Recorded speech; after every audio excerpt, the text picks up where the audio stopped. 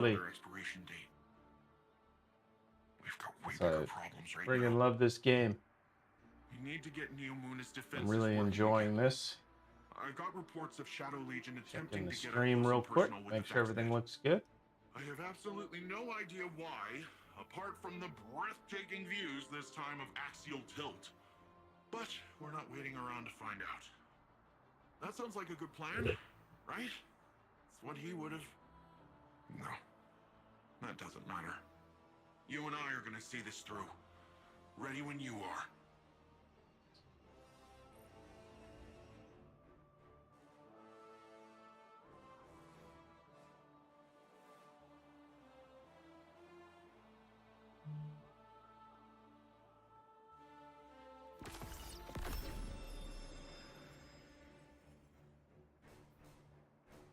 All right, now the strike.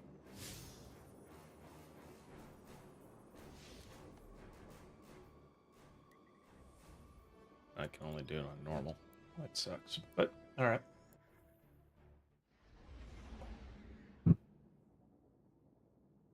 There's going to be nobody looking to play this game right now. So 1 o'clock is the drop for the update. And it's probably going to be a big update if I'm just guessing with all the changes they're making. And it's the final Destiny 2 update. It's a shame. I think it's the wrong choice. Honestly, if they would have done even 25% of what they've announced, instead of doing the Portal, Edge of Fate, like Edge of Fate, the campaign was fine. I actually enjoyed it, but if they no Matter Spark, the little ball, there've been a lot of missteps, and I think that's one of the reasons why this game is struggling. But I think if they were to just start Destiny 3, I think you'd do really well here. Oh, great. Somebody's already started this.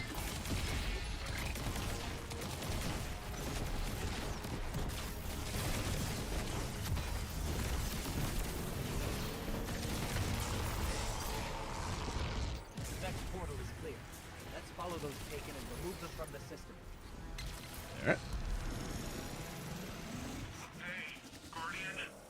I'm not sure if this is because of the Taken, but I'm starting to get a lot of weird claims from Cloud Ark citizens. Screams, weird voices, nightmares, you name it.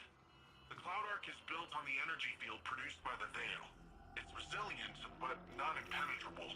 A backdoor wouldn't be impossible. Hopefully, getting rid of whatever is at the center of this will shake all that weirdness out of the system too. Hopefully.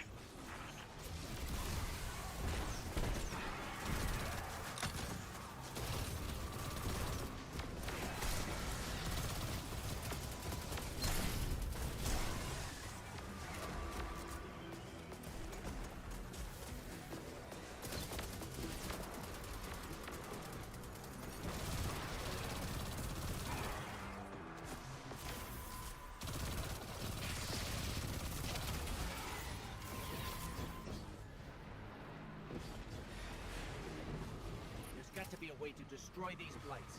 We can't let more of them form. Come on.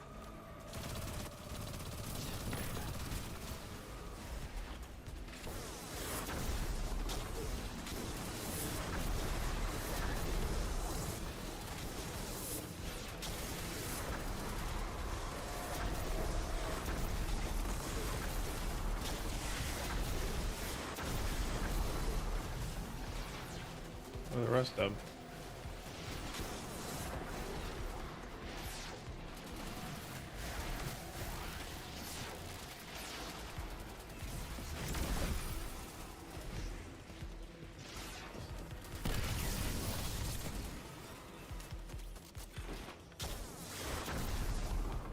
There we go.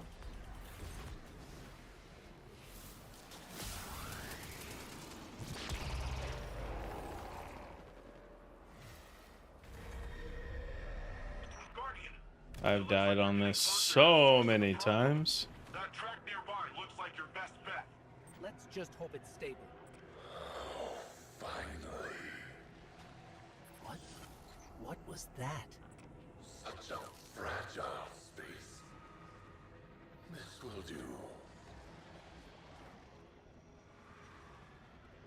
Doing this on the conquest mode, where any one of those little pulses that are fired at you, like those waves, kill you immediately. Pain and fear That within sucked. the darkness here. It's so satisfying. I will consume it once more. Did you both hear that? Was that the voice the citizens have been mentioning? We will need to confront this. But for now, we need to locate the access point and stop any attempts to weaken the veil.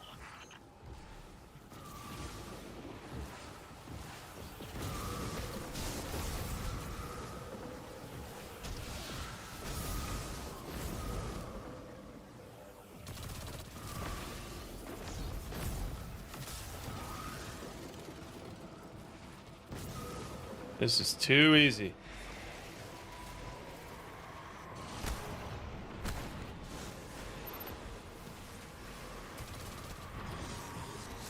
Oh.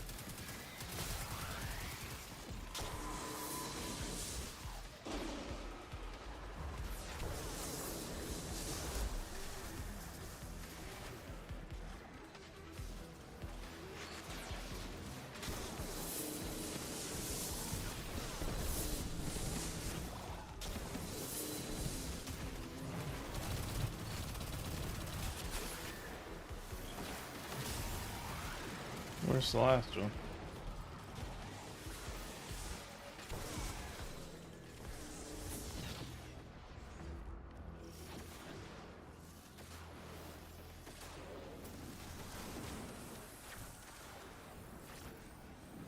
There's a really good strike when it's not on normal mode.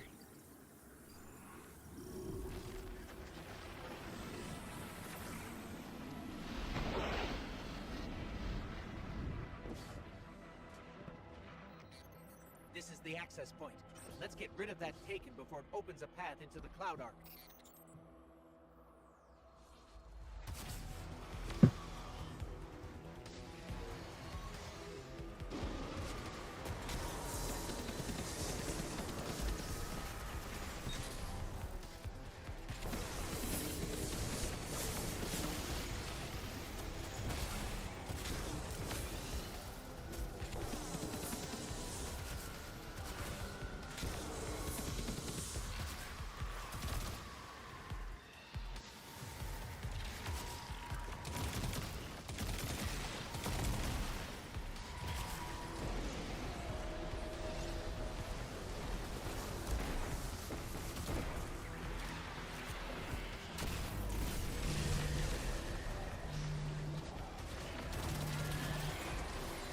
Why am I not running? There we go. Stop.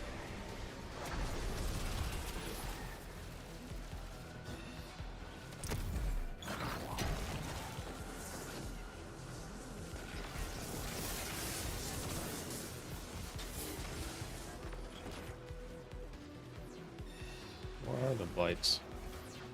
Are there?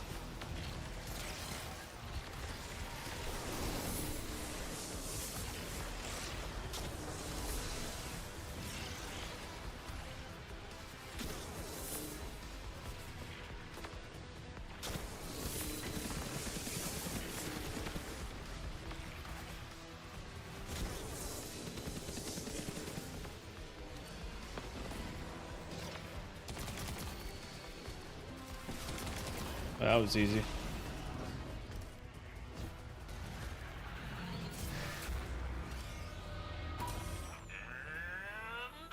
we're back in business. Defenses are back up and taken or cleared out. Make your way back to the city, Guardian. We must finish our preparations to ensure Callus's defeat.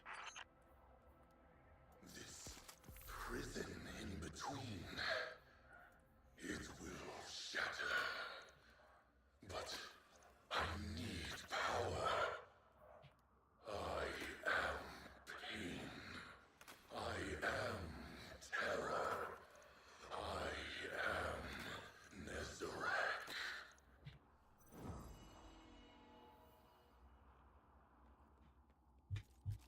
Thought that voice sounded familiar.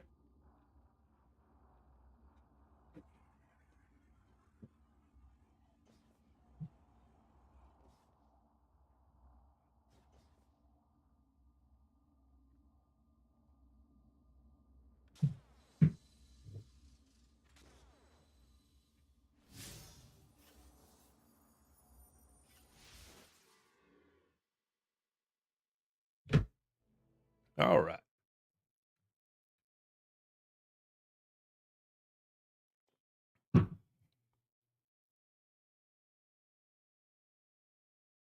A few good shots and the Legion's whole operation isn't as busy.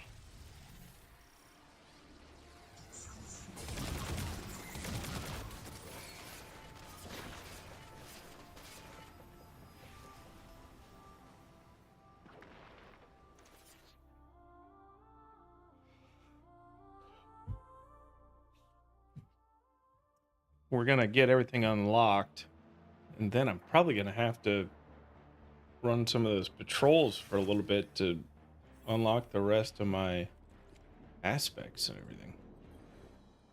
Hey, Guardian. I hope you're feeling a little more confident with Strand. Sure sounds like Osiris is. All right, Nimbus, Earlier, asked I me don't how have things time are for going you. With the green strings, just to mess with him. Oh, I wish the Thrillodrome was still running. I bet you'd love it.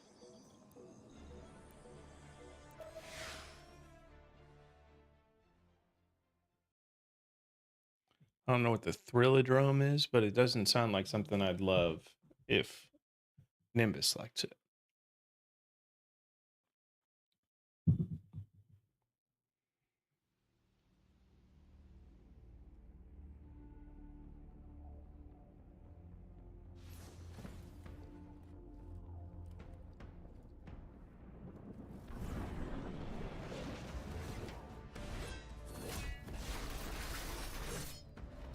Systems are late, with 80% of defenses now operational. I'm full of fury, she's got an army, and you got magic green strings. Let's crush this Callus guy. We aren't ready for Callus. We don't even understand this erratic power at a foundational level. It's time we figure it out. Keitel, we'll need your troops. Nimbus, charge up as many of the remaining turrets as you can, while Osiris helps me to untangle this strand. When we think about controlling something powerful, Time for a montage. it's easy to assume it takes strength.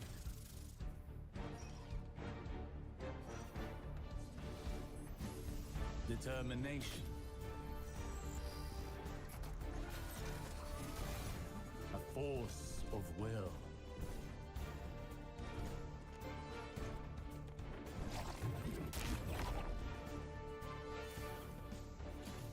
But what I've learned is that we cannot This is a control every true facet of 80s montage. Instead of tightening our grip, we must open our palms, accepting the ebb and the flow. Letting go in the face of grief, in all its shapes. Through failure, through loss, we can overcome. the impossible.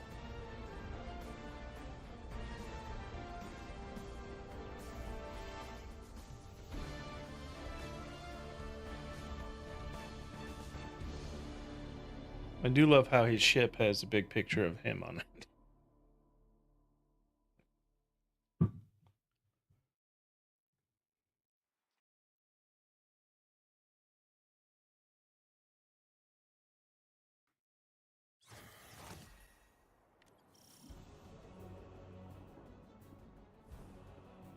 We stand at a precipice, both in our conflict with Callus and in our training with Strand. But something is still missing. We will find it together. Perhaps inspiration will strike where we least expect it. Follow wherever Strand leads you. Let's experiment.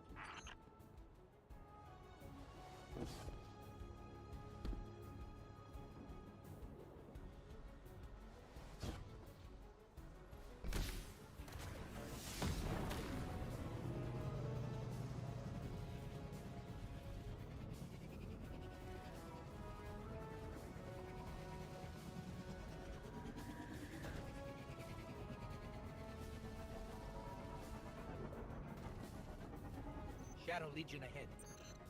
No doubt preparing for a siege.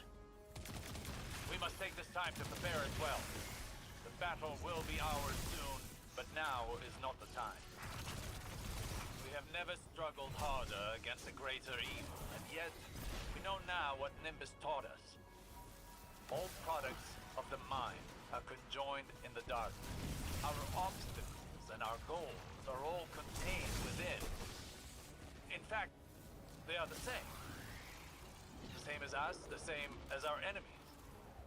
What if, in trying to master this power, in trying to take control of this conflict, we've been swimming against the river's current?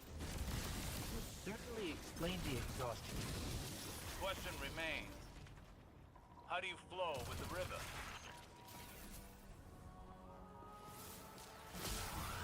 Let me tell you, Osiris. I got this.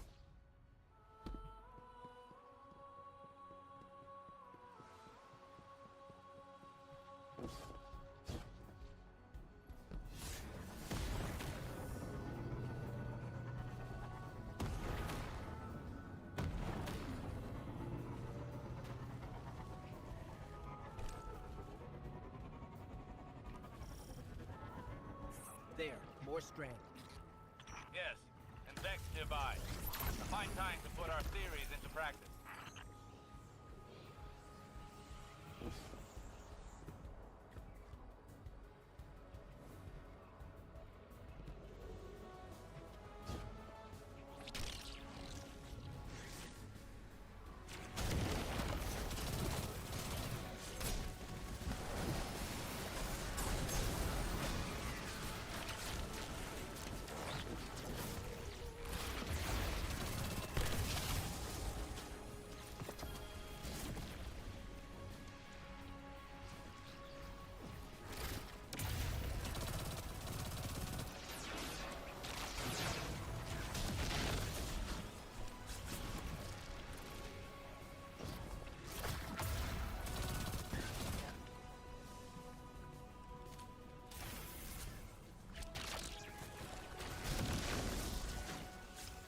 These Oh. copies, there's 2 different types.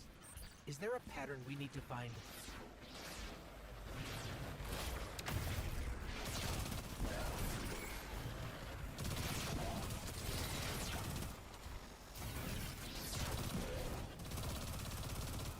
Yeah. All right. Brute force yields little I guess that progress, worked. while careful execution paves a path towards a greater power. Rohan would have said, headlong and empty-handed. Perhaps our towering friend understood more about this power than even he knew. Think on it. When did you start seeing true success with Strand? When we helped the Neomuni by rebooting the power station. What did that have to do with Strand? Our perspective changed, as did our approach to fighting our battles. We took a step back, saw the broader whole, and moved in keeping with it. So what? We flow with the river by planning better? By seeing our obstacles as part of the bigger picture, and using the bigger picture to overcome them.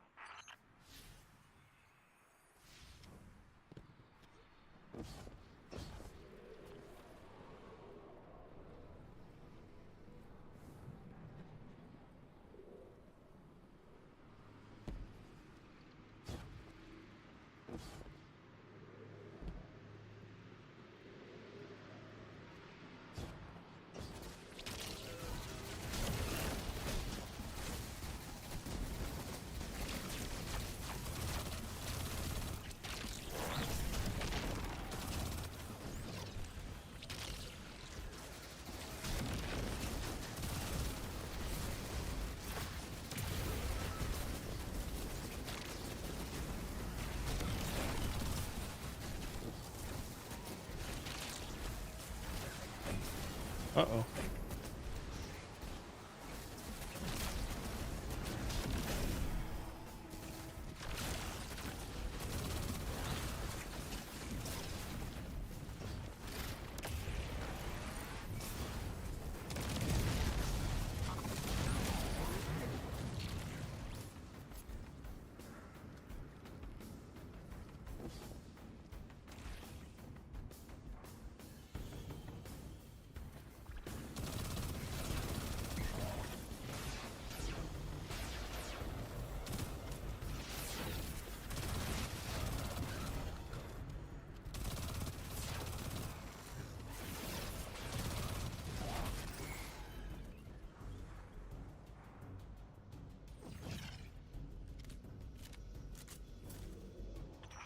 Excellent!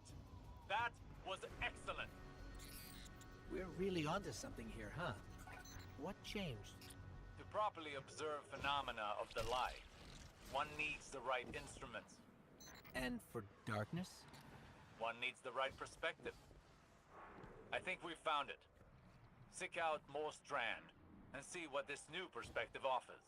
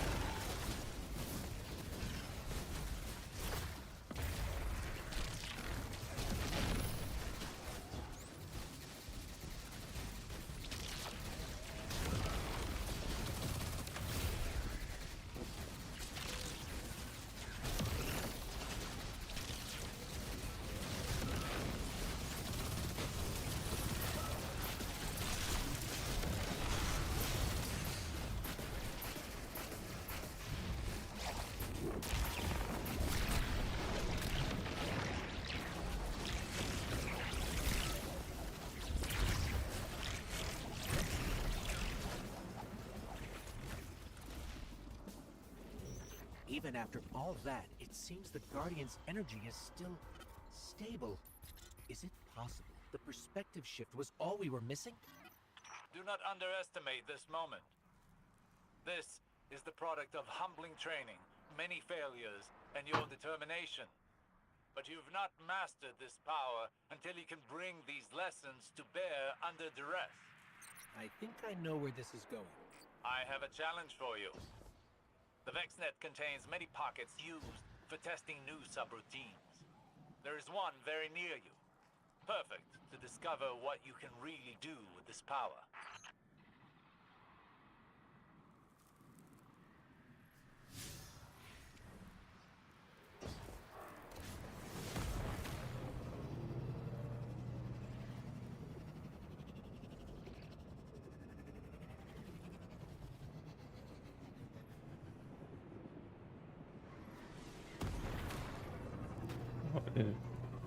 This.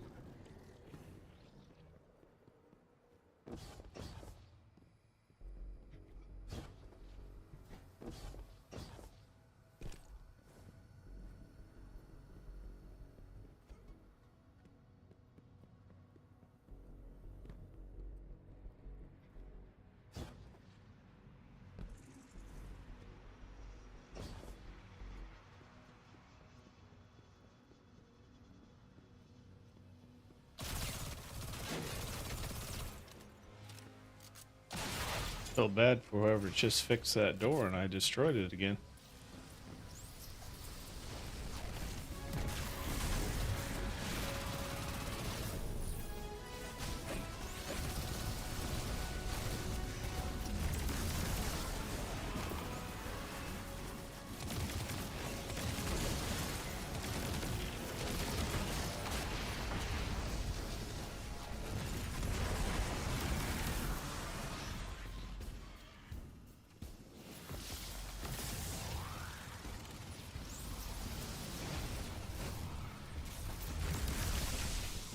Oops.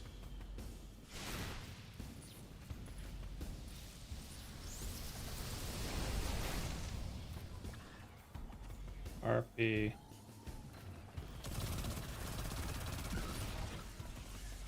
Alright, so just regular heartbeat first, maybe?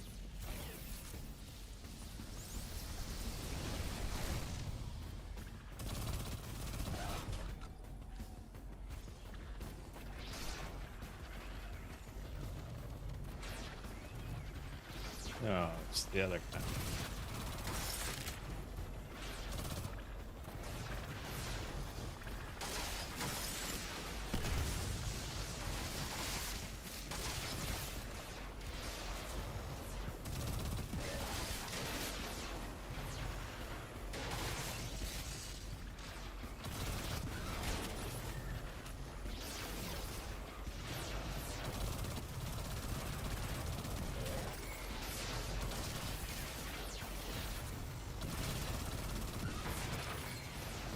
Alright, now what? Two more of the Antian or whatever.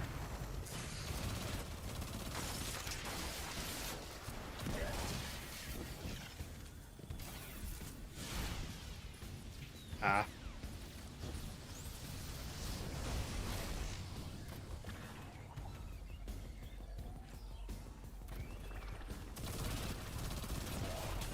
Alright, there's one of them.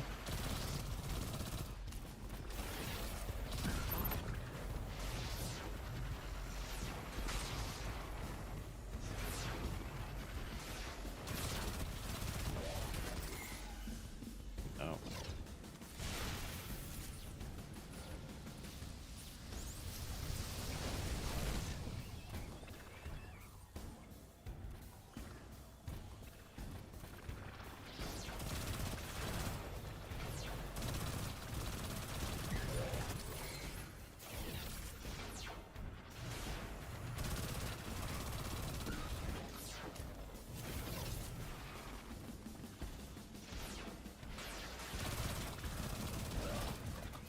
Ah.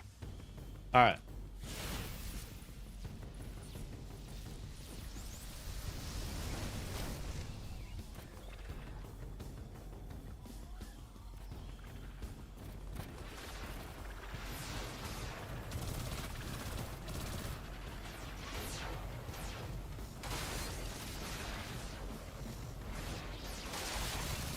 Get rid of the other one, please.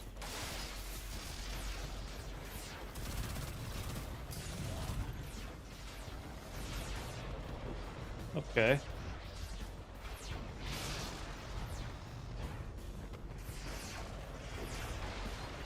I'm about to die. Stupid freaking harpies.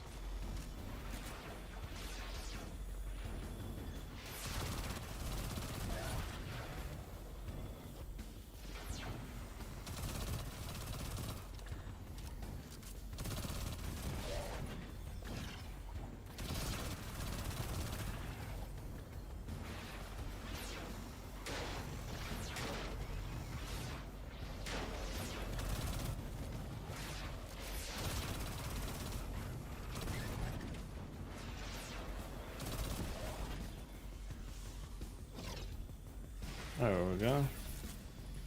Oh, it said accepted. What the hell?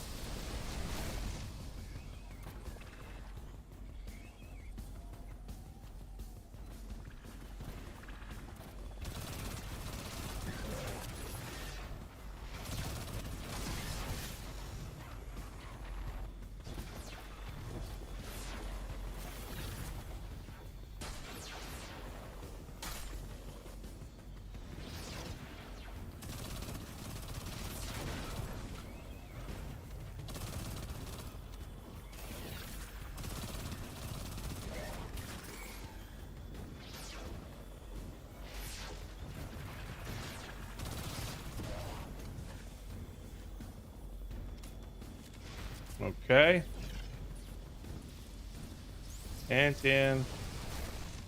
Canton, or whatever the hell it is. Anion.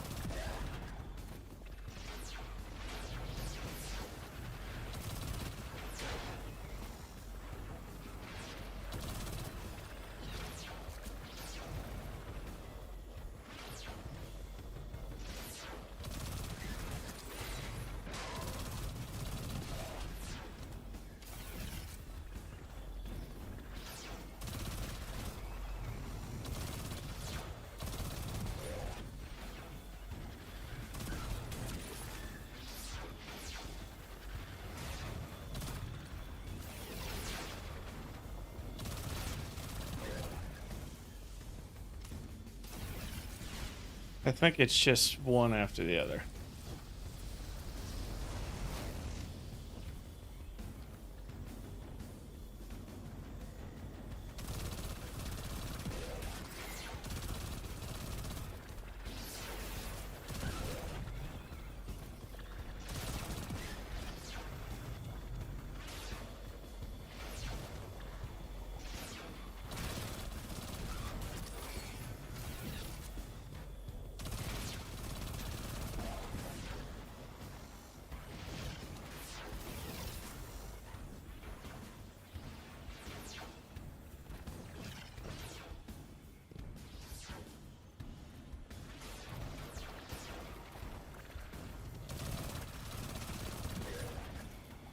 Alright, it is just one after the other. Okay.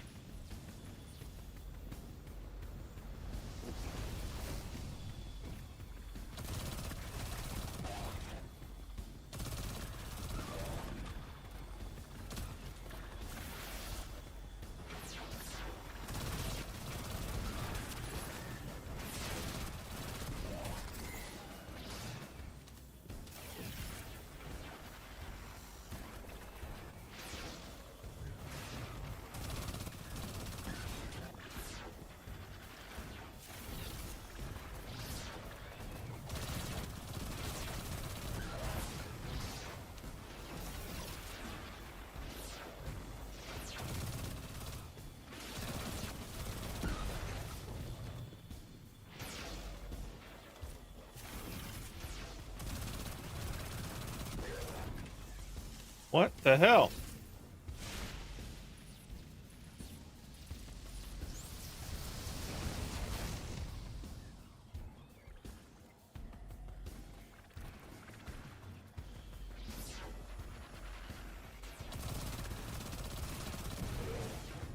All right.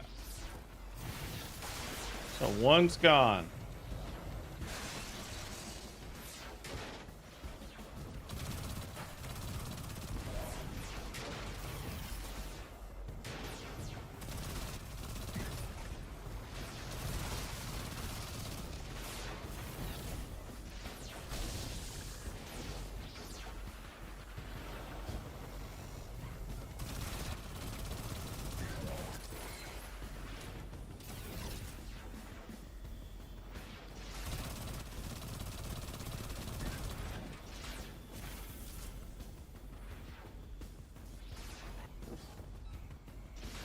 All right.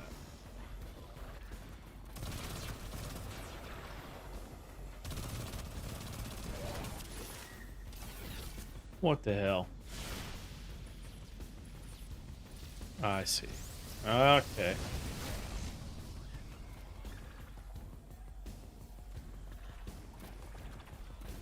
The hell's what I need?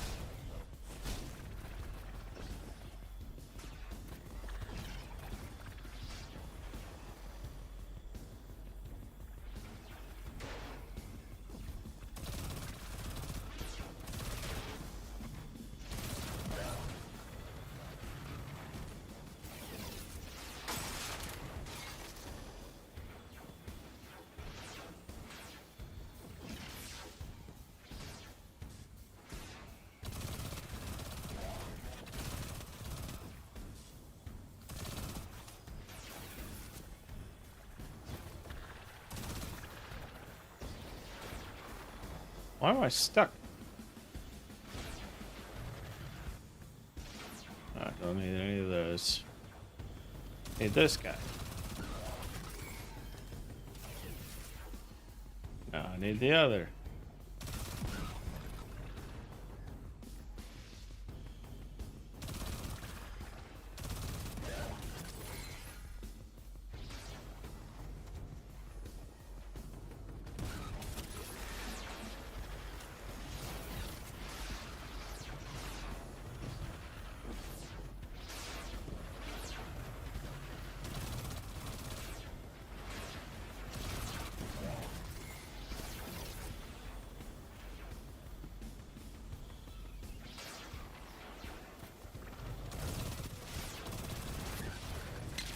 There we go.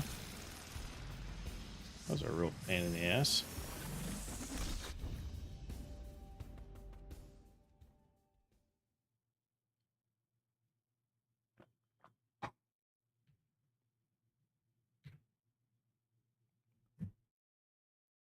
It's down now?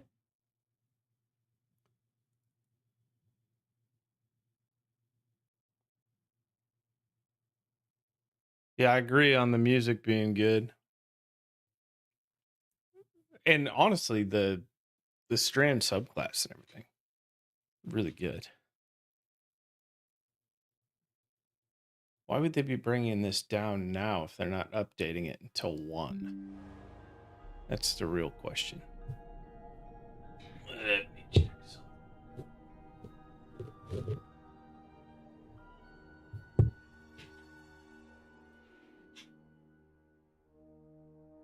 Uh-oh.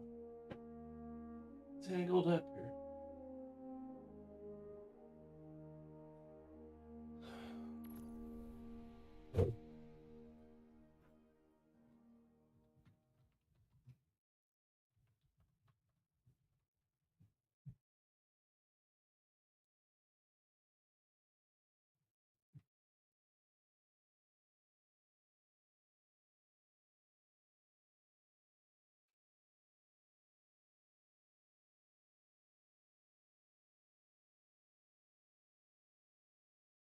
Yeah, it says it's down for maintenance.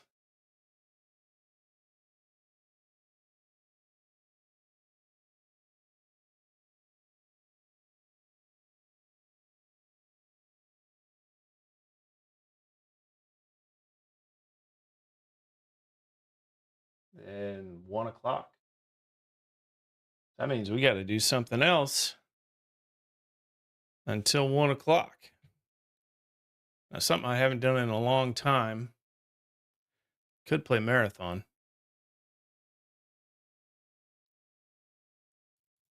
Yeah, let's do it. Why not? Since I can't play Destiny until then. Or I could play Hell Let Loose, but that doesn't exactly fit with the theme of the day. We're celebrating the decade that I played Destiny. That's the whole purpose of today.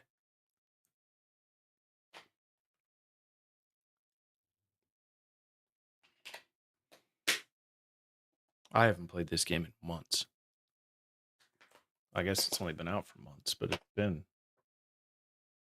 April last time I played. So there's a whole new update I haven't even looked at.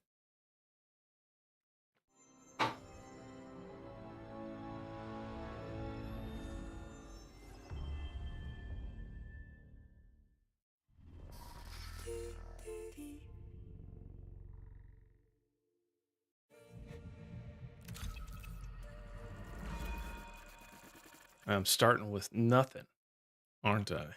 Yeah, that's gonna suck. I have to remember all the buttons and everything too.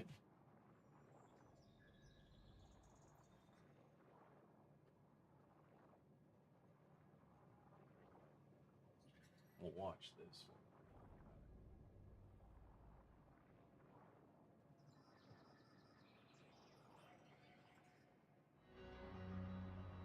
All right. Hello, runner. Cyber Acme has exciting news to share with you. We've reached the end of our fiscal season. It's time to balance your account.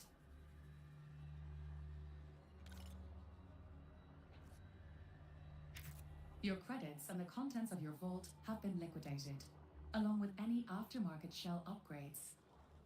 You have been The sum has been paid against your current outstanding balance for enrollment in our runner support package. Records show your debt has not yet been fully repaid. Please remain on Tau Ceti 4 for the next fiscal season and continue to accrue value. Accessing Perception Matrix.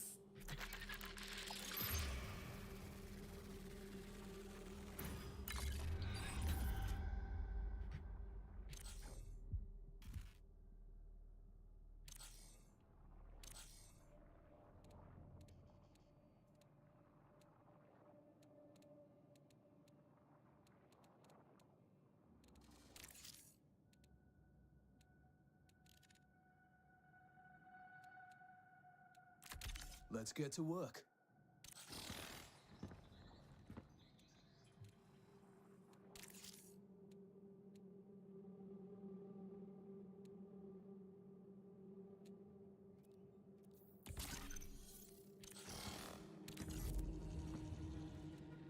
Let's start off somewhere easier. I gotta get a contract.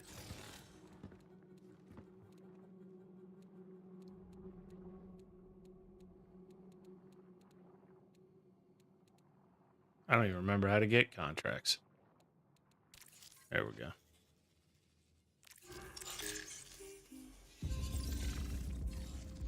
I've already seen all this.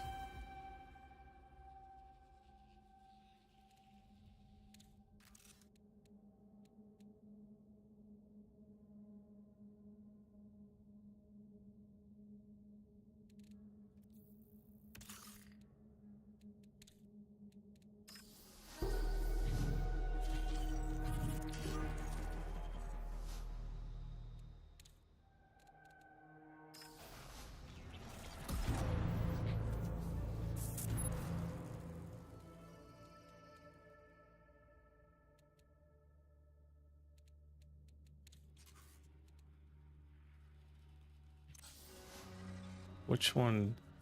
I don't even know. I don't have priority contracts there, so I gotta. Tau Ceti's agricultural.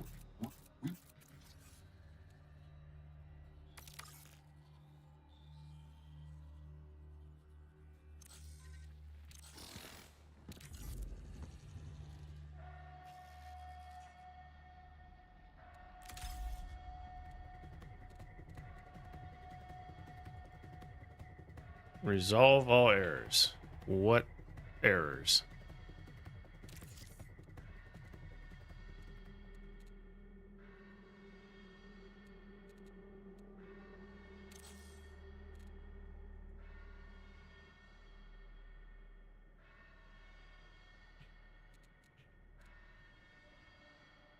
There's something in my loadout that is unacceptable.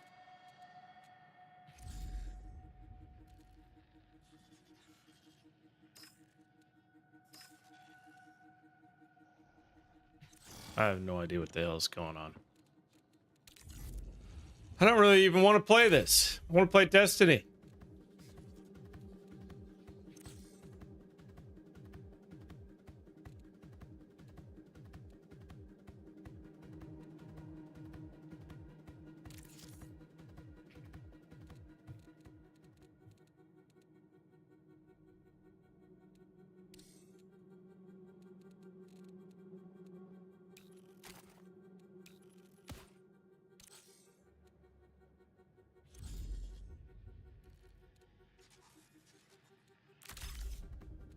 I have no idea what's going on.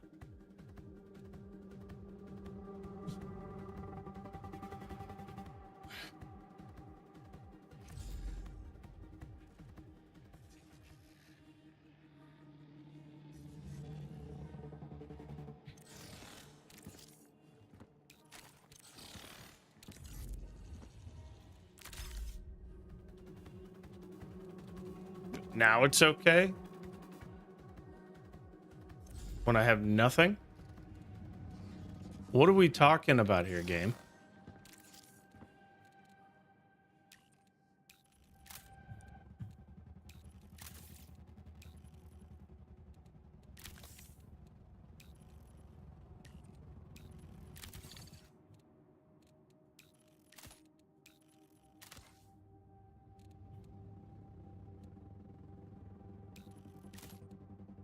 I don't need that many.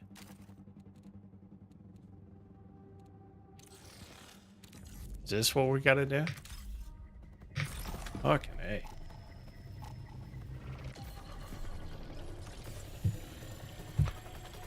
I just want to play Destiny.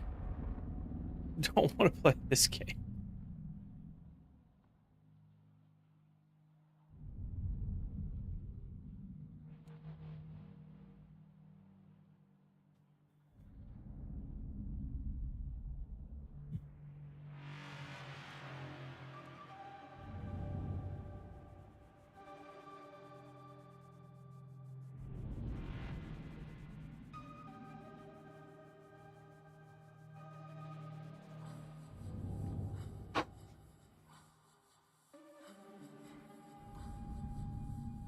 That's gonna take 2 years to find somebody to play with. So nobody's playing this game anymore. It's a well-made game. I don't like extraction shooters. It's not for me. I'm either gonna play mill sims or a looter shooter. That's what I like. I think the reason Marathon's not doing well is the people that would want to play something like this with the style and Bungie, just in general, are Destiny players. And Destiny players aren't extraction shooter fans.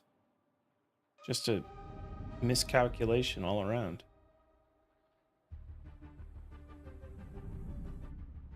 I guess I gotta turn my mic on so I can talk to these people.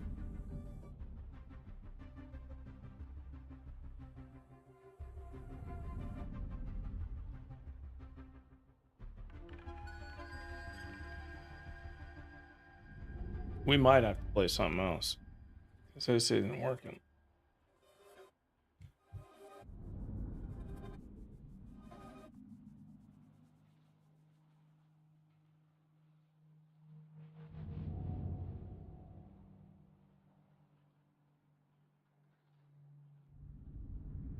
I guess I could try a Warframe again. That wasn't really for me, though. I don't like third-person games.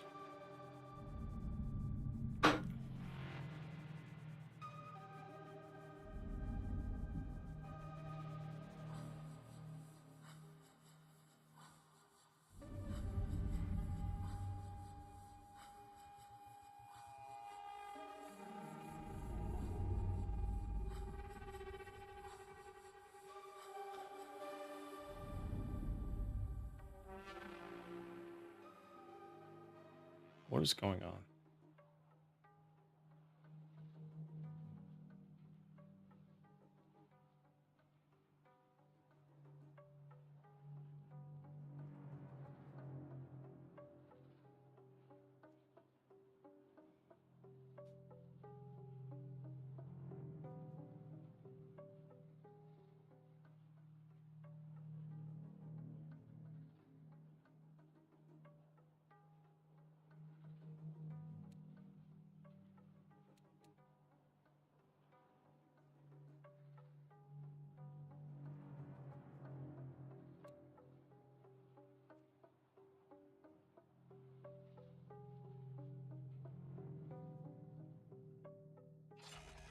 There we go.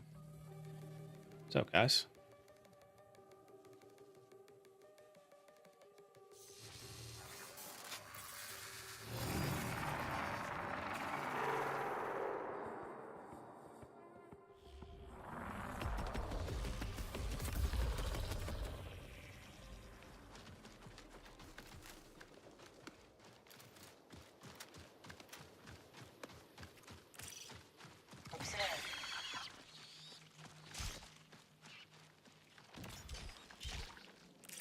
See this?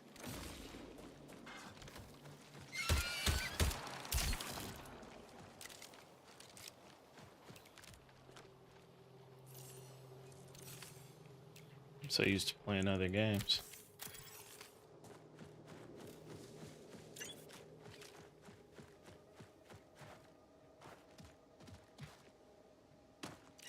Watch out.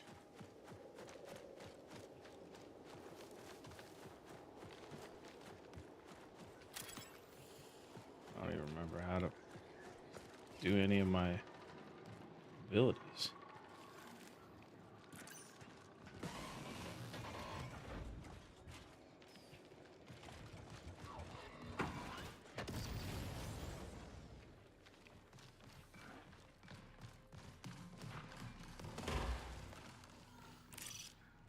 Interesting.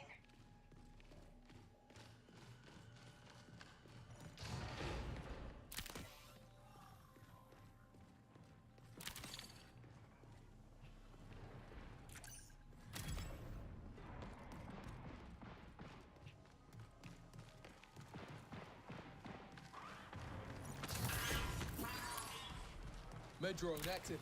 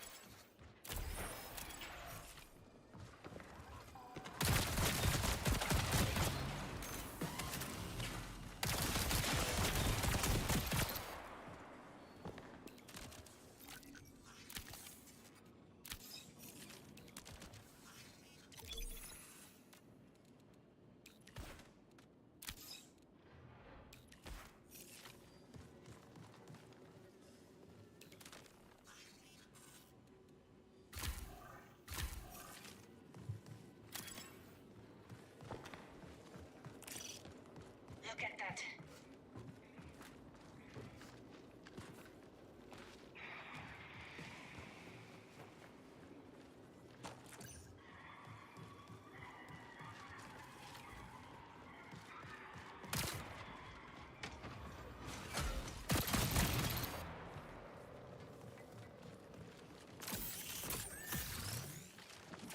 There it is.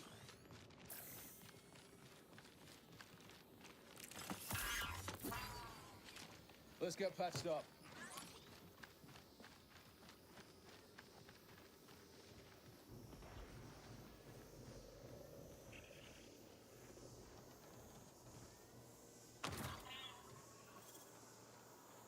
Don't shoot, don't shoot. Just trying to do my quest. Threat spotted. Just need to scan the drop. Supply drop. Time to move.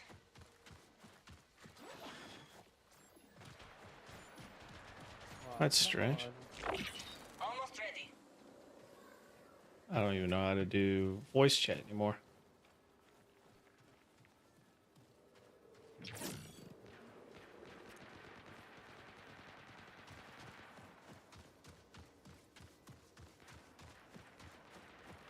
Need a job.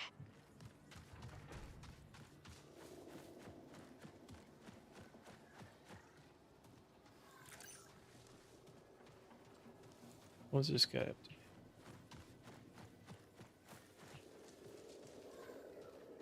Alright, I gotta find some fungal things.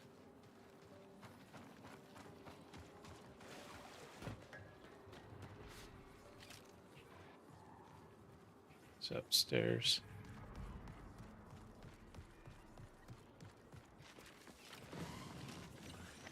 Time to hunt. Got something. Threat spotted. Recall window will remain stable for 20 minutes.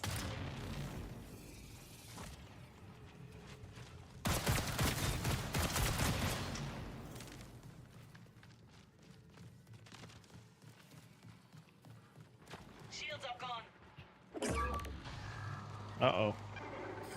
Prepare for increased hostile action.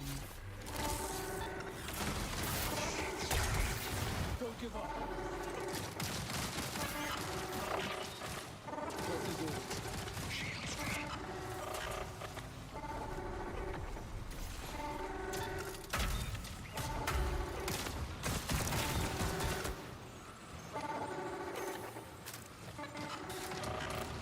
Anybody have eyes on?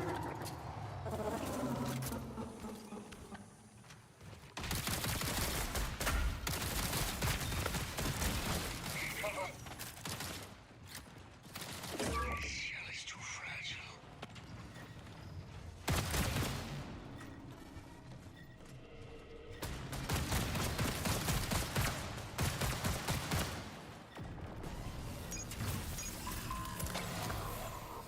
Prepare for increased hostile action.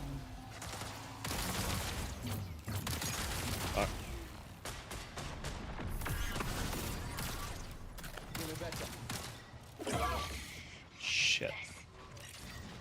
Watch it.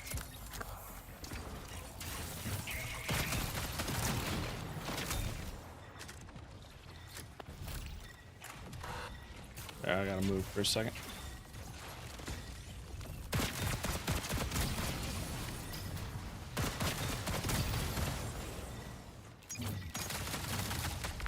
God damn it.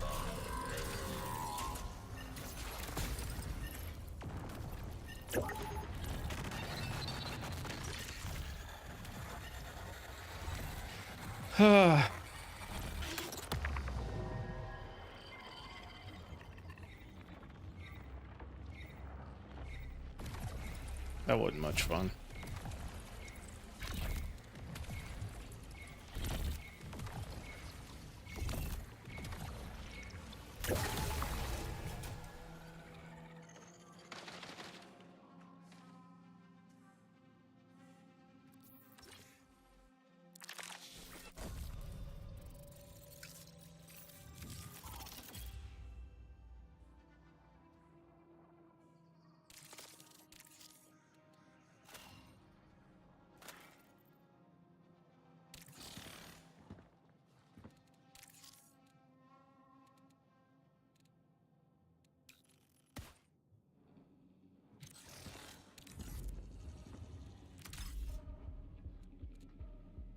Why is it doing that?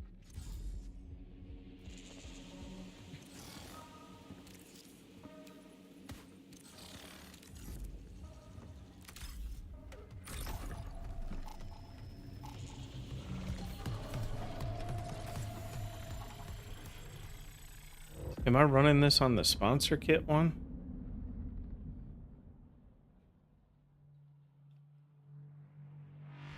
It must be.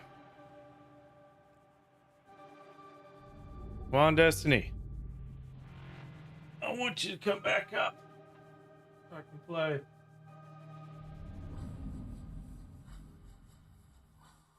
Alright. Reload, new update 9 a.m. Login available around 10 Pacific. 1 o'clock.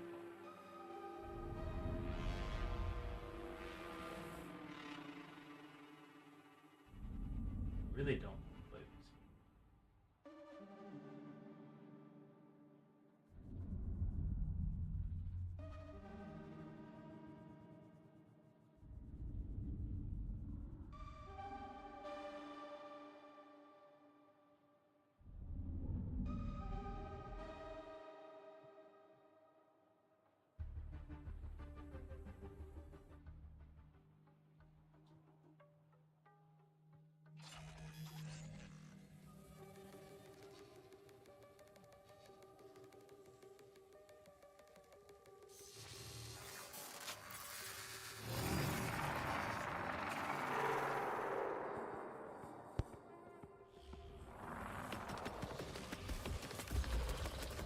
Okay.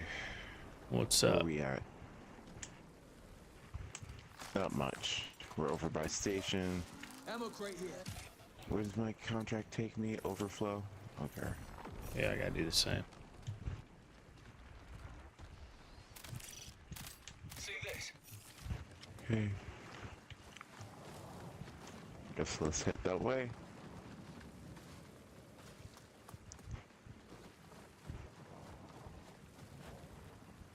I don't expect anything too crazy, because everyone should be relatively...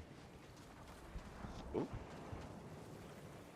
Yes, my mic was working. This fucking game pissed me off. I don't know how. Like, why does it have to mute me every single time I come back into a game? Yeah. What the heck did I just destroy? Wait.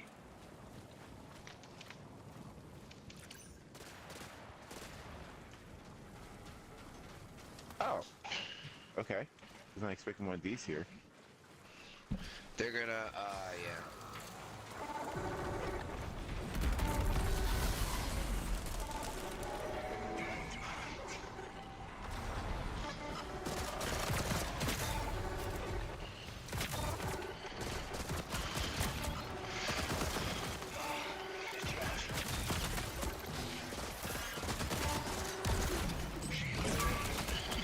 Oh my that hurt. god.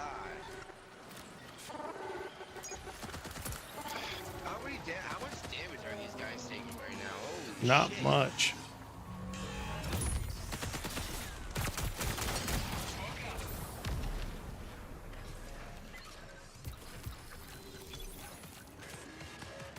Cheeseburger. Holy shit. What was that? Yeah, I'm trying to heal up.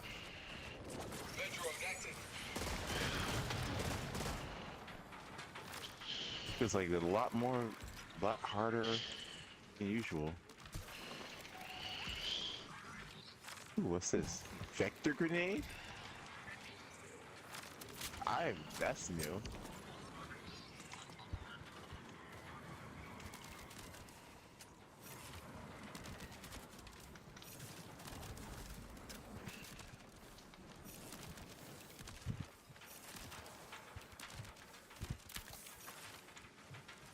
All right.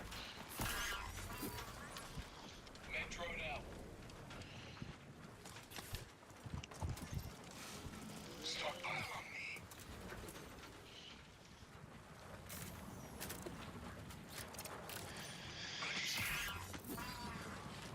Metro active.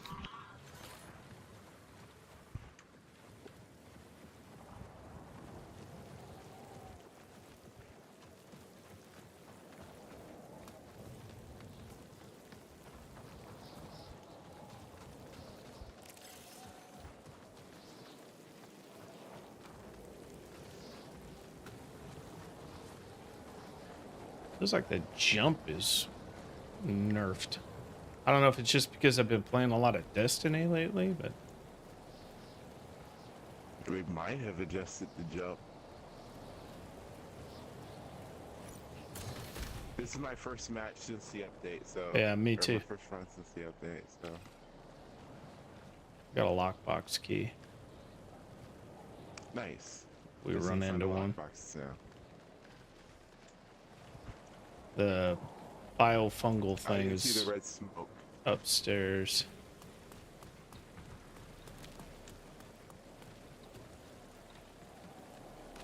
There were other people here. Prepare for increased Yeah, hostile that's what Yeah, I'm- they that's spawn what I'm here. thinking.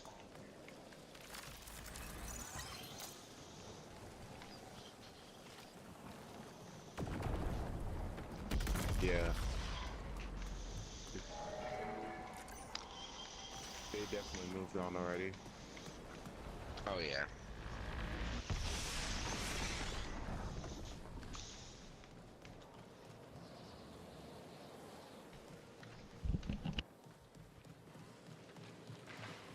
Was that one of you that just had it? Wasn't me. Okay, I then think I they're just still fell on the here. ground. Yeah. I did Alright, what? they're still here. Somebody got They aggroed. just had it. They just tatted us. They're here. Yeah.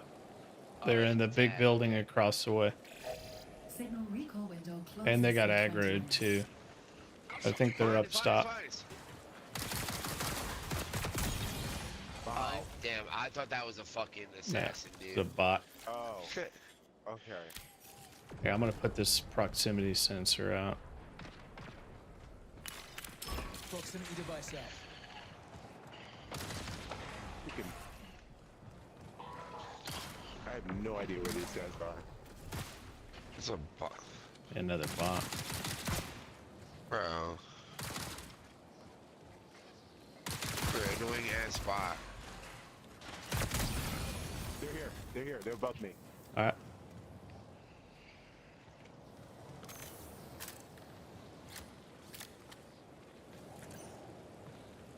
Trying to. Yep, there they are. They're tracking me now. They're above. I've pinged them. They're coming across. Oh, one's super low up top. There's other steps. He's cracked. He's cracked. He's down. Good shots. Another one. Right on him. Right on him. Right on him. Trying to res him. You went. Oh. Dang it. I'm down. Give myself res. Dang it. I'm down. I'm sorry, guys. I got wrapped by. You're good. The other one was hiding in that corner, so I didn't see him, so. But GG's. GG's, boys.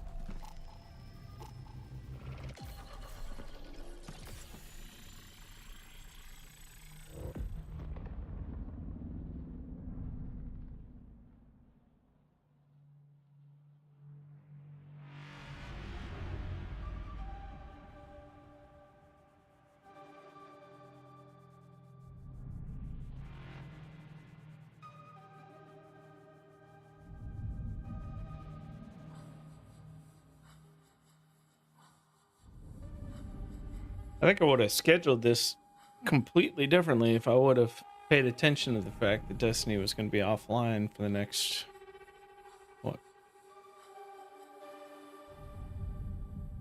4 hours?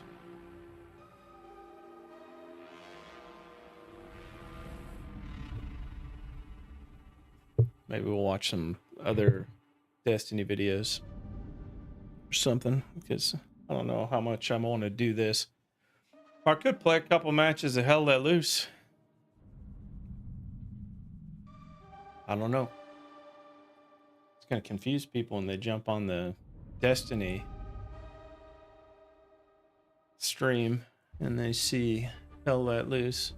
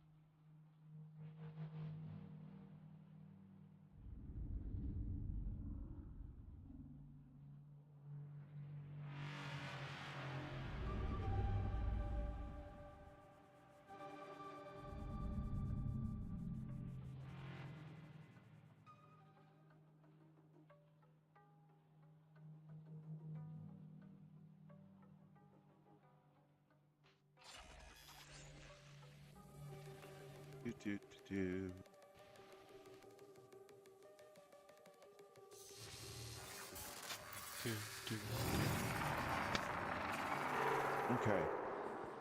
Where did it drop us in today? Overflow, Okay. also. Yeah. I love this. I love this. Okay.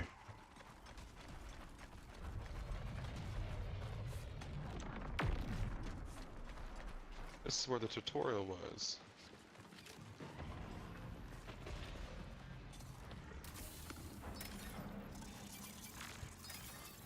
Naughty, naughty, naughty.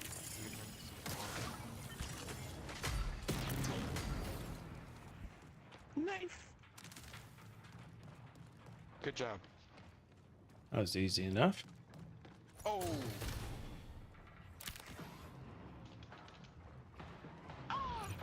Shields broke.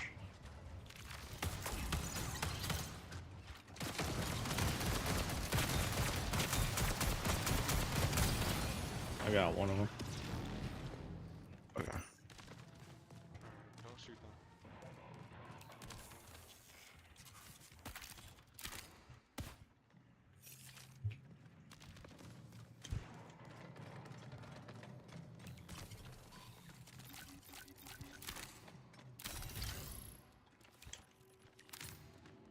There's a core in here. Okay. Thief shell So now core. we need to go to North Relay. Oh, you said the hauler? Okay, let's go.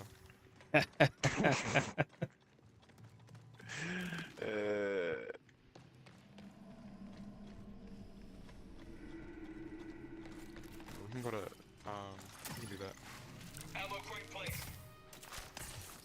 Probably need to go through Holler anyway. Ammo Probably quick be the place. fastest way. Yeah, exactly.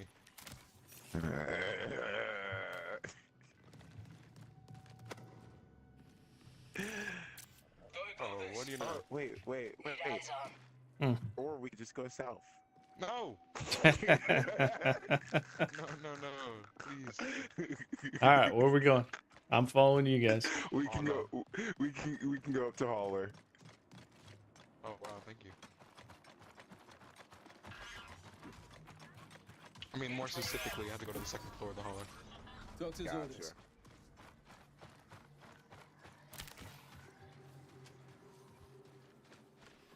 How are y'all liking this game? Ah, What's the opinions? It's so far as a good replacement for Apex for me. Okay, me too. I'd rather be playing Destiny right now, but it's doing updates. No, me and my best friend loved Apex. We still play Apex, but this is very much like a spiritual, like, I guess, sequel. Yeah.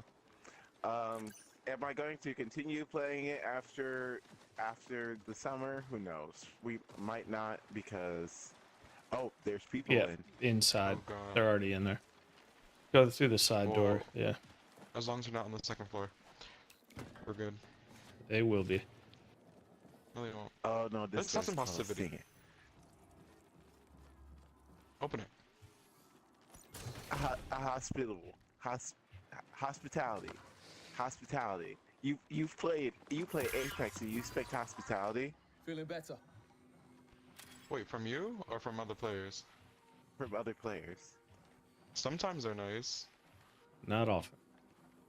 Not What's often. Yeah, it's just- the is local true. chat on this? I forget which button it is. You have to have proximity chat enabled, so then they can hear you, I think. I think it's But what should I on. know? I just don't Enable know. my current- I have for me it's the right button on There's a my ladder here. Should I go up? the right yeah go up. Will you go up It's the and right take me? button on my D-pad. All right.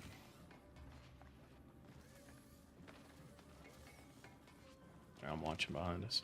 Okay, maybe we were wrong. Maybe there weren't people in here. I think What there about my were. feedback noise? It might have been.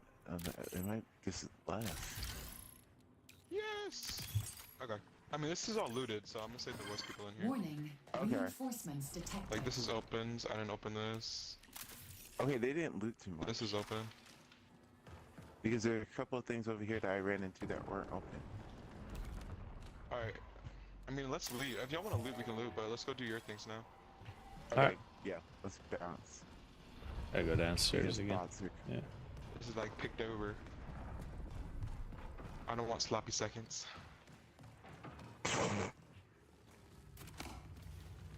Oh, this is not touched, actually. Ooh. 20 minutes remaining. I'm gonna take that. Good Ross boy. house. Oh, that was definitely a door opening. Yep. Behind Did you us. just say good boy? I don't know what I said. I You think said that's good the boy. bots coming in the back door. Alright, I wanna leave now, I'm scared. Oh no, I said oh boy. Yeah. That's what it was. Right. Okay, does this look a little bit different? Ammo crate here. I don't know, I'm running away. There'll be stuff up here usually. Oh, that scar.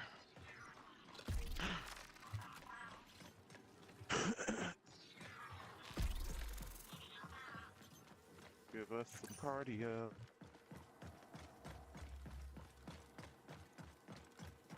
Alright, we're going to the other relay now. Me and my friend were trying to, like, a bunch of the skins or the shells here are very much like other legends. Like, Recon is like Bloodhound. Yeah. Like, literally his ult is Bloodhound's ult. I think that's the. I mean, technically, Triage has the lifeline similarities, Yeah. but that's all more old lifeline.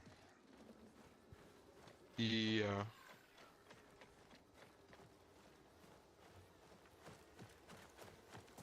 Okay, the fact that I've barely heard any gunfire has me on edge. It's okay. We're edging together.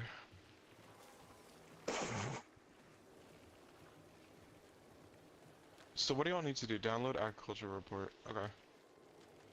I think it's on one of these side columns. Yeah, it is. Is it always in the same I place? just heard- Because I remember doing it on the other side. Is it on the other side? It's not on this side? Dang it. Okay, I definitely heard gunfire. It's on the far side, going diagonally to the left. There's a Okay. I remember exactly where it is, actually. box or whatever those crates are over there if we wanted to do that. That was a robot now.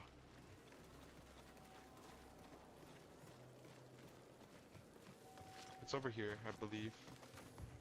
If I'm not mistaken.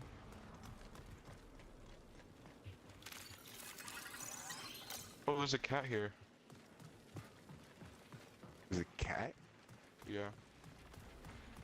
What's over here? Okay, I lied to you. I don't know where it is. Okay. Where the heck did you see a cat? There's a cat somewhere. It's like a Easter egg, I think. I've seen it a few times. You hear it meow. Oh, here it Like is. this. Here's something right here. Oh no, that's the bot, the that's commander. the commander. You're a liar. It popped up on the screen, and I was like, oh, that's got to be it. Nope. Okay, liar.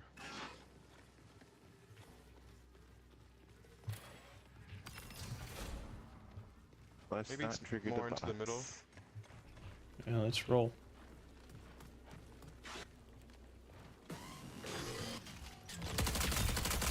Grenadier. Oh my god. Run.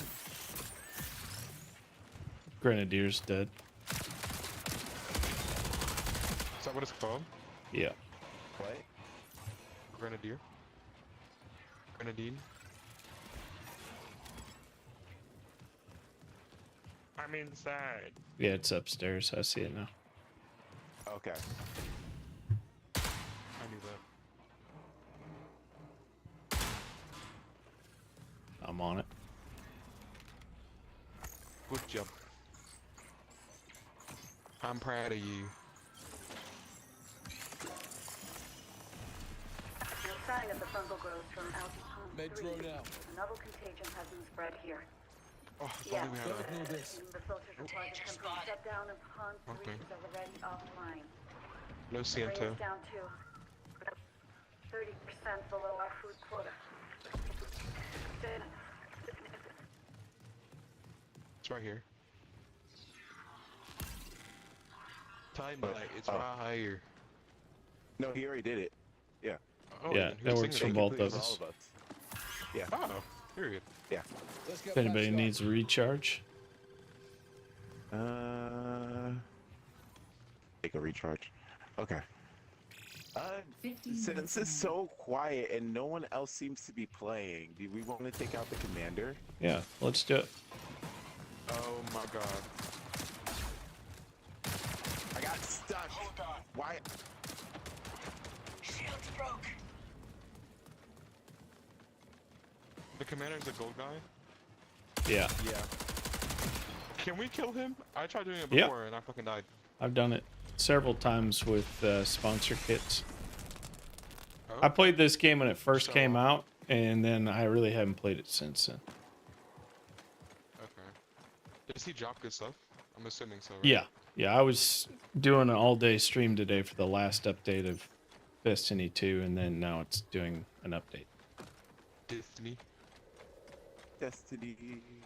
Destiny. Also, when does that update end? Because I wanna be able to jump on as soon as I get off of work. It's 1 o'clock Work. Eastern. Okay. Okay. Okay, I'll work. still be at work. Yep. I'm an adult. I have to an adult. Yeah, I took today off. What? Lucky. I took Thursday off. No, Friday off. I'm going to Atlanta. Yay! Have fun with that traffic. I think traffic is not that bad. I go at the smart times. Okay, okay, I get what you're saying. What is that noise? Exactly. I don't know. That because I thought that was the one You're of gonna die the soon. Don't jinx us. Sorry. No, I have a good feeling. I do have a good feeling.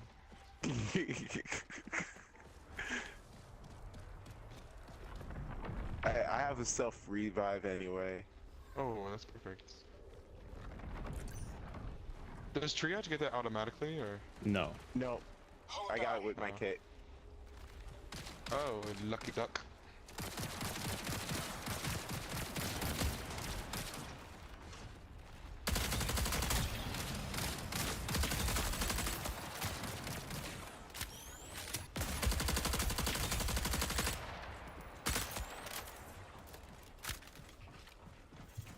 Are you guys going that way? Yeah, I'm trying to Can we go clear around these guys or no? out. Trying to do God's work. We can do this. What the heck was that? This guy's like flying. I'm calling in this Yeah, no, supply that's drop. Might as well, since we're here. Players. We're at Come to us, come to us. up the hill. Yeah, I see it. Are we running away or taking shelter? Might as well at least try to push him back. Yeah, fuck it. We got it. Here they are.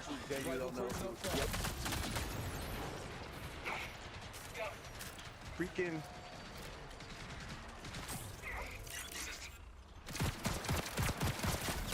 Oh, I'm down. I don't know what I got hit with. Must have been a sniper. Y'all got both down? Oh. Yeah, I got hit one shot. I got knocked out with one shot. Ah, and I'm dead.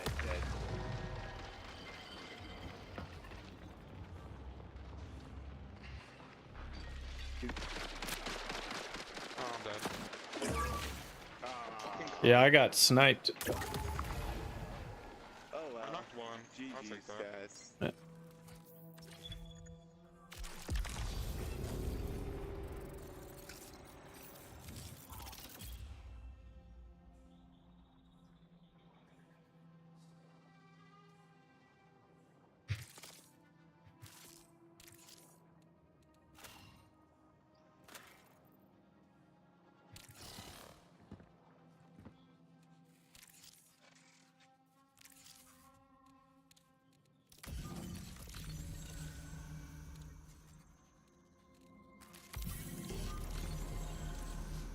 Supporting a vi-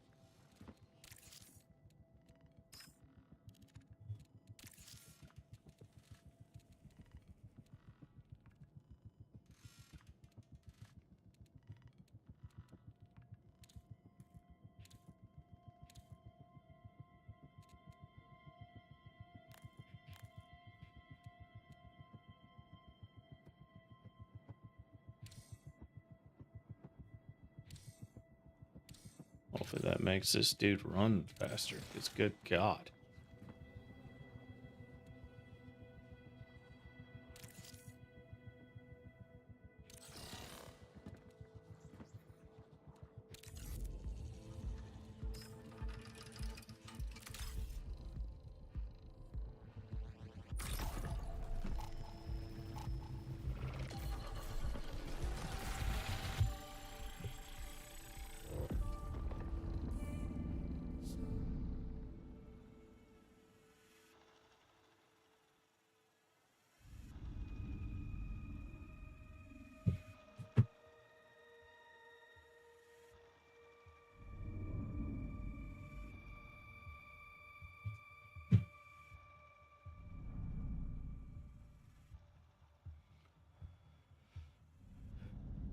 I don't think I can play this till 1 o'clock. Just gonna throw that out there.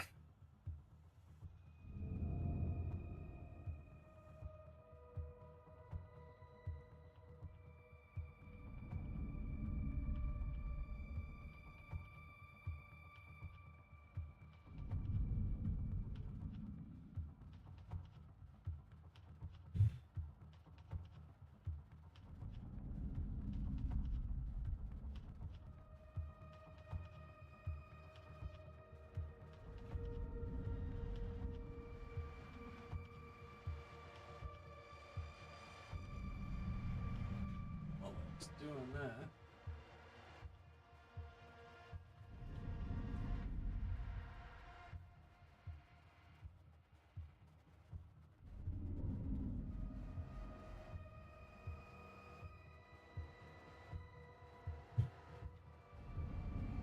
If this doesn't start soon, we'll jump out, update Destiny, and then maybe play some Hell Let Loose. That'll be more fun. While we're waiting, I was hoping to complete Lightfall and then do all of the final shape today, but I don't think that's going to happen now because of my miscalculation on the time it was going to take to update.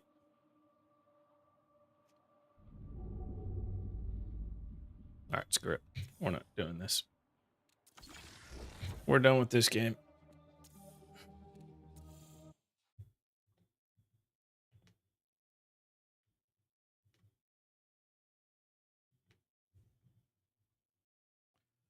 All right, we're going to watch this for all the big changes that are coming.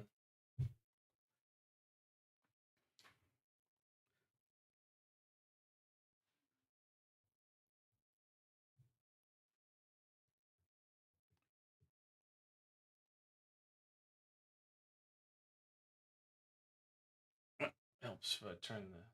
Let's talk about the biggest changes coming with Monument of Triumph. Change number 1, the return of the director. One of the most anticipated changes from the community is easily the return of the director. This is the destination screen that we've pretty much all been familiar with since the very beginning, before Bungie randomly decided to phase it out in favor of the portal. But with the launch of Monument of Triumph, the director will be back to being at the center of your gameplay, and the first thing you'll open up instead of the portal previously. Now, the portal will still exist, but instead it's going to be added to the bottom row of the director with various nodes that you can choose from. On top of this, both Kepler and the Lawless Frontier have been moved from the portal to the destination screen, which, let me just say, this is a very clean looking director. Now, even before Bungie took away the director, there weren't really a ton of reasons to jump into the various destinations themselves. Now though, Bungie has revitalized every pre-Edge of Fate destination and its loot with new perks, tiered weapons for the non-craftable weapons, as well as brand new armor set bonuses. Now, you're going to primarily be earning this loot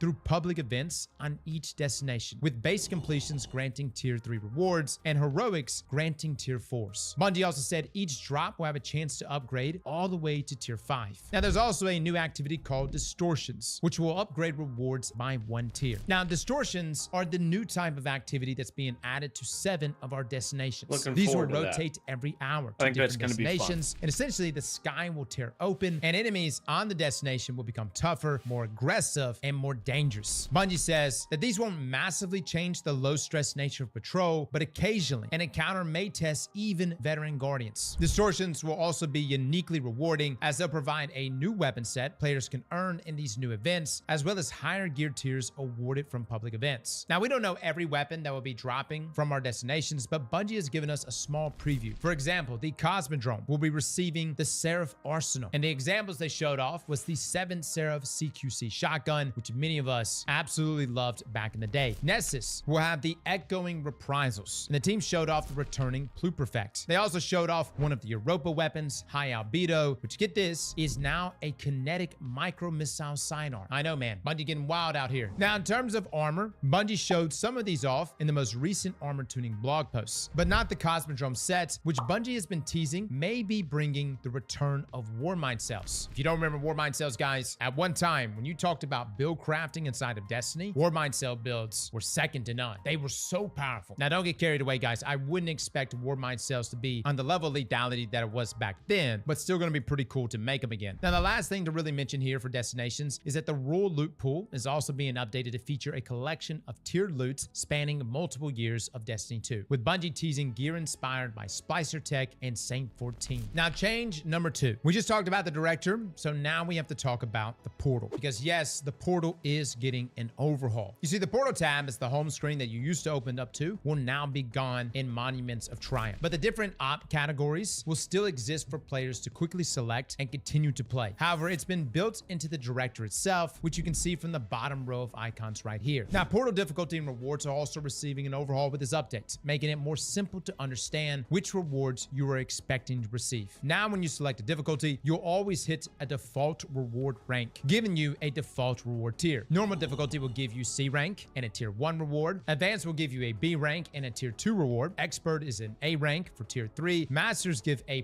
for tier 4. Grandmasters for S rank in tier 5. And then finally, we have Ultimates, which will give you an S+ rank for also a tier 5 reward, and the bragging rights for taking on Ultimates. Now, portal modifiers will still exist. However, they are simply for allowing higher scores to be reached without the need to increase the actual difficulty level. An example they gave is that if you want tier 4 gear but don't want to face champions, then you can play at expert difficulty and add some modifiers. Matchmaking is also being updated to include fewer modifiers than what we previously encountered, and will grant rewards and rank for the selected difficulty. Revive tokens have also been updated and have been increased for Fireteam and Pinnacle Ops, and removed altogether for Arena Ops. Now, just in case you were wondering, bonus Ingrams, bonus focuses, and the seasonal hub will still be accessible. Now, lastly, in terms of loot, Bungie has expanded loot variety, and following Portal Ops activities will now feature exclusive weapon reward drops and an armor collection with a unique set bonus. This includes Crucible Ops, Competitive Crucible, Trials of Osiris, Iron Banner, Gambit, and Sparrow Racing League. Meanwhile, Solo Ops and Fireteam Ops will each have a unique weapon reward pool and share a new armor set. Arena Ops and Pinnacle Ops will also have unique weapon pools and share a new armor set, and on top of that, certain Arena Op activities will also have their own loot pool and hollow foil variants. This includes Onslaughts, which has received some improvements and will feature the Brave Arsenal once more, this time with tiers, which will drop every 10 waves in addition to Pinnacle Ops loot. On top of this, guys, Contests of Elders and the Coil will feature the loot pool dropping at the end of every pathway, in addition to Pinnacle Op rewards. Look, I have my issues with the portal, but I actually think when presented in this way, as an additional source to grinding gear instead of the only source, the portal living alongside the director, in my opinion, is the way to go. Change number 3. Hot damn it, boys, we're getting Pantheon back. Not just any Pantheon, Pantheon 2.0. Now, for those that don't know, Pantheon is essentially our raid boss gauntlet, first introduced as a limited time event during the Into the Light updates. It is now back as a permanent addition to the game, featuring a fresh slate of bosses. Now, we're going to be taking on old favorites like Callus from Leviathan, Argos from Eater of Worlds, and even Galarin from Crown of Sorrow, amongst many others. Now, June the 9th, there will be 2 Pantheon activities available, each with unique lineups of bosses. And then starting Saturday, June the 13th, a 3rd activity will unlock with the full gauntlet of bosses. And then the following Tuesday, June the 16th, at weekly resets, a new weekly rotator will begin featuring individual bosses. Now, as for the rewards, a new armor set for each class will be available, as well as a suite of weapons reprised from the original activities with unique origin traits and hollow foil variants. Each multi-boss activity will also have a vendor at the very end, allowing you to purchase rerolls for acquired acquired gear by using Spoils of Conquest. Additionally, reprised Pantheon encounters will See, I would also like have a to chance do- to reward ornaments for their original armor sets. So for example,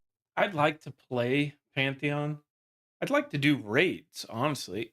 I've done one raid in the decade that I've played Destiny and Destiny 2. I played Vault of Glass on Destiny 1 when it first came out. That was a blast. And then I've done the reprise of Vault of Glass in Destiny 2. And that's it.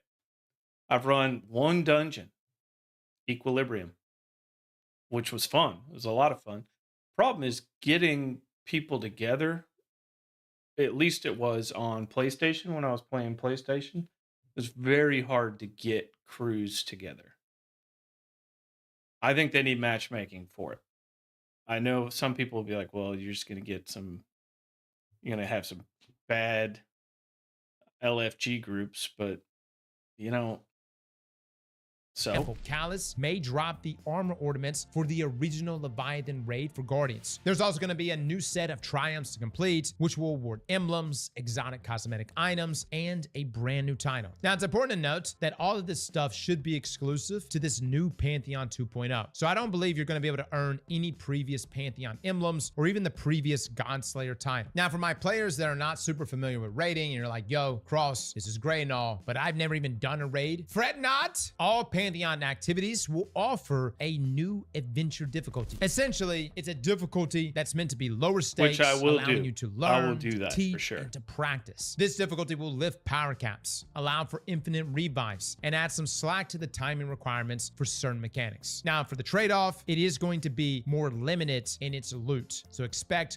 lower tier rewards. Personally, I think this is an excellent addition and something that needed to exist for raids for a very long time, considering there are still so many players that have never played a raid before. And we had something like this for dungeons a long time ago, and I actually thought it was a fantastic probably don't idea. need to tell You get some anybody reps in adventure this is mode, Cross, and then boom, Astro you can Cross. jump into the regular mode to take on the Anybody big that bads. pays Now, any attention to change number Destiny 4. content We are getting knows some Astro massive Cross. raid and dungeon loot updates. Our base raid and dungeons have all been revamped. You'll now be able to earn tiered loot from all pre-Edge of Fate raids and dungeons. And this includes armor set bonuses. Dungeons will drop tiered weapons with new origin traits. Craftable raid weapons will have tiered bonuses accessible through the crafting relic, and these raid weapons will receive updated perk pools. Now, Bungie's given us a few teasers of some of the rewards, such as the new armor set for Shattered Throne, featuring art from Season of Defiance and its armor set bonuses. For example, we have the 2-piece Queen's Foil Rush, as well as the 4-piece Truth to Power, which you can see the bonuses on the screen right here. Now, the raid and dungeon weekly rotators are returning and will feature 2 raids and 2 dungeon activities per week. Challenge icons will lead you to these featured activities on their original destinations, and they'll also be sorted to the top of the new raid and dungeon category at the bottom of the director. Clean, baby. Now, you can see on the screen here that the rewards that will be offered from the feature raid and dungeon, and also what non-feature activities will offer. Now, I will say you'll definitely want to be doing the feature raids and dungeons, as these will be the main source for tier 5 weapons, deep sign weapons for raids, and tier 5 armor. There's also a new director challenge that you can complete, which offers additional tier 5s with a weekly lockout. However, you can complete non-feature raids and dungeons whenever you wish to get the new rewards. They'll just be tier 3s on normal difficulty, which, keep in mind, you can upgrade these tiers, which we'll go over here shortly. Or you can also do master difficulty where applicable for tier 5s as well. Now, this takes us to change number 5, playlist loot refreshes. Now, we already briefly touched on this when talking about the portal, but all of our major playlists are also receiving loot refreshes. I'm looking forward First to playing up, we Gambit have again. Gambit, which has been upgraded to Gambit Ops. Now, there aren't really any activity changes here, but Bungie is focusing on better placements, stronger rewards, and a more legible reward structure. Gambit Ops will now have its own tiered reward pool, a new armor set with a set bonus, reprised weapons, as well as bonus drops and bonus focuses. Scoring in Gambit will be driven by team progress through Gambit's different phases, such as banking moats, summoning the primeval, and defeating it, along with additional bonus scores coming from your Gambit rank. Now, rewards are a team effort rather than being tied to individual performance. So if your team reaches is the primeval phase, you will earn an S grade along with a tier 5 reward grade, even if you aren't the first to actually kill the primeval. Now, in terms of rewards, Gambit weapons will be receiving a rework to the gun and run origin traits, along with some fan favorite weapons returning under the tier system, such as spare rations, which will now be a stasis lightweight hand cannon, as well as our 21% delirium and much more. Now, in terms of Crucible Ops, all playlists have been moved to the Crucible Ops screen. This is to better focus the population. As for modes, we'll have control, competitive, rumble, quick play, which will rotate game modes weekly, small teams quick play, which rotates modes daily, and limited time modes such as Trials of Osiris and Iron Banner, on top of private matches and the return of SRL, which we're going to get into here shortly. Now, the heavy metal game mode is also receiving some updates, with a new vehicle being added. I actually enjoyed playing the heavy metal. The score has also been lowered out. from 50 points to 40 points, and there's a brand new map called Nightfall Station. Now, in terms of rewards, Crucible is receiving the Triumphal Anthem armor set with its 2-piece bonus Scoot to Loot and the 4-piece bonus Shoot to Scoot that you can read right here on your screen. Now, for your weapons, we have a brand new arc high impact bolt action sniper rifle called the Hellsman. Yes, literally looks like a legendary version of No Land Beyond. Now, on top of this, we're also going to be getting 20 reprise, returning, and newly tiered weapons such as Moss Athanar, Randy's throwing knife, Anonymous Autumn, and much more. Now, there's also a brand new exotic ship, a Sparrow, and a Ghost that you can earn as post-game drops, along with a new emblem and a shader on Shax's reward track. And yes, we are finally getting reward tracks back. Now, for competitive PvP, there's a brand new armor set called Per Audacia with the 2-piece set bonus primary chain and the 4-piece Sublime Transits. Now, there's a new arc lightweight hang.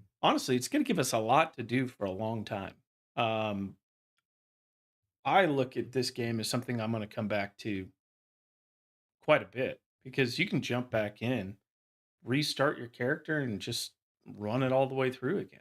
That's what I'm doing right now, and I'm having a blast with it. Cannon called Solemn Lie that you can earn, which is supposed to be very similar to Dire Promise. Along with all of our other comp weapons since the rework a few years back, we'll be getting things like a tiered version of Rose, as well as Redrix, Mercurial Overreach, and more. Alongside these rewards, there's also some new emblems to earn, one from winning 77 games inside of comp, and the other as the new Ascendant Zero emblem. Now, moving over to Trials of Osiris, this will now feature up to 3 maps on rotation each weekend, along with a new map selection process, heavily favoring fan favorite maps such as Burnouts, Javelin 4, and Endless Veil. Now, there's a brand new armor set to chase called Cruel Electrum with a 2-piece set bonus Primary Survivor and a 4-piece set bonus Primary Phantom. Now, for weapons, there's a new arc adaptive burst linear fusion called Willful Harmardia, and as far as I can tell, every single Trials of Osiris weapon that has ever been in Destiny 2 will now be tiered. Even weapons like the Messenger, Exile's Curse, and Igneous Hammer. Bonus focus pools are also going to be replacing the old single weapons as the weekly focus drop, and instead of 3 different pools of weapons, this will rotate every week and will drop in addition to the base rewards. The Lighthouse will also have its own focus pool containing pretty much the best Trials weapons ever, such as Messenger, Shiura, the Summoner, Inquisitor, and even Igneous. Now, there's also going to be 2 new sets of exotic ships, Sparrows, and Ghosts to collect, as well as a new emblem and a shader on Saint 14's reward track. Now, for Iron Banner, this will now be returning every 4 weeks, and it also has a brand new armor set called Battalion with the 2-piece bonus Primary Honing and the 4-piece bonus Super Cyclical. Now, there's no new Iron Banner weapons as we just received Red Husk's pledge a few months back, but there are a ton of reprise and newly tiered fan favorite Iron Banner weapons to chase, such as Fellwinter's Lie with random rolls, multi-mock, occluded finality, Tenacious Mastery, and more. Now, similar to Trials, there's also bonus focus pools that will alternate each time Iron Banner is active, with wins giving you a higher chance of earning a bonus drop, which you can see those 2 pools on the screen right here. Now, this takes us to change number 6, one that has been requested for so long. Fellas, we're getting SRL back. SRL stands for Sparrow Racing League, and it is returning to us arguably better than ever. All 4 of the original D1 SRL maps are returning, along with a brand new map called Quantum Circuits, which will be located in the Realm of the Nine. You'll also be able to use skimmers in this mode, although they won't have access to rail guards or manual jumping, and the Sparrows won't be able to use the stabilizers for rolls and flips. Now, SRL has also been updated to support those photo finish moments and properly assess ties, which means even if you do tie, you'll both receive equal rewards. Now, a couple new mechanics have also been added, such as rocket boost, rewarding you for hitting the gas right before a race begins, as well as trick boost for landing a trick successfully. And then finally, they've done some tuning on gate sizes, vehicle speeds, and rubber banding. SRL also has its own set of rewards with a brand new origin trait called Featherweight for the weapons, along with speed and movement related perks in mind. There's also a brand new armor set with a 2-piece bonus called Revving Up and a 4-piece bonus called Dielectric Drift. There'll be plenty of rewards here to chase, guys. You can literally just play SRL every day. Whether you're in your Skimmer or your Sparrow, you can earn SRL armor ornaments. You can get returning D1 racing Sparrows, shaders, racing horns. That's right. You can put horns on your Sparrows. Those things were emblems, so and more. annoying. I'm so happy to see Destiny this 1. return to us. Change number 7. Guys, we're getting some vendor updates and gear focusing. Our vendors are getting a good shakeup here. You see, reputation tracks are making a return, along with the ability to focus tiered gear at many of our vendors. Many of the tower vendors will have the ability to get new gear, along with past gear from things like Edge of Fate, Ashen Iron, and Renegades. Now, in terms of the tiered gear, these drops will be tied to your power level. For weapons, though, you will not be able to get these to focus as a tier 5, and will need to upgrade them. Tier 3 drops are granted from power levels 300 to 399. Tier 4s are granted for 400 plus power. Armor will also be focusable. However, these can drop up to tier 5.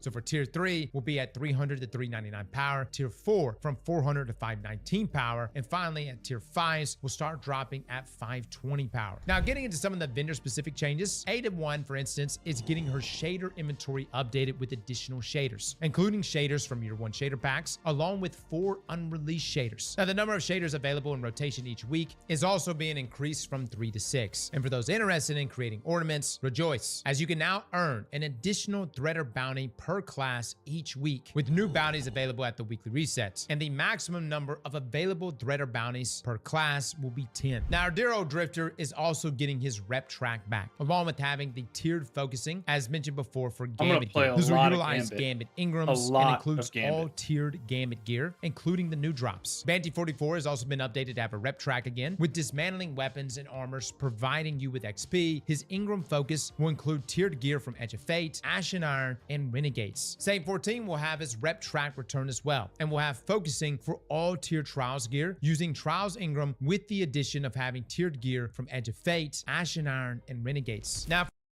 at some point, somebody's going to have to explain to me what the difference is between the two lighthouse passages.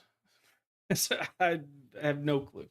For our dear old Salad Man, no, he will not have a rep track, as he's going to retain the same event card form that many of our activities pretty much had over the past year. Focusing will be available for all tiered Iron Banner gear, though, and includes gear from Edge of Fate, Ashen Iron, and Renegades, and will utilize Iron Banner ciphers earned from matches for focusing. Now, Shax will also get a rep track, and will include focusing for all tiered Crucible and competitive gear. Now, he has the same focusing options that these others have for past seasons, and will utilize Crucible Ingrams for the tiered focusing. However, competitive Crucible gear will require Crucible ciphers acquired via competitive Crucible. Now, for our man Zer, he's also getting his rep track back. We're making purchases from his inventory will grant XP. He'll be receiving some new catalysts to add to his wares, along with tiered armor being available for purchase. Now, all destination vendors are also getting updated to have their distributed gear be tier 3. So if you earn anything from them, be sure to stop by and pick those up. Now, last but certainly not least, we have Commander Zavala, who is getting his reputation track back and has been updated to have Vanguard focusing presence. You'll now be able to focus all tiered solo ops, fireteam ops, arena ops, and pinnacle ops gear. And like many of the other vendors, this will include tiered gear from Edge of Fate, Ashen Iron, and Renegades. Now, in terms of costs, these will use Vanguard Ingrams, along with pinnacle ops and arena ops gear, requiring Vanguard ciphers to focus as well, which can be attained from pinnacle ops and arena ops activities. Now, it's also worth noting that rewards from Call to Arms will be available to grab from Zavala for those who earned them but didn't receive them, along with his weekly Vanguard Arms reward, getting an... Somebody on Twitch is going to have to explain to me what the scam is with the Discord. Like, find me on Discord, and it's obviously spelled differently to get past whatever bot Twitch uses. What do you gain out of getting Discord access circuit. I don't know. It's just strange. I get these. I've already had 2 of them or 3 of them today. I just don't. I don't get that one. But be you. You know, if you're gonna try to scam people, go right ahead. Updated rotation. So don't forget to check that out at resets each week. Apologies for the voice change, everybody. Cross is out this weekend, Luke. and good old manager Luke is going to be wrapping up this video. Number 8, weapon tier upgrading and weapon crafting. And this was the updates. 15 tier upgrading has been something changes long coming requested to, since tiers were Destiny 2. introduced in Edge of Fate, Asked and to now cross. it's finally here. All weapons integrated into the tier system will now be eligible for tier upgrading. I watch a including lot weapons of that Asked to already Cross. dropped. Heading to the weapon inspection screen, you'll see a new mod slot where you can apply a tier upgrade. In the example we see here, we go from tier 1 to tier 2, and it costs 2,500 glimmer, 1 ascendant alloy, and 3 enhancement prisms. Doing so enhances both the left and right trait columns. And of course, you'll be able to upgrade these all the way to tier 5, unlocking all enhanced perk benefits and unique tier 5 I don't really like that cosmetics. gun. However, unlike natural tier tried it. 5 drops, you will not be able to add additional perks onto these upgraded I only tried weapons. it with But if you controller, already have though. a Maybe God it's Roll tier better 3 or mouse and tier 4 keyboard. weapon, I would say it's probably worth it to upgrade it anyway, because you already have the perks you want. Now looking at crafted weapons, these are also being brought up to parity with tiered weapons with enhanced weapon crafting. Any legendary crafted weapon that already exists will be eligible for a version of gear tier upgrading at the Enclave. In the weapon inspection screen, next to the weapon level boost icon, there will be a new mod allowing you to also improve the tier of the weapon upon reaching certain weapon levels. Now this does work a bit differently than the traditional tiered system, as you're going to have to go to the Enclave to get some of these benefits. Tier 2 will give you access to the enhanced left and right column traits. Tier 3, you'll unlock access to enhanced weapon mods. Tier 4 will grant enhanced components like barrels and magazines. And then at Tier 5, you'll unlock enhanced origin traits as well as Tier 5 cosmetics. And raid adept weapons will also work just like before. And you can gain additional traits, swap out components, and continue to upgrade their traits via the original enhancement feature. But they will also gain access to tier upgrading just like we went over. Now, these adepts will also retain a bit of an extra stat boost over their non-adept versions, along with a unique shader, bringing a bit of extra prestige back to adept weapons. Number 9,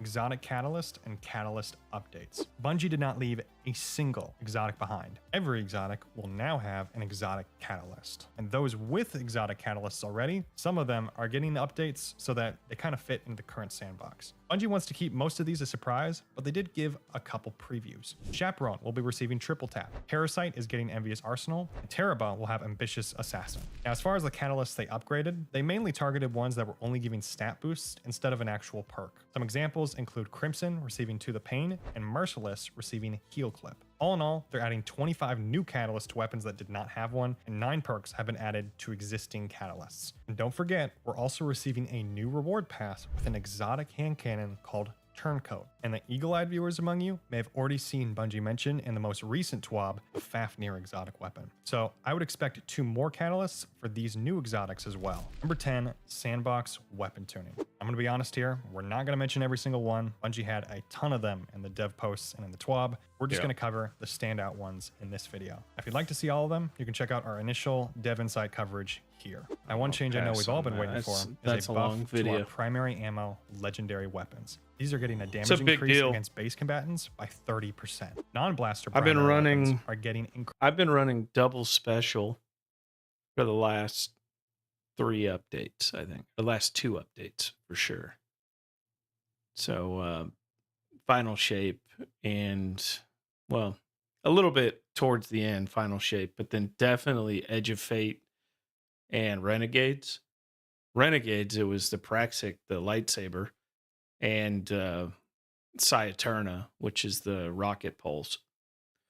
And then for Edge of Fate, it was Mint and whatever else I wanted to run at the time. And I used to run Polaris Lance all the time, and solar and just control rooms, wipeout rooms with major ignitions. And I'm looking forward to getting back to that. Like more gunplay, less spammy with with all of your abilities. We'll see how it goes. Increased damage versus elite combatants by 15%, and blaster primary weapons are getting their bonus damage versus elite combatants increased from 15 to 20%. Now, for those of you who like rocking double special, you're going to be seeing a slight nerf to that playstyle, with special ammo being dropped by 17% at 100 ammo generation stat. I know, it hurts, but at the same time, Bungie is fixing an ammo issue that has plagued the game since Destiny 1. Now when your ammo meter fills up for special or heavy, instead of immediately triggering an ammo drop, if an enemy is hovering over a void, whether it's a flying combatant or an enemy who's jumping platform to platform, the ammo drop will no longer trigger. Instead, it will wait until you kill an enemy that can deposit that ammo safely onto ground that you can go and pick up. Massive change here. I can't even tell you how many times I've lost my ammo to the Architects. Rocket sidearms are getting their projectile explosion radius increased by 33%. I think rocket Fusion sidearms rifles, are going to be shotguns, big. Snipers, glaives, and trace rifle damage is all being buffed across the board in PvE. Now I know 'Cause this one's they're gonna hurt nerfing even this. more. Yes, Bungie Yeah. nerfed double special, but on top of that, rocket pulses are being nerfed again. And rightfully so. These things have been nuts. Across the board, rocket pulses are getting hit with a reduced ammo running generation these stat. running all of these legendary campaigns. It's like once you get into trouble, any trouble at all, mint. Pull out mint, just wipe out whatever's in front of you. That's not going to happen anymore. 15, along with decreased PvE damage by 10% and decreased damage versus bosses by a whopping 25%. Yes, that 25% is on top of the 10% nerf, which really hurts. Now they're also getting their projectile explosion radius reduced by 25% and a reduction in super generation by 25% for roaming supers and 33% for standard supers. We're going to have to do a ton of testing on these because hot damn, that's a lot of nerfs. Now again, there's a ton more changes Bungie told us about. That's A bunch another of our thing that legendary these guys perks do are really getting well reworked, is more the damage the increases testing. based on archetypes. High impact frame auto rifles are being changed to 400 RPMs, and that includes Suros Regime and Vex Mythoclast. So once again, we'll have our original breakdown pinned for the full list of notes on all of these changes. Number 11, exotic weapon tuning. We have a lot of changes hitting our exotics in the June update. And it's not just the fact that they're getting catalysts. Many of these are getting reworked with new perks or being tuned differently than how they are now. So let's dive into some of those changes. Starting with Jade Rabbit, Fate of All Fools trait is getting its maximum stacks increased to 15. And now you can chain precision hits and precision kills to I've never increase your used this stacks. weapon. I'm Gaining a stack interested now also refills the magazine and in playing increases it. stability. Stacks will no longer be completely removed when you reload, but dealing direct body shot damage will still remove one stack. Fate of All Fools will now also scale the damage of Firefly when it's active, and dealing splash damage will not remove a stack of the perk. Now you may be thinking, Firefly? Yep. Instead of Zen Moment, Jade Rabbit will now have Firefly and Shoot to Loot in its perk column. One last change that has to do with the catalyst, and that's the fact that in addition to adding stability, when you special reload, you will consume all stacks of Fate of All Fools and be granted a singular micro missile round, which deals bonus damage based on the number of stacks consumed. Now another exotic weapon that is also getting buffed is our sweet Vex Mythoclast. The Timeless Mythoclast intrinsic perk, which allows it to fire full auto, is going to also provide a better version of rewind rounds come the June update. The Temporal Unlimited trait is also getting changed so that the precision linear shot will now trigger ignitions on final blows, and exiting that mode will now fully reload the weapon. And finally, the Catalyst Calculated Balance is getting a change where sustained damage can now also activate the Catalyst, in addition to kills, which provides it a 20% damage buff along with plus 20 stability and a 20% reduced accuracy cone size for 5 seconds. I've never Now, had the last exotic I want to Mythoclast. directly cover is Lament. This is getting the previous nerf reverted by approximately 70%, along with being returned most of the final hit combo damage and self-healing that the previous change reduced. So Lament is going to be feeling extremely good in sword damage scenarios. Now, also worth noting before moving on is that exotic primaries are going to be dealing an increased 40% damage against miners in this update. I need the to 30% get before, Polaris along with Lance exotic trace then. rifles being buffed against miners to 40% as well. So yeah, in the short, way I'm doing this right now is I'm only running the weapons that I've earned since I've restarted Hunter. So obviously I can go into my vault today and pull out Polaris and all this other stuff, but I'm not going to do that. I'm only going to run what I've earned. So what I bought through Xur or what I've picked up just RNG.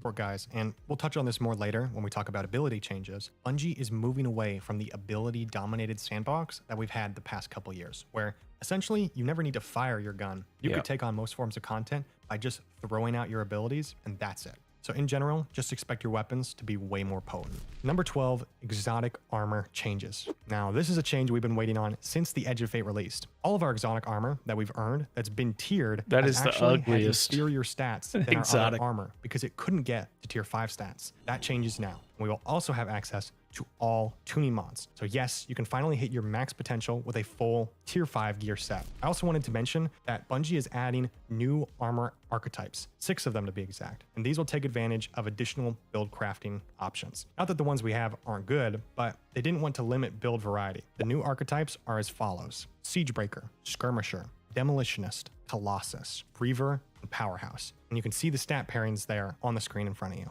Now, Bungie is also updating a ton of our exotic armor pieces. And I'm not going to cover every single one here, but again, you can check out our Dev Insight article video for the full list of changes mentioned. However, here are a few that stood out. Hunters, the days of soloing the Witness with nothing but a hand cannon and your trusty Lucky Pants are over. Yes, Bungie is finally reeling in those exotic wares. there. Aaron His Vow is getting its maximum damage bonus increase to 4.5x. However, Bungie is also decreasing Uncivil Discourse's maximum damage bonus to 2.5x, along with reducing... Yeah, Donkey's got a lot of really good lore videos. It's funny, like he's standing in front of a whiteboard, and but he's really good at it, and I enjoy it. Lucky Pants total damage bonus versus bosses by 33%. So we're gonna have to test these out, but it kind of makes sense. Bungie even said this is a fancy way of saying we don't want to live in a Lucky Pants meta forever. Rip D2 and rip illegally modded holster. You had a great run.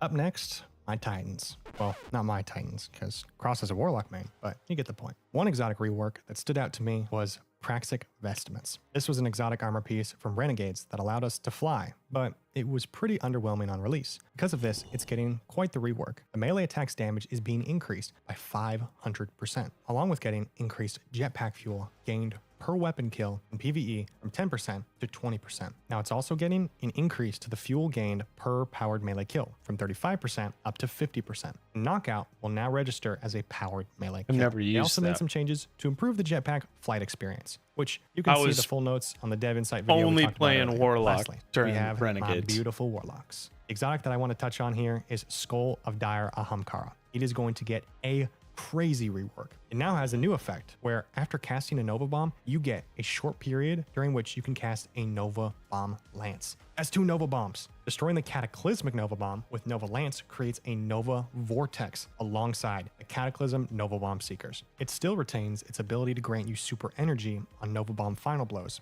and weapon Final Blows while you have Devour, along with keeping that additional damage resist while casting Nova Bomb. So no need to worry about losing that previous functionality. Number 13, ability changes. Now this one's a juicy one. Let's start with the new subclass abilities. Going forward, every non-prismatic subclass is going to have 4 aspects, with Bungie adding 3 new aspects to the game. Let's start with our Titans. The Sunbreaker subclass is getting a new aspect called Shield Burst, which enhances our barricades with solar capabilities. Our towering barricade will now slide I've never across the liked ground playing as before a stopping, Titan. allowing you to advance in safety. When using a rally barricade, standing behind it will grant scorching rounds to you and your allies' solar and Might be a kinetic skill weapons. issue Along thing. with these 2 capabilities, you will also be able to use your class ability again after deploying the barricade to remotely detonate it. Almost like it's a C4. Scorching combatants caught in the detonation, along with dealing damage, increasing the power of the blast. It can also get buffed even further with things like Roaring Flames, and it also scales with your class stats when above 100. Up next, the new Hunter aspect, Crack Shot. This is almost like the High Noon ultimate that Cassidy has in Overwatch. You activate your class ability to fire up to 3 scorching shots at combatants you've marked. You can aim at these targets to mark them. Landing all 3 shots is going to cure you, and the damage can be increased by increasing your class stat above 100. The last new aspect joining the mix is for Void Warlocks, and it's called Soul Siphon. Ready this aspect by striking a foe with your powered melee, and once ready, you press your melee button again to begin siphoning energy from all the enemies in front of you, dealing damage and gathering overshield and class That'll be ability interesting. from each I think target. that's gonna be This fun. one looks super sick. I don't know who it is at Bungie that's making these Warlock hand animations, but they are cooking.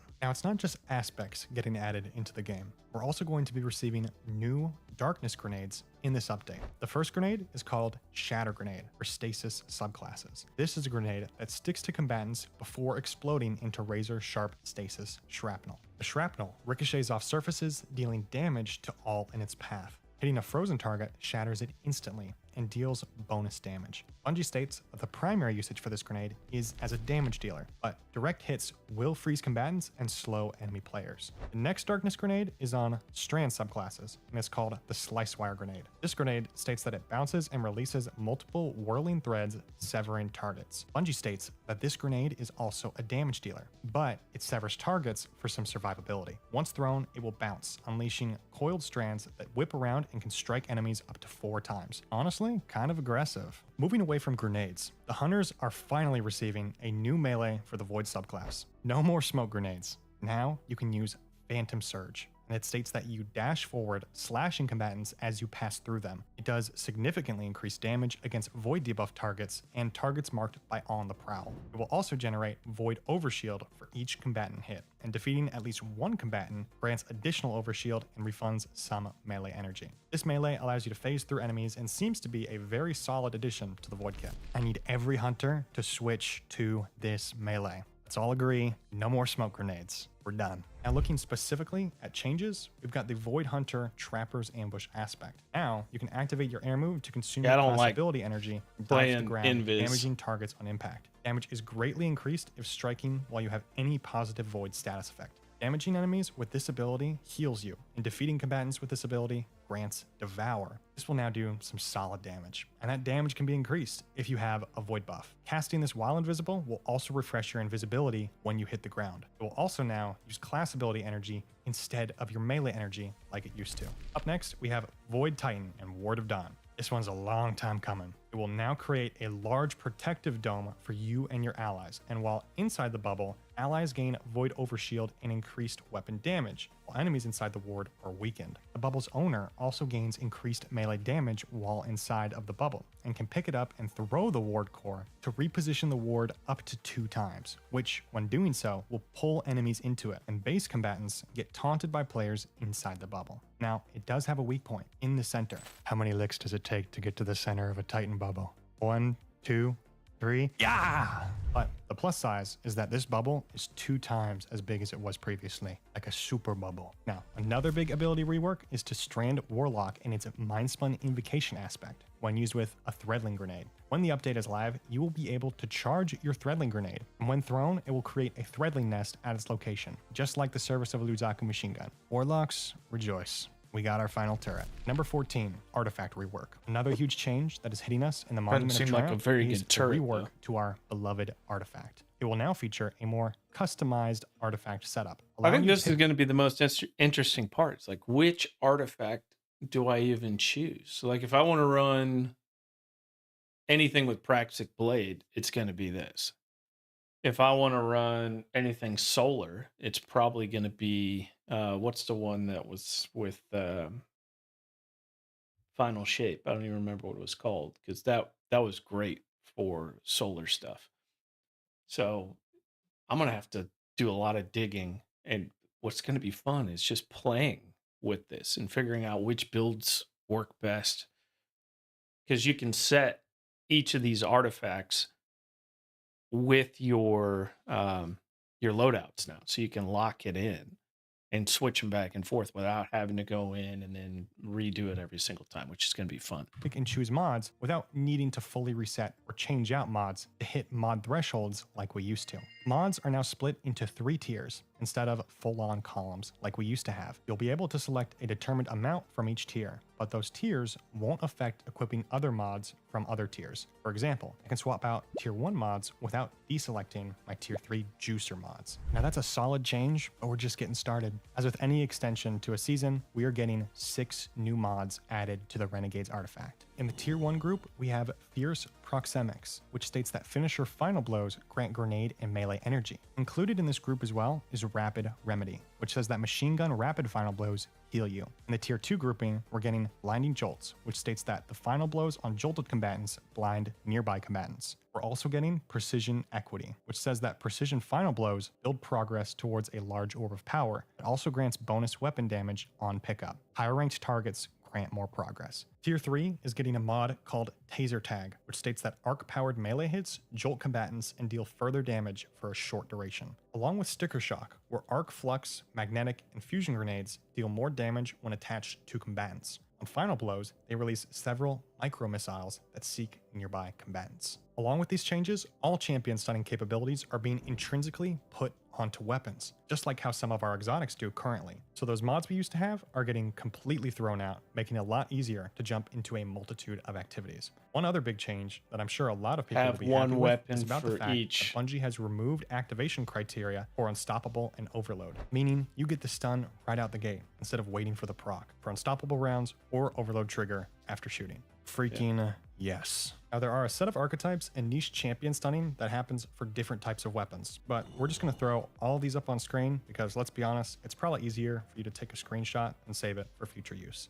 Oh, it's also worth noting that Stasis Shatter will again stun Unstops instead of Overloads. Sorry. Good show though. Now the last thing we want to mention here is that not only do we have Renegade's artifacts to mess around with, but we also have 6 other artifacts from past seasons as well. That being the encrypted data disk from Renegades, the MPA repulsion regulator from Season of the Deep, the Tablet of Ruin from Heresy, the Hunter's Journal from Final Shape, the Implement of Curiosity from Edge of Fate, the Queen's Foil Sensor from Season of the Wish, and the Slayer Baron Apothecary Satchel from Revenant. These were all very good artifacts, and they're not going to be one-to-one, so hopefully Bungie's cooked up a little extra sauce. Change number 15, quality of life. The last section we wanted to cover was just some basic QOL. Now, sometimes they can be small, but some of these small changes can make a big difference. Now, first up, everyone get excited because our vault space is increased by 300, putting us at a max of 1,300 slots. Now, honestly, I would have liked to have seen a little more, but good on Bungie for giving us something to work with.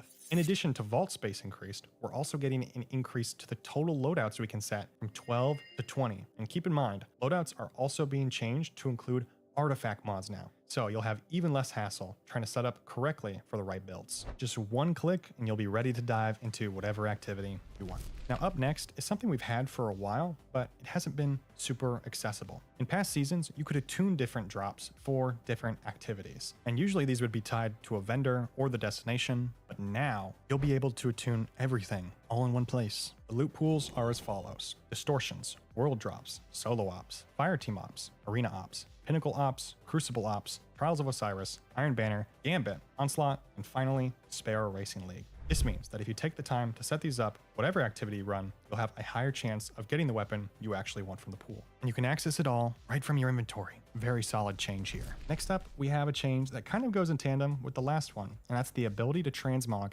any rarity of ornament onto a piece of exotic gear. Now, we've had transmog previously for exotics, giving us the ability to slot in other exotic ornaments, but now we can use everything. The ultimate endgame drip is finally here. Yeah. This change is the one I'm most excited for. I don't know why you would be most excited about this, Eververse but it's and Bright good. Engrams, at least somewhat. Now in the Monuments of Triumph update, Bungie is adding a new tab that contains regular decryption, but will also feature new focus categories. So you'll have the basic Bright Engram decryption that we have now, but we will also have the ability to focus Bright Engrams into accessory or flare engrams. These focused engrams will award an unknown item of the engram's focus category. You heard that right. Duplication protection will be provided. In order to focus, you need a Bright Engram along with Bright Dust. And the costs are shown here on screen. One nice thing too is that focus decryption will not grant Bright Dust as a reward, so you're guaranteed to get an actual item. Honestly, big W here. And for our final change. Now this one, it's a little late, Bungie, but we're happy it's here regardless. Introducing the announcement page. So all of those pop-ups we had for all of those years, asking us to buy things, buy more things, buy even more things, and also to buy things while we're in the middle of an activity and then dying. That's finally done away with. There is now a dedicated tab that you have to visit in order to see announcements, which is perfect timing considering the game's ending. But just you wait. I want to be watching that page, waiting for the D3 announcement coming later this There's year. a lot of cope going on. That is yeah. our final biggest changes video. Guys, it's been a hell of a ride. I know I'm not the one who's always voicing these things, but I've been around and I've seen a lot of changes over the years. I've edited these videos, and I've also watched some of our amazing team members also edit these videos, which are super chunky. So give them a shout out in the comments down below. I will see you all on June 9th. Ladies and gentlemen, thank you all for coming and watching, and as always, Slap that like button. Good work, Astacross and team. I wanted to watch this yesterday. We're gonna go into this one with Mactics, but first I'm gonna go make a coffee. I'll be right back.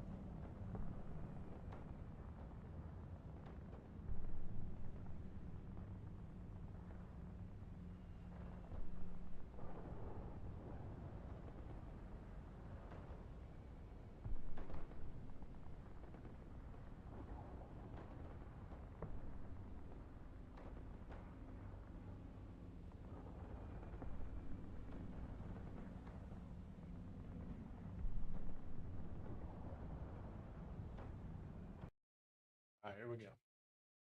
update of Destiny on the horizon, I just wanted to say that I want to make sure each and every one of you have as good of a time as humanly possible. And considering that the update is primarily about reprised raids and dungeons, Pantheon 2.0, and just in general a lot of activities that require a fire team, I understand that maybe not. If you want some seriously overpowered builds, Mactic's channel is the best way to find it.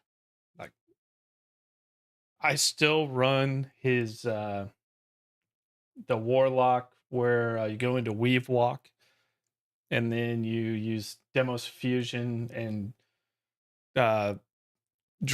pop your rift, and then everybody gets suspended, and then you automatically get Weave Walk back. It's the best. Every single one of you has a fire team to enjoy these activities with. So I just wanted to let you know that in the description down below, I have linked my community Discord server with over 50,000 people in it that would love to play these activities with you. We've got a built-in LFG channel in there, tons of people that are willing to teach even those who have never experienced these types of content. And Sherpas. We need more Sherpas. /Mactics, where we're probably live right now if you want to stop by afterwards. I'm going to be running Pantheon 2.0 with as many of you as possible. I have no problems teaching anyone anything. I would just love to play the game with some people who love Destiny and want to make some memories that last for a lifetime. So hope to see you there. Enjoy the video. Me when I'm on copium? Okay, listen, warning, this is a copium overload zone. We are about to ingest heavy amounts of copium. And for those who don't know what that is, it basically means that we are going to cope. We're going to get extremely delusional. But, I think that Destiny 3 is not as unlikely as we have maybe been led to believe over the past couple of weeks, ever since the announcement I that don't Destiny think 2 so. was going to be Just from shutting. I know. From a business perspective, I just don't see them doing it. They are so risk averse right now. I know you're already going to be like, Mac, we're coping way too hard, dude. We're already too delusional. Listen, people read heavy into this, right? Every end is a new beginning. It is time for our shared worlds and Destiny to live beyond Destiny 2. All of you have already been told that a million times, right? Yeah. After this article happened, we got reports that there has been no greenlit D3. We got reports that they're planning significant layoffs, and obviously if they're going to do significant layoffs, then that's like even more seals the deal that like they're probably not going to make a D3, because like how are you going to make a D3 if you would let go a ton of your staff? If you were going to build a game that big, you would probably be adding employees instead of laying off employees, right? But I don't think it's the craziest thing in the world to think that the Destiny community has made enough noise that we have caught someone's attention. There's no not question. necessarily someone's attention enough that Destiny 3 is definitely happening or is going to begin development, but I think at the very least, I think someone is looking and someone is listening, right? Why do I think? So first of all, it's no secret that there's been the Develop Destiny 3 petition going around, and I'll be the first to admit it, petitions like these seldom do anything, right? Curious. I haven't even looked at this.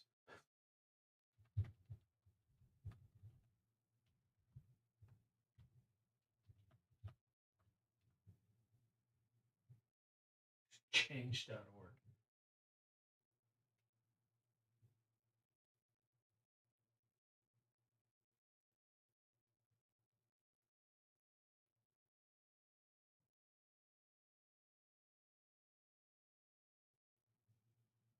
All right. 370,000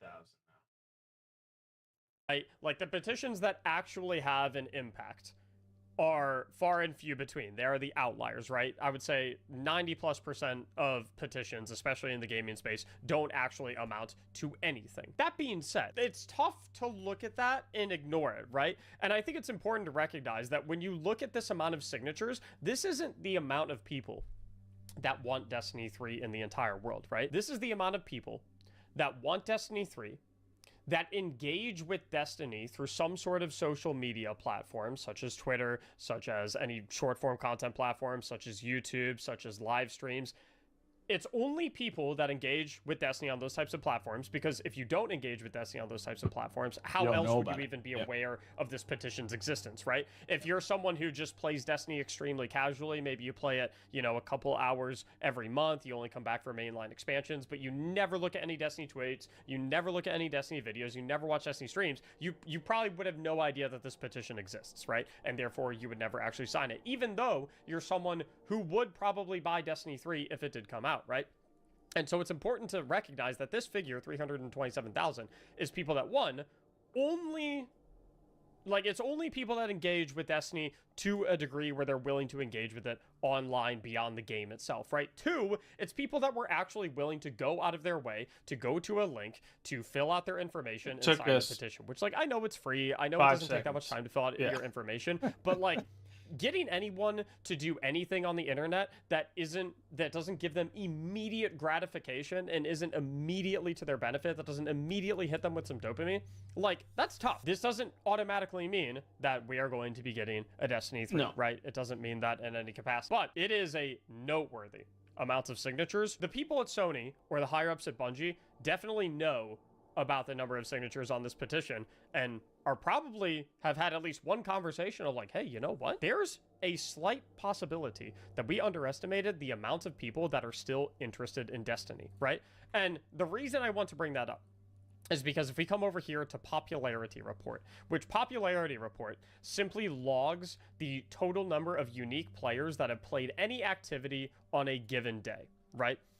You can understand why they not only discontinued Destiny 2, but you can also understand why they thought Destiny 3 might not have been a worthwhile investment, right? Because if you look at this graph, Nickelback, right here, you can see that our peak players for Beyond Light was about 1.8 million. Witch Queen, 1.7 million. Lightfall, about 1.8 million. Final Shape, about 1.7 million, right? It's pretty consistent, right?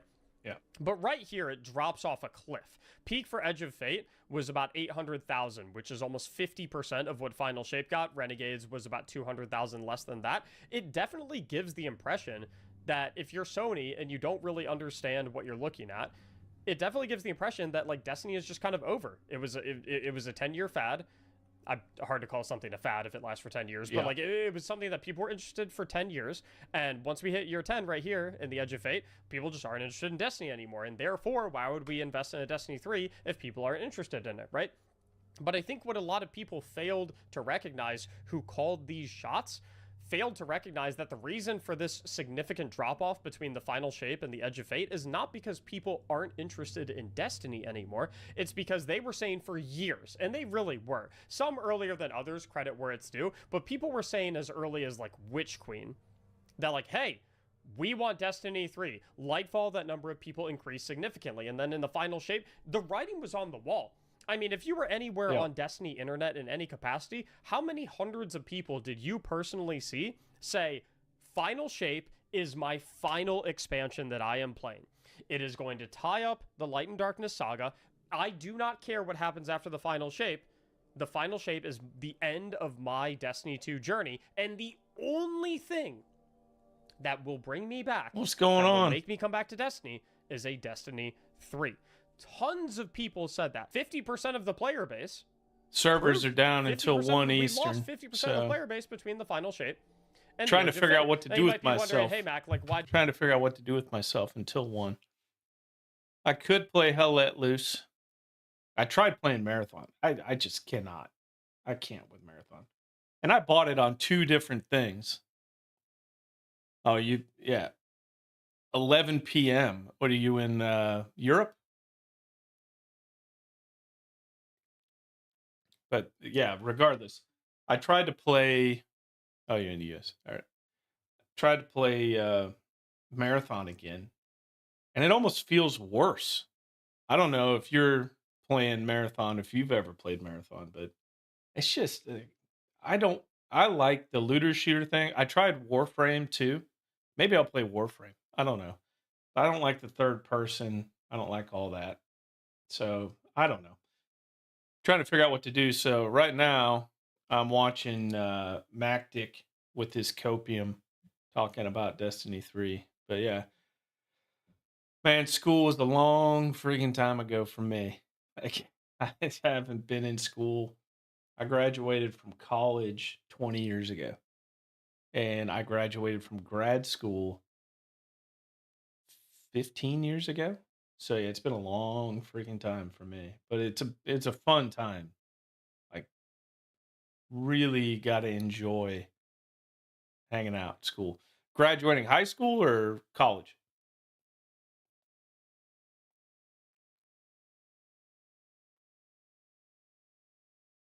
high school.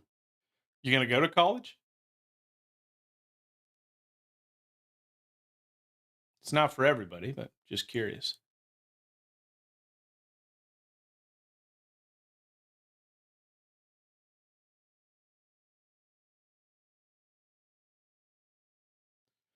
Yeah. If it's not for you, it's not for you.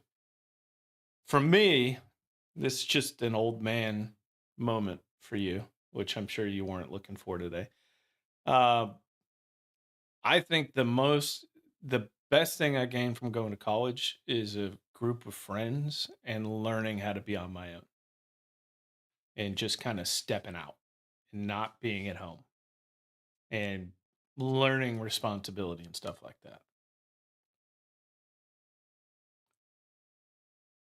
Well, if you can do all that stuff, get out of the house, build something new, build something crazy, by all means do that. Don't mess around with college. Like, I didn't learn much in college. There are a couple classes that I learned a ton and I really cared. I didn't go to class much, but it was more like the interactions with other people and from a social perspective, like learning how to be an adult was great for me. And it was probably something I needed. It's not for everybody, but anyway. So we're watching MacDix try to tell us why Destiny 3 is going to happen. So far, I haven't agreed with anything he said. Did people still play after the final shape, though? I mean, even here we had 800. Yeah, my older brother here we had started several most people who internet purchased the final companies a shape long probably time purchased ago. the deluxe edition, And he was kind of a therefore, savant they had with already that kind of paid for stuff, this too. content ahead of time that was releasing right here. This would have been episode Revenant, and then this right here was episode Heresy. People had already paid for that Destiny content. The Edge of Fate right here would have been the first milestone in the Destiny release cycle since the final shape, where people would have had to then pay again for content. So you have a lot of, you have these spikes right here because this was stuff that people had already bought when they bought the Final Shape Deluxe Edition. But the Final Shape, they said, was the final piece of Destiny 2 content, the final Destiny 2 expansion that they were going to purchase. And so it's kind of no wonder it fell off a cliff. And if you're a top dog Sony executive that gets to call the shots on whether or not Destiny 3 gets produced, it's very easy to look at a graph like this and say, oh, well, people just clearly aren't interested in Destiny anymore. Not understanding that this isn't indicative of people not being interested in Destiny anymore. It's indicative of people not being interested in Destiny 2 anymore. And that's the power of a petition like this, and subsequently, the power of everyone logging on June 9th, the power of all these voice actors coming in and making videos on Twitter about how... Like, those have been really cool. I don't know if you've seen all those, but like I watched the one with the voice actor for Savathun. That was pretty fun. Voice actor for Ikora did one yesterday, or maybe it was the day before. And Lodi was out there. I like Lodi because he's like one of us. He's a Destiny guy. He loves this now. I don't think he was to begin with, but I've seen streams of him playing with Astacross and with some other people. So like that part's been really cool to see. They love Destiny and want to see it continue. The power of everyone saying hashtag we want Destiny 3, sharing their stories. It's the name of my stream today. To them, sharing their stories We about want how much D3. they would love a Destiny 3. It shows anyone who has their ear open in any capacity that, hey, people are actually still interested in Destiny despite these graphs right here, because at the end of the day, a lot of these like higher ups, they just look at the numbers. If they see the numbers are low, they assume if we're loud enough, you can be loud enough to break through the numbers and show, hey, there's a story behind these numbers. Some of these cinematics were so good. You might get the impression of at a surface level, right? Another thing that I think is also, without a shadow of a doubt, grabbing the attention of... I'm going to check that one out. I looked that up with Oryx. Is I think when they called off the development of Destiny 2, but more... Holy voice. Yeah, crack, I think I saw the one with importantly, Oryx. Like, when you first hear him talk, you're like, it was so confusing to me that voice came out of that person. But the guy's just talented, like really talented. That there would not be a Destiny 3. There are no greenlit plans for any future Destiny projects, no continuation of the Destiny franchise. I think whoever made those calls was under the impression that because these graphs are really, really low, and again, this is all speculation, but you know, think about it from a logical business perspective. I think that they were under the impression that a lot of people they weren't going to really care that much because they were like, oh, people don't really care about Destiny that much anyway. There's not going to be that many people that are going to get hot and bothered if we just kind of like stop doing the Destiny franchise, don't greenlight a follow-up game. And, you know, a lot of those people will probably just, you know, go and play our other titles, play our upcoming Gummy Bears title, play Marathon and stuff like that. Yeah, Marathon kind of sucks. This isn't a Marathon versus Destiny thing. I don't want it to turn into that. But I think whoever was under that impression, or whatever group of people were under that impression, I think they had a very huge wake-up call when not only did a lot of Destiny players say, hey, like, we're not hopping on the Marathon train. Like, Marathon isn't what we want. All love to the people who do enjoy Marathon and want to play Marathon. It's not my prerogative. Yeah, I own Marathon on PS5, and then when I bought PC, I bought it for PC. I had fun with it for about a month. Same with Arc Raiders. I played Arc Raiders for a month. I had a lot of fun with it. But I'm just not a extraction guy. I don't need that quick dopamine hit. I don't need something where I go run and then get out and then just do the same thing. It's like over and over and over again. I just don't get that. I'll play Rust. Like, I played quite a bit of Rust where it's kind of like that, where you put everything on the line, but you're building something, you're making things. And in Destiny, like, you're making things, right? Like, you may not be like, there's no continuous nature of it, but you can go back in and run campaigns. You can do all that stuff. And Marathon just doesn't have that. And I've never, just not for me.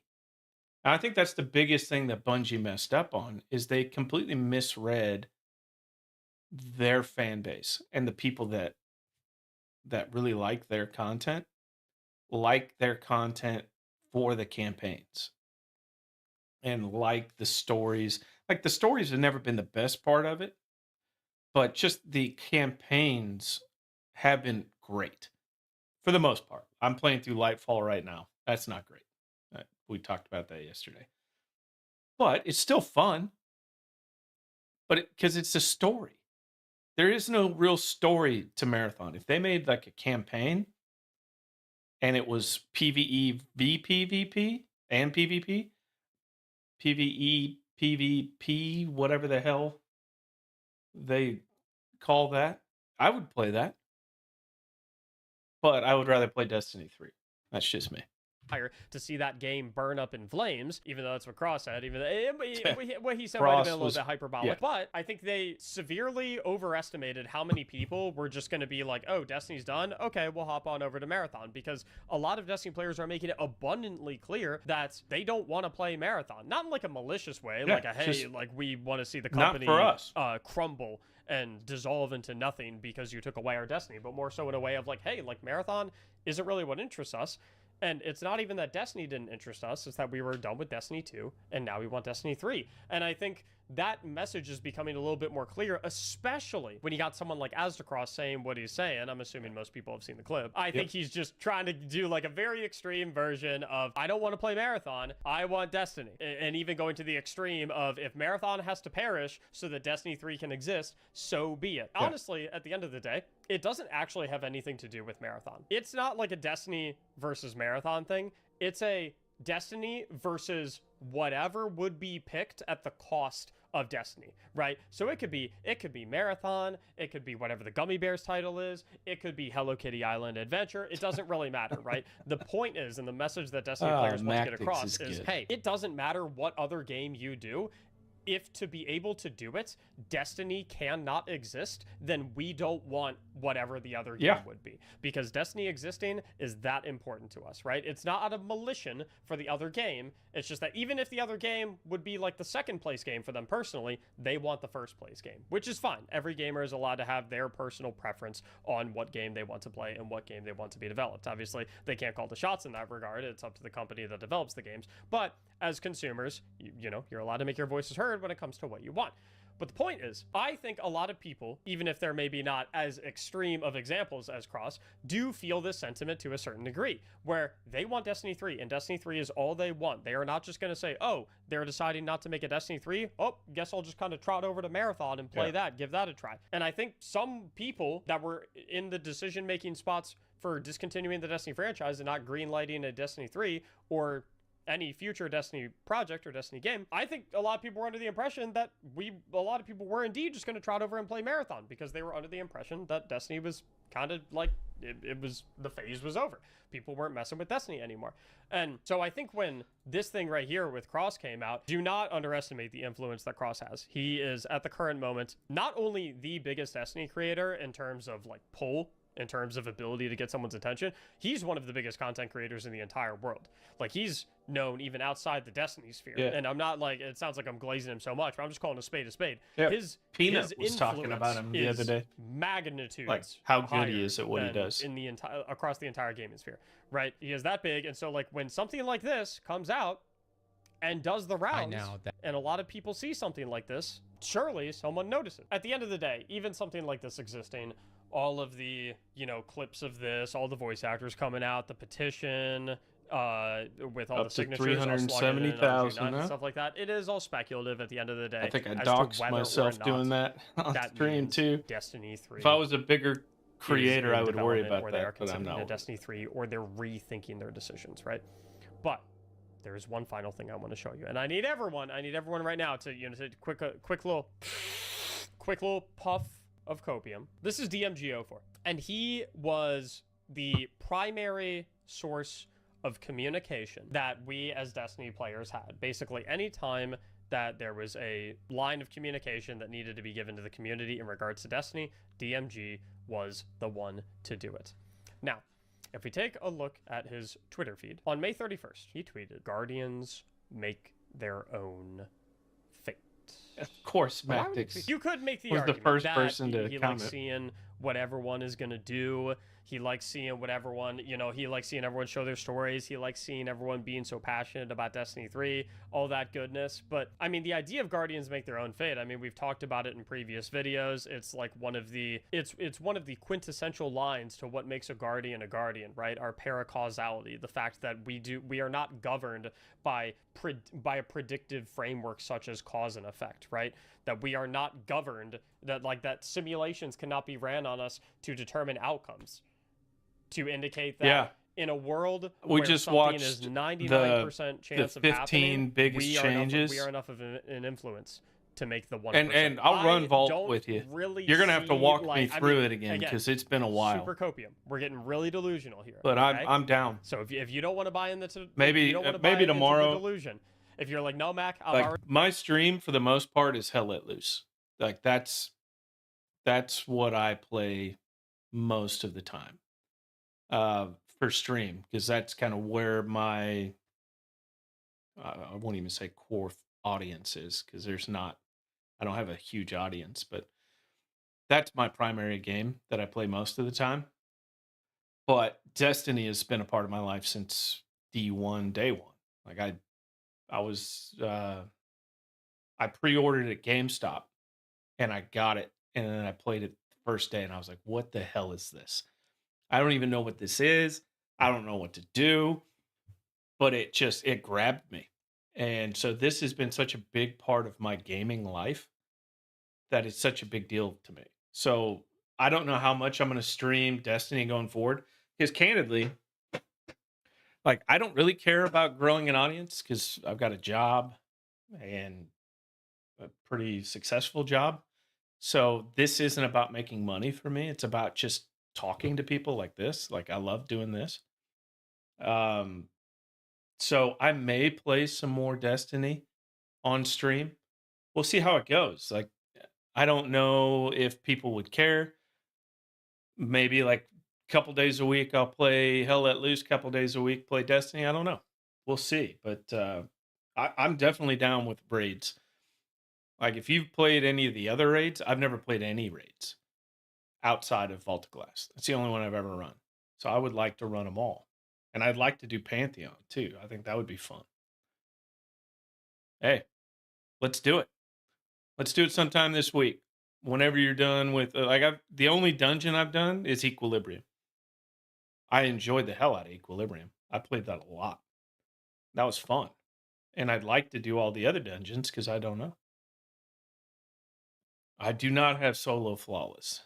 Like you saw me playing solo legendary Lightfall campaign. I'm not the best. Like I can hang, but I'm not the best player out here.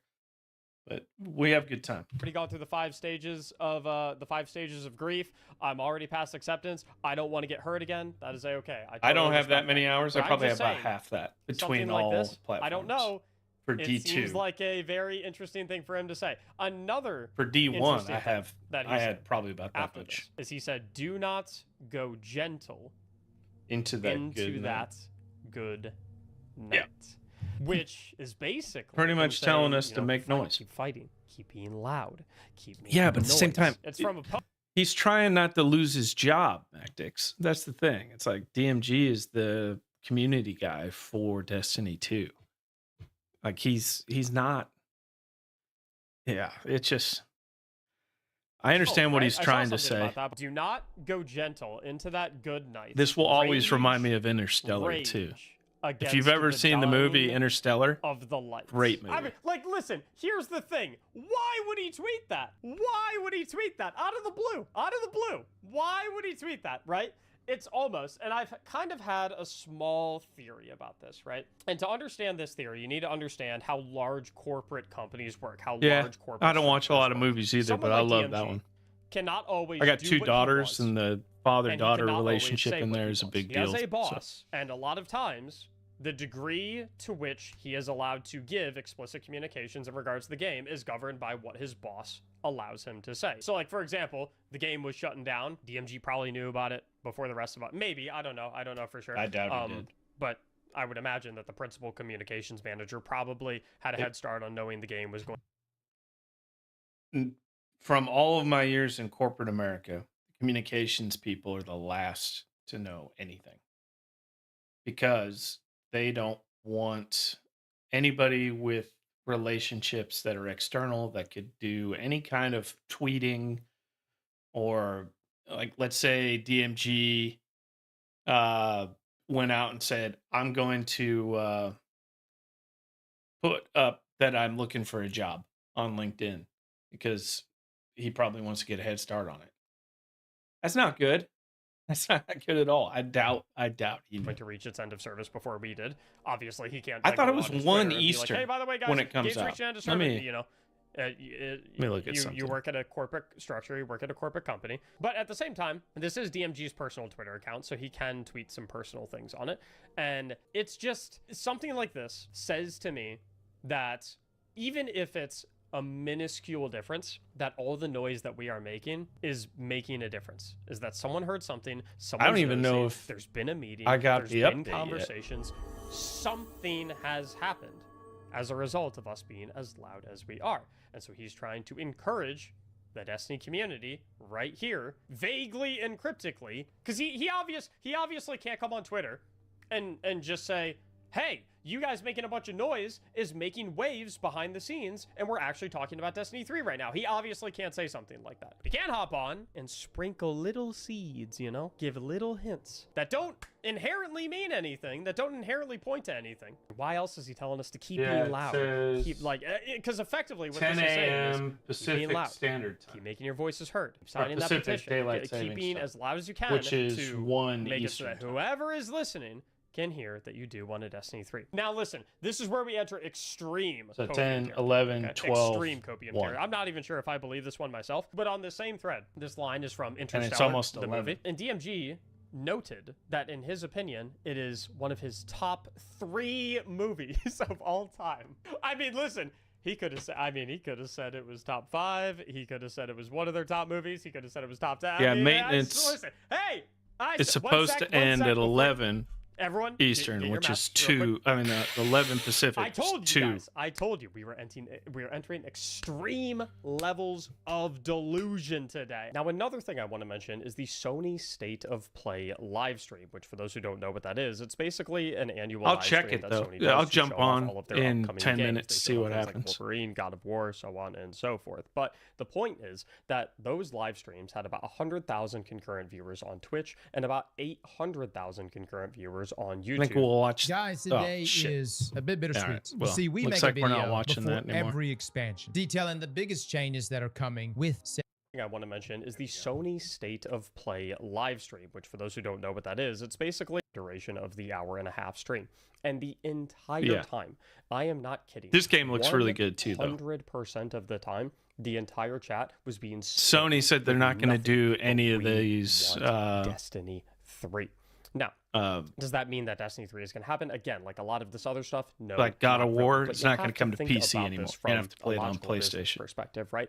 Which I Surely understand, but it's kind of Sony annoying. is having someone pay attention to the analytics, someone who is paying attention to the reception to all of the things going on in these streams, right? So when you have whoever is in charge of reporting the analytics of the State of Play streams and reporting what happened in the State of Play streams to higher ups, the people who have a lot of the decision-making power, when that Yeah, I don't know if individual has Sony's to go evil. to the C-suite or It's to just a executives or whoever it corporation. may be, and Like I've worked report for based so off the many chain of command, corporations. and Their the whole goal report is to make that, money. Hey, there was almost And they a don't million see people Destiny across our 3 as a streams, way for and them not to a make single money one of them was talking about based a on single how one of our Edge of games. Fate All they said and was Destiny 3 Renegades over did. and over But again. I Like, think I'm Mactix serious. If you does go back and watch it, a really good job of explaining why that is. And it's not people didn't stop playing it because they didn't want more Destiny. They stopped playing it because Destiny 2 had run its course and it was time for something different. It was time for updated visuals. It was time for a completely new system and sandbox. It needed to reinvent itself. And they were just trying to squeeze too much juice out of an already juiced lemon, if you will. They're trying to squeeze water from a stone. It's just not going to work. And candidly, I've not played much Destiny 2 since like the second week of Renegades. I don't think I've played it more than 2-3 times. And so now I'm just starting to play it on PC. I'm still figuring out buttons, like which buttons do what. Because really, I haven't played a ton on PC. And it's just, yeah. I understand the decision to not make Destiny 3. If you're run by people that don't truly understand what makes your game great. That's my only thing you can see in the chats is we want Destiny 3. That again sends a huge message that the Destiny community is not nearly as dormant as maybe some of these player charts or player numbers give the impression that we are. It's simply that we have closed the chapter on Destiny 2. We are concluded with its story. We are content with where it has ended, and we all want Destiny 3 and continue. Let me know if you can get in 5 minutes. I'm going to try as loud as possible is the key to making that a reality. Now, the final thing I want to mention actually comes from the Monument of Triumph trailer, the final trailer that we are ever receiving for a Destiny 2 content update. And before I mention we'll watch we this saw in the Paul Monument of Tassi Triumph one trailer, next. I think If it's important to note that my whilst we timeline don't is, know if the I'm right on the specifics timeline of what goes around in the background between Bungie and Sony and who's calling the shots and who's saying no to stuff and who is for certain things and who is against certain things, there has been reporting, a lot of reporting, that supposedly Bungie has wanted to do Destiny 3 for quite a long time. Not only did they pitch Destiny 3 to Sony many times after the final shape, but they even pitched Destiny 3 to Sony before the final shape. Keep in mind, Bungie was purchased by Sony in 2022, final shape released in 2024. So it's I'm not looking a crazy forward to idea playing think Final that Shape maybe again Bungie today. has indeed wanted to do Destiny 3 for quite some time, but Sony just told them no. They said, no, we are not approving a budget for that. No, you are not allowed to work on that, right? So whilst it's not ironclad, there's not ironclad evidence of this, it's not the craziest thing in the world to think that maybe Bungie really does want to do Destiny 3 and they really do want to steer the ship in this direction for us, but Sony is the ones who are saying no. And one of the reasons that I think the things that we are doing is maybe working a teensy tiny bit. Again, right, a lot of this is delusion, copium, speculation, right? But the final line of the Monument of Triumph trailer, if you just take a close listen to it. Know that you decide what your future holds. I don't know. If I was Yeah. none the wiser, it feels like You guys are reading Bungie or so much whoever is into making this these stuff. trailers, or whoever is making these social media posts, or whoever is writing these articles that say every end is a new beginning. All But of at the it, same time, like everybody that works there wants it to continue, because if it doesn't continue, they're out of a job, and it's tough in the video game industry right now to get jobs. So, yeah, if I was making that trailer too, I would say things like, "Hey, get out and play the hell out of this game," and go with that. It's like, yeah, of course, but I just don't. In the current landscape of video games, I don't see it happening. Blue Sky, man. I haven't been on Blue Sky in a long time. All right. Brought offline. Destiny 1 may be impacted. Preload new update 9 a.m. Yeah, but it's all Pacific time. Like right here. Login available 10 a.m. Pacific, which is 1 Eastern, which is the typical update time for Destiny. Unless I'm reading it wrong. Because that's a 3-hour difference between East and Pacific. Yeah, I don't know why they'd have to bring Destiny 1 down. Maybe it's the same servers or like the same server room and they had to do some kind of update. I don't know. It's interesting. All right, let's hear what else Mac It just feels like someone's trying to tell us something. Guardians make their own fate being tweeted. Do not go quietly into the night. Every end is a new beginning. Our shared worlds to live beyond Destiny 2. And then we, our future is up to us. It's just, I don't know. Eventually, you put all these things together. They seem like these guys don't need my on support, their but I'm own. going to give it to them anyway. But once you have enough coincidences, that all point in the exact same direction. It starts turning a little bit less like it may and a little may bit more affect into, it. hey, Oh, I don't keep know. going this way. Keep going this direction. I think it's so important to continue making your voices heard. Continue being loud. Sign the petition if Agree you with haven't all signed that. it. Continue with the hashtag We Want Destiny 3. Continue. If we get 100,000 with hoping. concurrents Continue with telling at your stories. 1, Continue with voicing your desire for that would be Destiny huge. 3. I doubt we'll And get that many, probably, but maybe absolutely, tonight, if most we can get importantly, log close on to that. on June 9th. Because I'm going to be Log on until June 10th. probably Log on 6 June tonight. 11th. Because I got to 12th, go pick up 13th, the kids. 14th, But 15th, 16th. And again, if you need a reason to log on, my Discord server yeah, is linked in the description down below. there's been, We're gonna be I doing think, a ton of Pantheon Donkey. 2.0. I would love to We'll play look with at- each and we'll every look one that of up you, next. Even if I have to carry you across the. All right, that's what we'll do right now. Donkey.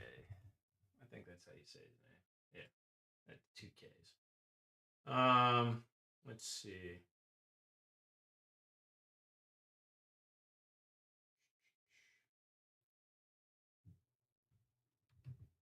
Red subclass. Like he's got a couple of videos on red subclass.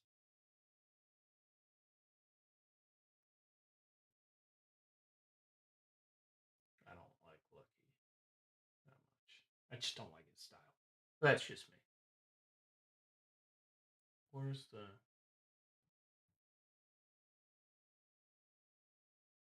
Hello everyone, Alright, my here name we is go. Donkey. I hope Donkey you guys are corrects doing me, yeah. well. The wider Bungie community is currently in a civil war and destroying itself online after the sad announcement of the end of service for Destiny 2. Most people, I feel like, are going through a very wide I don't know why range I'm of not subscribed emotions, to this including guy. myself. I've experienced a lot of sadness and anger these past few days. But, in order to keep myself stable these past couple of days, despite the bad news, has been to ingest a pretty hefty amount of copium. And so today I want to talk about a little bit of a teaser that Bungie put out today about the new Distortions event that is coming to different destinations. Today, Bungie put out on Twitter this teaser talking about this Distortions event and how they are going to talk about the details of the return of the directory and this activity tomorrow in a new article. And they'll probably go over all the So this ways was in a which this little while activity ago. is incorporated into the refreshing weeks of all ago. the destination But loot, yeah, it's and how it's red probably stuff, going black to stuff, act as 'cause a bit of a I think a lot of replacement people of the thought the same Flashpoint thing. They system from saw all the way that. back in It Destiny looks like 2 Vanilla. red super, Personally, red as a Eclipse Destiny energy, lore whatever you wanna call it. creator, I'm more interested in the conversation about what does this activity, this event, the visuals that Bungie is teasing us in this image, what does this have to say about the general story of Destiny that we are getting He in calls the Monument of himself Triumph the update? The general the lore consensus nephew. online that I've seen is that this Distortions 'Cause event Bife seems is to obviously be a cut piece the of lore content guy. from Yeah, the Shattered the season pass Cycle with the new expansion. exotic king This makes a cannon. lot I'm of excited sense when you about put that. I into think it's gonna be a context good about one. what we kind of understand There's about a couple what other the new content exotics was too, going and to all be the for Shattered catalysts and everything. Cycle There's and gonna be a Shadow lot and to Order. grind. We had a There's gonna be so much to grind over the next couple months, and the fact that you can move between 7 different artifacts, we can build like a ton of do a ton of build crafting, and then figure out what's the best and run through Onslaught, like solo Onslaught, and see which one runs the best. It's gonna be really interesting. I think the season pass is free. Double check that, but I'm 90% sure everybody gets it. bit of leaked information that Shadow and Order was going to be very Dredgen focused and Hive If not, focused. I'll It see. was I'll supposed to be try to about figure out how I can dealing get it with to you. the Dredgens and this Hive weapons foundry somewhere in the solar system, while Shattered Cycle was very much more of a story centered around the Nine and learning how to bind the Nine by talking to some type of creature that was hidden underneath of old Chicago. For reasons I'll get into soon, it seems pretty clear that this Distortions event has something to do with the Nine. So what can we glean from this teaser image to kind of get a picture and an understanding of where maybe the Little story is things that going? bother me. Well, the portal seems to have its source in Eclipse energy, which is this red energy that we've been seeing associated with the Nine over the past 2 expansions. We saw it most heavily in the Renegades expansion with the Nightfall weapon, which utilized Eclipse energy as like a It's Death 11 Star o'clock. beam Let's see that if I can get in. specifically targeted Guardians to kill them basically instantly. And more subtly, we saw a bit of Eclipse energy at the end of the Edge of Fate campaign before we kind of knew what Eclipse energy even was. I don't even know how we to saw that look Drifter for as he was going updates. to depot, you know, the hull at the back of a ship into Three's How dead do you body. tell We when's the saw last this time this red thing's been updated? radiating energy go over his face, which aged him. In hindsight, it's I'm pretty still trying to obvious that learn this is Steam. likely some level of Eclipse energy that was radiating from the dead body of Three. So what is Eclipse energy, right? So we learned a lot about Eclipse energy from Allison Lures, who's the senior narrative director for Destiny 2, when she spoke to Bife directly in an interview. And this is a quote of what she said, describing what Eclipse energy is and its relationship not with have the Nine. Renegades? She said, one of the early ideas that we had and things that made sense was that the Or the Year Nine of are Prophecy. laws. I They think are the it's supposed to be a rules. lot Those cheaper. rules Oh, there extend you go. out to So if you all got of it, the you're good. physical forces in our galaxy, including the forces that enable the effect of paracausality. The Nine cannot use paracausality themselves. They are not paracausal. But what they are is they enable the conditions that paracausality can thrive. I've And gotta so buy conditions Renegades can be on turned Steam. all the I've got way it on up, and they PS5. can be turned all the way down. And that is what Eclipse is. It is I'm gonna a do that negation once of the it conditions launches. that Actually, I enable could probably do it now. paracausality. Essentially, in the example that Allison Lures see. used, Eclipse energy is like turning paracausality all the way down, making it completely useless. Still This is why we $100 saw Drifter aged after he got flashed with the red Eclipse energy, because it negated his paracausality, Right. his connection with the light, which Still says sustained it's his down. I youth, think it's 1 causing him Eastern. to age. This is also why we see the Eclipse energy from the Nightfall station being able to kill Guardians, because it killed them by destroying their paracausal souls, as the lore says from Renegades. And so we see that this portal is obviously being opened with this red energy that is very similar to Eclipse energy. It looks like the Nine are using Eclipse energy to open the portals in order to potentially invade or exert some type of influence on the destinations around the solar system. Obviously, we don't know the specifics. This could be a broader tactic being used by the outer nines collectively, that being Saturn, Jupiter, Neptune, and Uranus, who seem to be kind of the bad guys of the Fate Saga. Or it could be the work of one specific nine, like 6, or maybe Jupiter, who is specifically taking some type of action against the inhabitants of Sol. And what's very interesting is when you look through the cracks and the ripples in space, you see this very shiny blue starry sky, which upon looking at it initially reminded me a lot of the 9 dimension that we saw at the end of the Edge of Fate campaign, where we saw Maya Sundaresh confront 3, and we saw this image of 3 existing in this very starry night universal space. I wouldn't be surprised if maybe these portals are directly opening into the 9 dimension. And I've also seen a lot of people saying online, specifically on Twitter, that because this is likely some type of Shattered Cycle content that made it into this updates, that these distortions are opening up on Earth because of the actions that were supposed to happen in that expansion after what we do, whatever, in Old Chicago. But it's important to remember that this distortions event is not just happening on Earth, it's happening on all of the destinations in Sol, as per what Bungie has been communicating with us in both their tweets and their previous blog post. We actually see a little bit of a hint of this in their blog post last week, where we saw Nessus has this red icon surrounding it, likely indicating that the distortions event is happening on that destination. And so the implication here is obviously that the 9, whatever they're doing with this portal, still got to make noise is not just whenever a you can specific get on, location man. on Like, Earth, which is the we've got to show that people are really whatever. interested in this game. It is so likely whenever you some get a type chance, of just log in, coordinated, man. maybe attacks or incursions on specific destinations for whatever goals they have. I kind of think of it like a little bit like the Vex incursions that happened on Neomuna, where the Vex are trying to invade the city so that they themselves can secure the Veil. It's probably a similar situation. The 9 are doing whatever they can to exert influence and control over the solar system. The goat himself, Abaddon, also known as the lore cousin.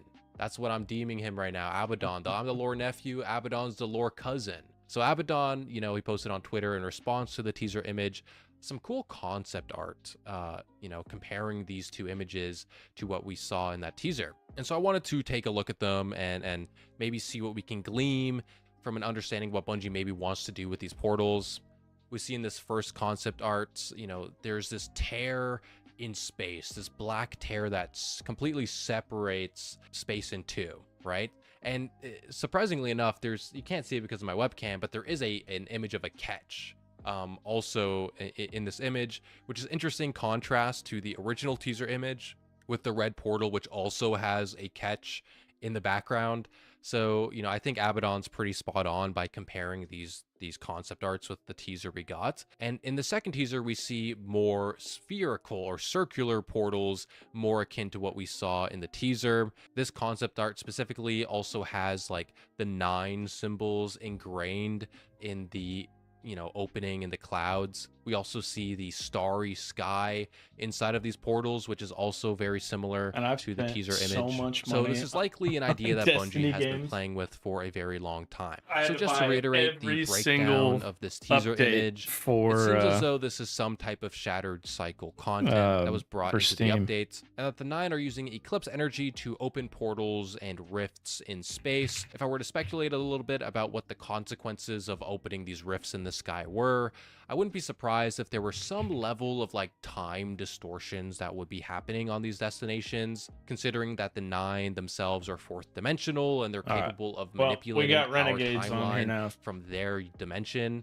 Now that there's a bridge, a portal connecting the dimensions in this way, I wouldn't be surprised if there's some type of time wacky consequences. And obviously we know that I don't want to play it on Destiny PlayStation. is coming to at the end of its live service, it's completely possible that this whole event doesn't have a story tied to it. It goes completely unexplained, and it's just this activity to get to play for fun on the destinations. Personally, I really hope that Bungie doesn't do that. I hope they give us some Not throwing level shade of because lore Donkey's or really good at story this. explanation as to why this is happening, considering that it is pretty obviously something to do with the 9. Like, even though we know that, like, we don't know if we're getting any form of future installment in the Destiny franchise, and as well as I do, they're really bad effectively put on hold and new paused. updates. I still at Like, least want to go create into this 50 update with some problems and level fix of one. story explanation as to what is going on, so that we're not just confused and we don't know anything, right? But it is pretty difficult to speculate considering the unprecedented nature of the update that we're going to be getting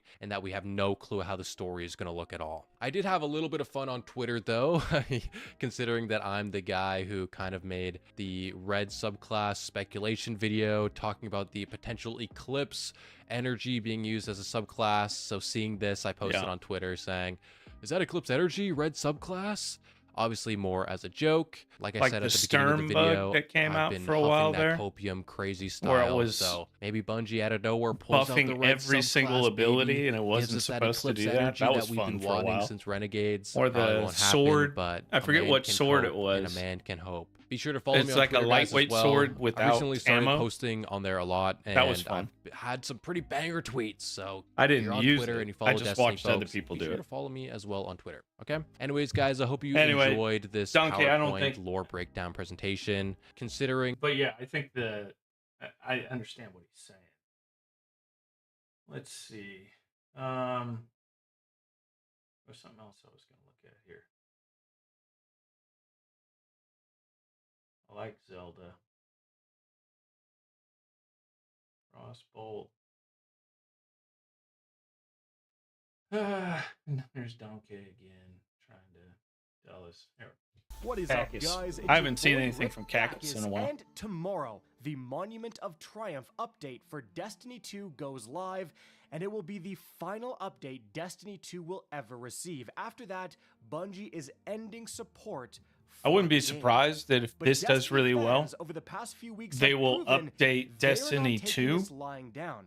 They have been but not extremely make vocal Destiny on 3. social I think media. There that a is massive more petition likely on change.org with than nearly 400,000 anything else. signatures. And for the past 3 massive game shows, the Sony State of Play, the Summer Game Fest, and even the Xbox Showcase, the chat has been absolutely filled with calls for Destiny 3. Has anyone taken the time to ask, how is this possible? We were told that there was simply no interest in Destiny 2, that it was a dead game and there wasn't enough people around to support it, and that's why Bungie had to end support. But if that's the case, they got so many Destiny fans together that again, for these massive game shows where there's over 100,000 people watching, when I they're could try to previewing play Final Marathon again, Fantasy but I'd God just of get War, frustrated. those fans, the Final Fantasy fans, the God of War fans, which there are a lot of, were drowned out by the sheer number of It Destiny does, fans. man. Like if anybody, Why did if this you've happen? played this Well, game, it's obviously because there's a lot you just more get a people feeling playing this game that you just don't get playing anything else. Like even I'm not that great with Hunter, and that's what I restarted and I've been running. But like when you're running as a warlock, which I typically do, and you've got your arc soul and you've got prismatic and you're just wrecking entire rooms of enemies, you just feel like a superhero in the best possible way. And I think it's better than any kind of superhero game even. You just feel like there's nothing that can stop you. I know it's been so long since I've seen one of his videos. I've never seen him with a beard either. It's just different. But yeah, there's just something about this game that just it just gets in you, and you just don't want to walk away from it. And I think that's why everybody's so upset, I guess is the easiest way to say it. care about Destiny, who love this franchise, then I think even Bungie would lead you to believe. And as the community manager tweeted out, do not go gentle into that good night.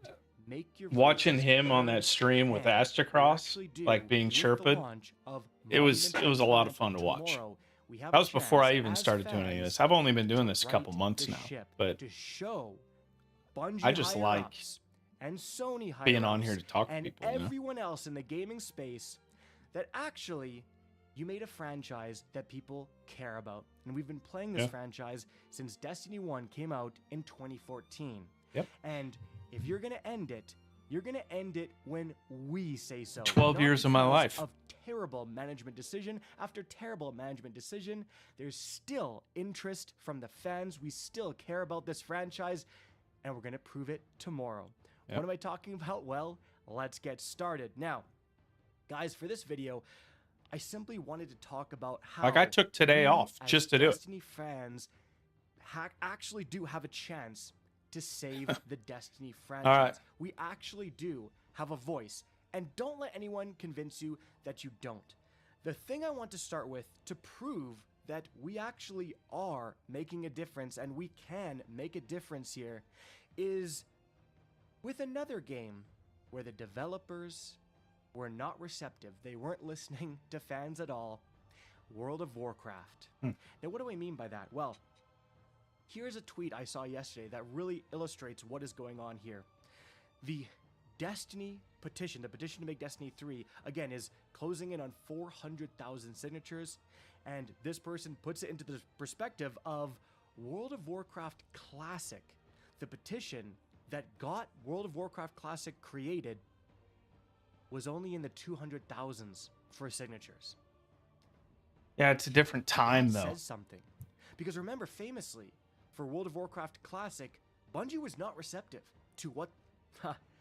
not Bungie. Blizzard was not receptive to what the fans were asking for. Classic servers were done by the fans privately, without the permission of Blizzard, and Blizzard would shut them down. And when asked about that, they famously said, "You don't want that." Have you ever thought about adding servers for previous expansions as they were then? No.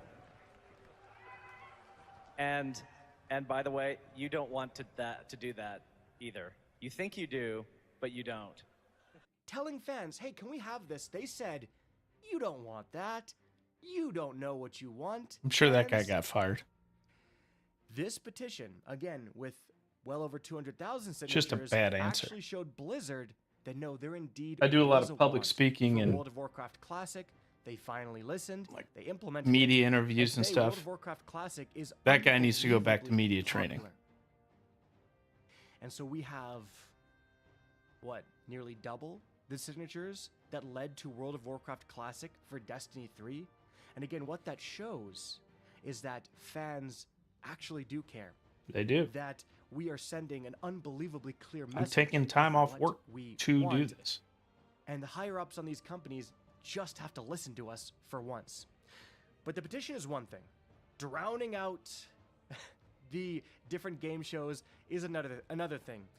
Making social media posts, tweets, Facebook posts, everything, memes, YouTube shorts, that's another thing as well. And all of those things help massively. Again, they are sending signals to the higher ups.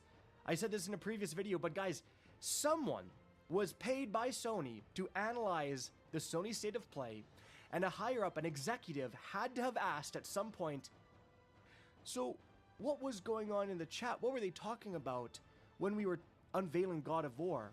And that employee simply Which had looked to answer, great, by the way. "Sir, it was just all people asking for Destiny 3. There was like nothing else going on." He was doing an auction. And that's going to send a message. But like I said, all those things are great, and I would encourage all those things. Family stuff, The man. thing I would encourage the most, the thing that I would say will result in the biggest chance to genuinely save Destiny as a franchise, to get Sony. Well, maybe he can to flip greenlight it, make either some money Destiny on it. 3 or some other Destiny project to show even Bungie that maybe they made the wrong decision. Just because they say that they're Sounds earning like my support, wife. They didn't like, it's not set in stone. They can say, "You know what? We've had more support than ever. We're actually going to make one more expansion or something," right? Like, anything's possible. And the one thing I would say that has the biggest likelihood to leading to some continuation of Destiny in really showing that we as fans care about this franchise is simply logging on tomorrow, June 9th. And if you're busy, log on June 10th. If you're busy June 10th, log on. He's gonna have a 5th now. Log on at any point during this June update. Yeah. Show the higher ups by producing a massive player count that there are still people who care about this franchise. Look, there's going to be people who are saying Destiny is on the decline, and it is. Yeah. Right? If True. you look at how high the player count was for the final shape versus the Edge of Fate, the Edge of Fate had about a third of the concurrent player count as the final shape. But why is that? It's simply because the final shape was so good. The final shape was the culmination of a decade's worth of It was storytelling. really good. That's It why I'm excited to produced play it again. An actual satisfying finale for Destiny fans. It was the conclusion of the light and the darkness yeah. saga. And so players thought, it's parents, man. good. They get into their one thing, and that's what, like, I've got my one thing. My one thing is I've got 2 gaming computers, all these lights, 4K cameras, green screen. That's my hobby now. And it costs way more than I'd be willing to admit, all of it. And a Destiny 3 was not announced alongside. When I could be saving money for other stuff. Was unthinkable to so many people. And that's why you're seeing such an outcry, is that even when people left the Destiny franchise, generally they look back. It's 80 outside. Where the hell are you? Can't be. Lightfall was cringe. You northeast or something like that? There was many things Bungie did wrong. I would love it if it was 80 here. Some of the best. It's friggin' 90 something here and humid. Some of the best I'm down in South Carolina. Some of the best weapons, right? The moments of excitement when you, out of all your friends, you finally got that god roll. It just isn't comparable to so many other games. Overcoming that challenge in a the one thing I didn't see is just a different experience that only Destiny. What is Zer's thing that you can do with the horse, Star Horse or whatever? Fans are coming back. No. Did they get upgraded but this is a franchise loot? I'd like to see continue. I love playing that. It's hilarious. Simply logging on. The goal here is to have a player count that surpasses the Edge of Fate, which was just over 100,000 concurrent players on Steam. If we can get to, of course, like 110, 115, for exactly I how would many players, I would be thrilled. For us, Steam is the most transparent source, and so that's what we use. But why is that important? Well, and the other thing is Destiny 2, very different. Yeah, Eternity. Oh, man, that sucks. I'm going to play a ton of Gambit, though. The Destiny 2 community is more focused on console, when Marathon is more Steam. So if we get to 100,000 players on PC, we're talking probably 200,000 to 300,000 Dares of Eternity. That's what it is. I love Dares. I'm still gonna play it. It's just fun. But if we can get that, that's like 300,000 concurrent players between all different platforms. That's a big deal if we can make that happen. I don't know if it's gonna happen, but it would be awesome. Well, it shows that it's not just pure decline. If the June update can beat the concurrent player count of where the Edge of Fate was, that shows that more players are coming back now for this update to support Destiny than came for the Edge of Fate. And what that shows is that there is a chance to right the ship. Yeah. Right now, the higher-ups are saying, it's not worth it. There's nothing we can do to save Destiny 2. It's just purely decline. That's why you have to pull the plug. It'll just go down and down and down and down until it's over. We can literally prove that theory wrong tomorrow by simply logging on the game. Again, I've seen some negative opinions about this, like, unless you're buying silver, like, it's a good point. Like, just go to they're gonna get the message. They're gonna the get firing the range and see what happens. Even in the most bleak understanding of just what is going throw on each of your from the articles we have from Bungie artifacts sources, and see what plays well with what. Especially if you're going to be running raids, like knowing the best. So I'm just being completely logical just here. the best Even loadouts though for that. I've been playing Destiny since the alpha, and I am so unbelievably biased towards trying to. You play should this record all franchise- that this stuff. franchise that I love. I'm just If gonna you be have the completely ability logical here to, for I think two that would be seconds, interesting.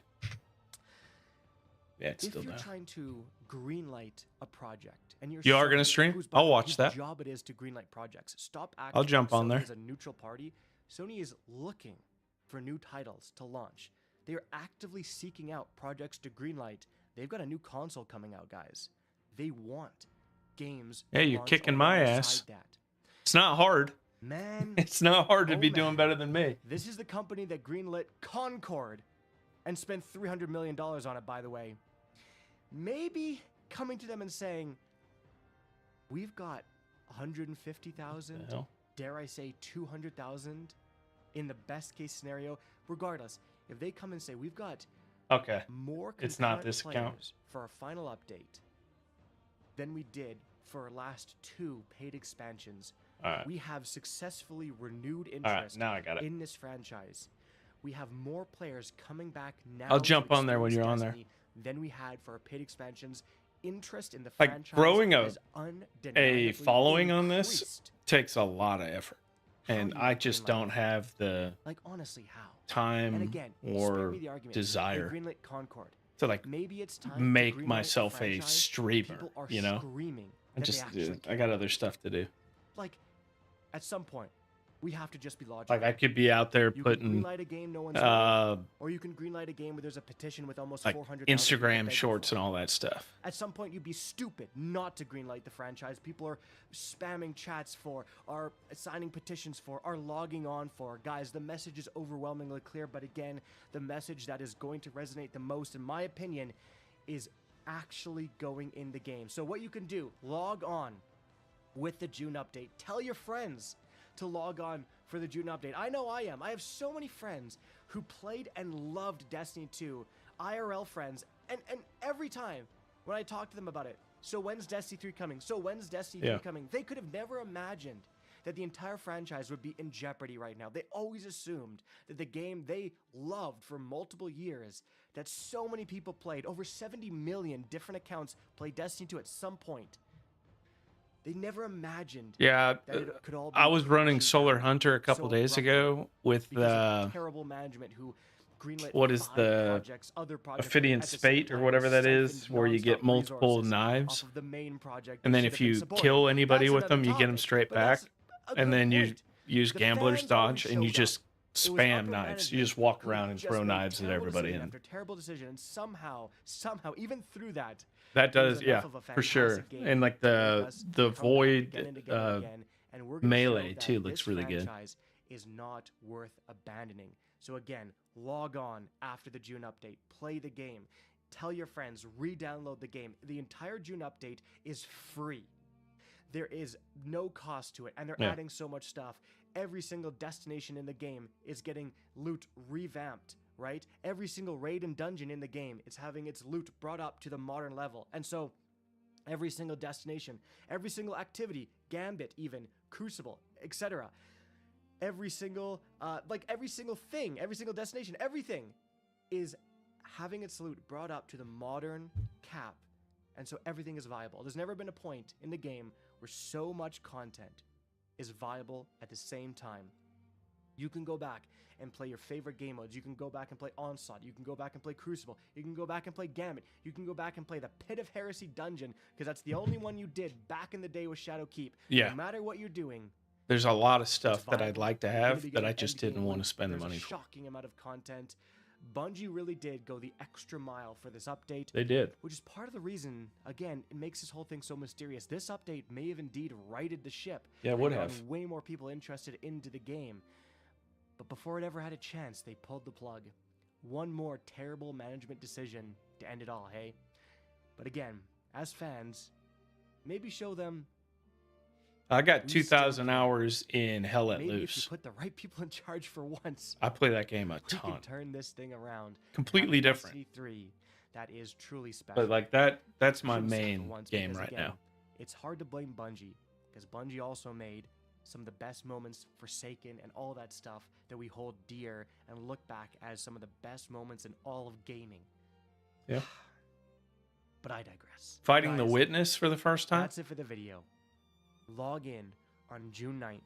Log in June period. Slam the servers, crash the servers. Show Bungie, show Sony this more likely that potentially a new Destiny. What is up, guys? Hello everyone, my name is Donk. What is up, guys? It's your boy Rick We were Gakis, robbed, and is what tomorrow, that the said. Monument of Triumph update. That's what I wanted. Destiny 2 I don't know could have this looked guy. much The different. vase? Former devs have spoken about a pitched Xivu Arath campaign, where she towers over the Cabal homeworld of Tor Battle and slams down her sword as Guardians try to escape. A totally different Lightfall expansion that was slashed by Bungie higher-ups, and also former dev thoughts about Destiny 3. Let's take a look. Alright, I'm gonna use the restroom real quick. I'll be right back.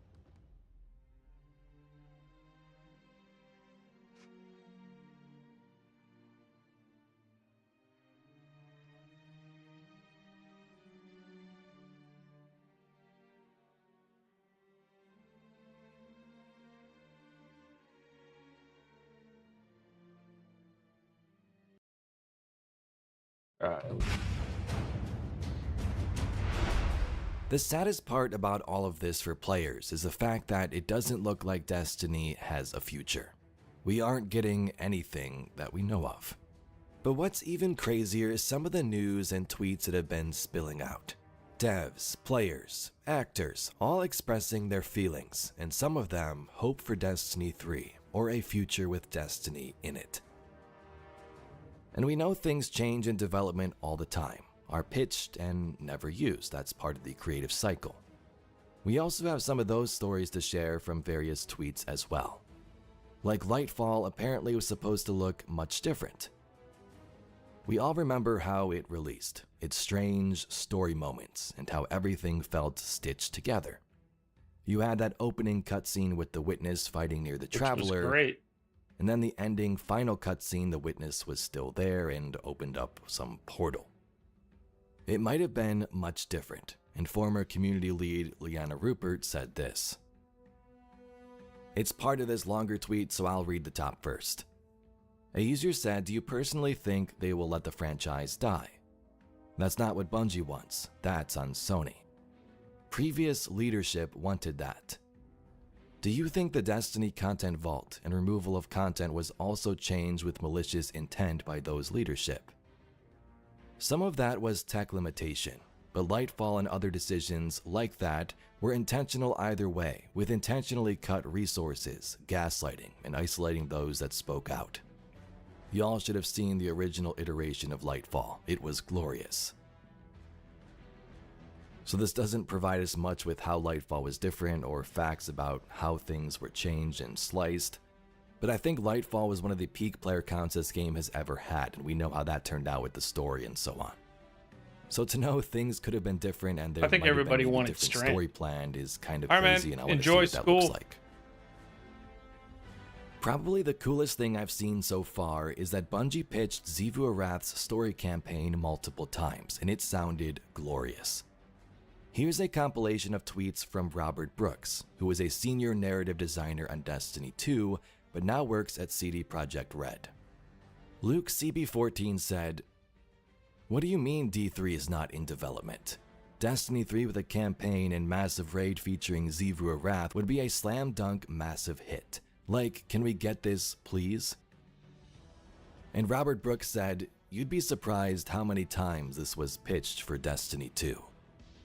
We never had the budget for it, so I never got to really ever breathe life into that idea. But there was a lot of stuff I dreamt of doing with her differently than any other enemy. Obviously I was just one guy there, but I did really love her as a villain. My personal never made it out of my notes app dream of Xivu Arath fight would have been making her as big as a shadow of the Colossus Titan, and you're running around a ruined city dodging her massive sword strokes and fighting off hordes of hive pouring out from her body. All the while, you're trying to finish a ritual to fully sever her from her worm to make her killable.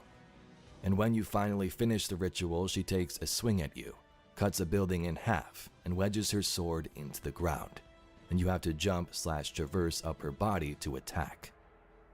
The whole idea would be Xivu as an environmental hazard as you ran through the ruined streets of Torabottle, her massive sword coming through rooftops as you try and close in on her, guardians dying left and right around you, hive dropships crashing into streets from orbit.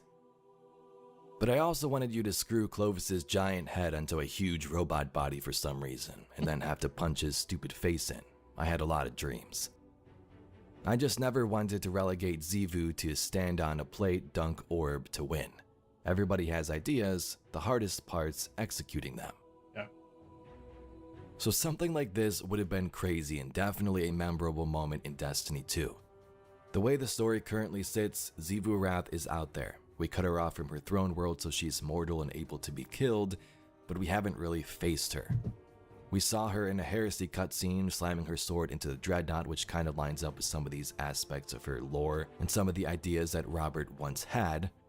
But Guardians have always wanted to see the Cabal homeworld of Torabottle, and visiting Xivu there would have been crazy, especially if she's this massive creature like she was depicted in some of the concept art.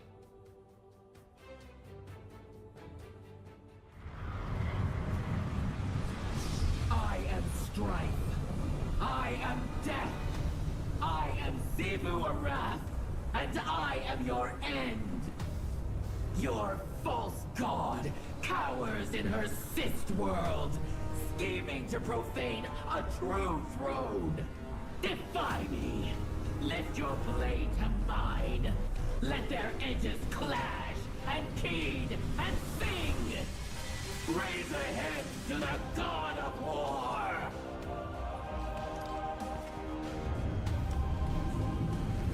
The music for this game has always been so good.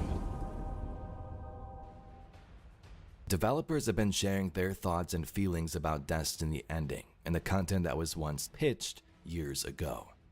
And man, if we got some of this, it would have been crazy. I'd first like to start by looking at some Destiny 3 tweets and what developers think about the future of the franchise. Rick Kakis here said, "I'm sorry, but if the reaction to Destiny 2 ending is that hundreds of thousands of people are devastated, everyone is sharing their favorite moments and saying how much Destiny has impacted their lives. How does Sony see that and not make Destiny 3? And Griffin Bennett, who used to work at Bungie, said, "Cost has gone up. Gaming market forces have shifted dramatically since 2014.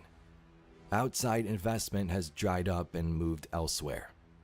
Risk is way higher for a game like Destiny than it used to be." And Rick said, "But funding a game with a built-in fan base seems actually to be one of the less risky things to fund, in my opinion." True. In another tweet, Griffin said, "Using the Destiny IP for this reason again is absolutely going to happen. I'm just saying creating a Destiny 3, the way we all could want it, doesn't hit the younger demos like it once did. It's a risk to target an aging demographic, but things go in cycles. I'm hopeful it'll happen." When speaking about most of Bungie not knowing about this until it was announced, Terry C. responded, "Can you say who or what department was responsible on the final decision?" No, I won't. And Liana, a former community manager, says, "Leadership has the final I don't think say. we need to. What's green? I think Destiny 3 what's resourced versus what's just makes allocated. sense. Why wouldn't you do it? There were Like, some I great understand folks everything in they're leadership, saying. but It's the cost. cultural at that level is built on being a yes man to Pete's ego.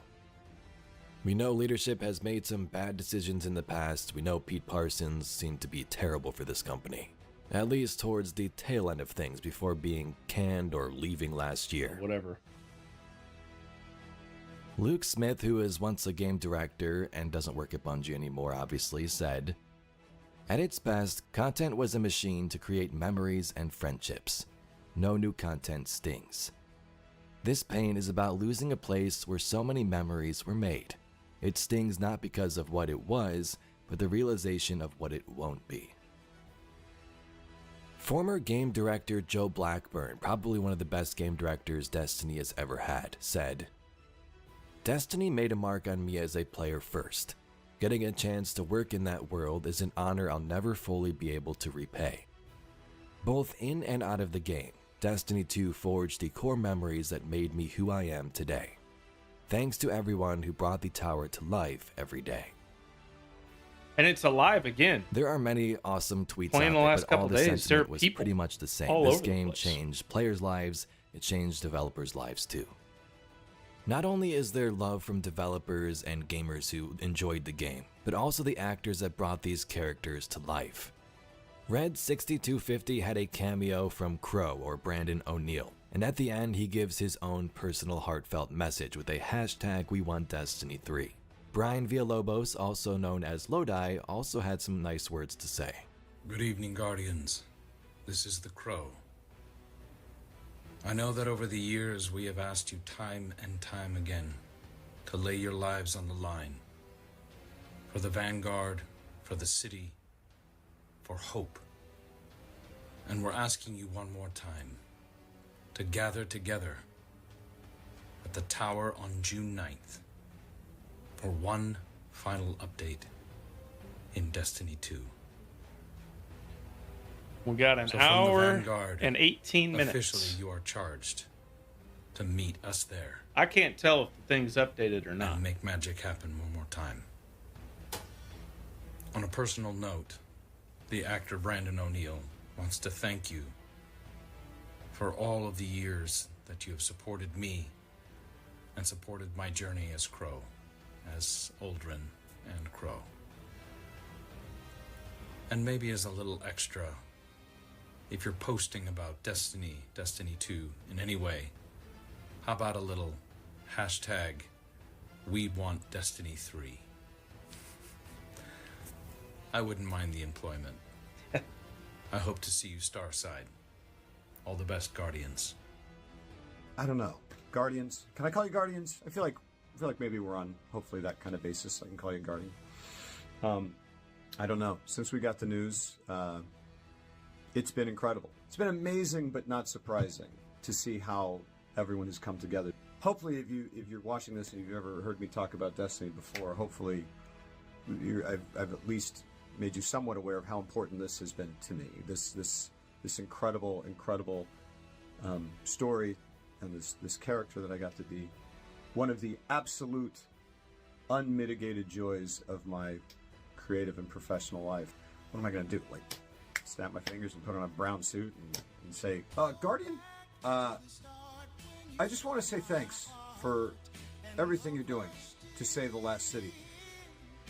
As you know, I already lost my home once. So, go Packers. Also, your drip still looks ridiculous. Yeah. Okay. All right. So I did that. That's the thing I did. Hey, if it helps, sure. Who am I not to say I too care about Destiny? Because I do care about Destiny. I know we all care about Destiny. There's nothing that can take Destiny away from you, from us. There's a lore tab that I really like. Predictably, Getting pumped. I'm ready. Let's go. With Lodi. 1 But o'clock. I think it also bears a little bit of relevance here. It's the lore tab for 3rd iteration. 1,000 years ago is also right now. And in this infinite heartbeat, his loved ones are dead, and they are also alive. Time is not linear, seeing Lewis's electrons. You will always be with your family on a patio in July. Everything that they have put into this game, Destiny does not become Destiny until you play it. Yeah. Destiny does not become Destiny until you share it and play it with other people, until you make connections with it, until you create community around it, until you create art based on it, until you create new lore and headcanons. It'll never die. I know I've only been here for 2 years. I shouldn't be saying these things. There are many, many people who can speak with far more authority and far more right, really, but even in the short time that I've been here, it's a game like no other, and it's always going to be here, as long as we keep it. All right. Let's see what we've got. History. We're all a part of something historic in the gaming world, but also in the Bungie universe. And when I say we, I mean you, me, the writers, directors, composers, mocap actors, designers, developers, hell, even the security people at the front desk that won't let me in the building unless I fill out the digital sign-in every single time. This history is important because you took the time to illuminate how important Vase. this game is, or rather Good job with this video, putting all this stuff together. to you. Not just the hours you've put on the field, whether it was to bank moats or bank more moats, but the connections you were able to make. I'm gonna with bank fellow some moats warriors today, that would I become think. Your best friends, your husband or wife, or your fierce rival who you came up with insults for that you didn't even know would come out of your mouth, but involved Vex Milk somehow. Echoing the sentiments that so many of my fellow castmates have already stated, it's been an honor and a true privilege to help weave some of the narrative threads into this quilt that we all use to keep warm when we want to enjoy some video game soup on a chilly day. It's been a dream and a half to watch the Drifter start out at one point in the galaxy and wind up as Destiny's Han Solo years later. I don't know what the next intergalactic journey will be, but I have to hope that the stars have something sparkly up their sleeves. Until then, warriors, see you on the field.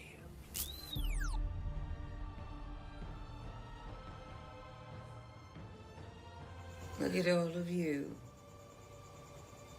All of you guardians, mine. All things must come to an end. Quite frankly, I'm sick of looking at your faces, so I'm glad. But don't be sad about it. Don't be maudlin. Come now, guardians. You killed me, I killed you, our little ghosts brought us back. Ooh, playing with me. Cade 6 and everyone else who doesn't matter. You had a meaning. Take all of that and put it back into your own reality.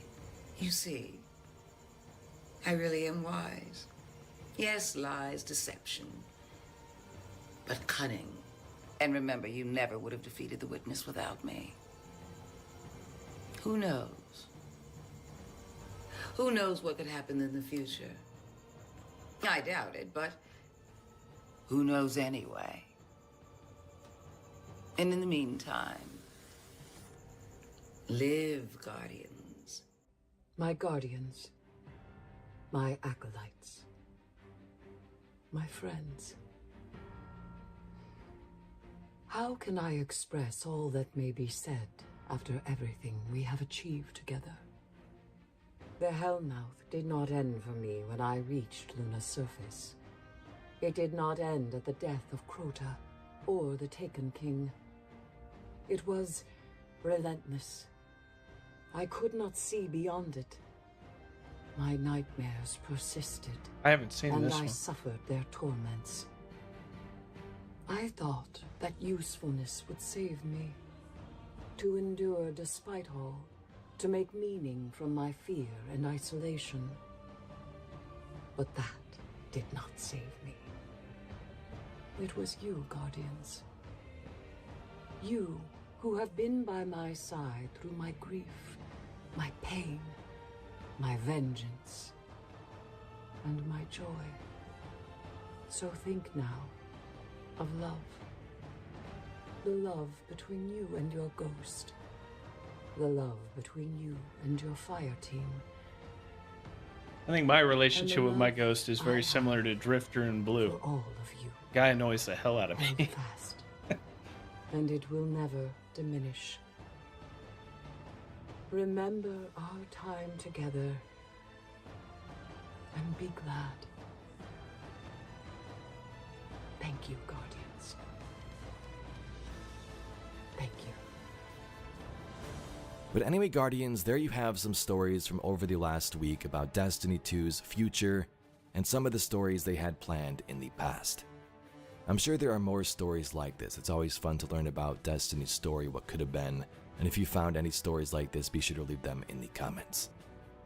But if you'd like to see some more Destiny news, lore, and mysteries just like this video, please be sure to subscribe to the channel. I thank you very much for watching, and I'll catch you all in the next video. I like that.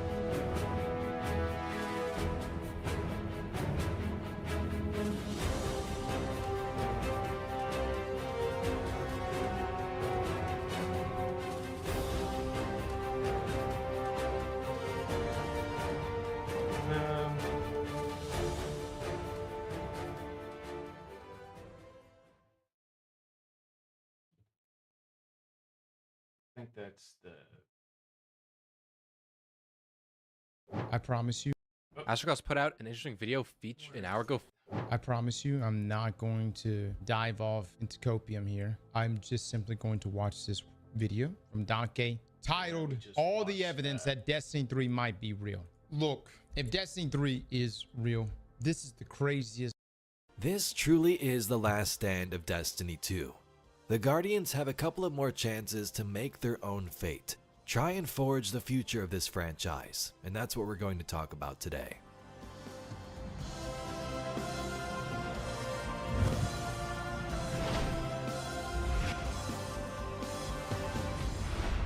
So the Destiny community has been everywhere.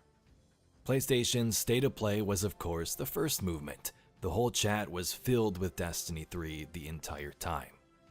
And guess what? According to Sony, this was the most viewed State of Play ever. The Summer Games Fest, broadcasted by the Game Awards, was Friday, the mainstream at least. It's kind of been going on for this whole past week. And as you can imagine, Destiny fans were here too. Now thanks to Astacross and everyone who made a bunch of different emotes, the community could make their voice heard for Destiny 3. Despite all the timeouts and emote-only limitations in the big stream chats. Before the stream even started, there were 350,000 views from people just on Twitch alone, and the chat was still filled. That doesn't even count the tons of other streamers watching and seeing the same chat. During the stream, things got even more intense, with over 600,000 including the co-streams. Xbox had their showcase yesterday on Sunday, and there was some of the same energy going on. This really is the best chance we are going to have with momentum as a community. It seems like everybody is back for this moment. Veterans who have been here and haven't put down the game one day. And those coming out of retirement like John Wick to get the job done. But we have to keep in mind that sure, with this update and news of the game's ending or the development, players will stick around for a bit, maybe even longer than we think with all of this new content. But eventually, some will close Destiny for good, uninstall it from their libraries. So with the whole community here now, this is the best time to be loud. So I'm not the first to say this, but there are some more things we can do. The biggest thing, of course, will be playing the update tomorrow. Player numbers might not talk money-wise, Sony would probably like millions and billions of dollars, but I'm sure it will perk some every ears company with the would. higher-ups. If the numbers are large, that is. If they maintain higher numbers for a period of time compared to their new project, which only launched a few months ago. Let me know in the comments what you think this community can do. Will it go over 100,000? Will it get closer to 200,000? I don't know. I personally am not sure, but I hope it's a massive number. The game's been close I think to it'll probably be 30,000 less than now, and the 100,000, update hasn't but even released. It was averaging like 8,000 for months. Those It's just been being the concurrents. 30,000 There were the still last hundreds of couple thousands days, of people logging on each day. And again, I've also seen there are others more say purchase silver if you can. But hey, that's console entirely up to players you. than Steam players. You can show your support for the game that way if there's items you want and the new season pass and Eververse, but it's your money and you can do with it what you will. And again, I took There's the day also off that petition just to that play is this still game. out there. It's kind of slowing down, but inching closer to 400,000 signatures. I didn't realize And the there's update also was been a going to take as movement to long take as it over did. social I was going to media try channels. to play through Lightfall this morning. This might be one of the best possibilities to be heard from the higher-ups. Or at least somebody in social media sending I the could message play up to them. Final Shape today. Tweeting on your own helps a bit, if you did the hashtag. I guess I'm going we to want jump in Destiny and 3 go in your own straight tweets to or whatever posts. but it won't reach the people in command. Distortion is out So there. for that, just to you see should what go that's straight like. to Sony accounts, and all of them.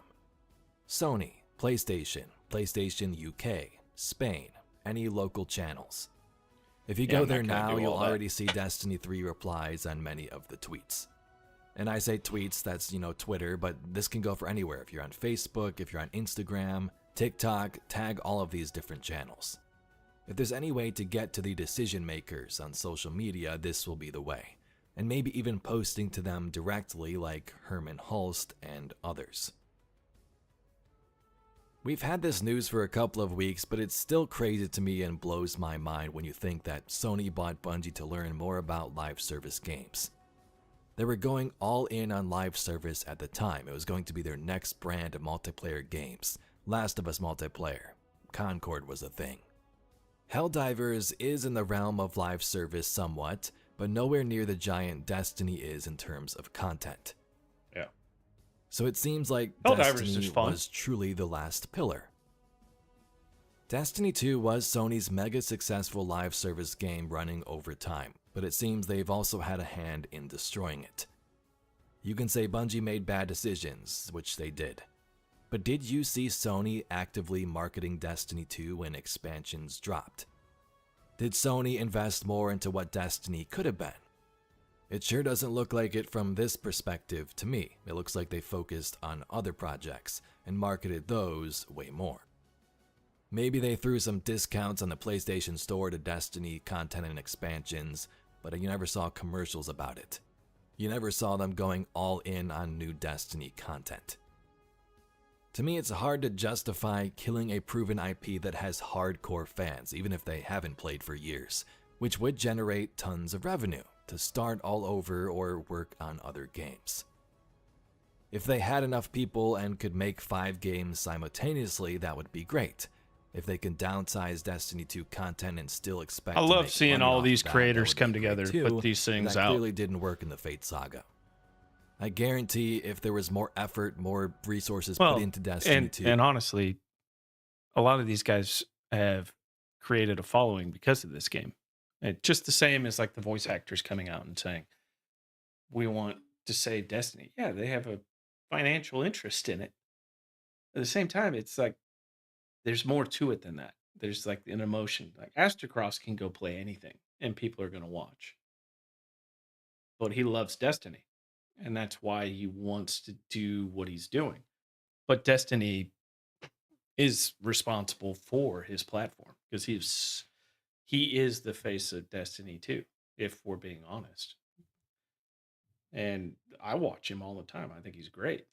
And I love seeing this community come together and rally.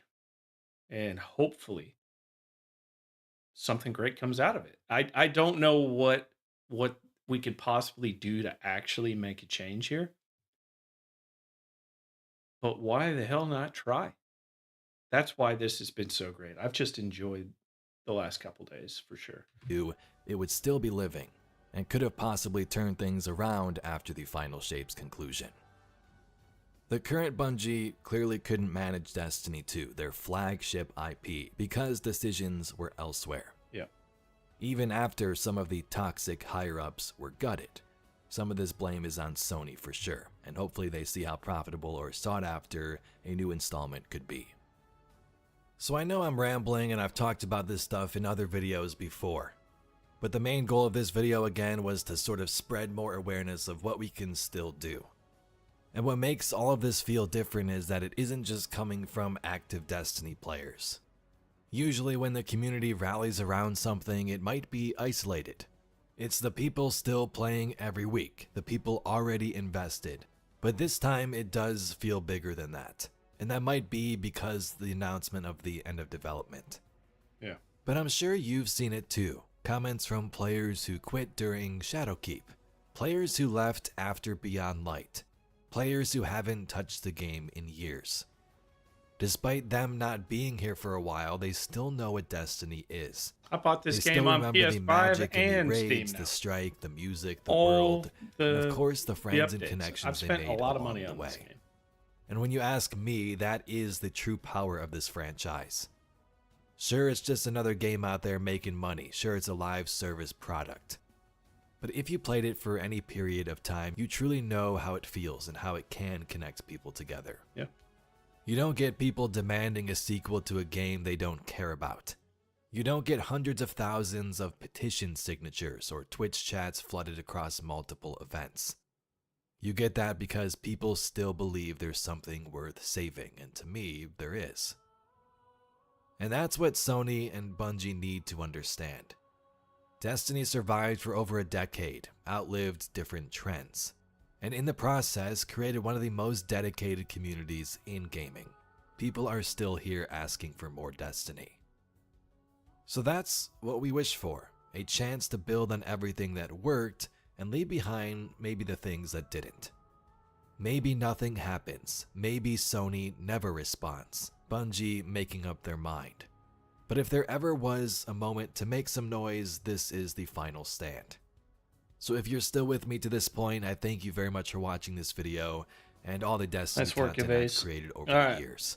Let's just asked across from from the just Destiny a couple 2 team hours ago. to the Destiny 2 community. Thank you. As artists, our goal has always been to create worlds filled with wonder, mystery, beauty, and adventure. But what brings those worlds to life is you. You take our designs, our napkin sketches, our wouldn't it be cool if ideas. Why am I not transfer subscribed? them Well, into something I'm subscribed real. Your to him on my creativity, main your channel. passion, and your love for the game gives our work My personal one. purpose. This is my We've always gaming believed channel. Destiny could be a place where expression is celebrated, where players can see themselves and each other in the worlds that we build, where every guardian can forge their own legend, and you proved it. Watching your guardians grow, embrace new allies, take down bigger and badder bosses, solving mind-bending puzzles, dodging death traps, avoid taken boopers, and overcome every raid challenge we throw at you, all while looking incredible. It's been a constant reminder of why this universe probably order matters. some You food. shaped it. Hopefully You made it it gets here matter. before You are the light of Destiny. With Monument of Triumph, we update. set out to create a series of love letters to Guardians, new and old. We shared a preview last week of armor inspired by early designs from the original Destiny, but have also sprinkled some winks and nods throughout the rewards releasing tomorrow. We hope they feel like a small thank you, everything you've given us. From all of us on the Destiny 2 art team, thank you for supporting us, inspiring us, and continuing to bring this world to life in ways we could never imagine. You give our art meaning. With gratitude, the Destiny 2 art team.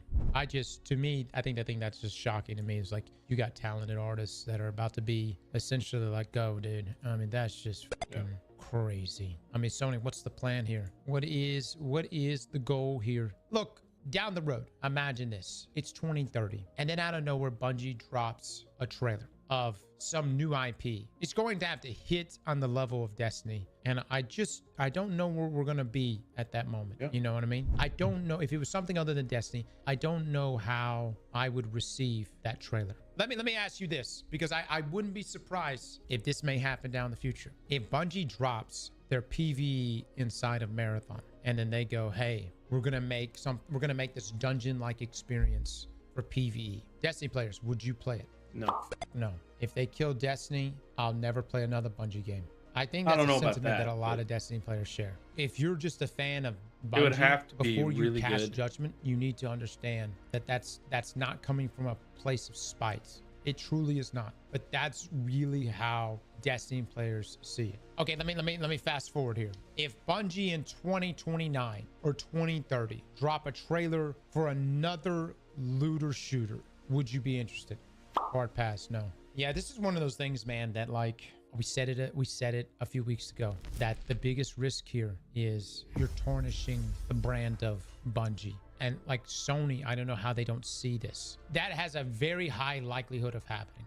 Oh, Sony sees all of this. 1000%. There's no way Sony has not seen this, guys. Brother, they saw the state of play. They've seen the Game Awards. There's been people all over the place across all platforms adding PlayStation on all of their accounts. They 1000% see this shit. And look, man, at the end of the day, Sony does like money. But they look at Destiny and they think that this is riskier than other endeavors. And my question is how many Marathon games are we going to launch? I'm not talking about Marathon specifically. How many games are you going to launch with lackluster reception, let's just be real, before you go, wow, maybe that Destiny IP, maybe that was arguably the most valuable part of Bungie. But the main thing is this, guys. I'm not spamming. I honestly don't understand this fascination with extraction shooters. I think Arc Raiders hit this little niche, and it was a social game, and it was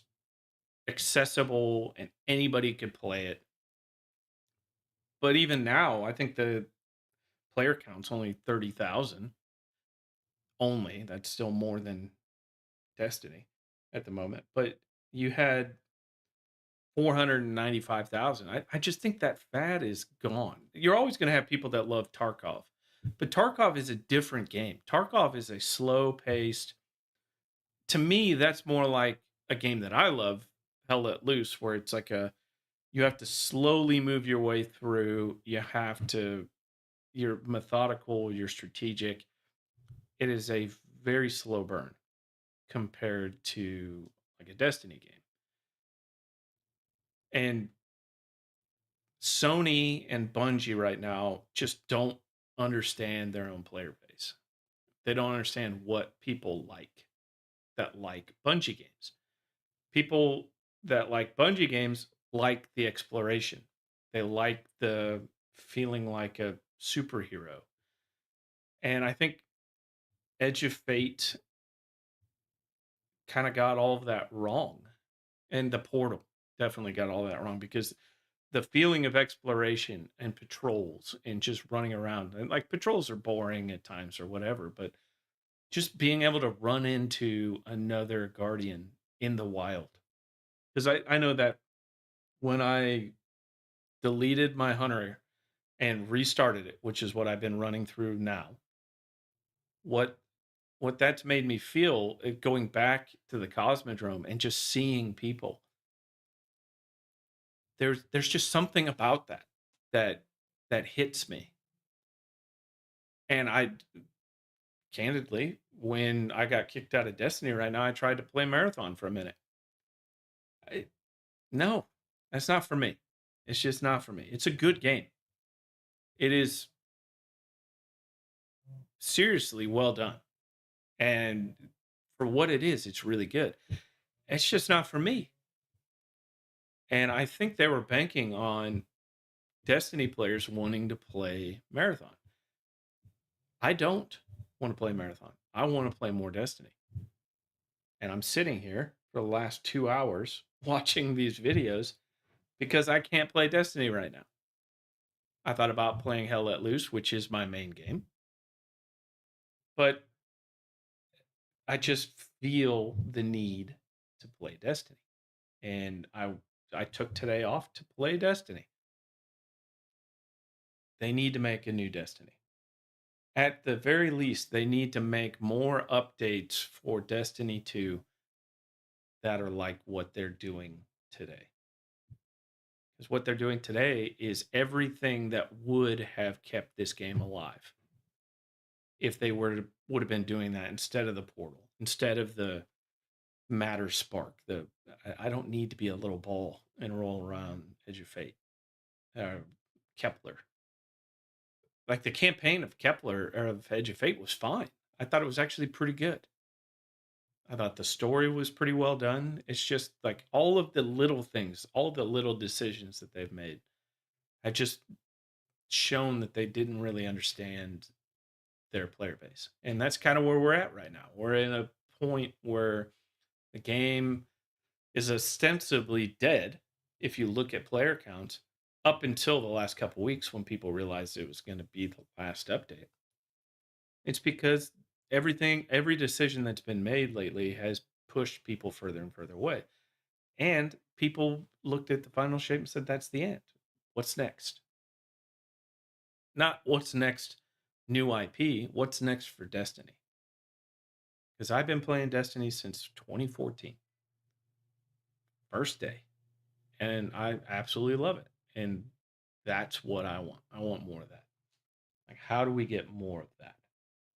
But it's just not, we're not seeing it. Anyway.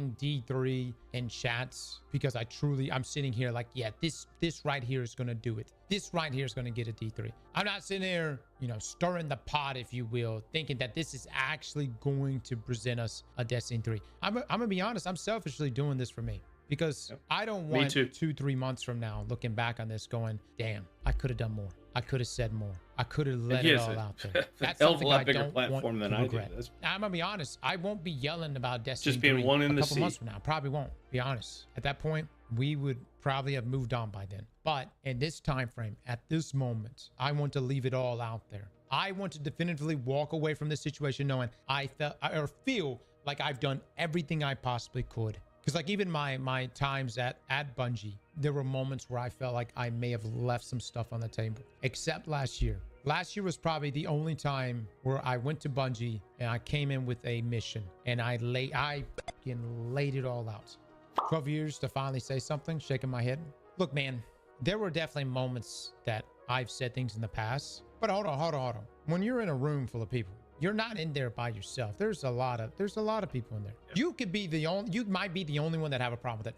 What I will say is last year was probably the most united that I've seen folks at Bungie. When I say folks at Bungie, those of us that went to Bungie, the most united in what we wanted. Everyone was on the same page. Everyone, I think, really spoke, their hearts out on what they wanted to see from Destiny. The problem is, just like in 2024, it sounds like Sony didn't greenlight D3 even then when they had Luke Smith and Mark Noseworthy and whatever Payback was supposed to be. But rumor was it was going to be a D3. And just like this year, it wasn't greenlit. I'm almost certain that what really ended up happening, and Marathon community, I'm not trying to throw any shit at y'all, but what I really think happened was every time they kind of approached the D3 situation, it was, let's get Marathon out the door and reassess. And a lot of bad things happened. Look, man, I'm going to be honest. I can't even really blame Bungie for Marathon. I mean, you guys are saying we should, but nobody told Christopher Bear to play Truth or Dare. And his departure and that entire debacle really fucked things up, guys. Let's just be clear. They then moved Joe Ziegler in. Joe, coming from Valorant, is obviously going to think way differently than Christopher Bear did. And I'm not saying Joe is wrong, but Joe is going to make the game the way he would want to make it. That's why he was hired. And so that's what they did. Sony should let Bungie do a smaller game that could sell a lot than fund D3. What do you guys think? I don't know, man. It's not gonna I happen. don't know. To me, the no-brainer move is just to make more, to make another Destiny game. I'm just continue being honest. updating Normally, Destiny when you're 2, introducing I a new think. IP, But I don't know if they have coming enough off of people a for high that. of your old IP. It's normally like if Bungie wanted to say, hey, we're done with Destiny and we're gonna start another, we're gonna start making a new game. Normally, it's like look at like FromSoft and like the Soul series. You know what I mean? They go from Souls and made Sekiro and then Elden Ring. You know what I come from? So it's not like they couldn't, but they definitely are able to ride the previous highs. The problem is, it's like Bungie's previous high will be Marathon, and I just don't think Marathon is a high to then promote your next game. You can't do that with an extraction shooter. 2000%. Are y'all not hear what we said earlier, guys? Embark is literally making 2 other games now. That's how successful Arc Raiders was. Arc Raiders was so successful that they not only have the finals, they are already making 2 other games. Embark could for real turn around and be like, we're gonna make a looter shooter. And yet they maintenance mode Arc, but go off. Still got 4 times the players Marathon, buddy. Just letting you know. It's amazing how many Marathon players are in here. Shouldn't y'all be playing your game? What y'all doing here right now? You just like hanging out with me, huh? I fucking knew it. Yes. You just like hanging out. Hey, listen, hang out a little bit longer. I'm gonna show you what a real game looks like tomorrow. We'll be back again in the morning. If you check out in just a bit, don't worry. Come back. I'll show you what a real game plays like. You interested? You curious? You thinking about it? You're like, man, what's this real game shit Cross talking about? I might just have to download it. You can, it's free. Come on over here. What's your guess for logins tomorrow? No idea, guys. Could get on tomorrow. We don't even break 50,000 players. You know what I mean? Talking all this shit. But 50,000 strong, baby. Strong. Hey, I don't care what the numbers are. Let's just get out and do it. Let's get out and play let it. me stop. Let's have fun. D3. I'll be saying this shit all the way into the grave. Final exotic quests. Hashtag we want Destiny 3. Hashtag save Destiny. Hashtag Destiny 3. Save Destiny. Slam the servers on June the 9th. Show Sony the true Destiny player counts. Rewards Keep the game Destiny alive. 3. I like that. Reward Destiny 3. That's good stuff. Damn it. I love that. The Destiny 3 is the reward. That's fucking great, man. This will be our hardest quest yet, without a doubt. Slap that like button like your mama. All right, we're told gonna you watch right. Paul Tassie's thing. He's not the best with videos, but he's obviously All right. I can update it now. I am back with a Destiny 2 video. See if it updates. We are in there it goes. The Update queue. final day in terms All of right, the we're last updating. Good big call out. content updates that You back from Destiny school 2 already? will ever get, supposedly. What do you have, one class? Probably. And I don't think it's time yet to do like a full retrospective of the whole series and like what it's meant to me. I did sort of do that for the 10th anniversary, and in about obviously, I think 15 to be minutes, we're clear, going it's to take been a little break significant until part of 1. both my life Got and, food coming. I don't know, and I'll say the then cornerstone we're of my career. We're going to run So the as we hell enter out a of new Destiny era, today. I sort of have to deal with that, not just, you know, as a writer and YouTuber, but as a player. And I'm not sure I fully processed that yet, but I wanted to do a video today, like right as this is launching, that is very unlike me in terms of it's rather hopeful, and it may not be fully hopeful in the way you want to hear, but I am still hopeful for the future of Destiny nonetheless. I'm not talking about the short-term future, Evie. The short-term future is bad. I absolutely love the petitions. I love, you know, as annoying as it may be, I do love the Destiny 3 spam and all the live streams. It's good stuff. And I do think we are going to have a big player count show up today to show, you know, not only that we're interested in this content, but how much we updating. love the game, how much we think that the cancellation here is a Let's mistake. put closed caption. Which, you know, I do believe that's true, although I do believe the situation was sort of inevitable as of a couple of years ago when, you know, that we started on this road, which kind of began with Sony dramatically overpaying for Bungie. But, you know, there's been kind of ongoing issues that I think we're aware of, but I'll get into that in a little bit. It's not going to be great short term. All the stuff we're doing is not going to like produce some sort of instant results. They're not going to be like, oh, actually, you know, we're going to keep adding stuff to Destiny. We're going to greenlight Destiny 3. These are things that, you know, if they do happen, would not happen for an extremely long time. And, you know, I'll be digging to see if anything changes with my sources and all that. But I think expectations need to be set that we are going to have silence for some unknown period of time. You can say, if not forever, but I don't believe forever. Bungie, unfortunately, will endure a significant amount of layoffs, you know, in the coming months, probably. So the short term is going to feel very bad. And I think it's felt very bad in various stages for a while now, kind of with the Edge of Fate launch, then with the whole new schedule falling apart with the 6-month gap, and now 6 knowledge months that the game is shutting down. Yeah, I said I was going to be hopeful, didn't I? Okay, here's the hopeful part. I don't believe that Destiny is over. I think the game is such a valuable IP, and I do think that all of this, you know, this reaction, this outpouring of support does reinforce that.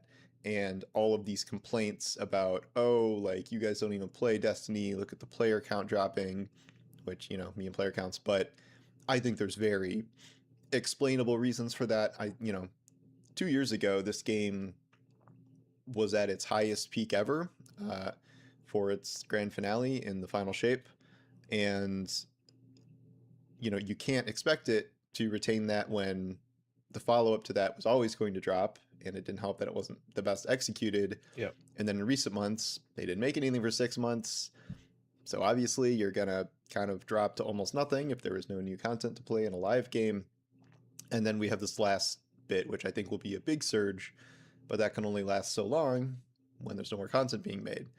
But I think it remains that Destiny is a very valuable property, and its 11-year lifespan as probably one of the most successful live service games of all time and a huge trendsetter in the industry where so many games have tried and failed to copy it, with some finding success, obviously, that I don't think it's something that will disappear forever. There are a number of scenarios that I can see happening, that some of which I believe will happen, or more likely than others. I don't believe that Sony will shut down Bungie, like, period. I could end up being wrong about that.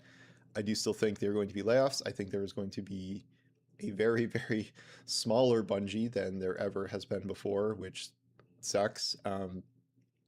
Obviously, I think a lot of those people will be working on Marathon, if not the vast majority, but there are obviously still projects in incubation. I still think Sony wants to own Bungie. I still think they want Bungie as a brand. It is one of the most storied, first-person shooter developers ever. It is, has been a trendsetter for years, and for decades in terms of what it did with Halo, which totally changed the entire genre. And you can say, oh well, Ship of Theseus, like all those people are gone, or most of them are gone, or it's changed in and out. But like, yeah, I don't think Bungie ever stopped making good shooters. I think we can debate content plans and content paths and all this stuff, but Destiny never stopped being a fun shooter, not ever. And I think it only got more and more fun over time, and it evolved from Halo in terms of dramatically blending more mobility, all these abilities with the actual ginormous array and arsenal that it has made over the years. Hop in at any point during its history, and Destiny has felt like a blast to physically play. Yes. And we can say, oh, well, Marathon's tanking. I don't think Marathon is a bad game. I still think Marathon feels good to play. I think it feels fun to shoot. I think it is, has had to change a decent significantly because of the genre, but I still don't think Bungie has made a bad shooter. I don't think they've ever made a bad shooter, even with all the changes to the core Extraction. Of who works Why there, are we making who's Extraction left, games? Who's joined. I still think they have retained their soul as someone who makes good shooters. They don't always make good decisions in terms of what to do with those shooters, but that is more of a management issue than I think a developer issue, because if they're assigned to make a game, they're making a good game. They're making a good shooter. So I think Bungie will be kept around in some capacity. I think it's going to lose a ton of talent, which is extremely unfortunate, but I have faith that especially these people will do well in the industry, and who knows what the future holds in terms of if Bungie does live on, circling back around to build it out potentially, or if something new is greenlit, build that out. Midterm, I'm not going to call this near term, I think it is more than a little possible that some sort of new Destiny game is greenlit that is not necessarily Destiny 3. I know a number of Destiny games have been pitched as sort of like what Bungie's next project should be. And I think the problem with Paul Tassie's videos is combination of his delivery is just not great. The huge, reaction monotone. to Destiny shutdown. He's got great information. He's got great sources. It's gotten. He's a great writer. Again, I think indicates that this is still a very valuable IP. But he still has doing the same 107,000 more subscribers than I do. I think that Sony may realize that this Destiny returning in any form, in a way that feels anything like the current game, even if it's a 20-hour single-player campaign or whatever, I think that is something that can be proven and could eventually be accepted by Sony. Obviously, you need the right idea. I don't know what's being pitched behind the scenes, but conversely, I think Marathon may be showing that doing assigning Bungie to like a brand new IP or a totally new idea may be more of a risk, and like Lord knows, if anything, Sony is risk averse. I know Marathon's not a new IP, but you know what I mean. So what has currently happened over the past few months, especially with that launch and then the Destiny shutdown, I think that may have made this more likely that potentially a new Destiny game could be greenlit in some capacity. I think it is still possible that something like a Destiny remaster happens. I don't know I'd be okay with that. exactly I'd what form play it. that would take. We could be talking about Destiny 1 remaster, which, you know, I don't know how much content would be in that. And we've seen, the good news is we've seen a lot of that content in Destiny 2. So it would be a little bit of Destiny 2 in there as well. Sony is well known for remastering games. You could do Destiny 1 and Red War. So all the stuff that's been taken out of the game. Destiny 1 and the 2 or 3 campaigns that they have taken out because of size, and make that your remaster.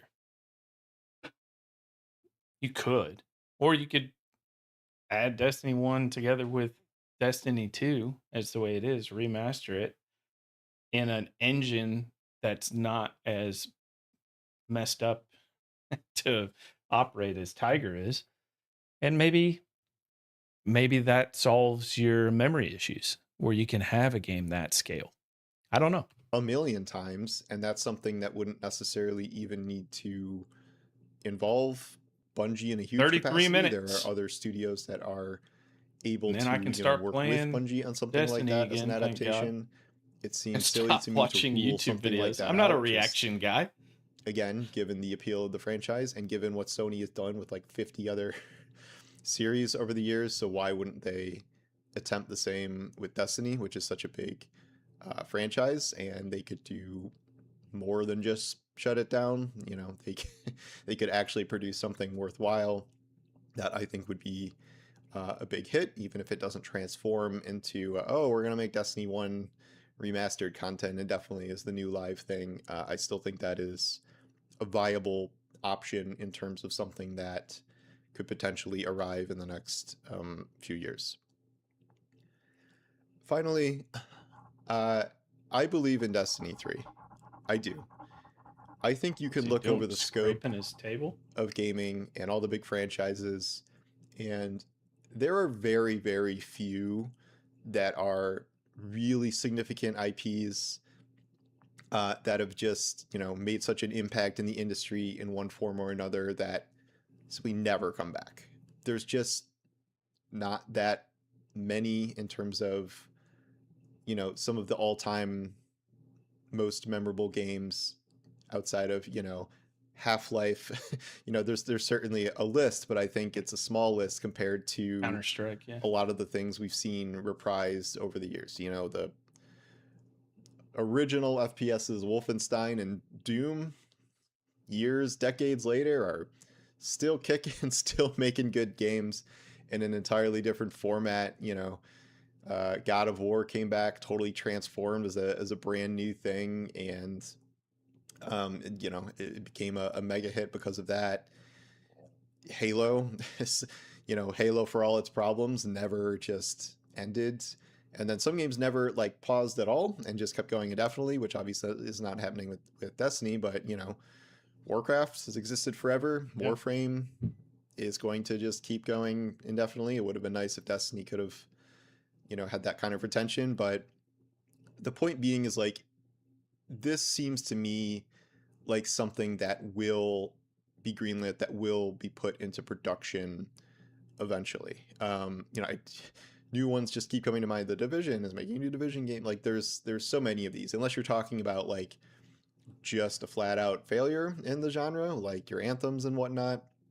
Something that has made as big of an impact as Destiny, I don't think can stay dormant forever. Like, even if there are interim smaller things, I think someday Destiny 3 will be made.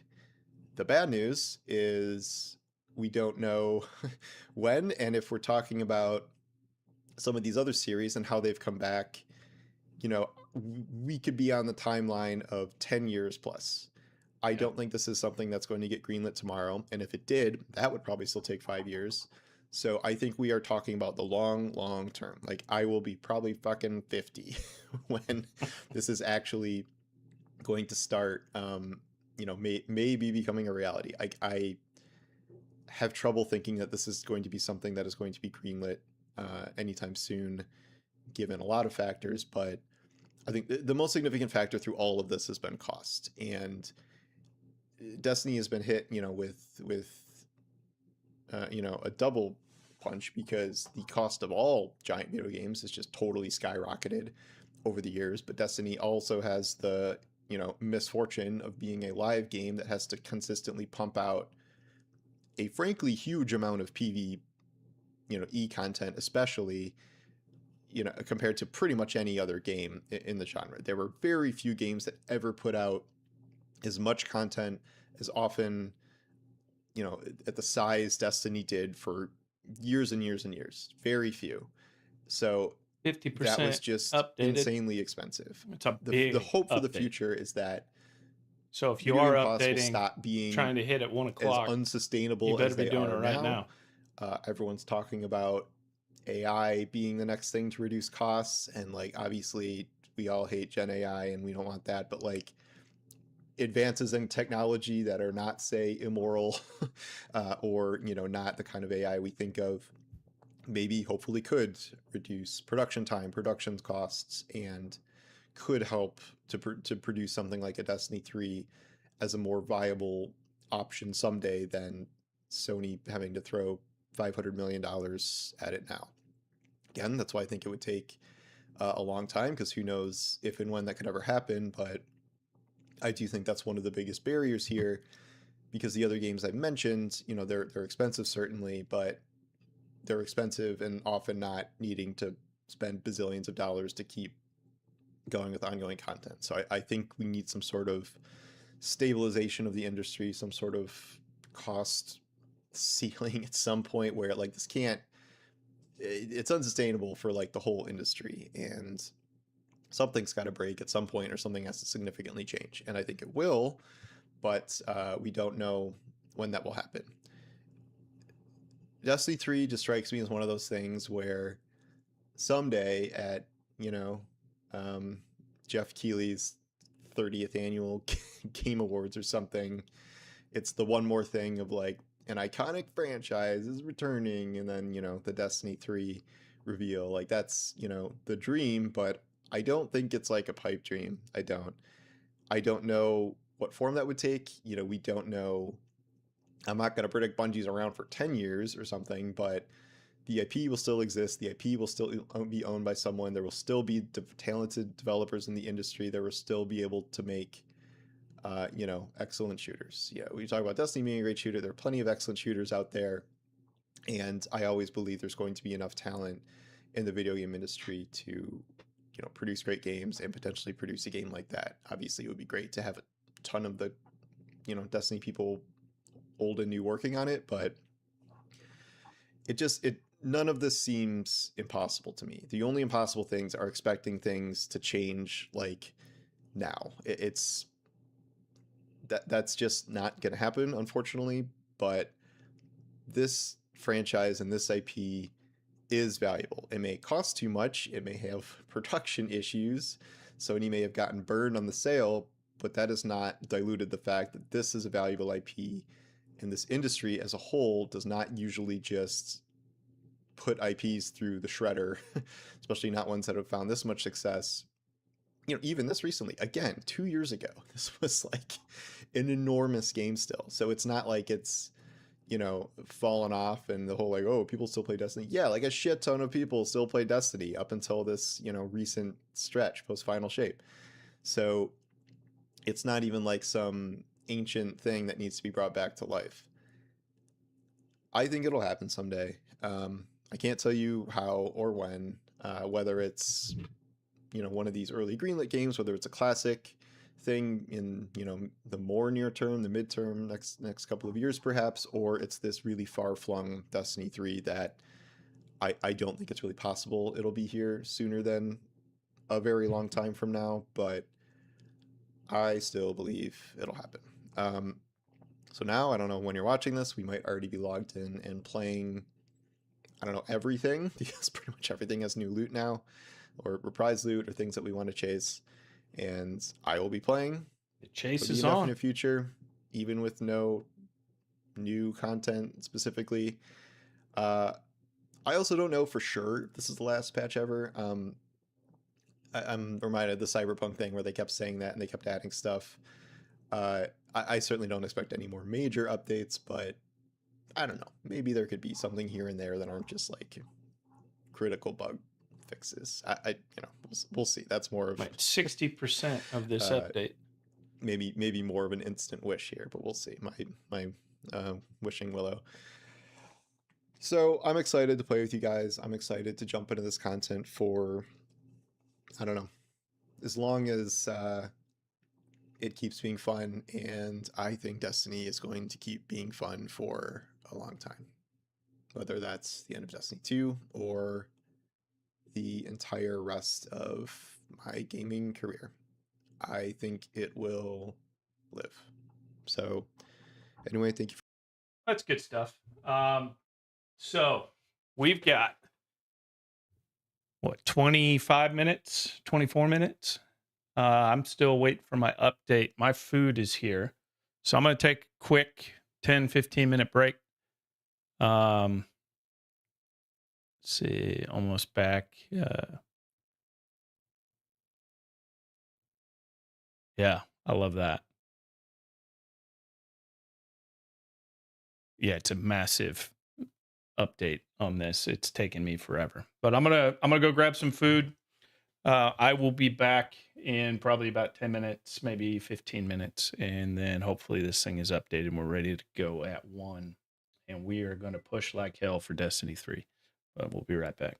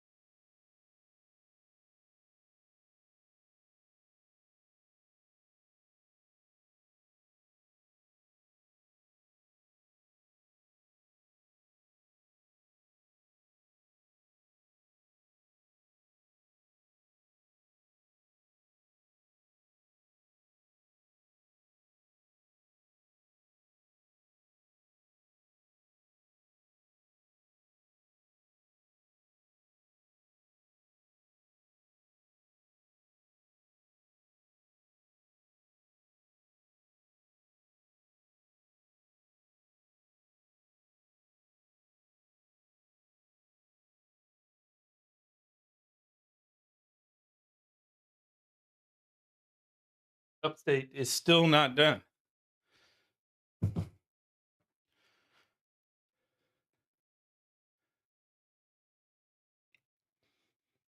93% complete.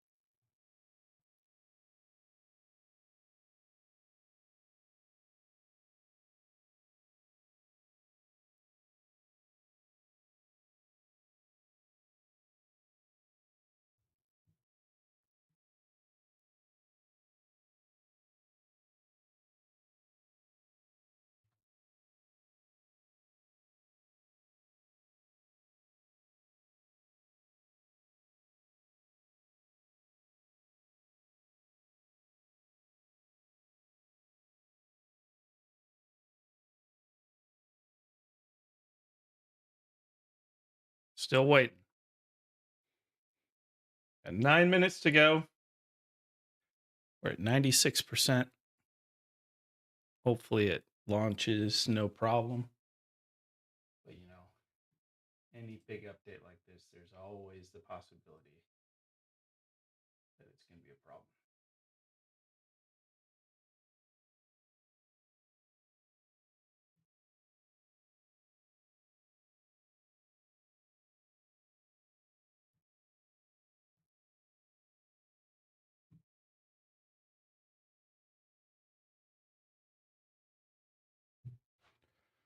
Come on.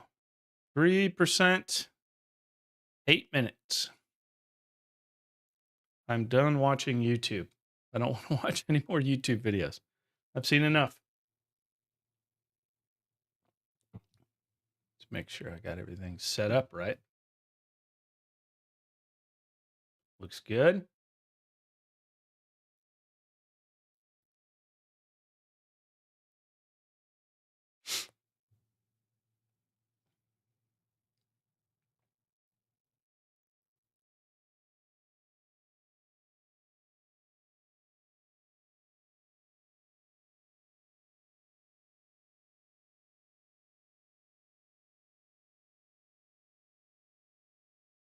Yeah, it will be until 7 minutes.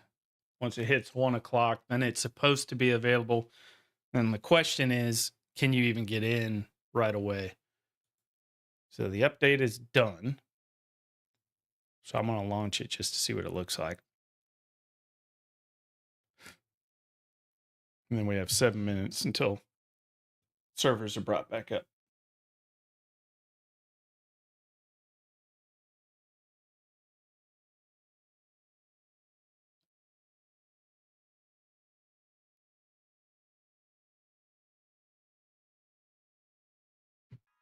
The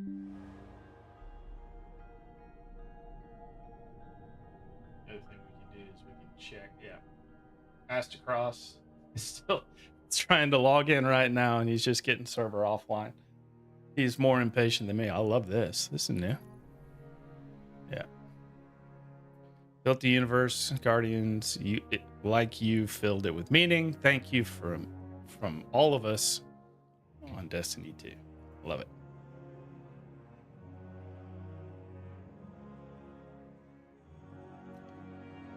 The music's even a little different.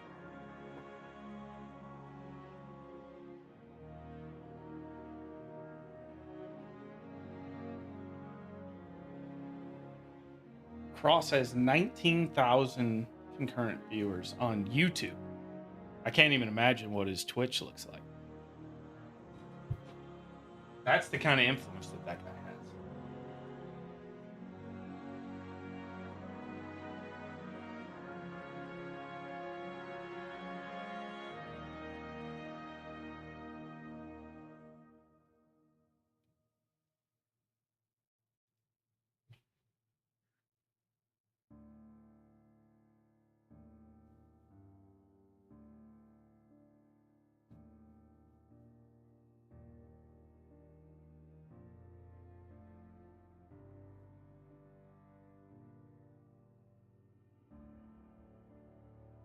All right, 5 minutes.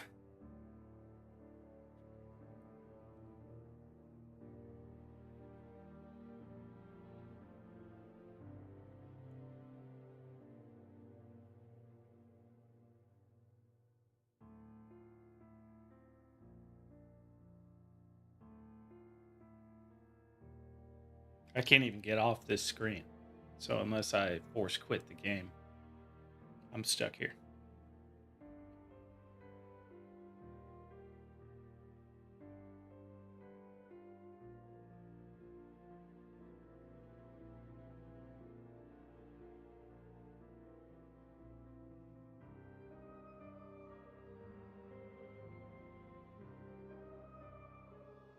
Everybody's in the same boat.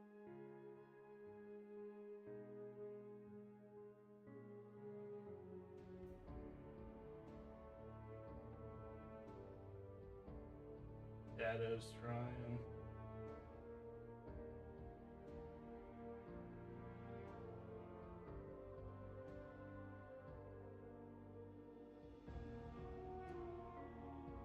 Tactics going through it.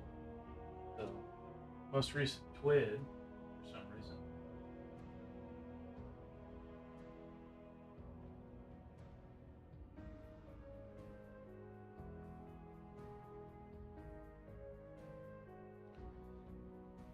Three minutes. I need a countdown. What I should do, I think what I'm gonna do in this, I'm gonna check Steam charts, Destiny 2, while we're playing. So our 24-hour peak on Steam is 37,000 players, which is significantly higher. Because the year, so far in the month, it's 10,500, but a lot of that because of that was May. A lot of that was because the last couple weeks we got higher player counts after the announcement. But April was 7,800. March was 7,200. So the 24-hour peak being 37,000, significantly higher. So if we can hit the July 2025 108,000, which I think July 25 was that was Edge of Fate. Leave.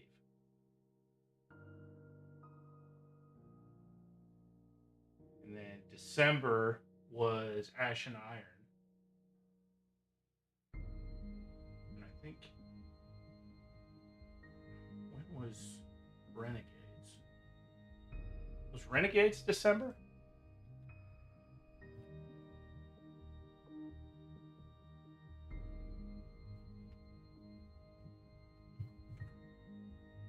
December. All right, so that was. So then Edge of Fate was July of 2015. Or 2025, sorry. So 108,000 was Edge of Fate, 70,000 was Renegades. And then before that, 314,000 for the final shape. So that's just kind of a breakdown of how this whole thing has gone. So if we can get back up to 108 that we had with Edge of Fate, still nowhere near the all-time peak of 316, but it's something. We're being throttled. I love that. Increased traffic. It's a good size. That's a good sign.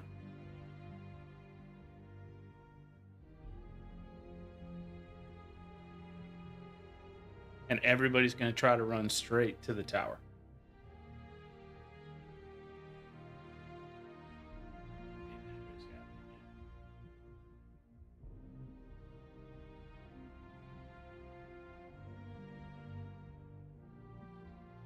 I've ever watched anything by Dado.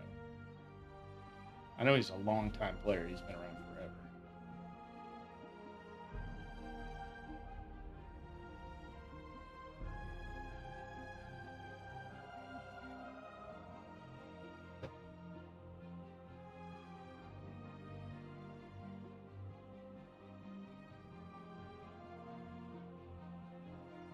Cross talking about the player count.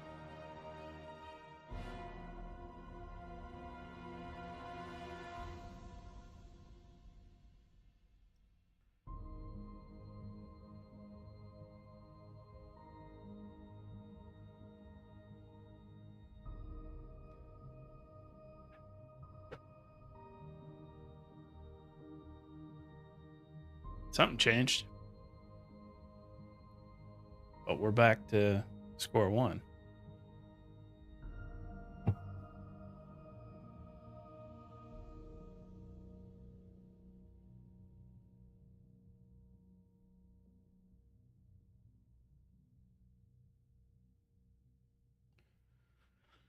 All right, come on.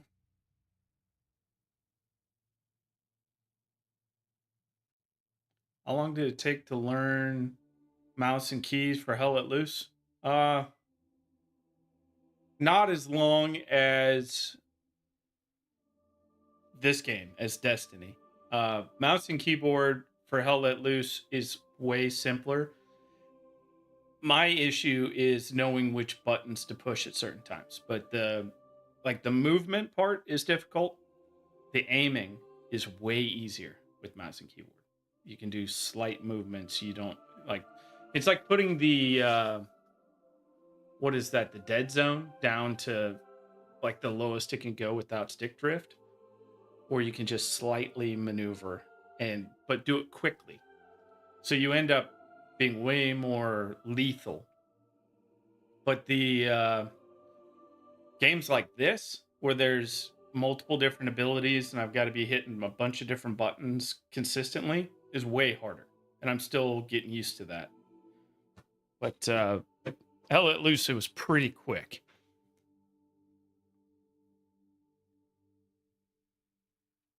Like this one, I've got to remember Q is grenade, then E is interact, and then F is my super, which is way too close to where my finisher button and my melee button is. So it can be rough. Let's go, game. I'm ready. I'm ready to play.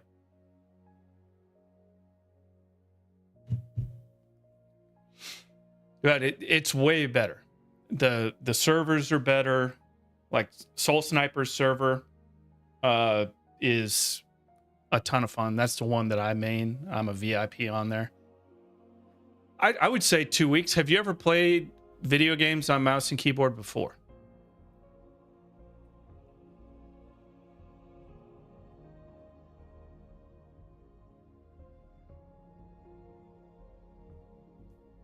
Because that's a big thing. I grew up playing video games on an old PC in like 94, 95, 96.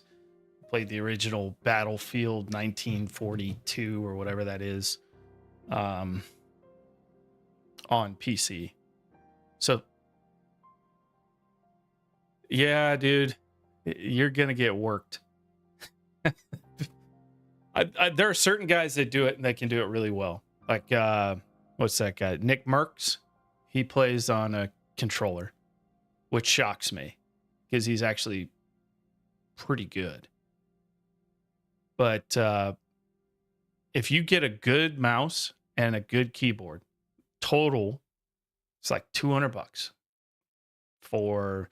I'm playing with a Raindrop. I don't remember the name of this company. Raindrop 75 or something like that, which is a great. The keyboard, like I could pick it up and hit somebody with it and probably kill somebody because it's so heavy. And then just a Logitech lightweight mouse for like 20 or like $50, I think. Works perfect. It's worth it. Just take the leap. Maybe play some games that aren't. Like if you're real concerned about kill to death and all that stuff, maybe play some games that are less competitive first.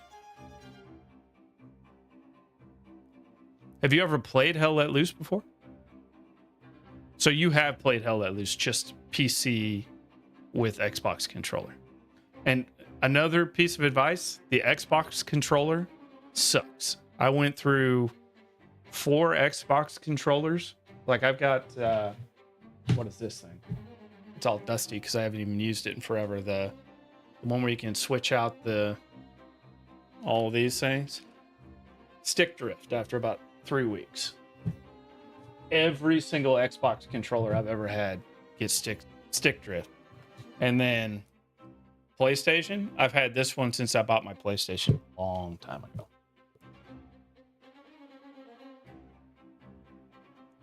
Yeah, just jump into it, man. Just try it.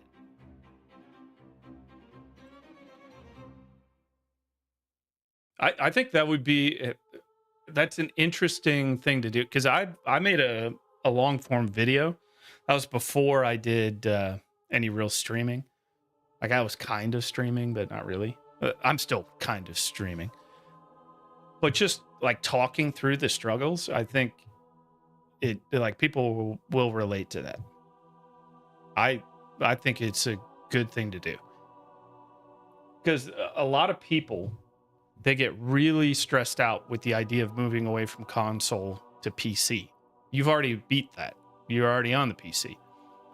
But now you just got to get beyond the controller, because the controller is going to hold you back playing on any kind of PC lobby. I don't care how good you are. You can be the most cracked player in the world and you're still going to be held back, because they can aim easier.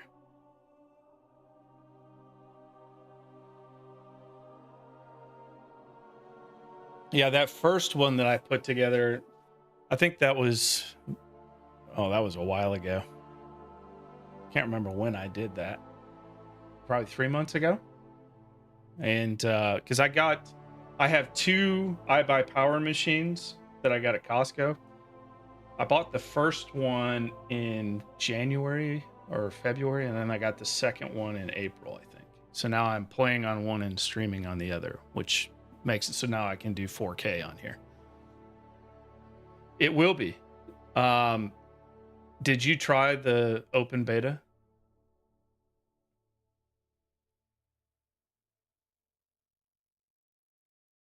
Because it was rough. I'm happy they're taking the time to, because I played the closed and the open beta, and they're listening to our feedback, which is great. Oh, you already got somebody on? Somebody's already on. Let me see. Where is Astrocross? See if he's on, dude.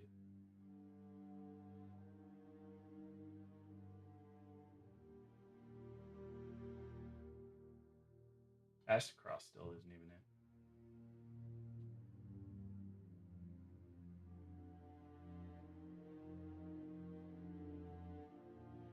He's doing the same thing I'm doing, looking at the Steam charts. Yeah, it still says 7,000.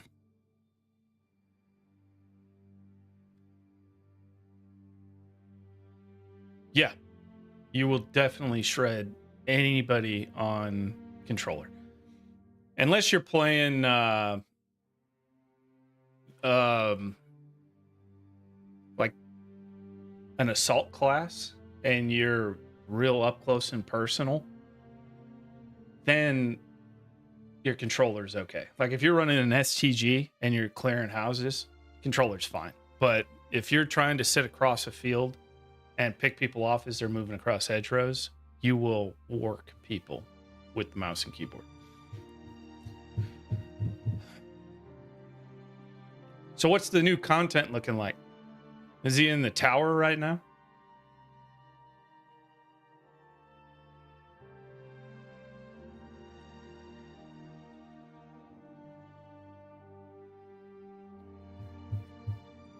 I think there is light aim assist on console, but and we're talking Hell Let Loose right now.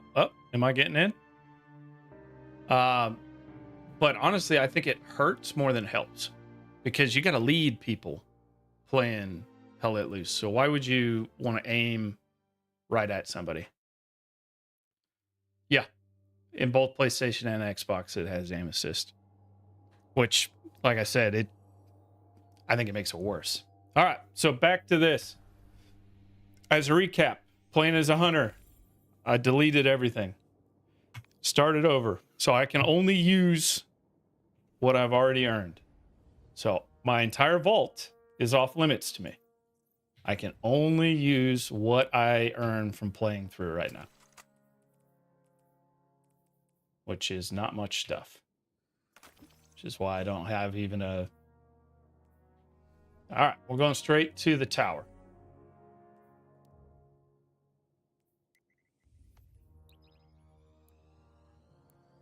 Appreciate it, Plumba. But yeah, I typically will be streaming Hell Let Loose, so probably tomorrow night I'll be back on Hell Let Loose. And depending on how this does, because I've been on here now, what, 5 hours? If people want to watch me play Destiny 2 and it gets decent reaction, I'll play Destiny 2 too. I love this game. It's one of my favorite games ever made. So I'm going to probably switch back and forth depending on how this whole thing goes. But I want to support Destiny right now because of everything that community is going through. Hell yeah. Going to the tower. We're going to see people in the tower. And this is going to be crazy. Because it's been a while since I've seen people in the tower.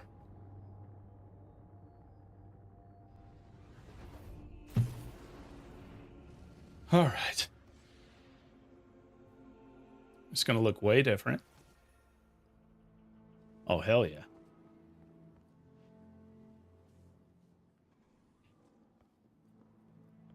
Gotta explore a little. What is this? Assist the sweeper bot? I think that was something you could always do, but I just didn't. All right, I'm done. I'm done with the sweeper bot. I am at your service.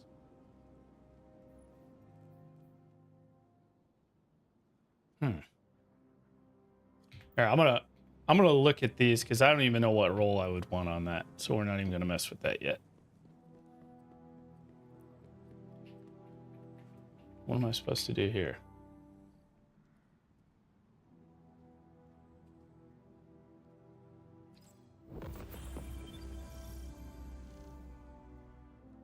Tenets of bravery to claim the monument of tribe. All right, so let's see what that's all about.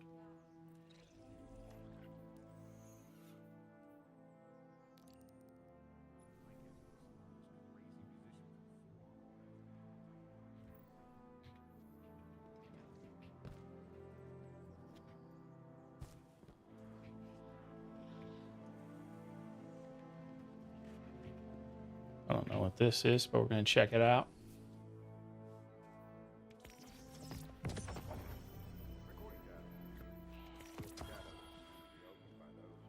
Oh, that's a sweet emblem. I'm going to run with that emblem. I love that.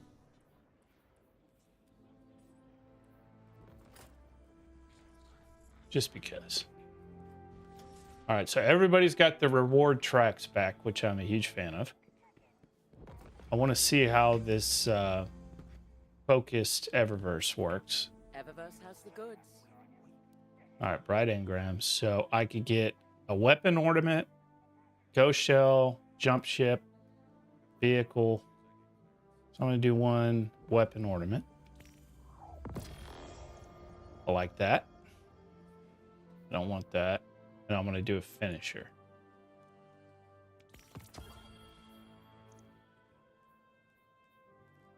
All right, well, that's cool. Checking now. Done. Right away.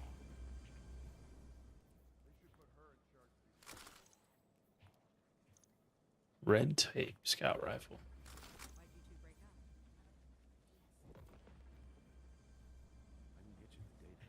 All right. So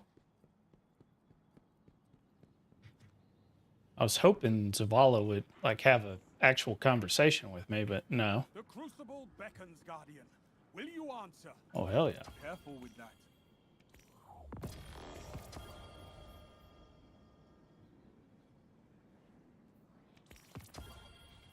Every day, it has to.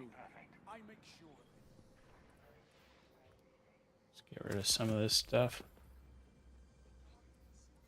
Gunsmith engram. I haven't seen a gunsmith engram in so long.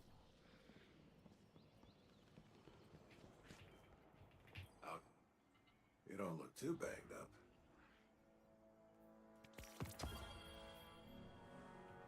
Just doing my part. You keep doing yours. All right, what else do we have?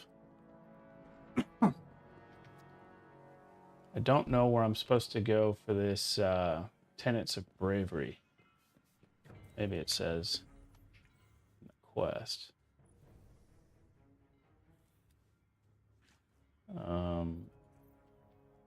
How come I can't see?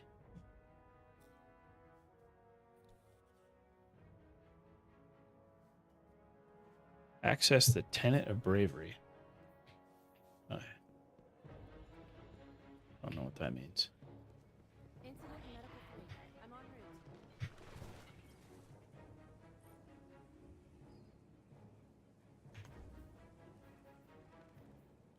I don't think there's any new ones for Arc. I think there is for Solar. Yeah, this is the one I want. May it serve you well, Guardian. I haven't even unlocked any of the Void stuff.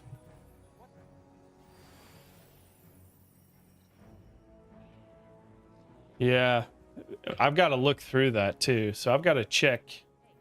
All right, here's all the different.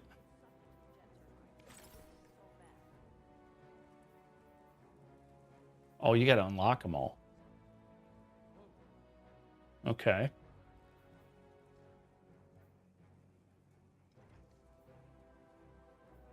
These look pretty much the same. Rapid final blows against weekend.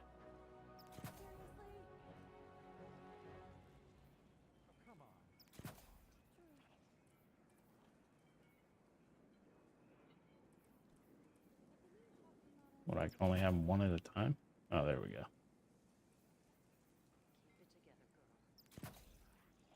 Okay.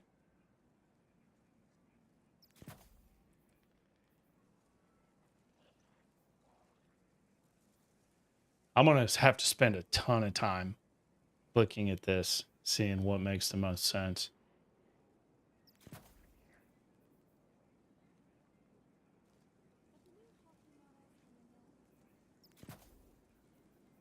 Already feel like I need to change my loadout.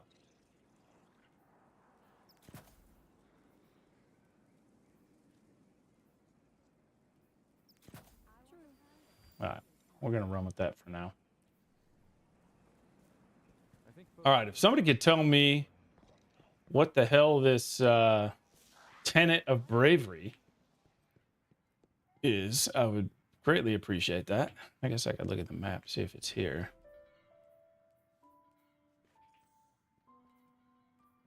Let's take that off.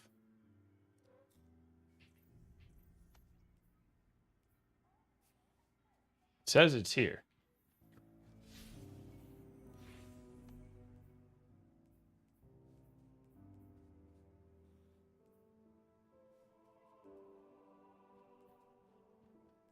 Pantheon, Lodi. Lodi's here. Interesting.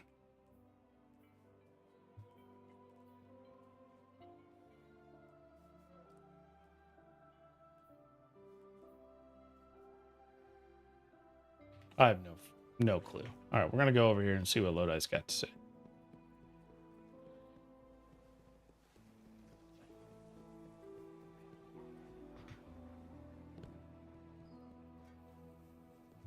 Yeah, I think you're right. I think I do need to go back up. It's probably around the monument there, but nothing was popping up as like, hey, you need to do this kind of thing. All right, where's Lodi?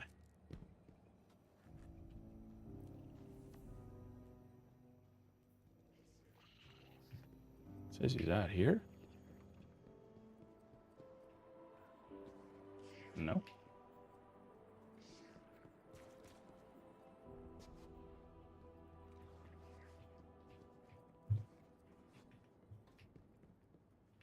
No. I don't know what the hell's going on here.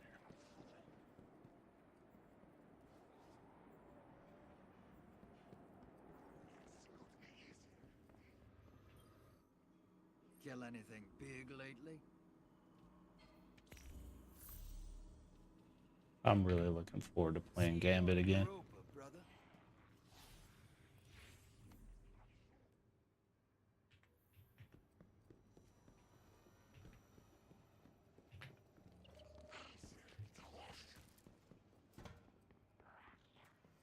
There's Ada. Welcome. In need of a new threader? Lodi must actually be upstairs. I just didn't see him.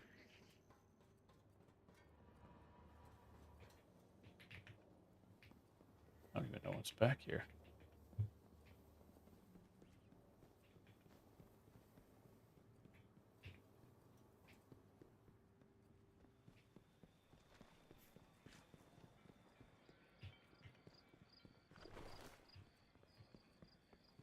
There he is. Hey, Guardian. What can I do you for? Well, that was really worthwhile. Good boy, Protocol. And now the Vanguard. It's nice, you know? In a world that doesn't drown you in alphabet soup. Till later, then.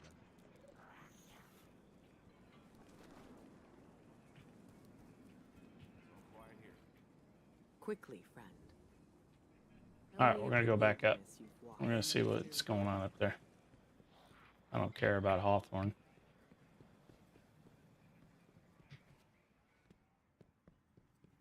Yeah, my name on here is Audex Hereticus, same as the stream name. So send me an invite whenever. All right, we're going to figure out how the hell we do this tenet of bravery thing.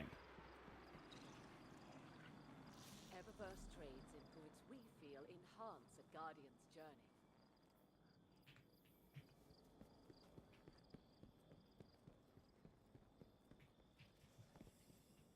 That's, well, I think it's telling me to go over there. Oh, I got kicked. Oh, I got kicked. No. Now it's going to take me forever to get back in.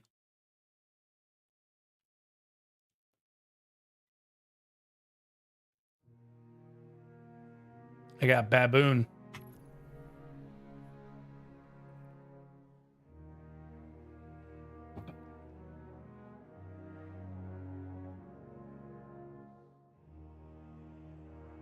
Yeah, I'll look at it here in a second.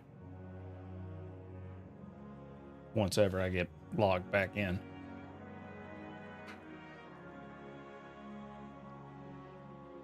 If I get logged back in. Was that everybody or just me that got kicked?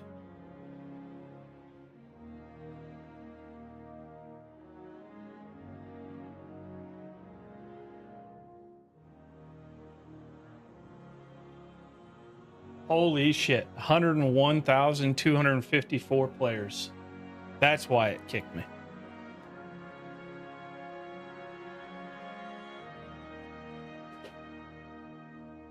That's incredible.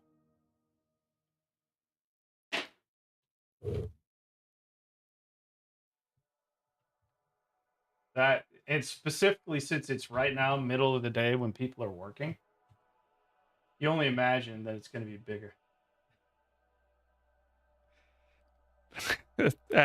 Astacross is losing it right now.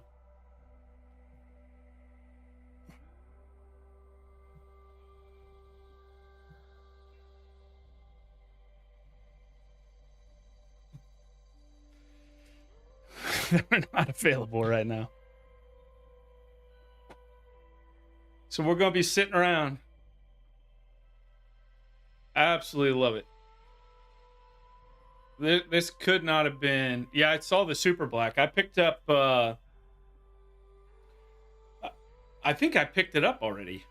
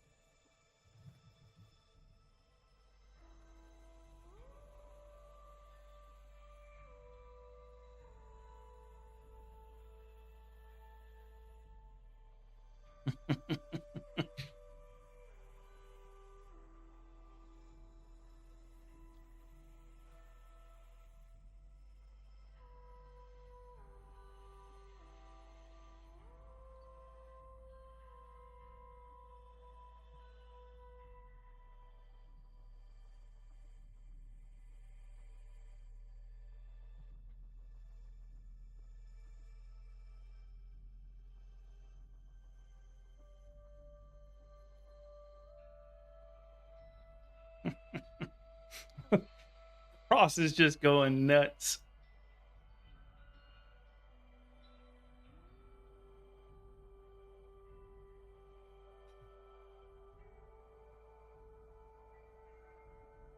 While we're waiting.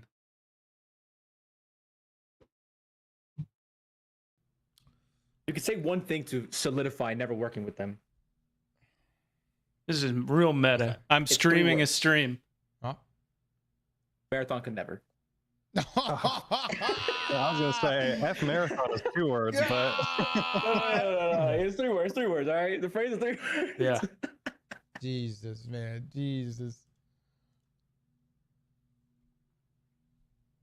Guardians make their own fates indeed. I don't know what's going on with Steam charts right now, Chad. It's like not loading or something. But that looks beautiful, baby. That looks fucking beautiful. That's what we like to see. Yeah. Kanye We need with the D3 20 for sure. gifted subs. All right.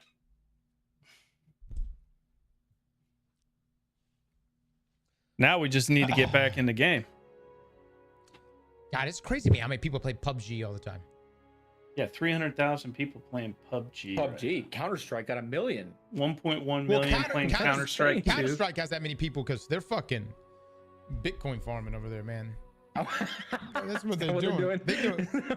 Hell yeah. When I found out that the skins are $20-some thousand, hell, I'd be playing that shit too. Damn right. Damn casino over there. Red Drag, thank you so much for the 10, man. Everybody's just sitting and What's waiting. the all-time peak?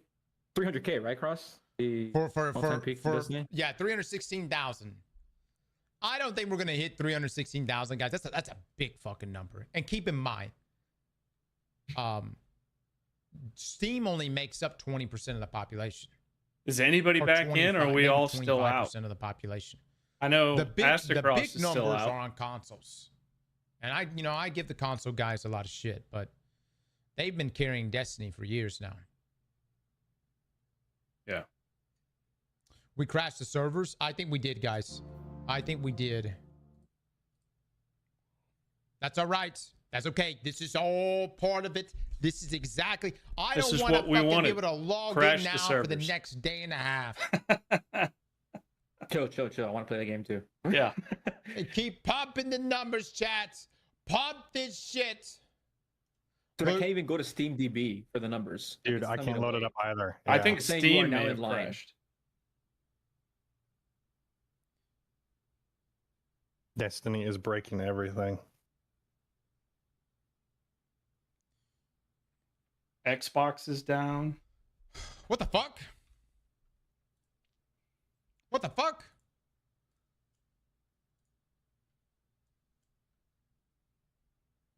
This is great. This is Okay. exactly what we wanted.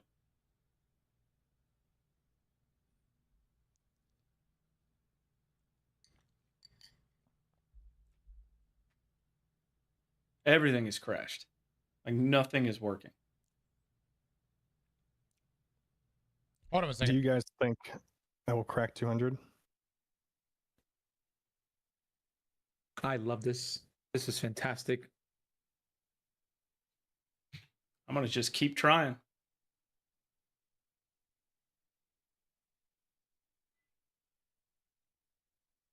Now at 5.5 hours of stream, this is my second longest stream ever at this point.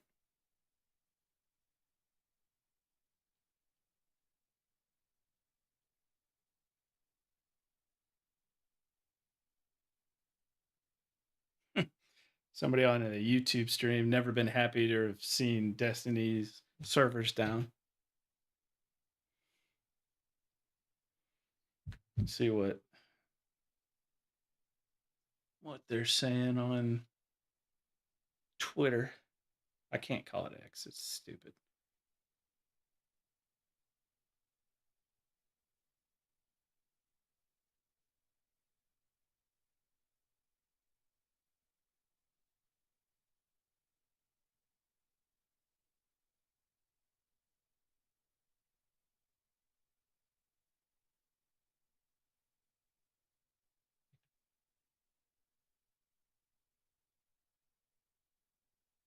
The Destiny team hasn't even updated anything yet.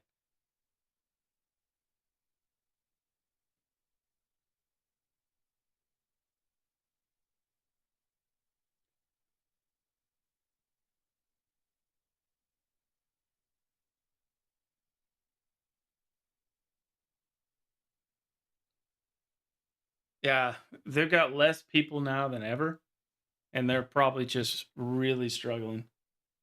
I don't know who the hell Cross is talking to right now, but he's not even on on his stream anymore.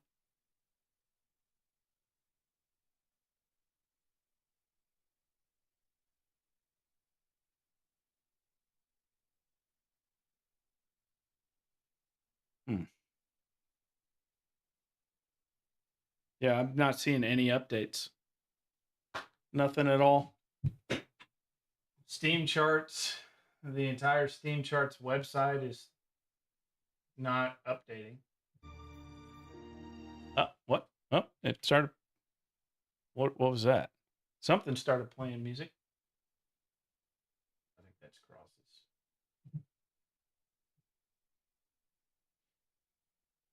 Yeah, the most recent update on Steam charts is 30 minutes ago.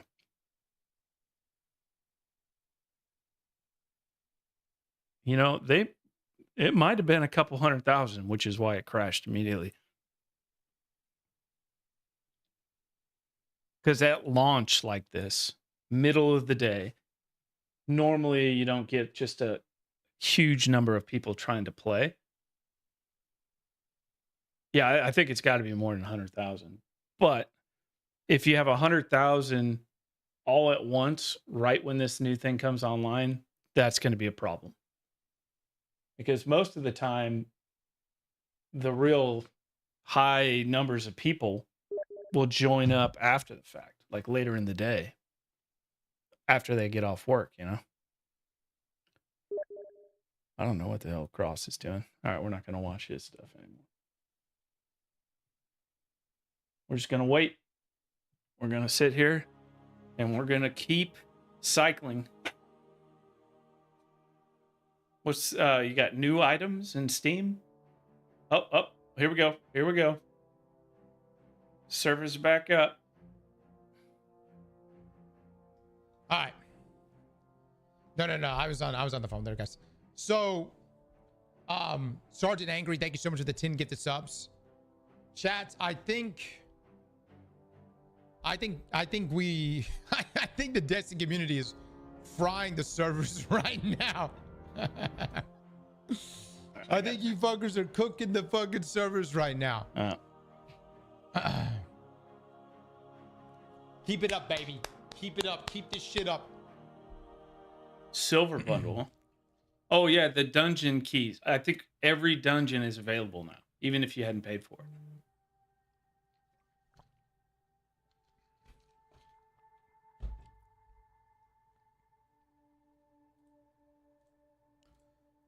Destiny 2 now has surpassed Marathon's all-time Steam peak concurrent players record of 88,337 players after its final update went live.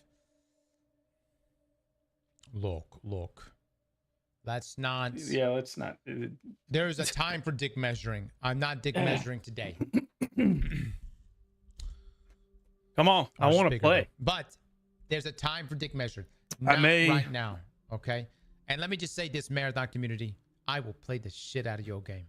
I may not go back to the tower, though, because I think that's the problem we're having, is everybody's trying to go to the tower at the same time. I will play the fuck out of it. I don't care if I pick up whatever quest it is. I'd rather just go play the That's how much this means. distortion. See what that is. See what it's like. All right, somebody got in. Good. We're probably losing people right now because the damn servers are taking a poop. That's all right. We'll get in. Let's see if the charts are back up. Bungie, you didn't expect us to not show up, did you? Oh, we here, man. We fucking here.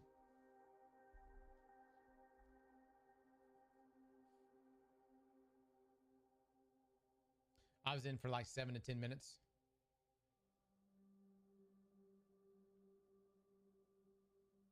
All right, guys. We may be chilling in for just a second. We'll continue to take a look at these Steam chart numbers. You know. And so we peaked at 108,821 players. So we beat Edge of Fate, right? Chat, what was Edge of Fate's peak numbers? What was the numbers for Edge of Fate? Well, since we're still sitting here, might as well. I think Edge of Fate was 108. I thought it was 106. So this is what we had most recently. The 101. But that was 35 minutes ago. That hasn't updated since then. I think it's because the servers are down.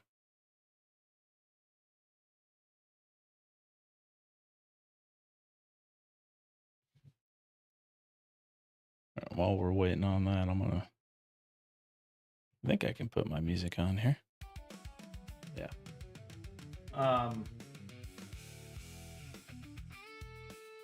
I'm still being throttled in. Holy shit.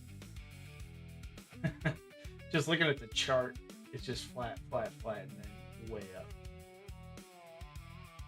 All the way up to 100. Somebody's saying it's 108,000. I don't know if that's the case or not.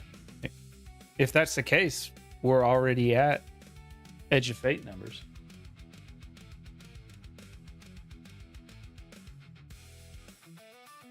Yeah, 108,362 was Edge of Fate.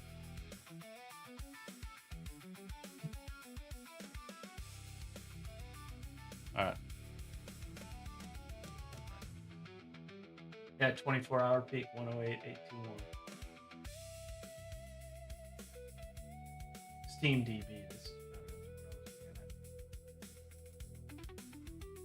Appreciate that.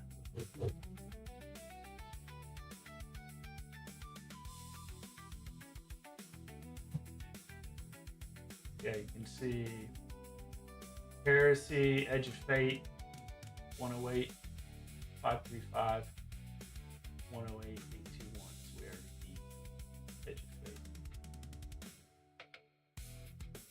Says there's 100,000 in the game right now.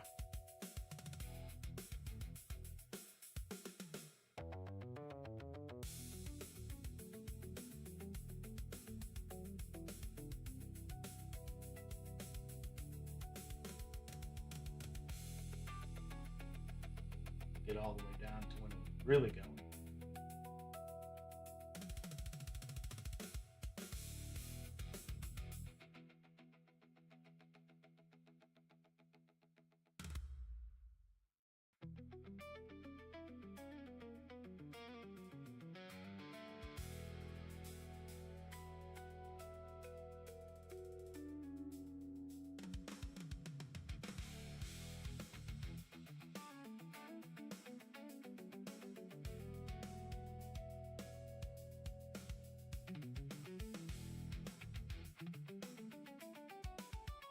Well, we're still waiting.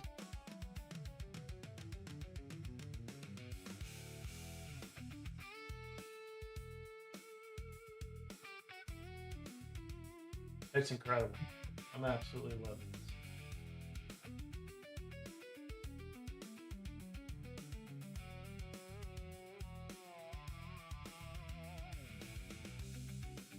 Let's see if they've updated anything on Twitter.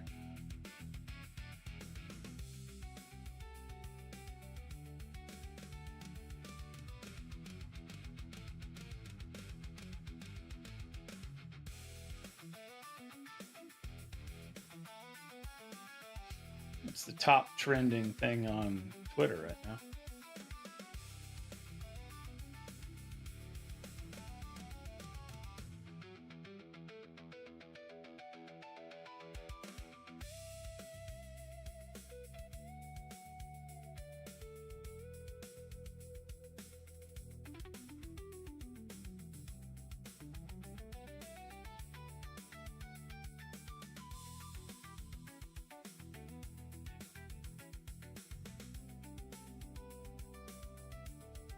Yeah, they haven't updated a thing.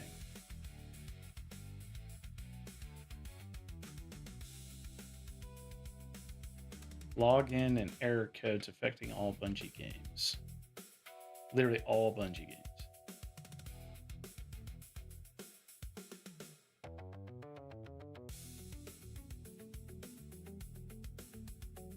All right, that's the most recent update directly from them. And that was 2 minutes ago.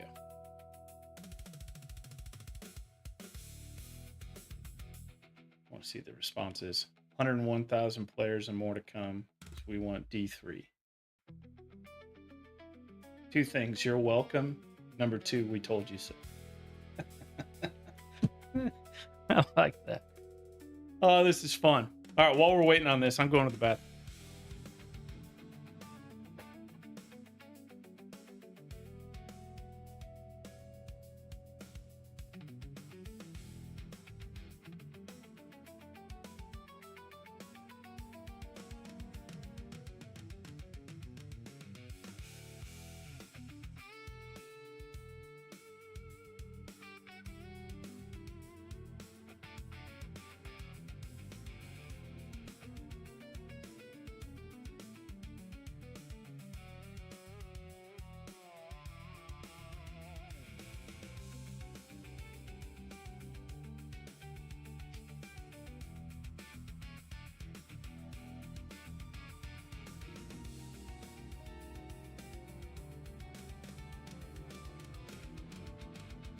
I don't think this could have gone much better.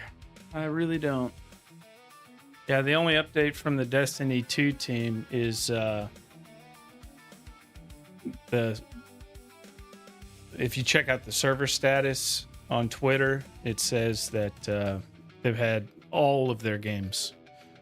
There's been problems with it because we're overloading this servers.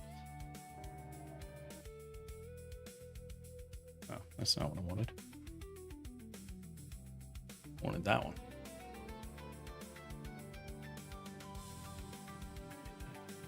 Said that they're going to throttle for a while. Players right now, 110,890.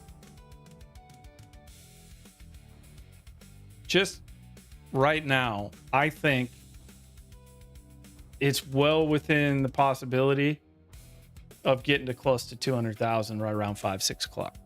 If all the people that are playing right now continue playing today. We'll see. One way or the other, we showed out. And that's what we needed. We needed to show out.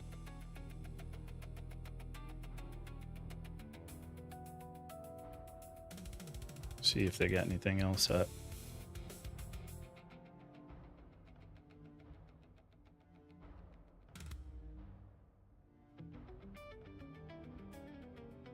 Yeah, the Bungie.net website apparently is down. Let me look at the app.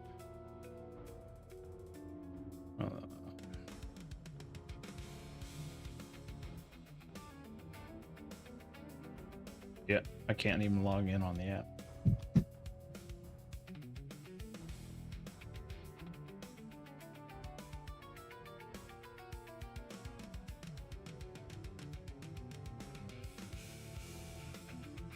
Uh-oh. Uh-oh.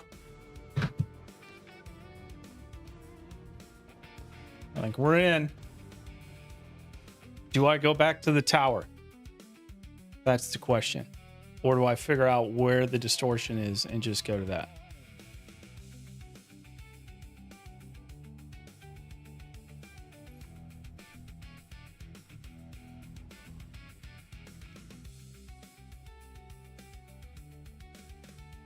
Distortions and EDZ. All right, that's where we're going. To hell with it.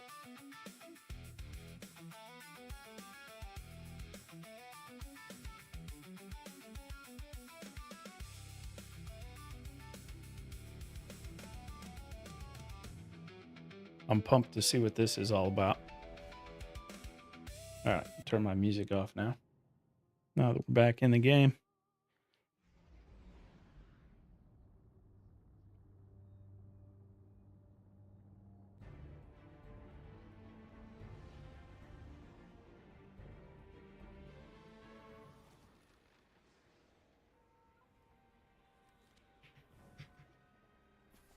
Okay.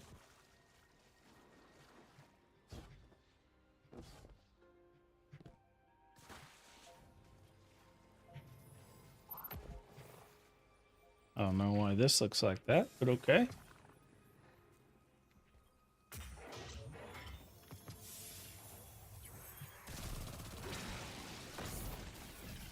Oh, they fire something almost like the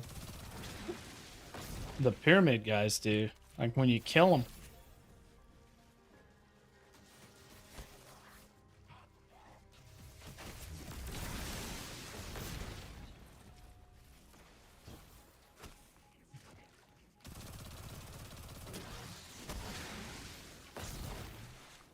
Wonder if the Lost Sector is more difficult. Let's check it out.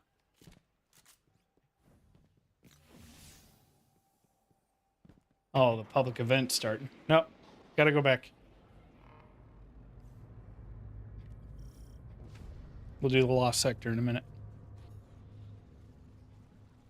The Cabal are bringing in a fortified mining lander. I believe this means a resource grab. Outside the walls, sometimes all you got is your wits. The occasional guardian passing through. There's an enemy patrol getting too close for comfort. Think you can take him out?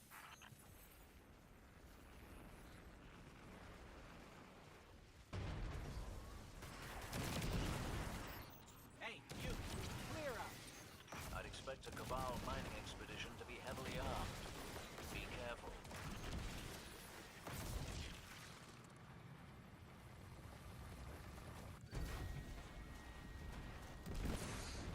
Oh, damn it.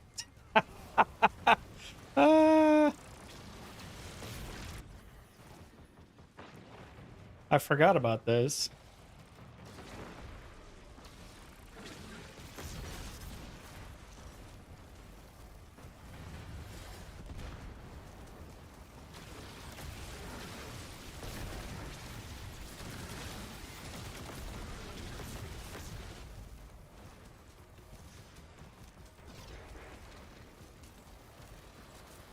It's been so long since I've seen people actually doing these public events.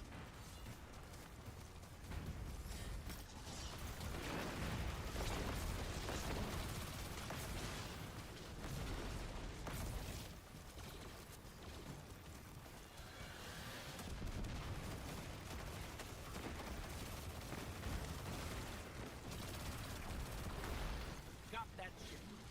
That's a black eye for them. Oh, hell yes.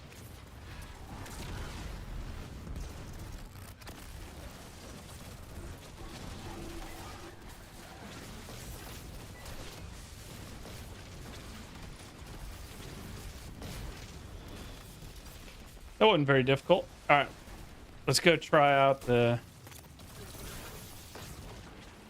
Oh, what's this? I heard those explosions from here. What was that? Oh, just us taking out a mining lander, a ship, and a commander. As you do. What's this all about? I stand in awe.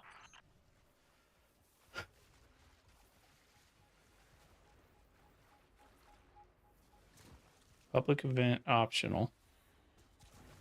Time to start. Is it in the same spot?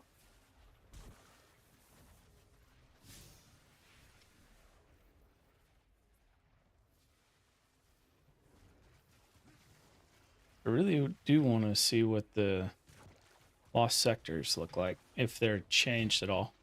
I'm sure they are.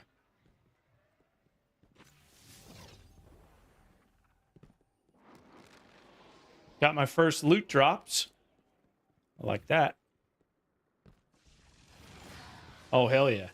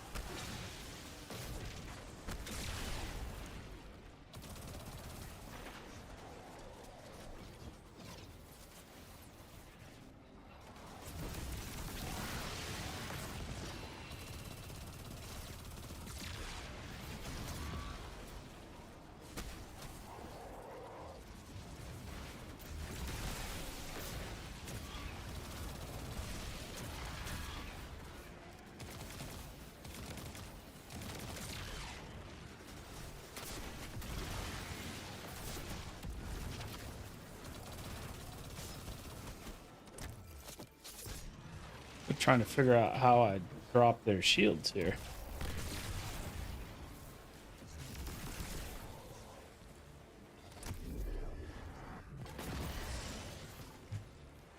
Excellent. That was fun. All right, let's go run some more of these.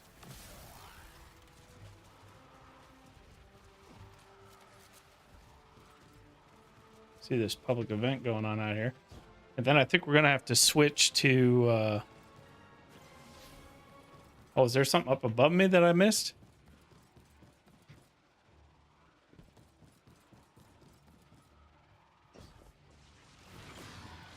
Or you said, oh, like up here. Oh, hell yeah. That's cool.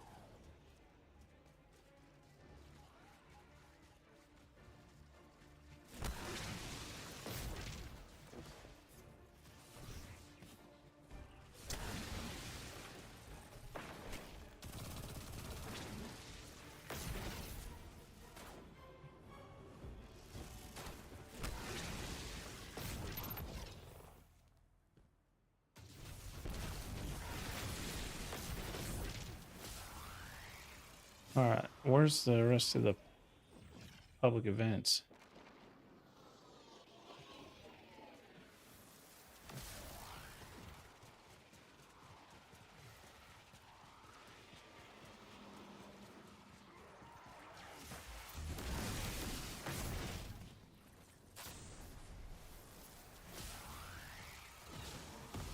See what else we got going on around here. The whole skybox looks completely different. It's like they redid the skybox for all of these maps, which is pretty great.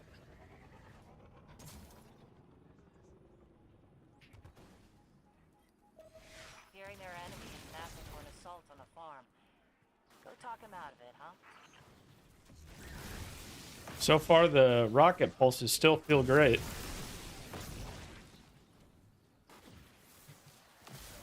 I know they've been nerfed, but they feel fine.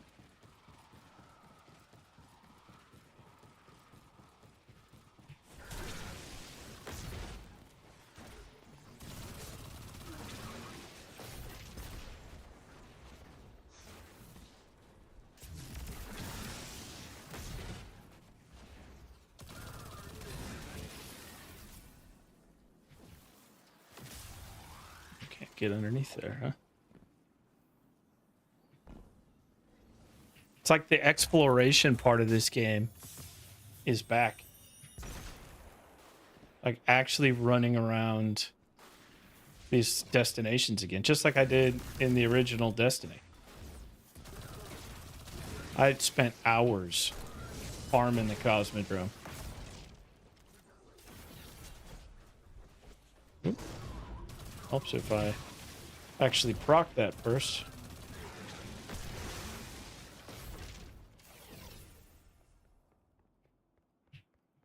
Nobody else in here?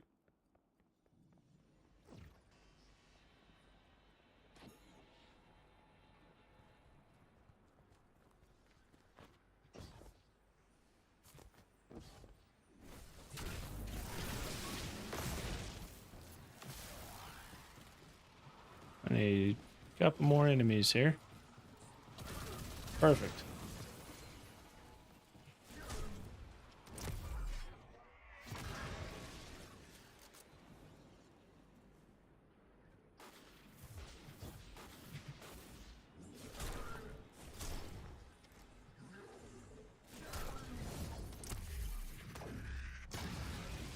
A button wasn't working there for a second.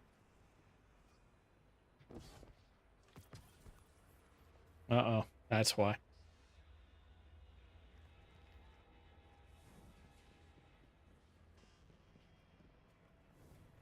Come on. I just got back in.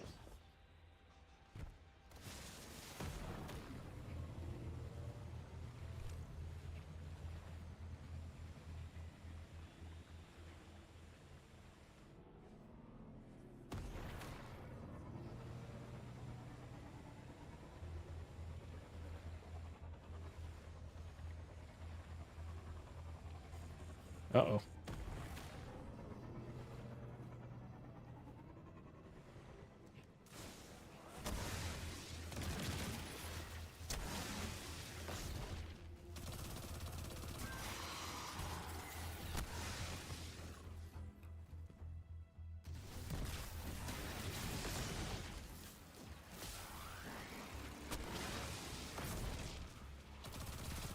hoping there's one final, like, big public event.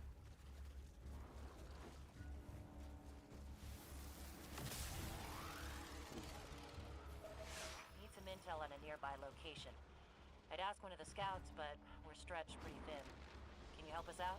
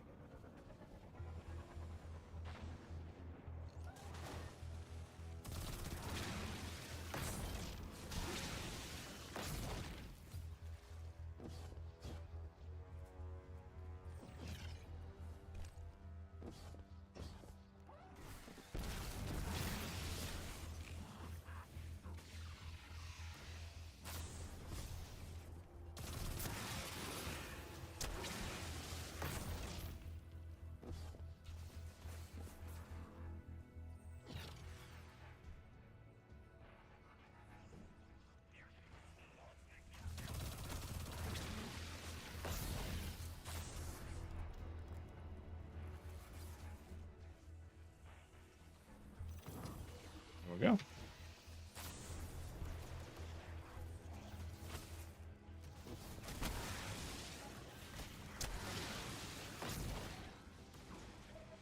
I'm tracking an enemy band moving with purpose. Perhaps you could, discourage them from moving any further?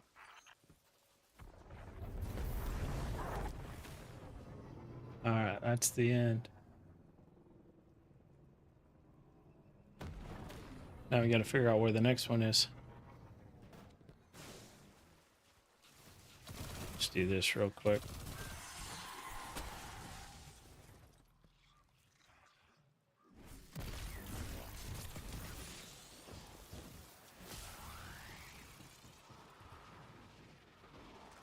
Where is he? There he is.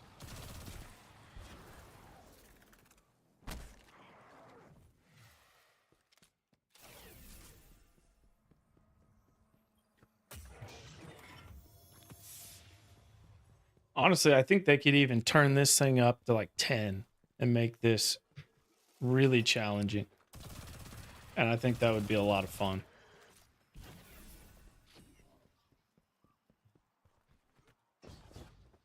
Because there's like no risk of me dying here at all.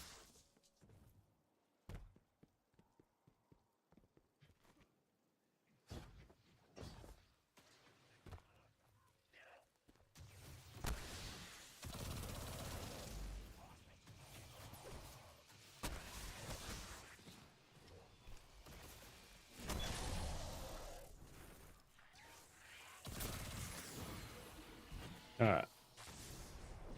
Go back to orbit and see where we got to go next.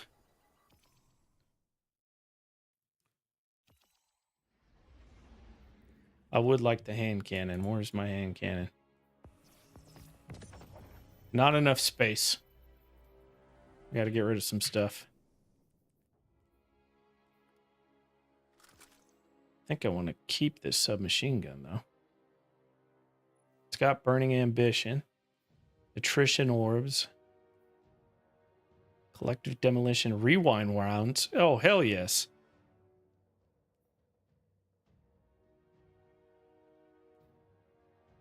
Is this a lightweight? No, it's adaptive, so it's good against barrier.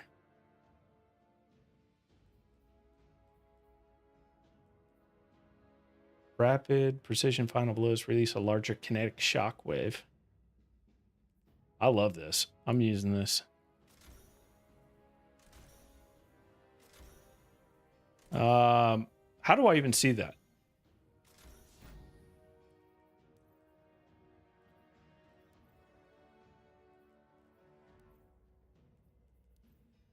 Where's that at? I know it's on the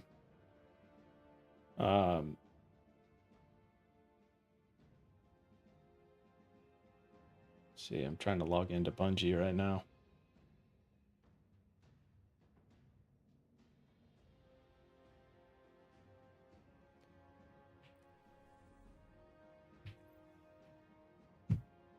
There we go. 1359.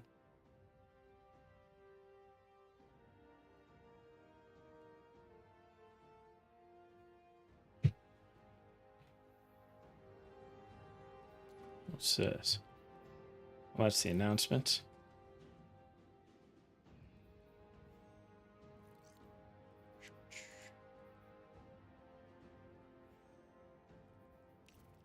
There we go. All right, I gotta get my hand cannon. The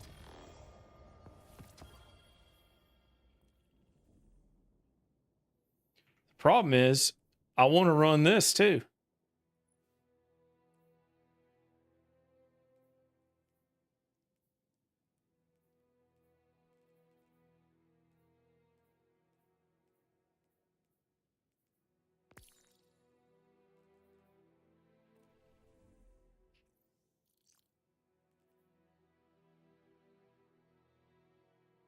Let's see.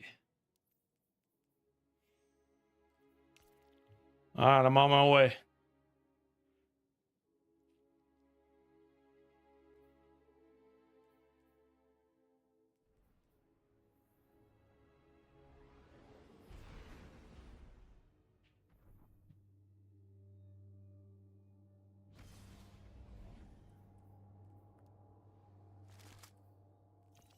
There's just like stuff to actually look for again.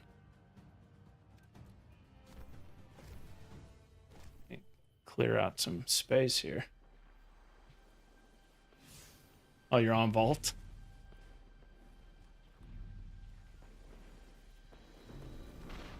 All right, I want to change my weapons.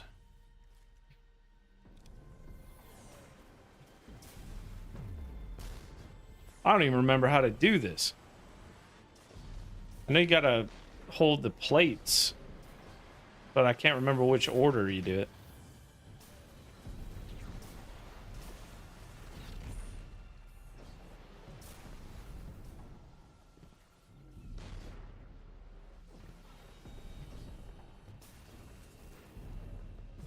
The hand cannon looks great.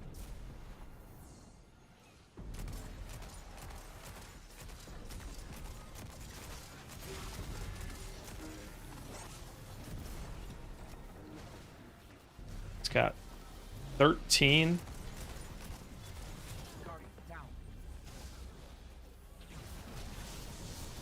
Ew.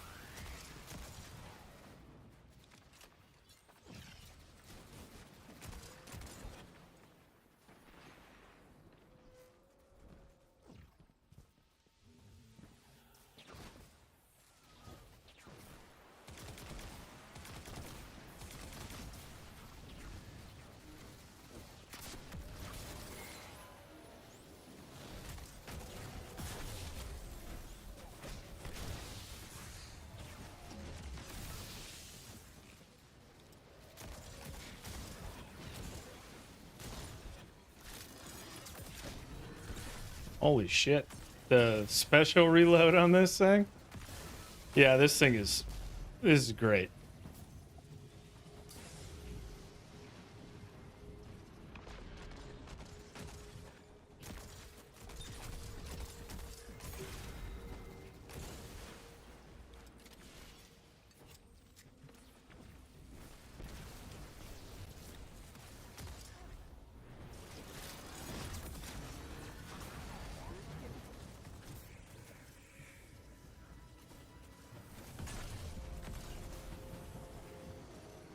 How's a hip fire on it? Oh, it's excellent.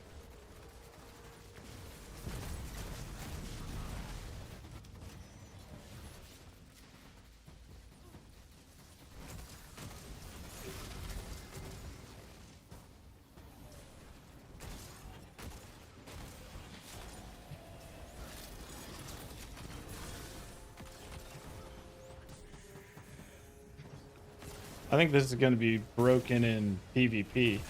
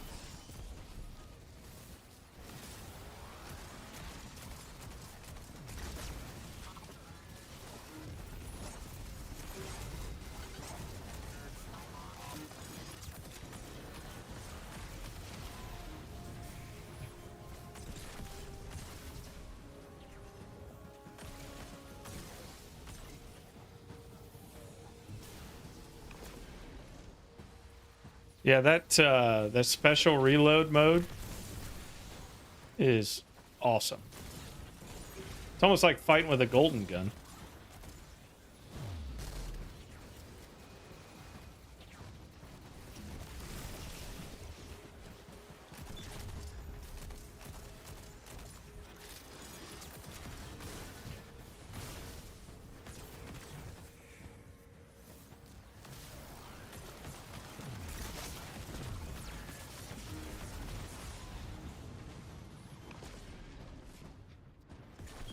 And it doesn't even drain ammo.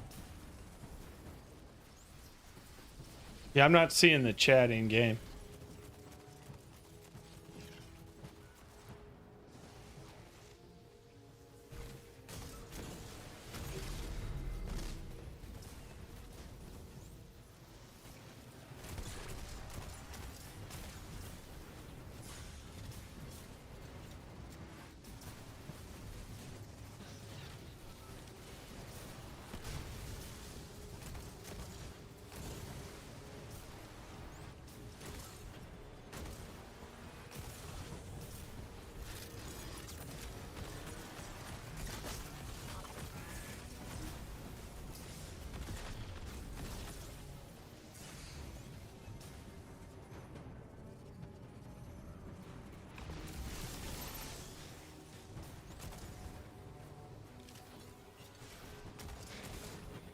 Yeah, and then I got to figure out what that mission wanted me to do. I still can't figure out what the hell it was trying to tell me to do.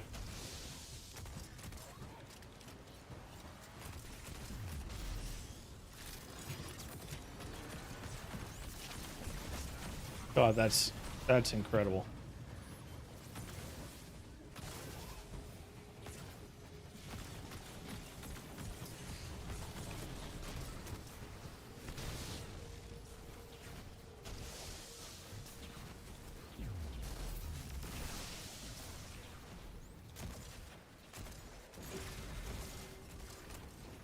Yeah, I'm gonna run this all day long.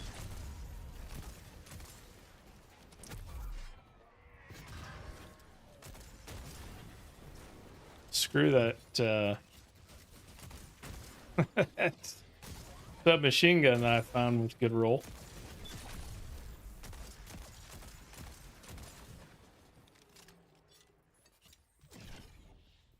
All right, take us, Sarah. You're in charge of the.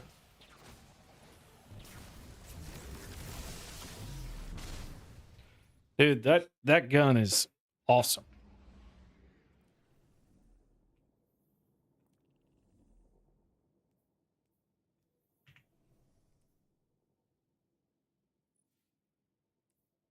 I'd like to figure out how to get. Oh, I think the catalyst must come later. How does the ornament look? I like it the way it is, almost.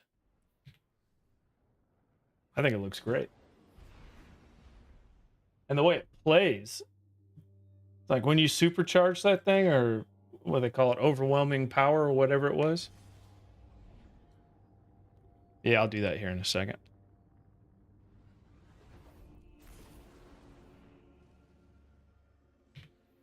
All right.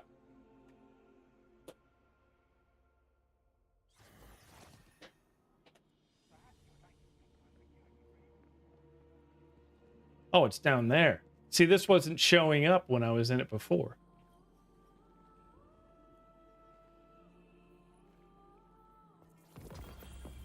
Okay.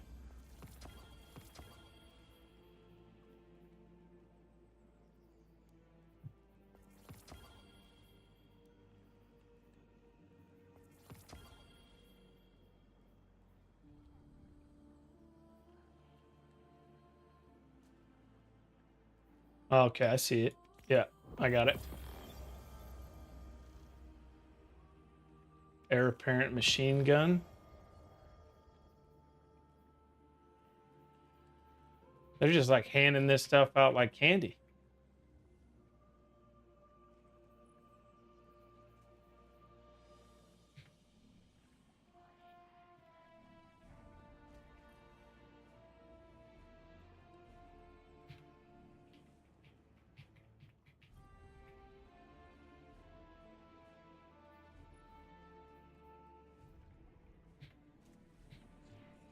All right.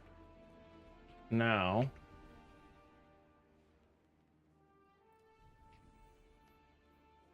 speak with Ikora.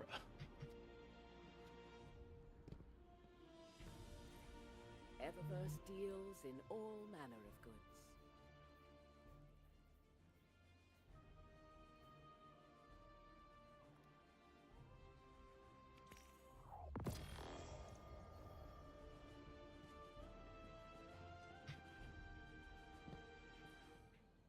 Your return honors me, Guardian.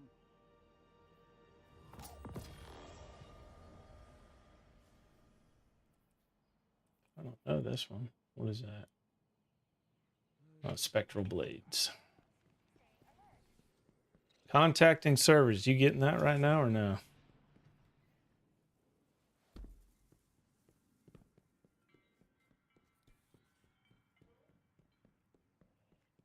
All right. But it's not just me.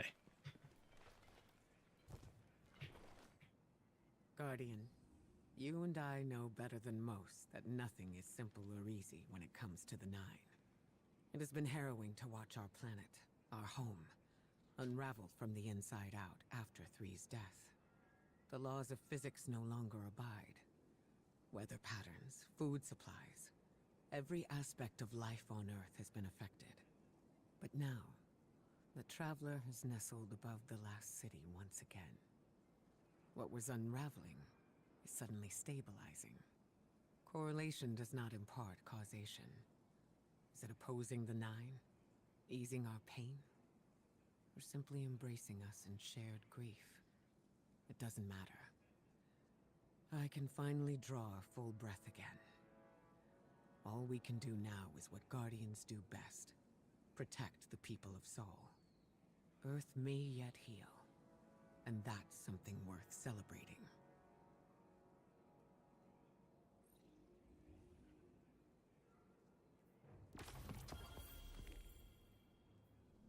Be well, Hunter. Tell me of the wilderness you've walked.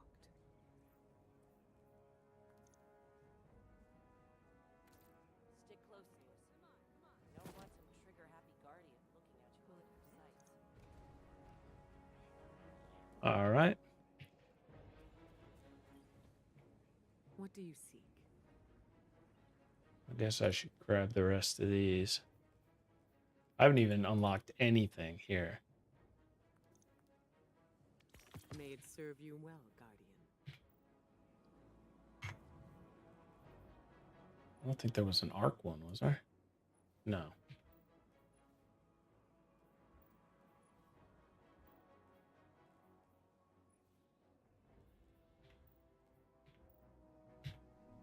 Come back soon. All right. Is that what you sell to the Guardians? Sorry, I'm late. Good luck out there.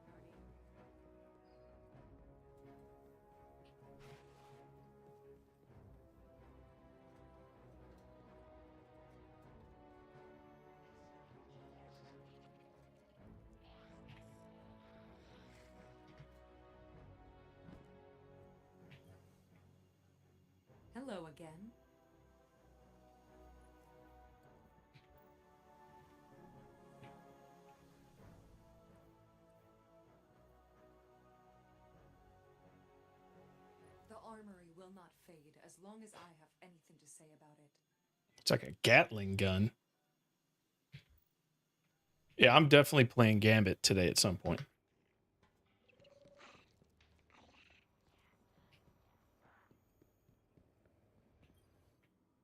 It's the chosen one. Slay any hive gods lately? I picked up some new armor too at the Wildwood.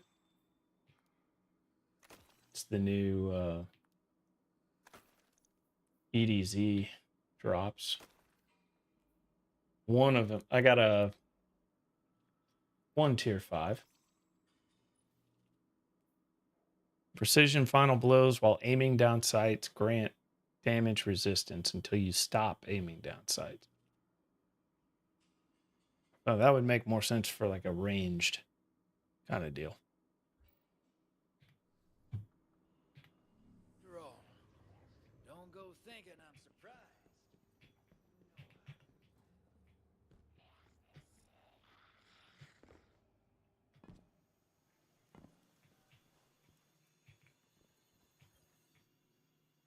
How can I help?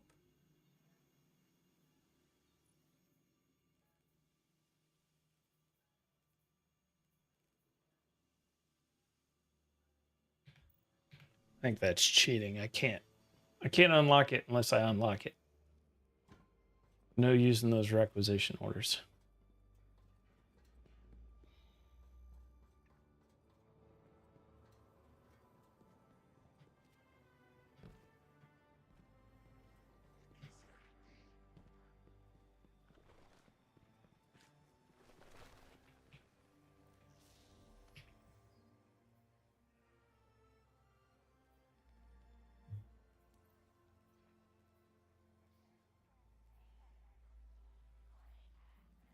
You want to play some Gambit for a minute? And then I got to finish Lightfall.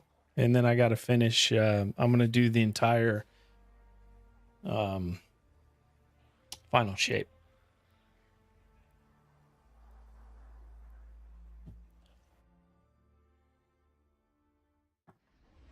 I probably don't have the right loadout for Gambit, but...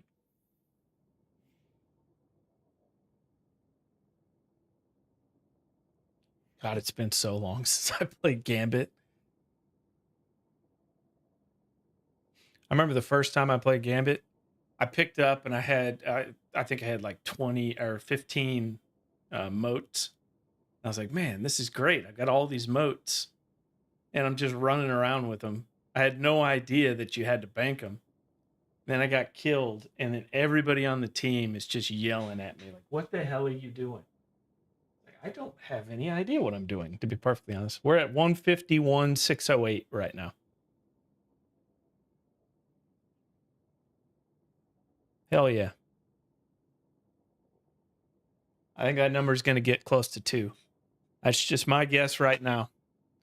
I think we're going to get close to 200,000. And if that doesn't say to Sony that this game is worth saving, I don't know what does. And I spent $170 on this game just in the last 2 days buying all the DLC. So I've now bought it twice over.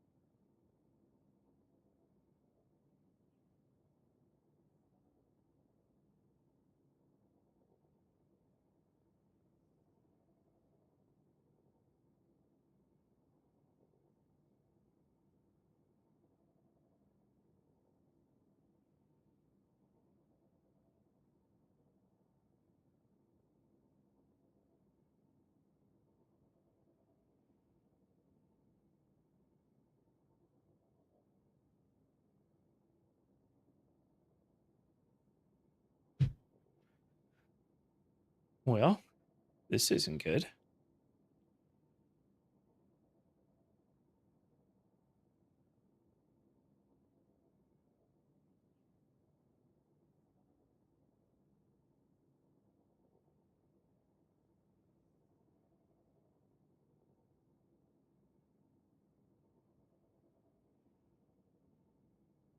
I'm just gonna keep this up and watch as it updates.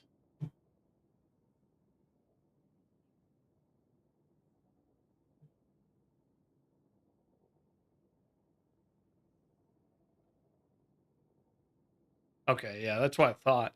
That's typically how it works with these new drops is you have to play it to get the catalyst and then you have to do all that.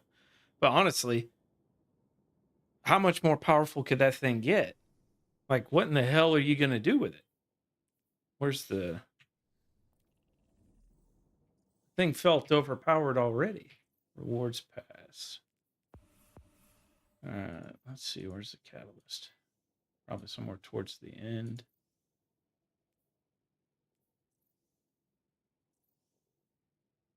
There it is. When empowerment ends, you gain a void overshield, the strength of which depends on how long you were empowered. That seems like too much. All right. So the way that it's described is dealing damage builds latent power. Precision hits and final blows build more. At full power, hold R, which we were doing, to unleashed power, which then just becomes like a automatic weapon at that point. And it weakens targets. After a short time, it becomes overwhelming power, which deals damage to you over time.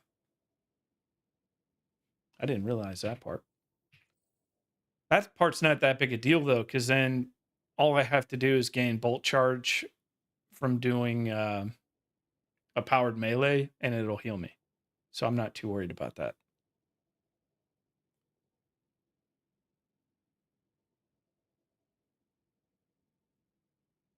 What are you running right now? Are you... let's look at your loadout here. Warlock, yeah. Because normally I would be running Arc Warlock.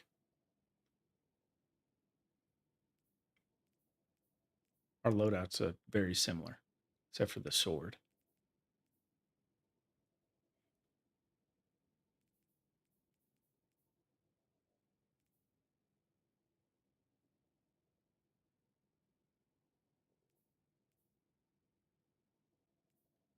Because I was running a lot of Getaway Artist. Well, yeah, if you have Devour, because you get Devour from Void Warlock. I guess I can get Devour now from Void Hunter with the new aspects. So that might be something I want to do. I've never tried a Void Hunter, mainly because I just, from playing PvP, I hate Void Hunters. The invis, all that stuff. So I've done everything I could to stay away from that.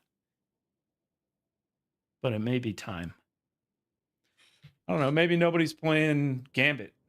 Maybe we should try something different.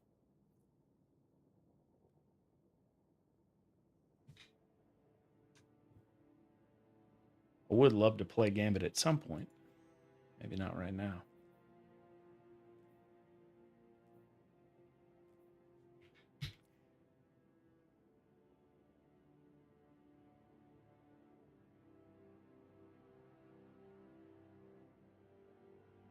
I'm up for whatever. Run something somewhat challenging. And then I'm going to get back to running through the campaigns.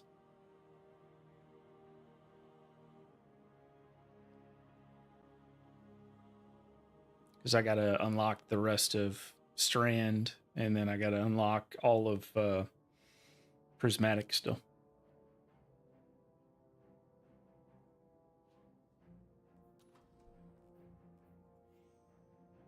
I already have Witch Queen. I already have Final Shape.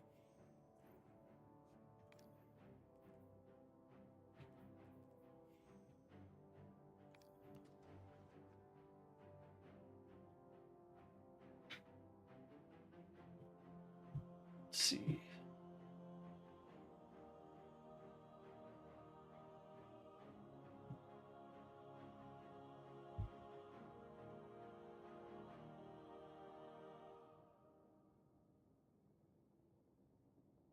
If there are any other updates from the Bungie team.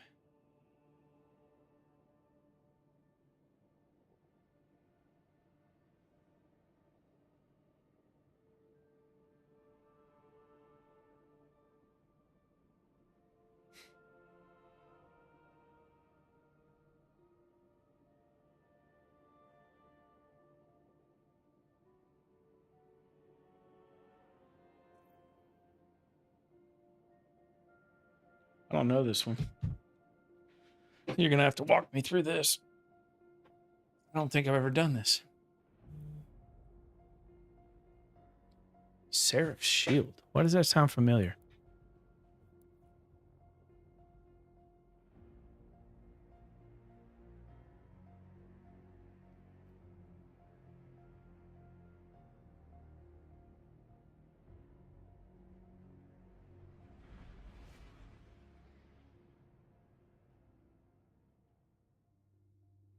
Yeah.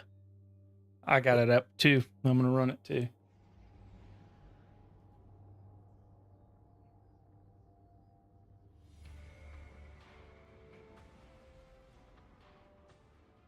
So, does it proc Devour when it's active? Everything is in place.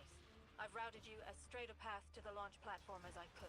I don't Oh, it's this. Oh, I fucking hate these. but you should still prepare for heavy Uh-oh. There we go.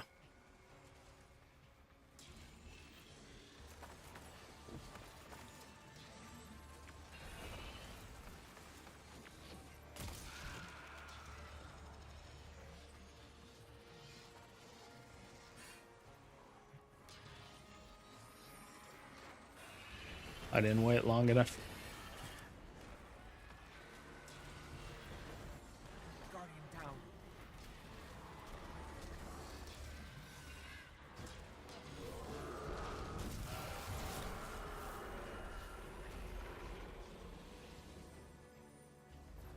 All right.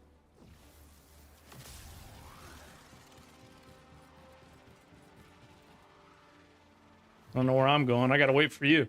I don't know where the hell I'm going. I've gained remote access to the launch facility's subsystems, but someone is already in here. House Salvation splicers are hacking the launch mainframe. You need to find a splicer and liberate the security scanner protocol from them. I won't be able to secure the launch without it. Ah.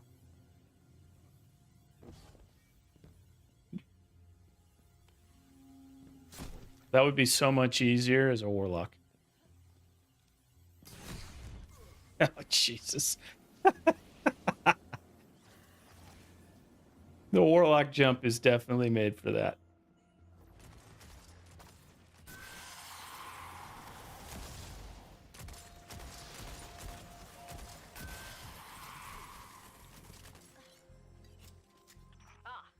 That's a scanner protocol you've picked up.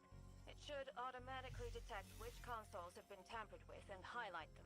It'll also highlight other tampered devices, so keep an eye out. Now, get us access to those terminals and I'll have Anna perform a remote hack from here. System cleared. Launch codes accepted. Priming the pods for launch.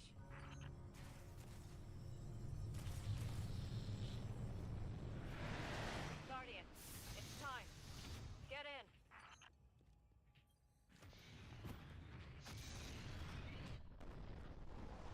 I don't know why I've never done this.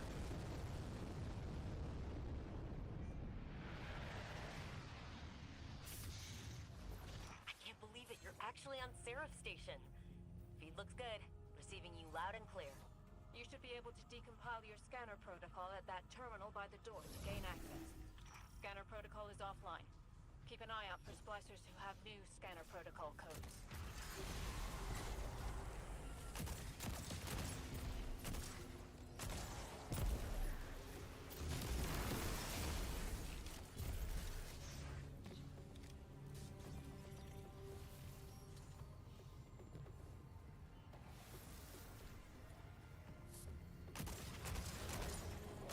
Oh, I love that.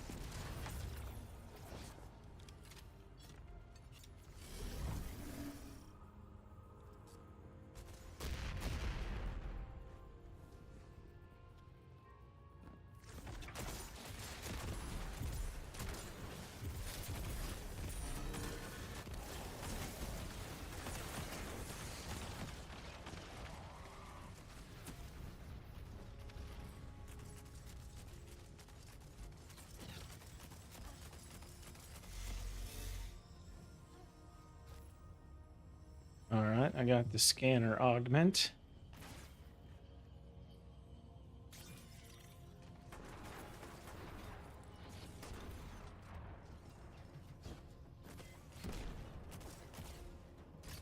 Yeah, I gotta go on. Do I need to do this one again or over here?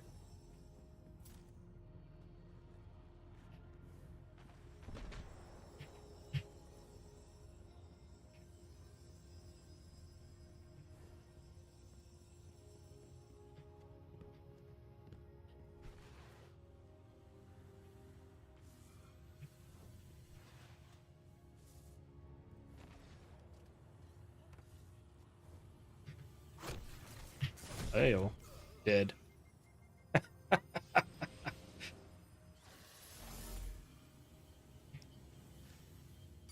There we go.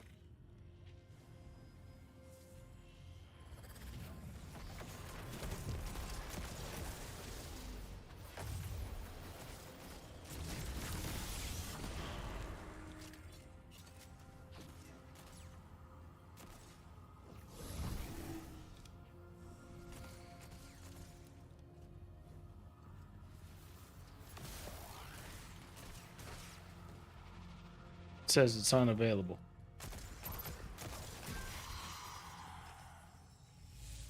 All right. How do we get over there? Just walk to it, or?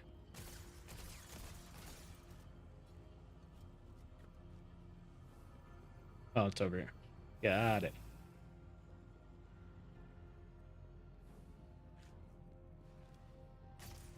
Yeah.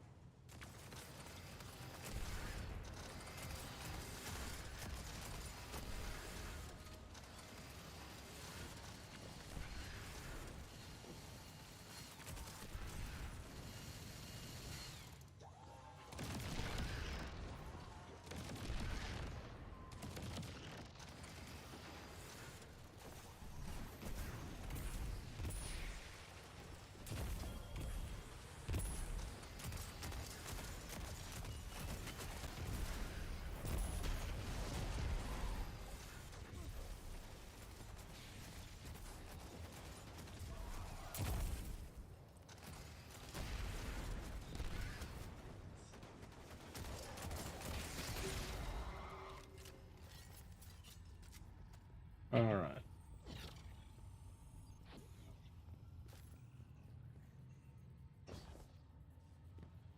Down here?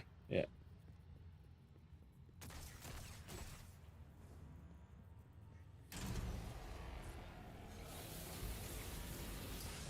Ew. Okay, so that's definitely a trap. But the splicers must be able to get through there. Maybe I had the the scanner protocol can reveal something. I think it was up here, wasn't it? Yeah, there it is.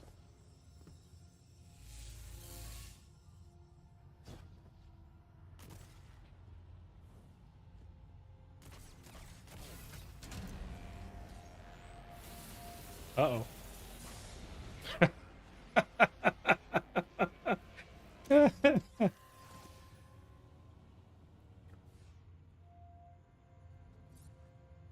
All right, just follow you.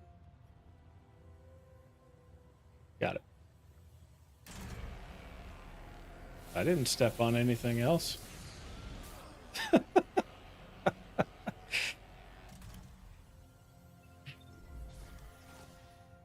All right, let's do that again. All right. Stay only on where you're going.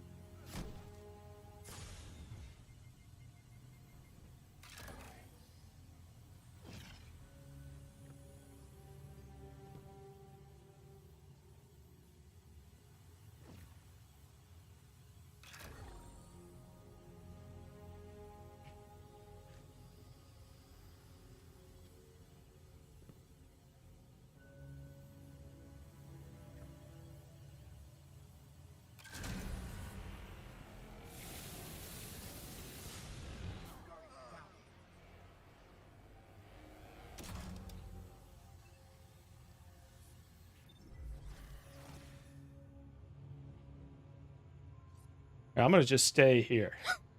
You can go do that.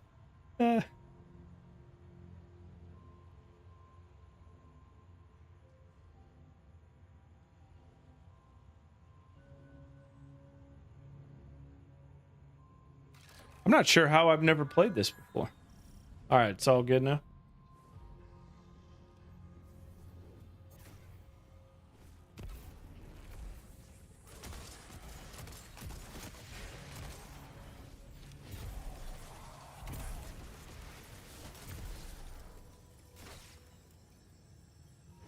The operator protocol should allow you to remotely access those red highlighted panels.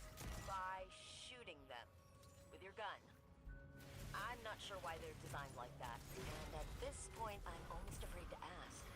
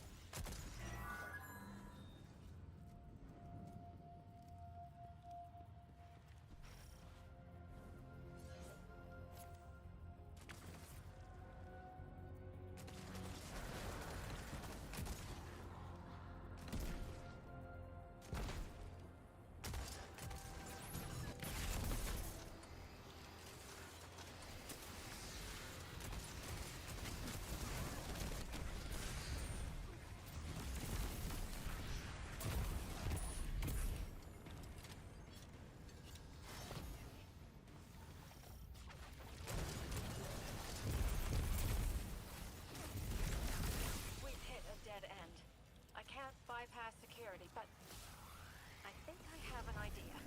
Play along. You need to surrender to House Salvation. One of Aramis's captains has put an order to bring you in alive so that he can present you to her as a trophy. Make some noise to draw their attention. It'll help sell the bluff. She's here? Of course. That must be how Zebu Urath plans on co-opting the Warsat network. All right. I can't do it on their own, so the witness sends Aramis and her splicers in to assist.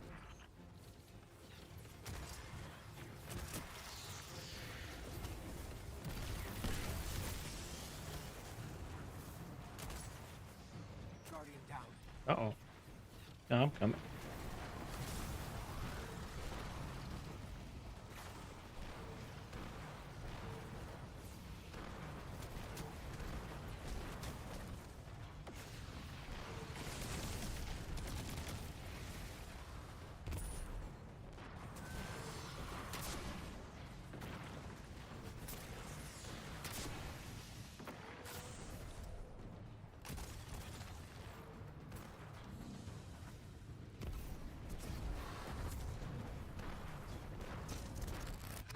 Well, helps if you do that before he drops. He puts his shield up.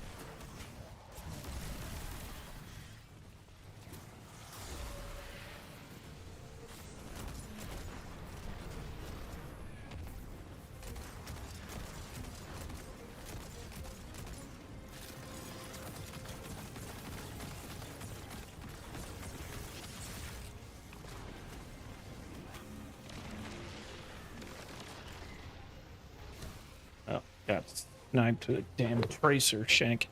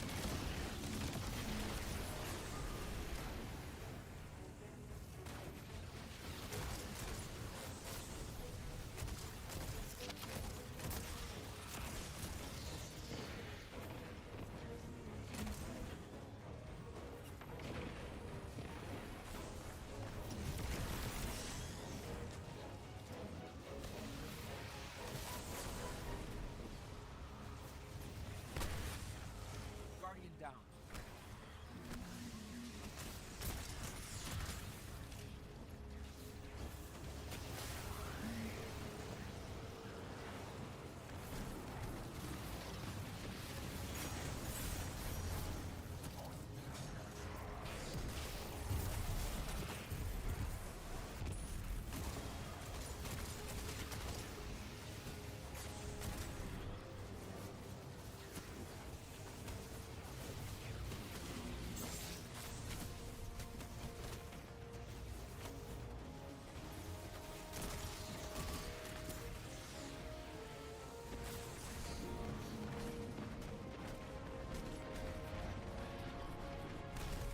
My God, that brig is tough.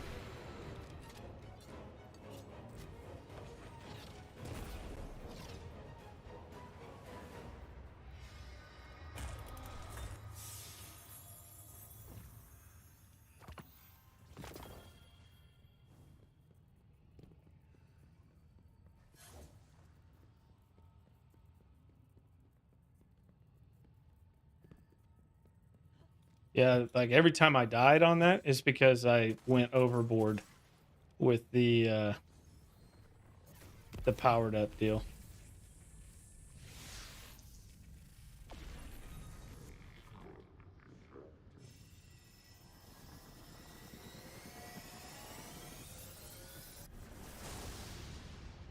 I guess in order to get out of that, you just have to switch weapons, right? Like you just have to holster it. Neutralize the crew and get to the front of the catch.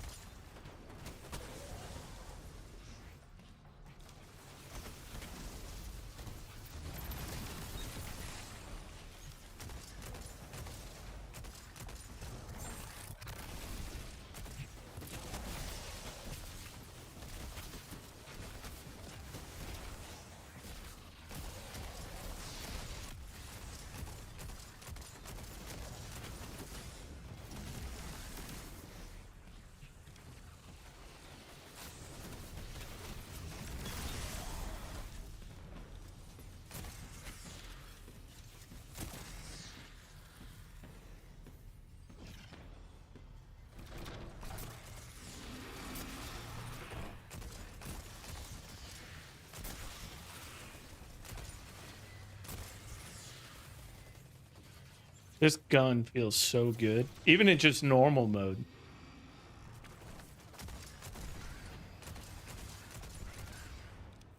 It just feels like a really good hand cannon.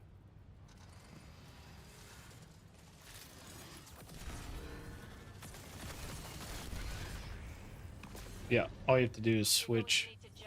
Okay. To get back down to the station.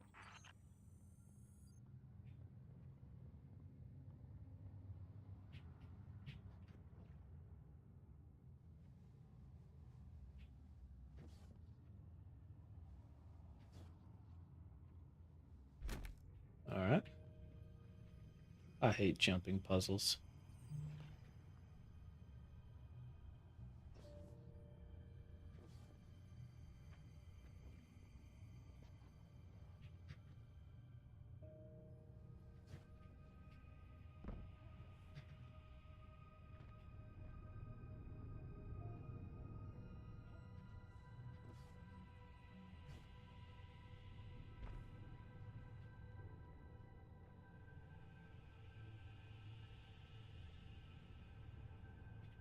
Guardian down. I about followed you. I was like, wait a minute, it doesn't look like he's supposed to be doing that.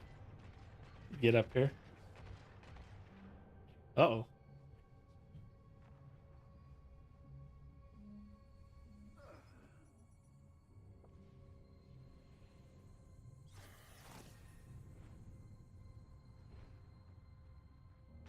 Hey, you're supposed to... Alright, I got it.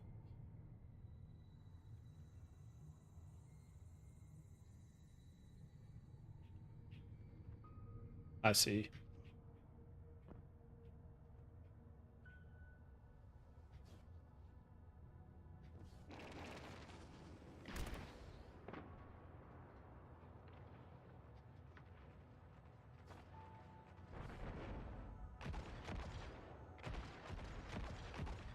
Guardian down. Holy shit.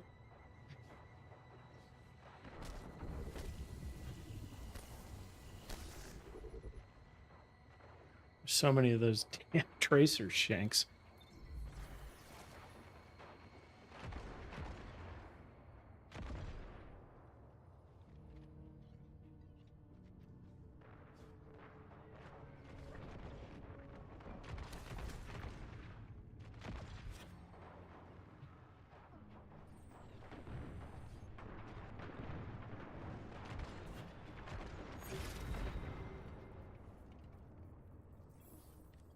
There's a cargo bay up ahead. You can get back inside there.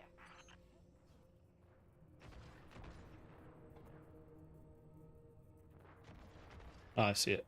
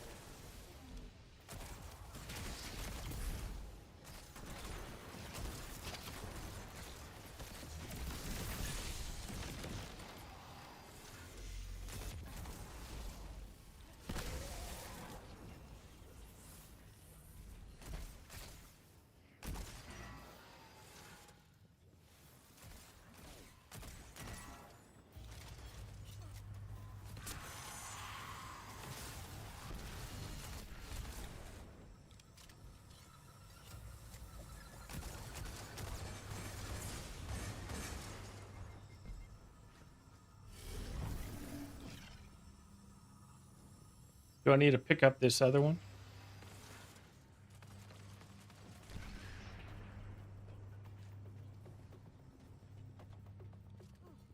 Oh, you got it. All right.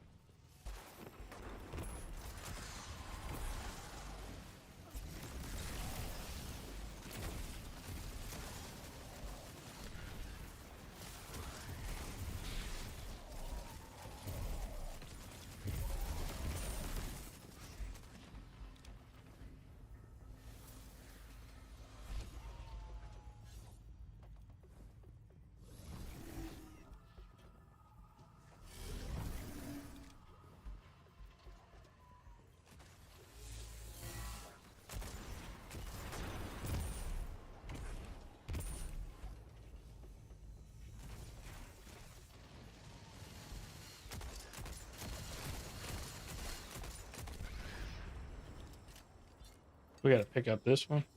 No. Is there something to shoot in here? All right, I got to get rid of this if we need that thing.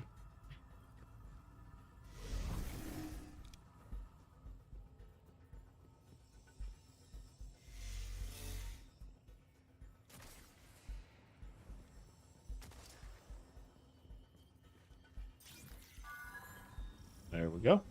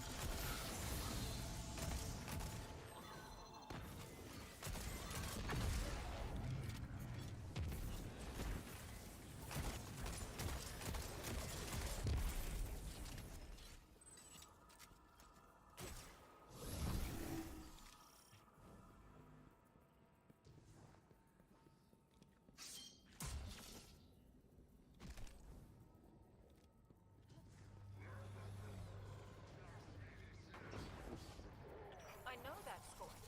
He's one of Aramis's lieutenants, but he died on Europa. His name was Praxis, and you killed him.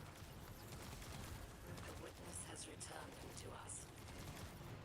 As it will return all Elixni slain by the machine spawn's hand.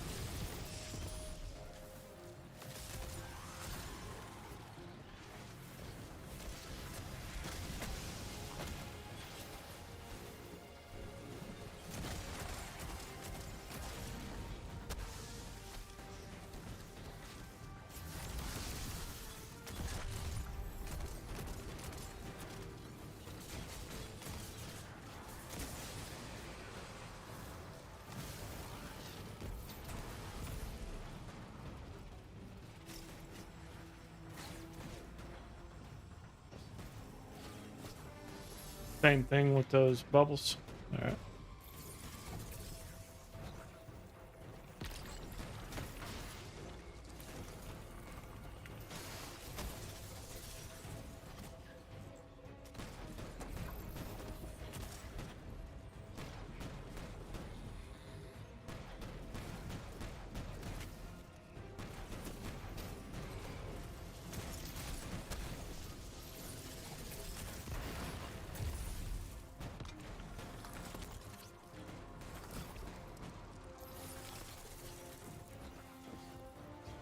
Am I supposed to just keep standing there?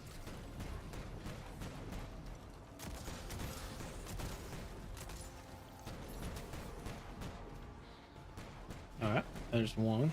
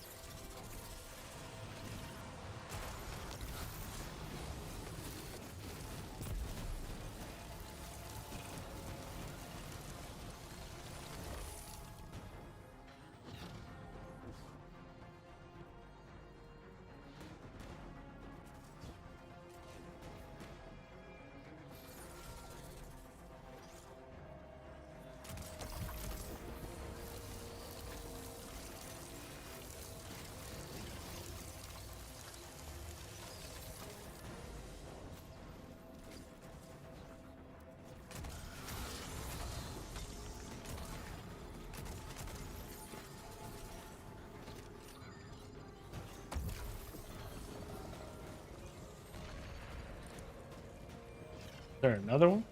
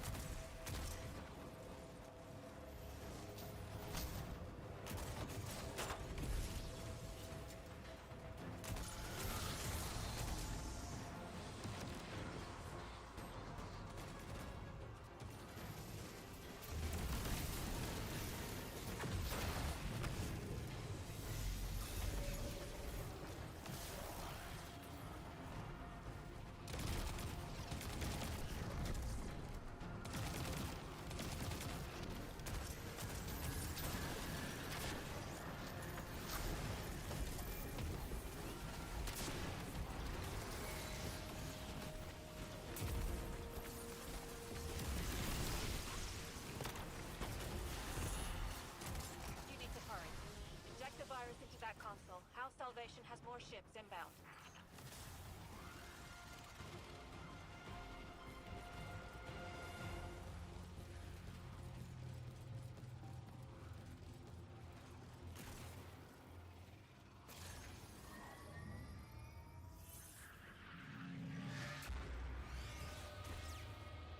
Virus uploading. We're done here. For now. I've initiated a station-wide security reboot. It should disable orbital defenses and clear an exit. About a half dozen House Salvation Holy headsets shit. inbound. What did I just get? Get to your ship and get out of there.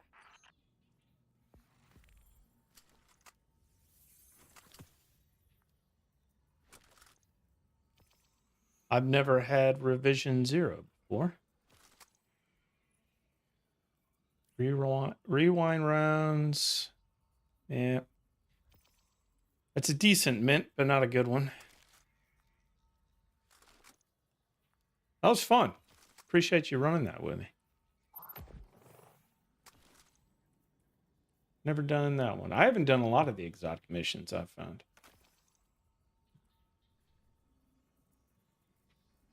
Ah.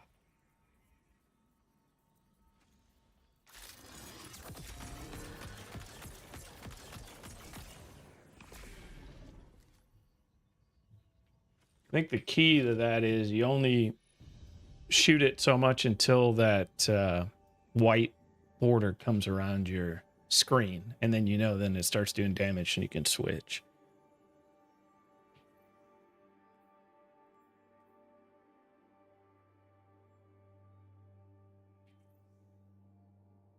All right, man, I think I'm gonna go run Lightfall unless you want to do that, but I kind of like running those legendary campaigns solo because they're too easy otherwise.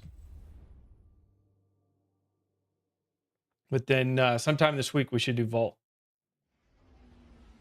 Figure out a day that works best for you, and you can get a team together, and we'll run a Vault. But first, I gotta go take a piss, so I need to go to Neptune. There, so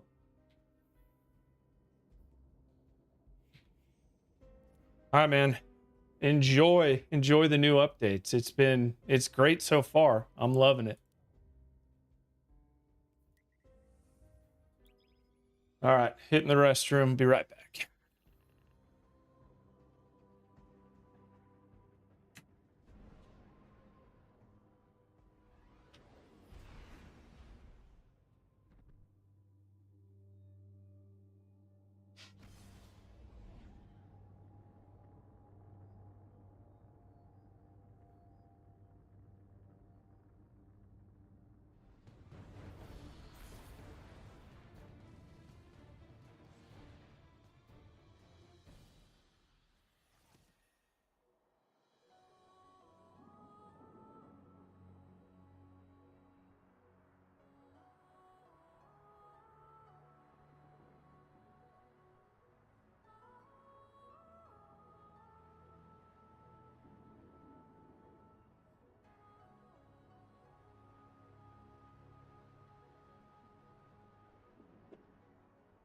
All right. That was fun. That was a good time.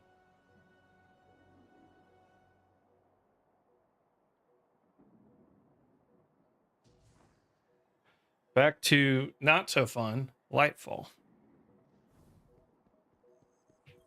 But I need the rest of my strand. Make sure that's still set up right. Time is it? 3 o'clock. We're on hour 7.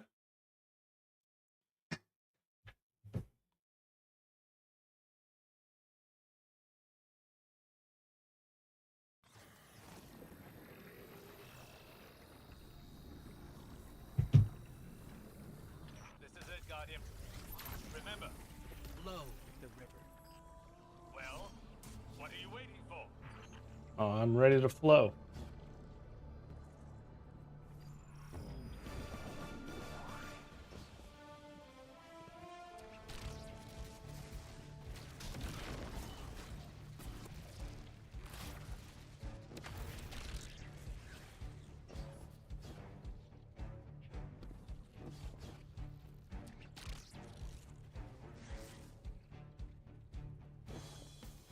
have no idea where I'm at. Good,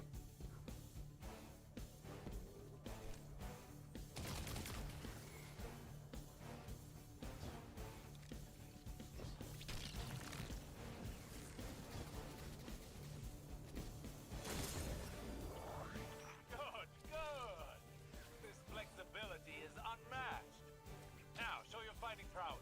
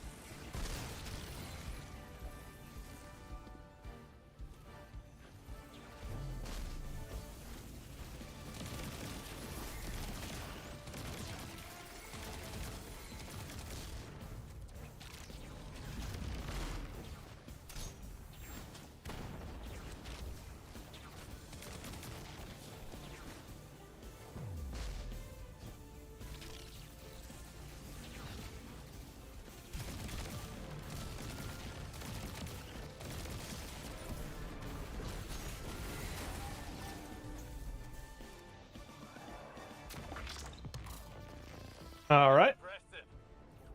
I bet we could go again. What do you think, Guardian? No. I hate to butt in on your enlightenment, but Shadow Legion are on the move. Another time then. You've more than proven yourself. Kellis has no idea what's in store for him. 165. 165,000 players concurrent. Absolutely love it.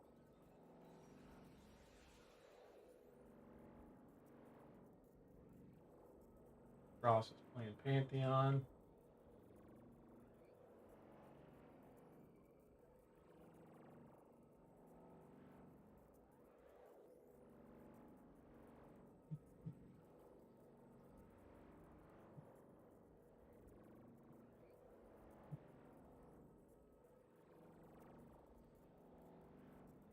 All right, let's keep it going.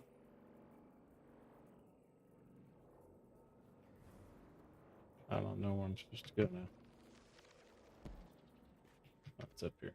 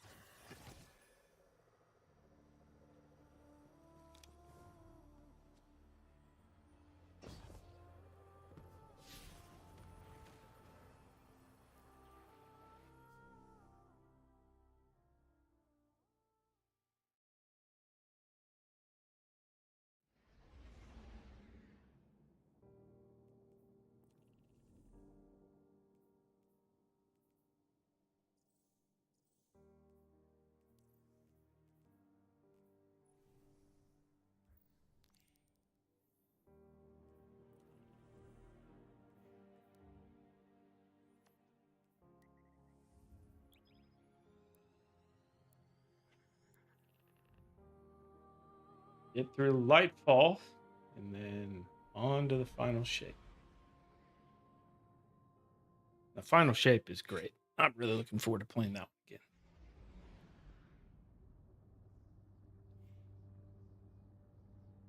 Come on.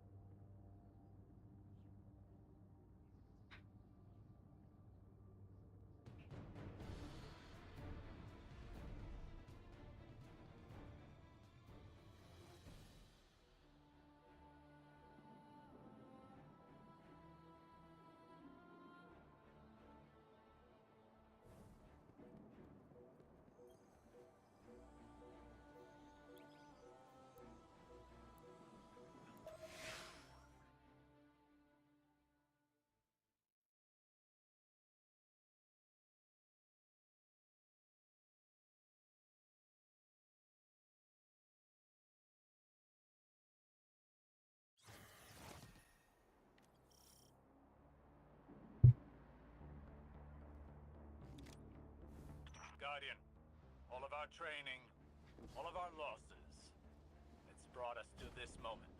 We must stop Callis from reaching the Veil and establishing a link to the Traveler. Final stand, baby. If I can get this old Ishtar-era orbital beam thing up and running, might come in handy. I would suggest exercising an abundance of caution around untested Ishtar technology. I miss the old go in without a plan and hope for the best, Osiris. That is a gross mischaracterization. Today shall be the end of Callis' reign. The Shadow Legion will submit or be crushed beneath my heel.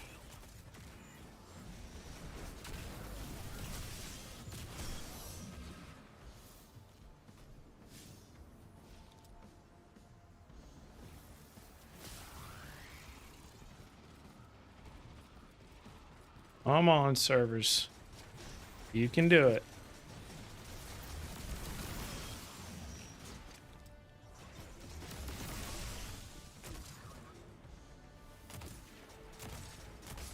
What the hell?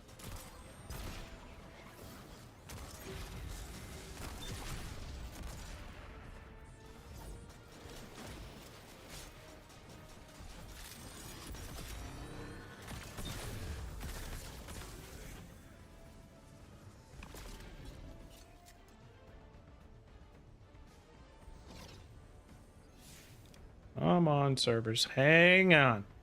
You can do it.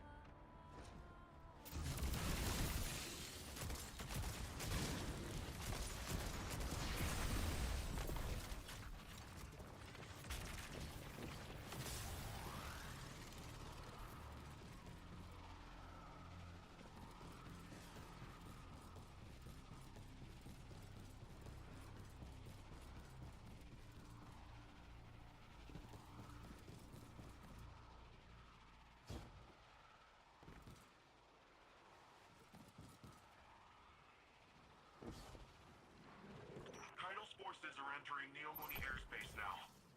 Something's not right, though.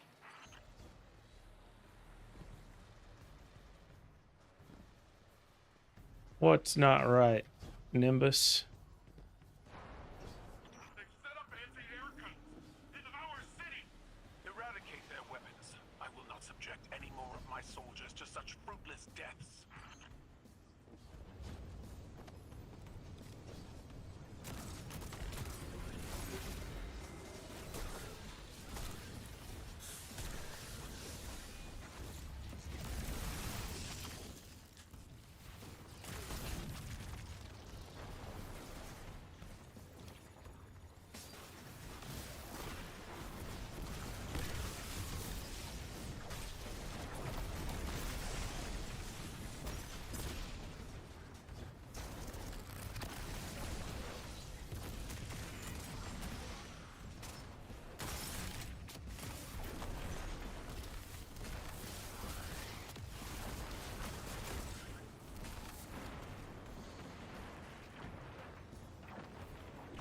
I don't remember how to do this.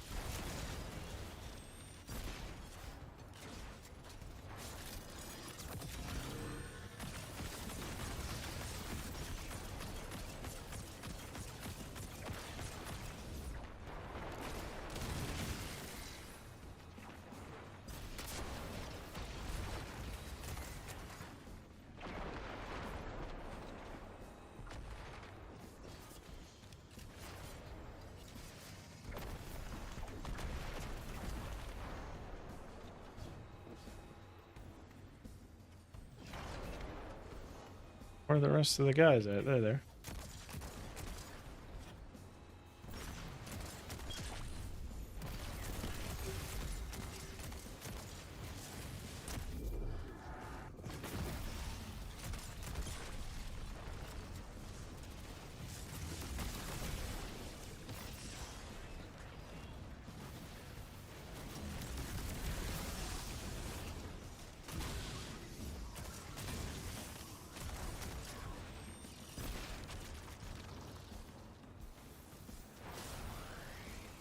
think there's a tormentor that comes up here in just a second.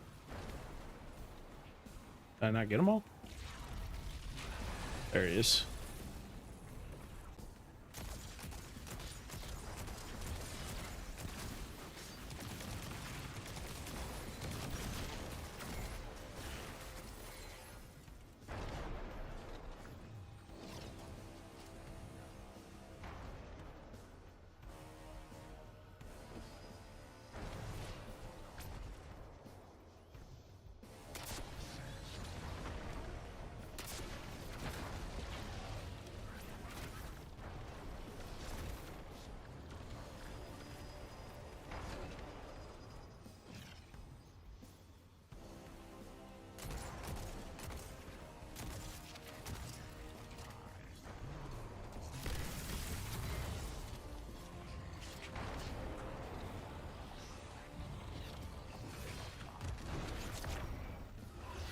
God, I hate tormentors.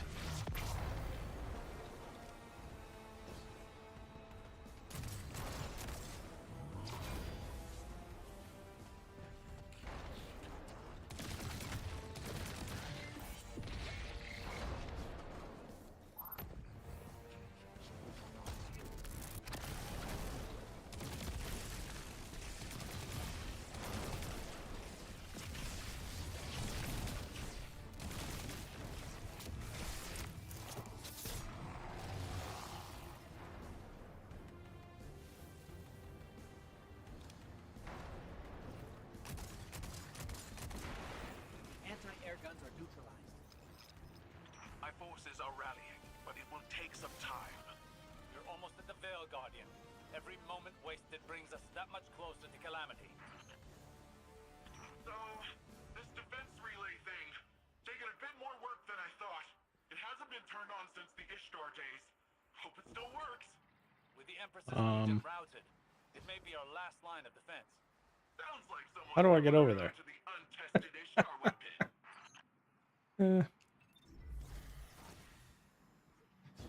That's why.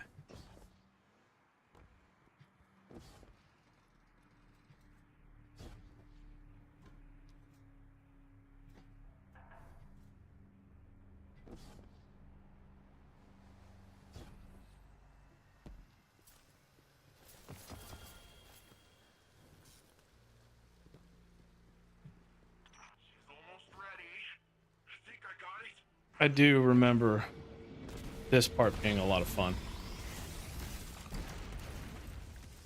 Whoa!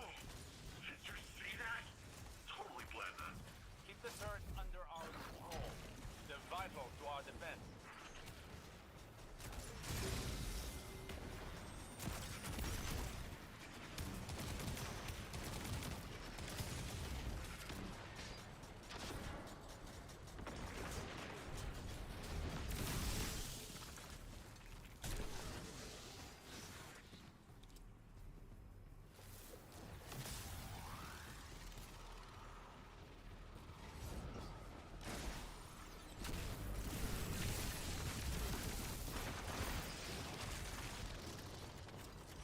Tanks are headed to your position.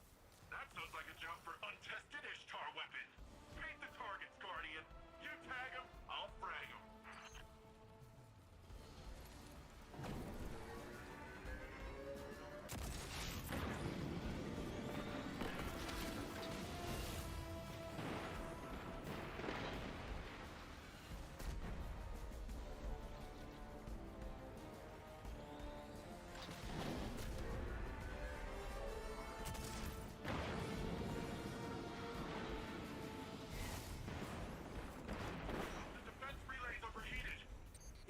To them.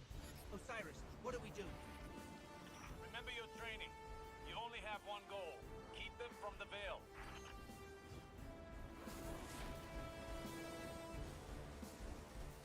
All right, let's roll.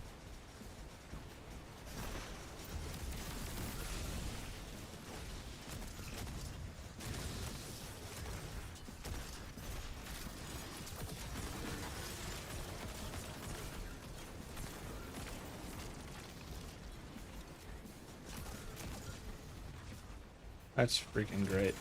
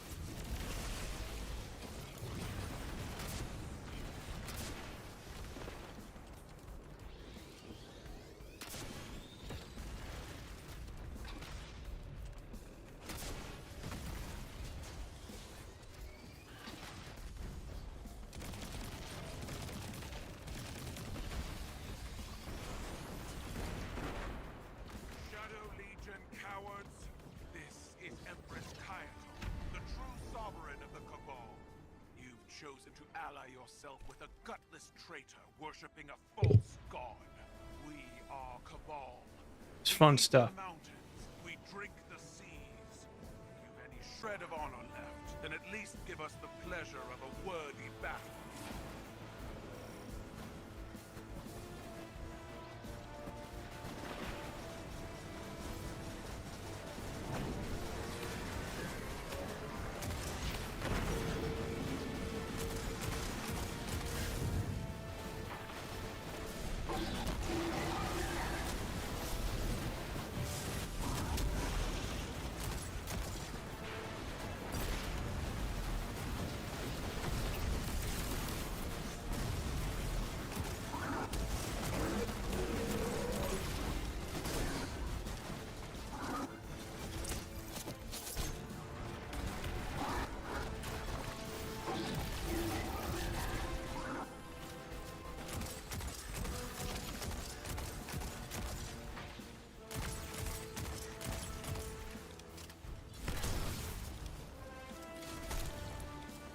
Uh-oh. Like I'm about to get kicked.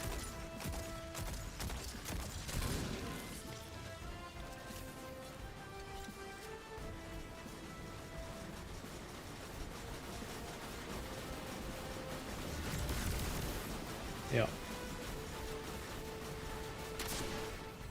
Yep.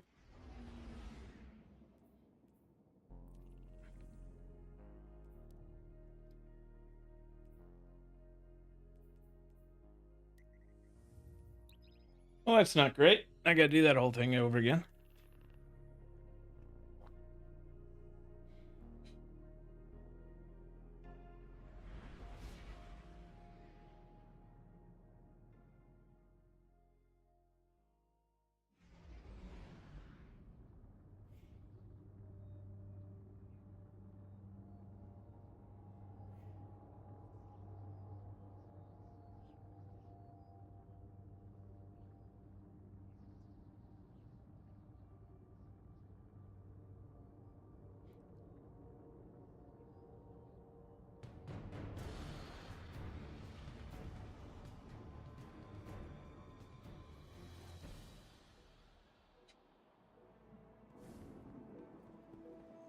I hear the coders are real curious about you, XO. Something about seeing if your processors are compatible with yours.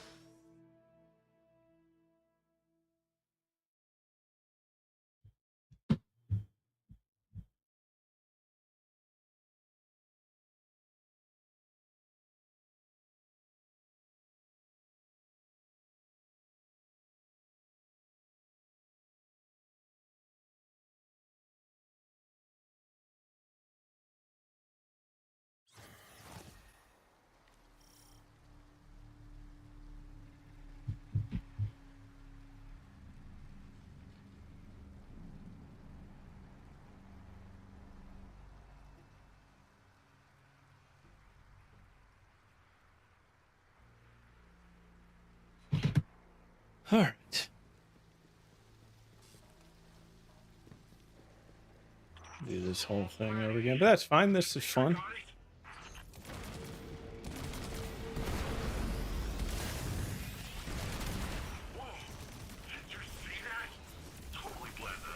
Keep the turrets under our control. They're vital to our defense.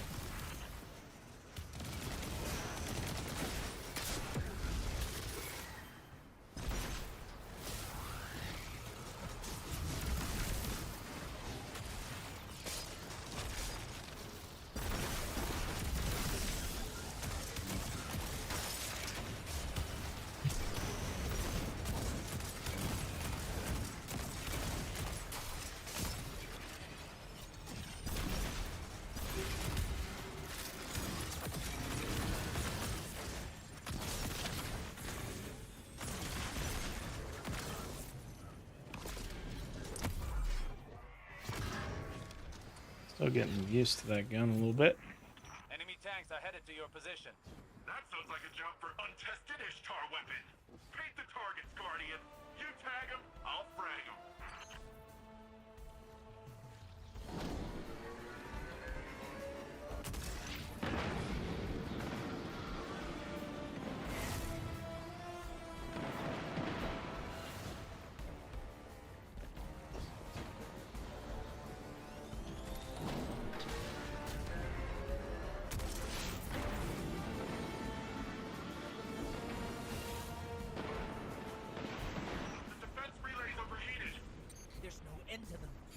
bearers. What do we do? Remember your training. You only have one goal. Keep them from the Veil.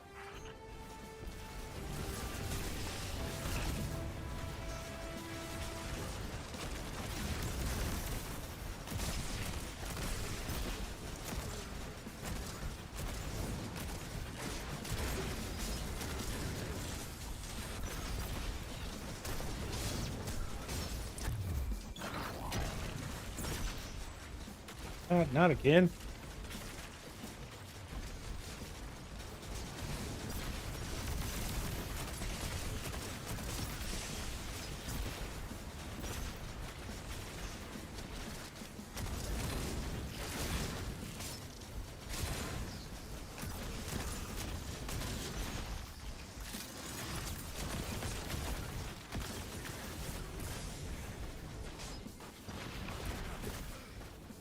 Ew.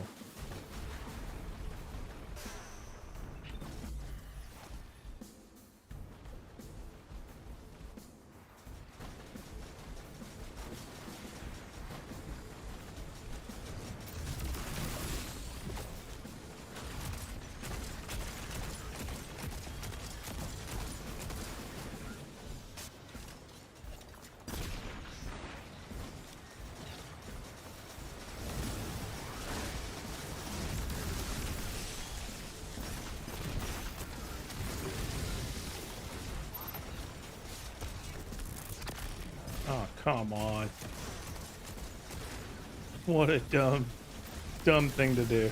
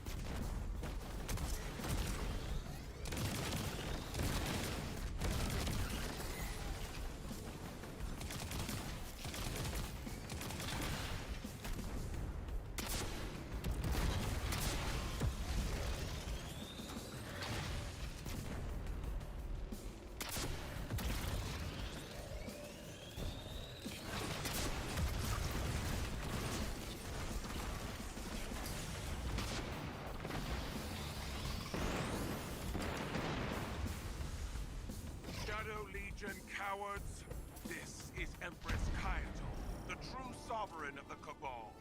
You've chosen to ally yourself with a gutless traitor worshipping a false god. We are Cabal. We eat the mountains, we drink the seas. If you've any shred of honor left, then at least give us the pleasure of a worthy battle.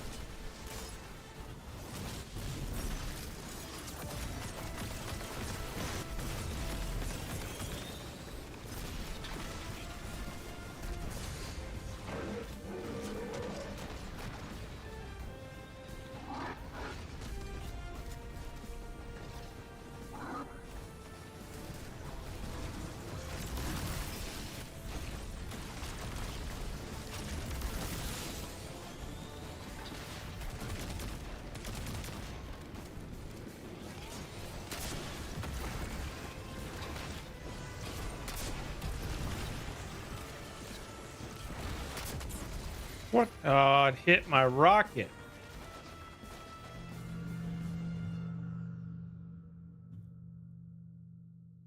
That makes me want to go back to... Yeah. Shadow Legion cowards, this is Empress Kaito, the true sovereign of the Cabal. You've chosen to ally yourself with a gutless traitor worshipping a false god. We are Cabal. We eat the mountains. We drink the seas. If you've any shred of honor left, then at least give us the pleasure of a worthy battle.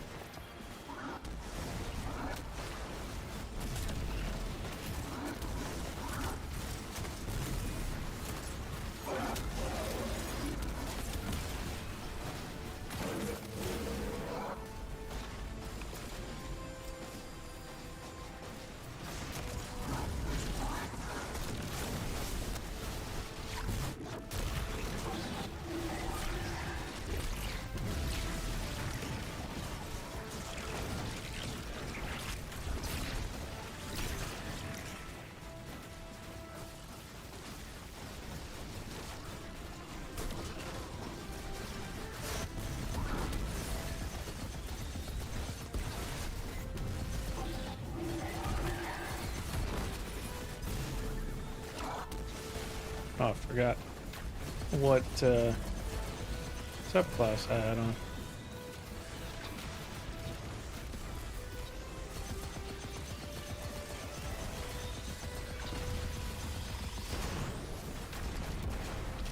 There's no end to them. Guardian, it's our day to die. We shall be immortalized in legend together.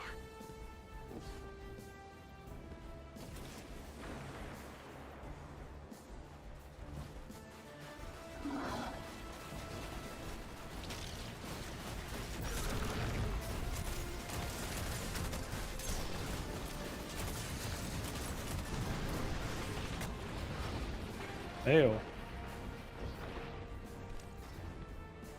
That was close.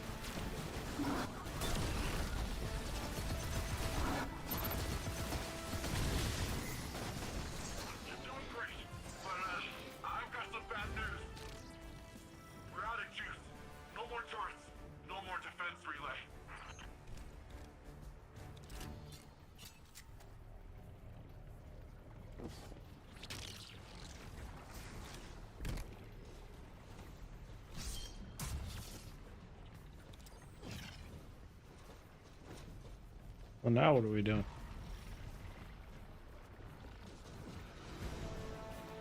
Oh, great.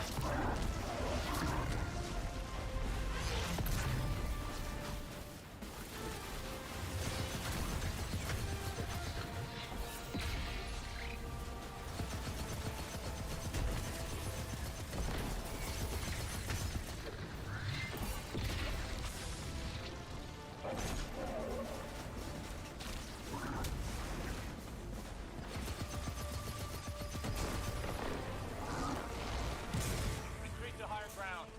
You need a more defensible position. This way, Guardian.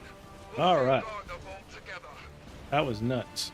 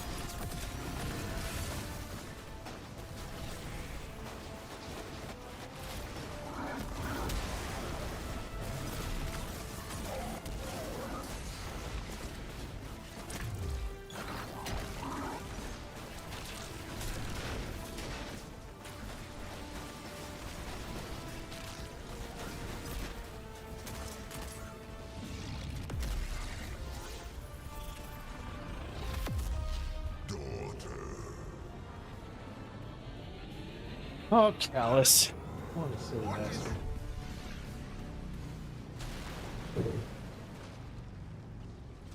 Guardian! Kyle! Are you okay? The veil's exposed. Keep them away from it, at all costs. Leave the Emperor to me. You must reach the Veil before the Shadow Legion. Do whatever you must to prevent the link. Will Keitel be okay? I have a feeling she can take care of herself. Empress Keitel is buying you time to find the Veil before the Shadow Legion. Don't squander this opportunity. According to Neomuni lore, the Veil is deep beneath the ground. Like, way deep. Whatever you find in there, just keep going downward. We're keeping an eye on the surface. Keitel's holding off Callus for now, but she's outnumbered.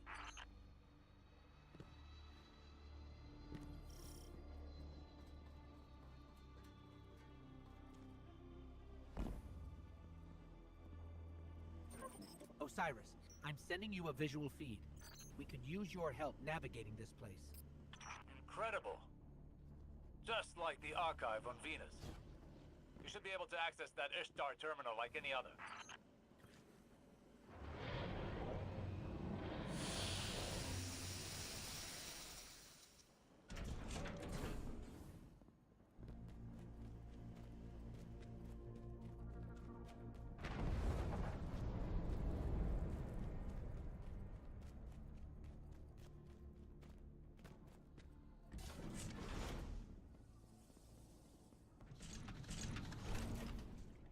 That must be the Veil.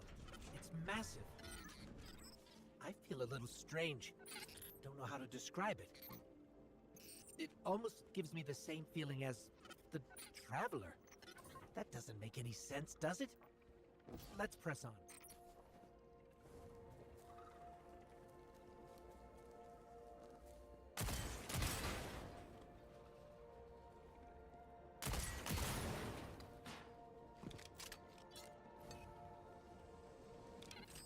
For both our sakes, please don't fall. It looks like the veil goes even deeper.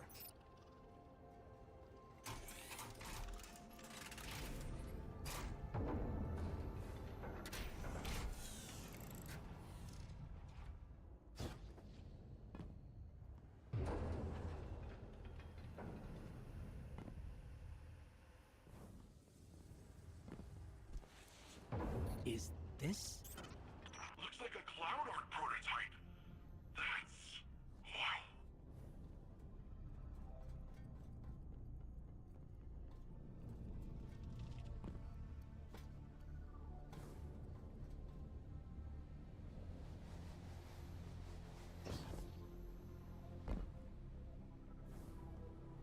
I held them off as long as I could.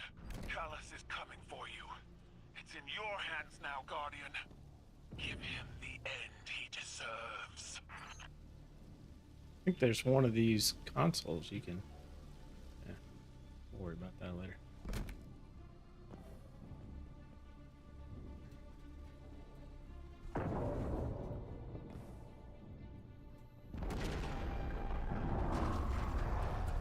I'm reading major shockwaves in the vault. The Emperor's smashing through that place. Hurry, Guardian. He'll get there before you.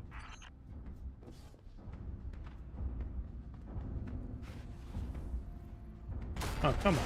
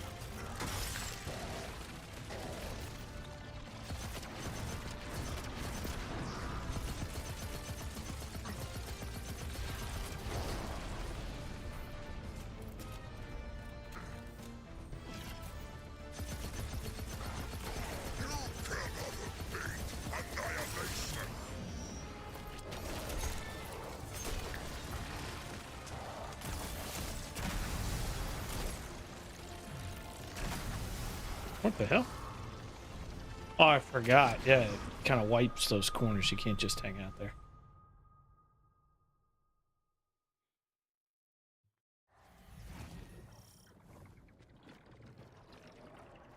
I don't really want to look within.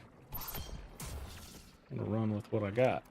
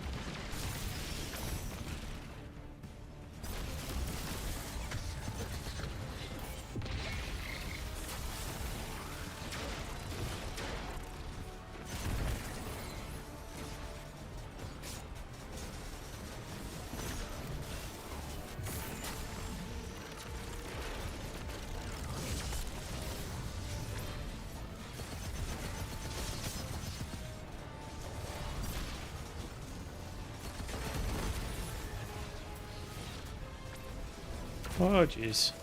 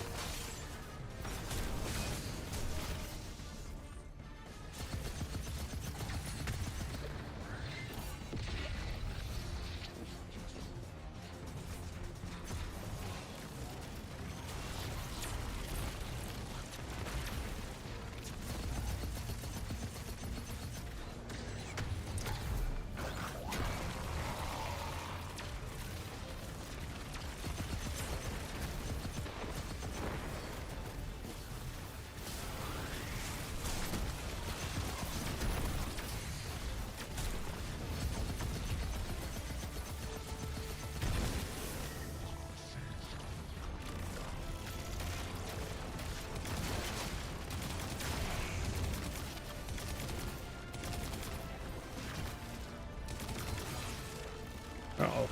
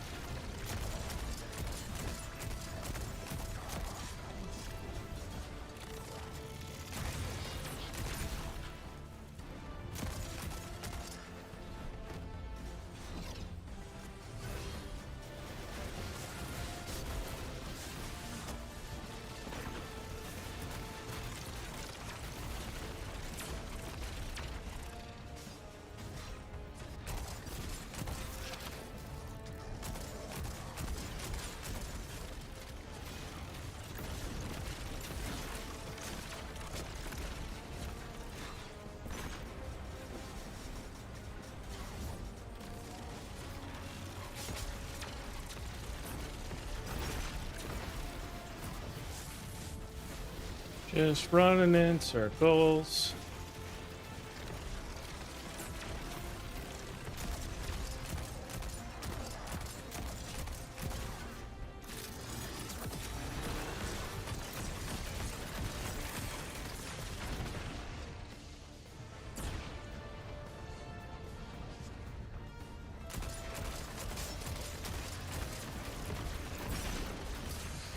Uh-oh.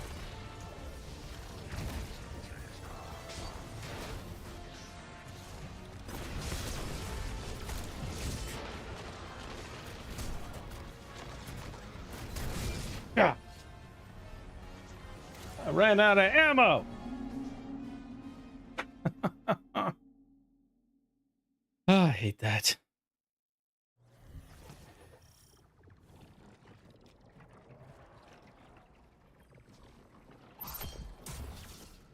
I probably should grab that just to make it easier to move around.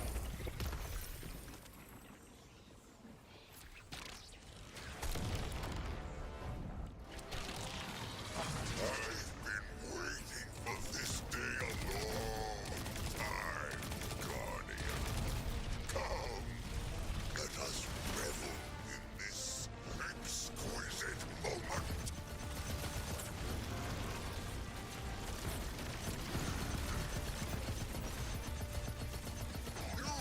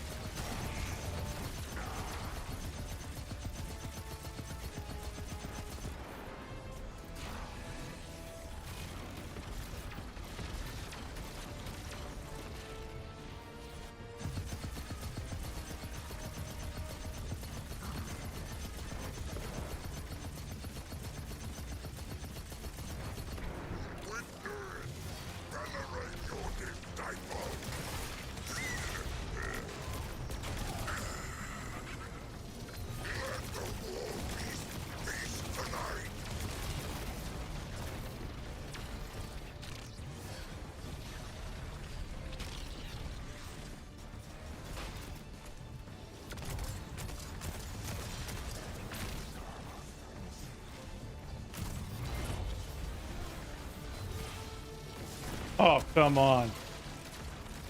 That was close.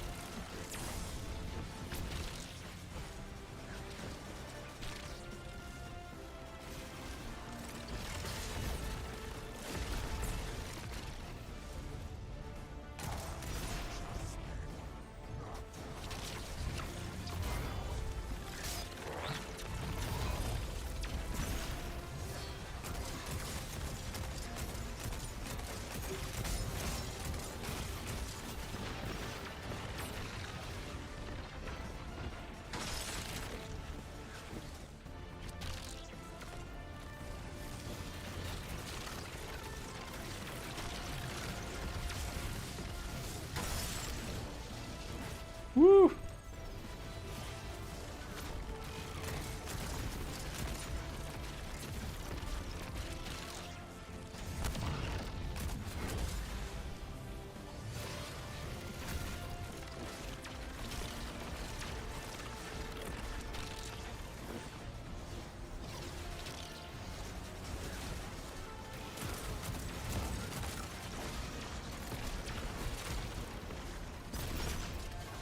This is possibly the most hectic of these boss fights.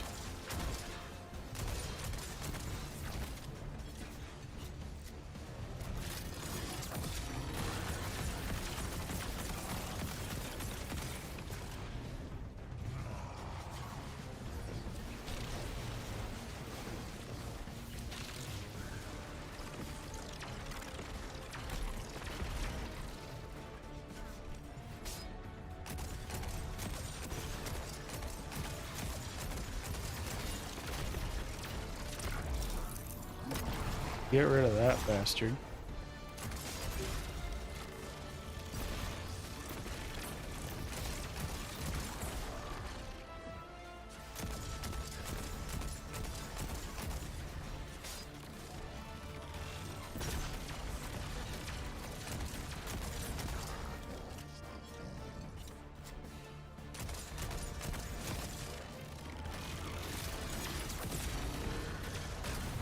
Oh, you've got to be shitting me.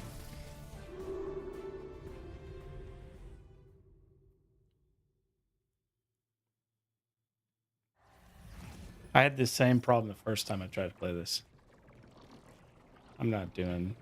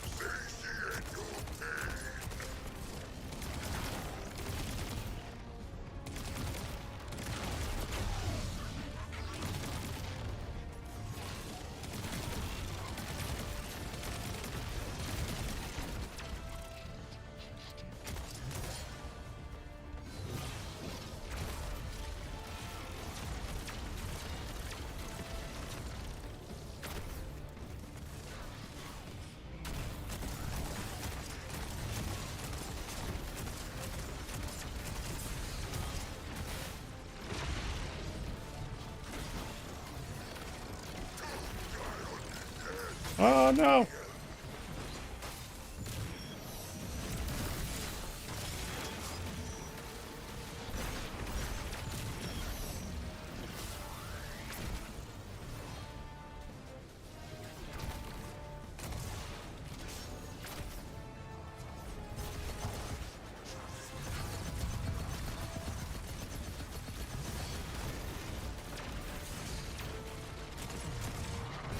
God dang it. Ah!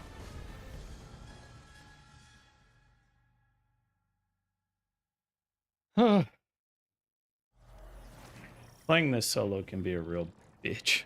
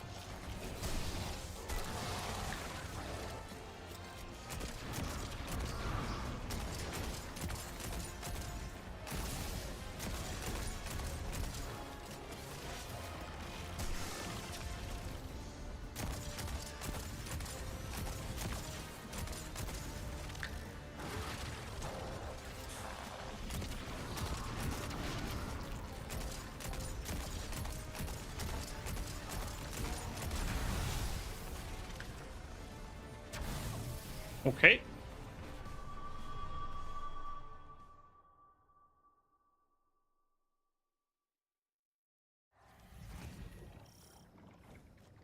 Feel like I'm doing Equilibrium solo again. That sucked. Alright, we're gonna do it.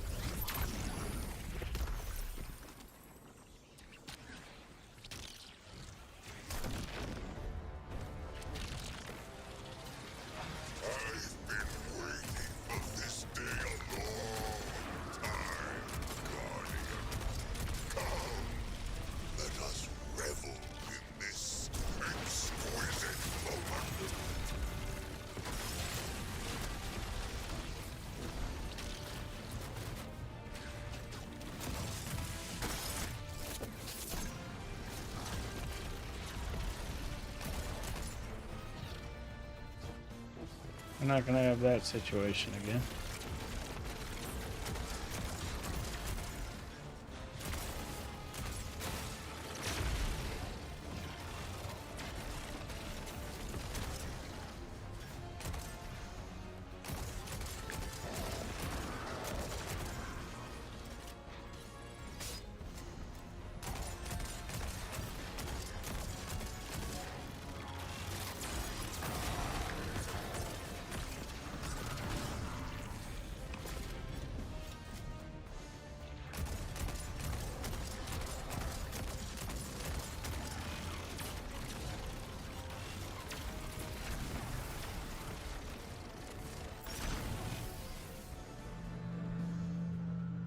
Never had this much trouble with this before.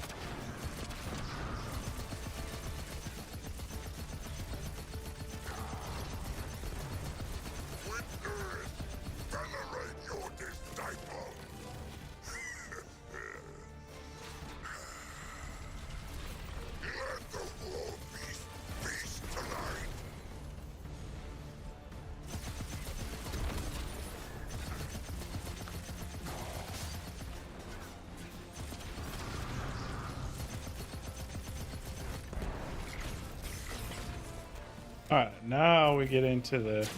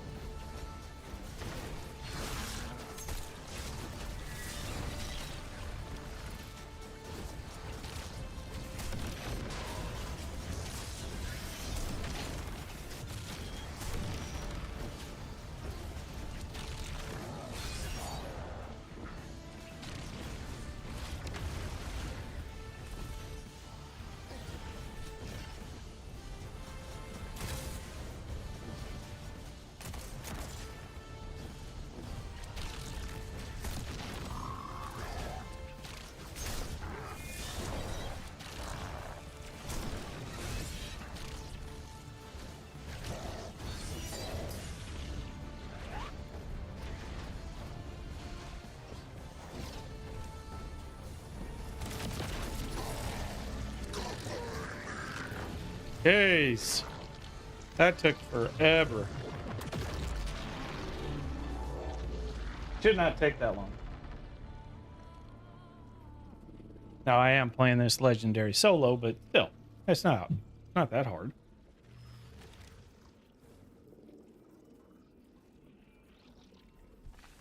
Keitel, we've done it. Callus is no more. You gave him a Cabal's end. I'll believe it when I see it for myself. Hey, do you guys feel that? 163,000 players right now. Hang tight. 165. Let's get that up to 200. Come on, everybody out there that loves this game, get on it.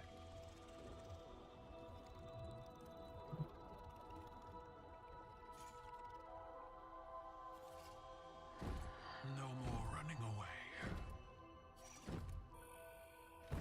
Rest now.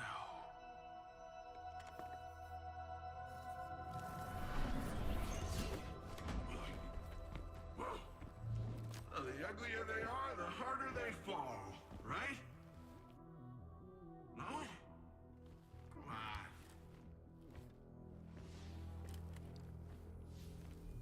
We finally found you. Get your ghost. What's wrong, Osiris? Get your ghost out of there. Finality takes shape. It's creating the link.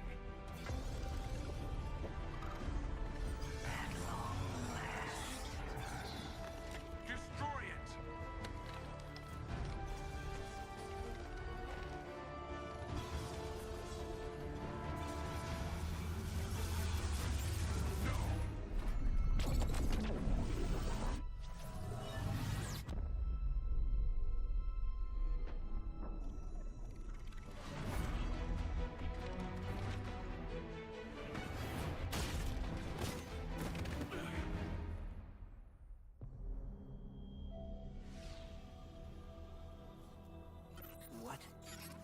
just happened? We just lost.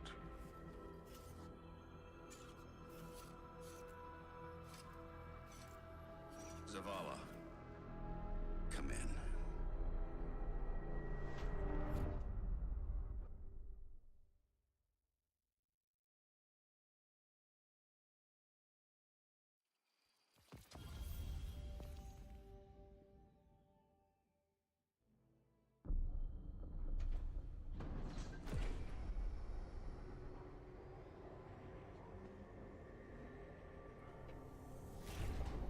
Sitting for too long today.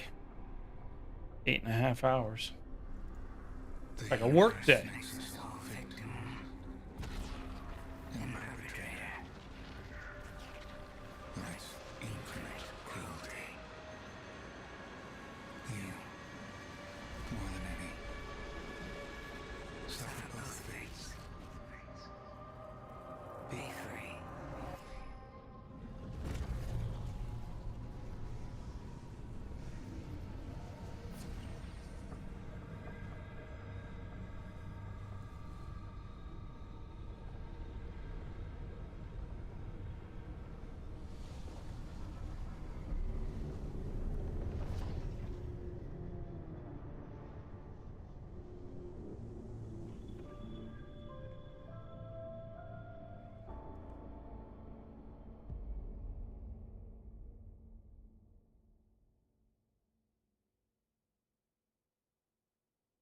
Cinematics are still great for this. The campaign itself isn't terrible either. Let's be honest. Like that, some of those, that boss fight's tough, especially solo. There's a lot of people that you got to deal with.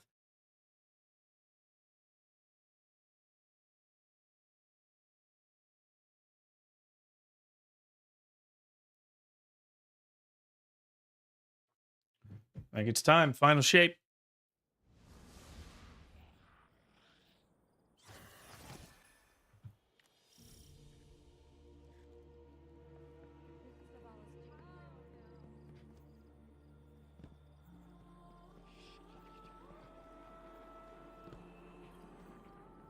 The Traveler. Gone. Should I feel No, it's still there. humbled by It's right this behind you. sacrifice? Relieved that it can't grant any more of our enemies the light? Lost? Without a god in whom I can place my trust? But what consumes me in this moment is the human loss. We've watched so many die for this war. And yet, those losses have given us insight and common bonds. We stand alongside more allies than ever before. Humans, Awoken, Elixni, even the Cabal. When I came to the last city, I looked up to the heavens for the hope the Traveler gave us. Now, I look up and see the hope we built for ourselves.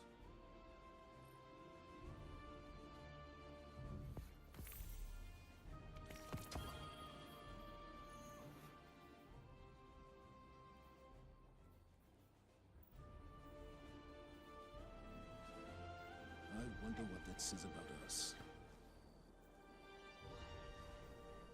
I do want to try.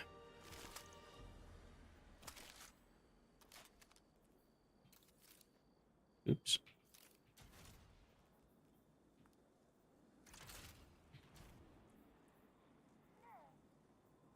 That is a fun weapon, though.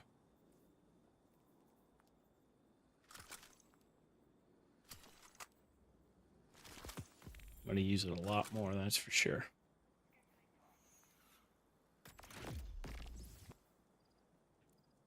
I don't even really know this weapon.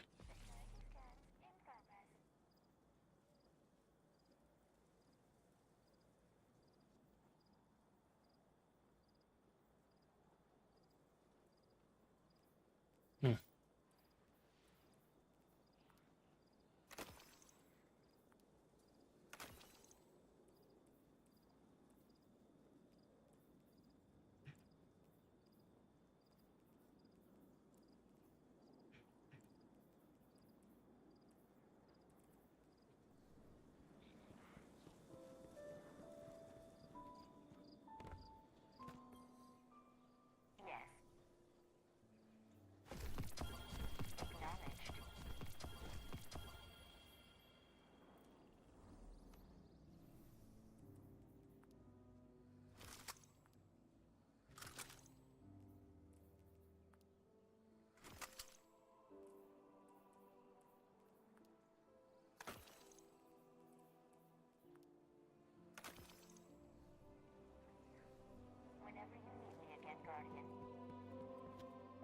Let's see what these guys got. Can't put a price on priceless, but I managed.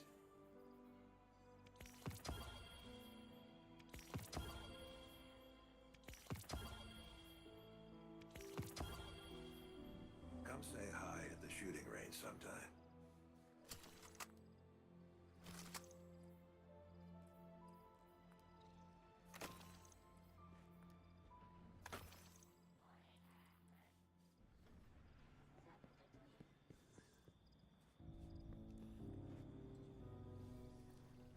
Fire is the Arctist's one true enemy. So has it always been. I guess I'm not done yet.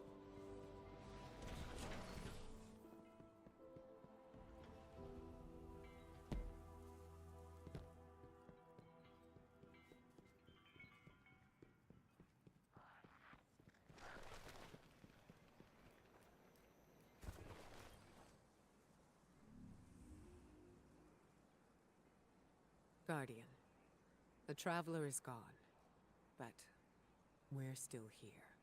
It may seem small, but it's no less important under the circumstances. Despite your triumph Once again, against the former Emperor, it's right behind you. the Witness has transformed the Traveler and gone somewhere we cannot follow. Losses are no stranger to any of us. And I have long since known that the world does not obey laws of poetic justice, much as we might hope otherwise. It will be easy to look at the sky and falter. We cannot. We must take the time we have and make these losses mean something. Neptune is the best and only direction we have. Work with the Cloud Striders.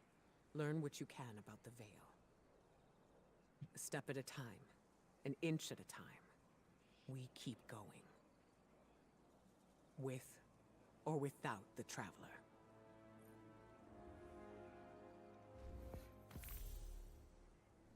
Noticed. Gotta get Devin back to the city for a visit. I mean, nothing else. Need some pie. Well, I guess I'm not quite done. Why am I 548? Oh, that's fine.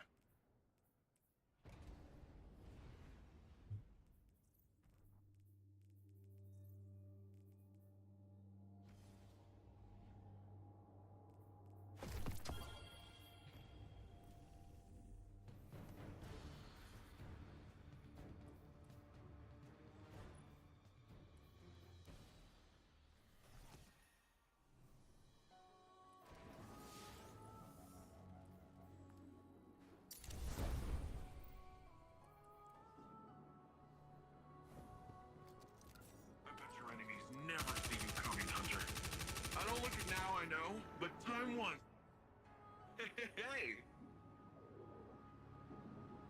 Take a look around. Neomuna is a beautiful place.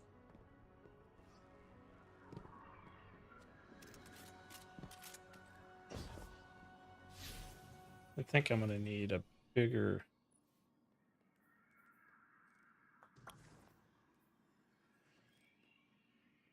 There we go. That's what we want.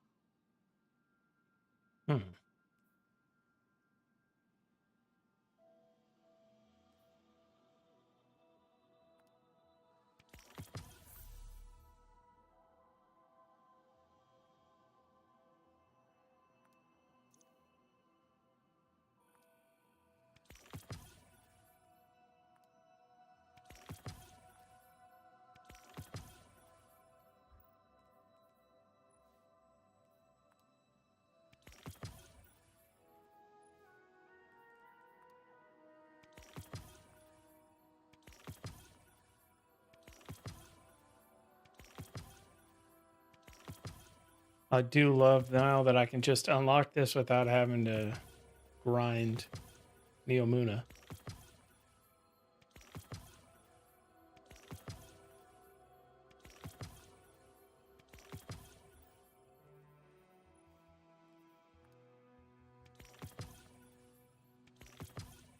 There's the new grenade there.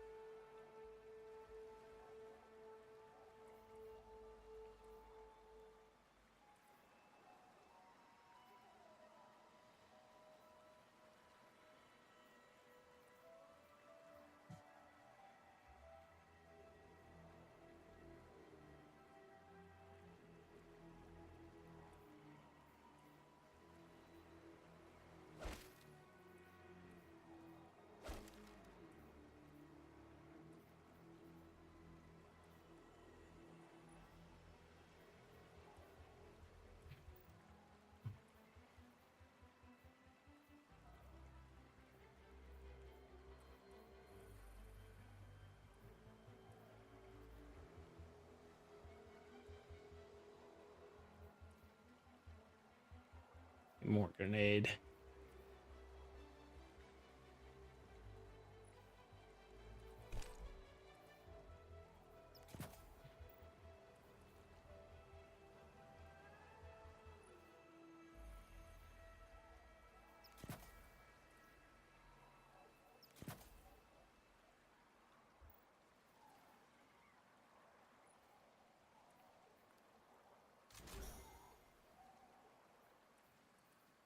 Oh. Not again.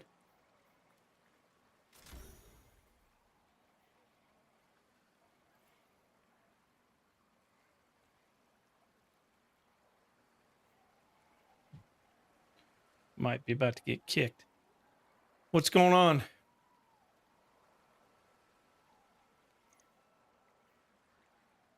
When do you want to do that? You want to do that tomorrow?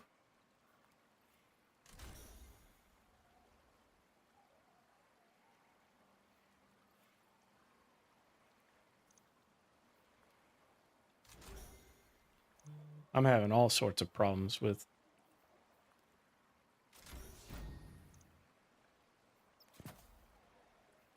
everything's all screwed up here.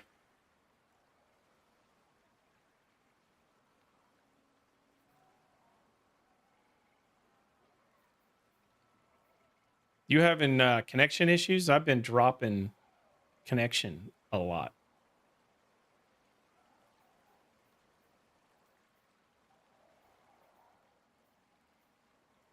Yeah, not much fun right now.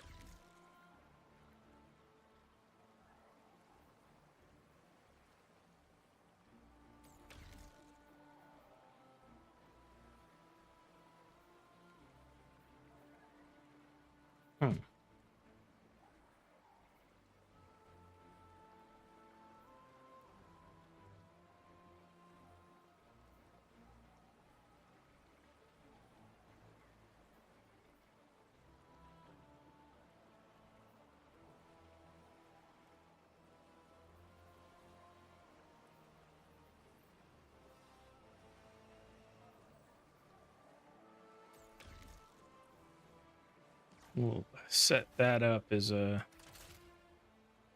new.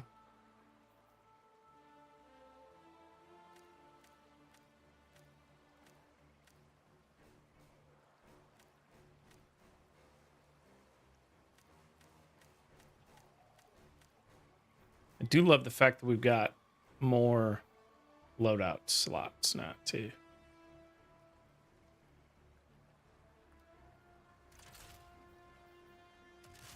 All right, we'll go back to this though. All right, what else do we have to do here?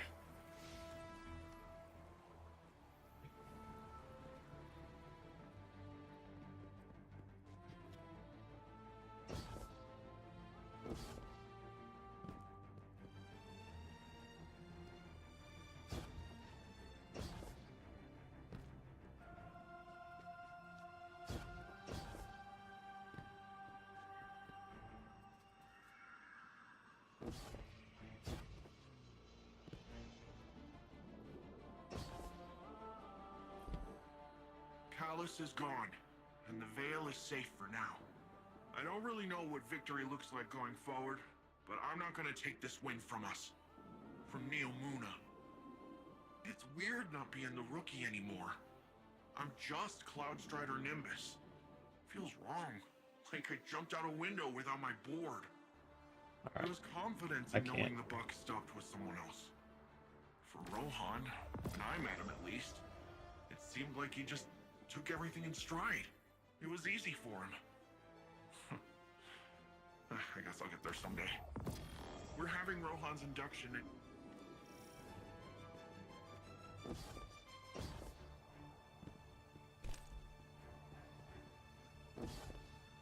Be the last little bit of this, and then final shape.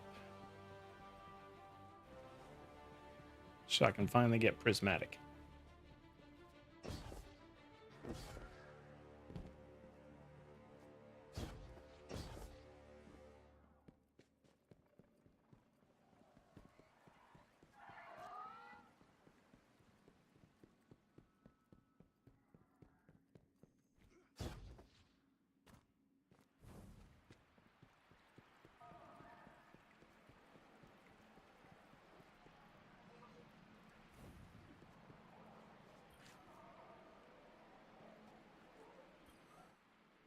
What do you want?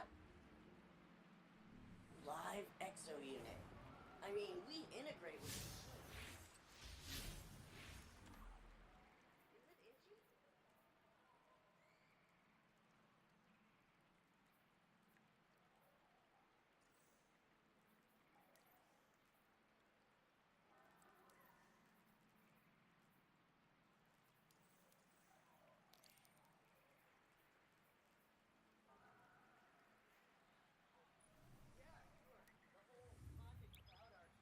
Let's go talk to Lodi, and then off to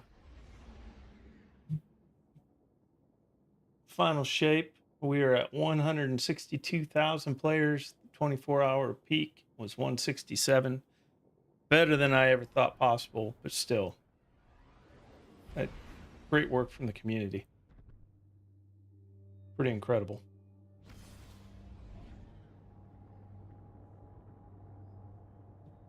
We'll see if anybody starts popping on later in the day, too.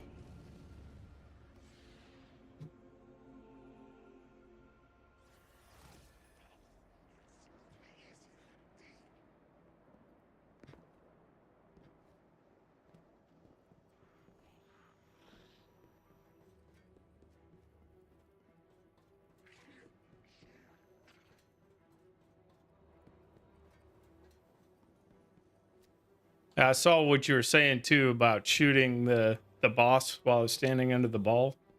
Yeah, I missed that. Sorry about that.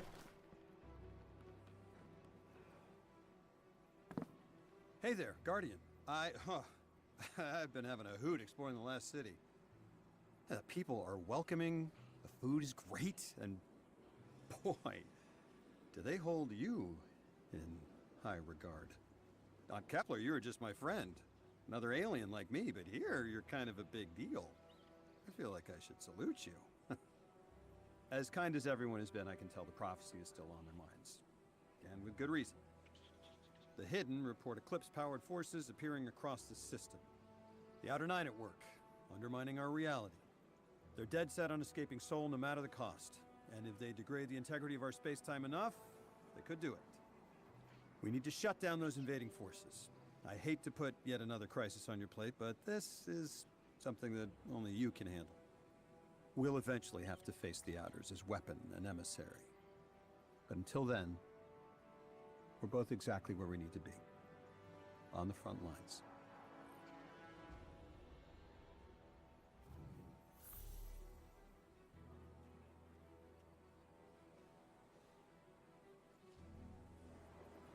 Alright, we'll go do that first. Now that I actually have the... Where is the distortion? On the moon.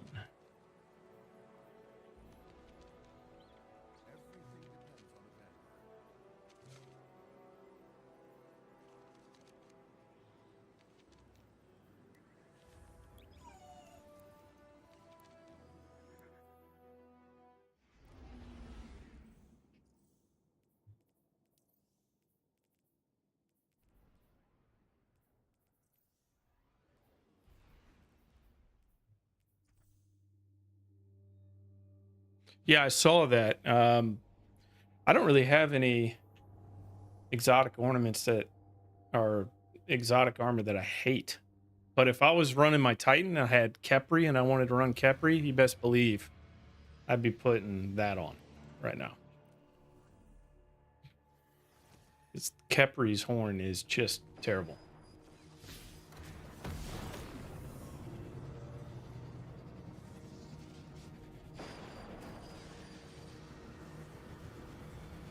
So the well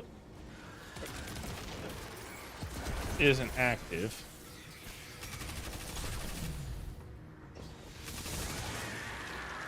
While this is going on. God, the freaking servers.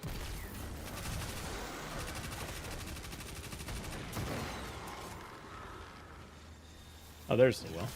And the... All right.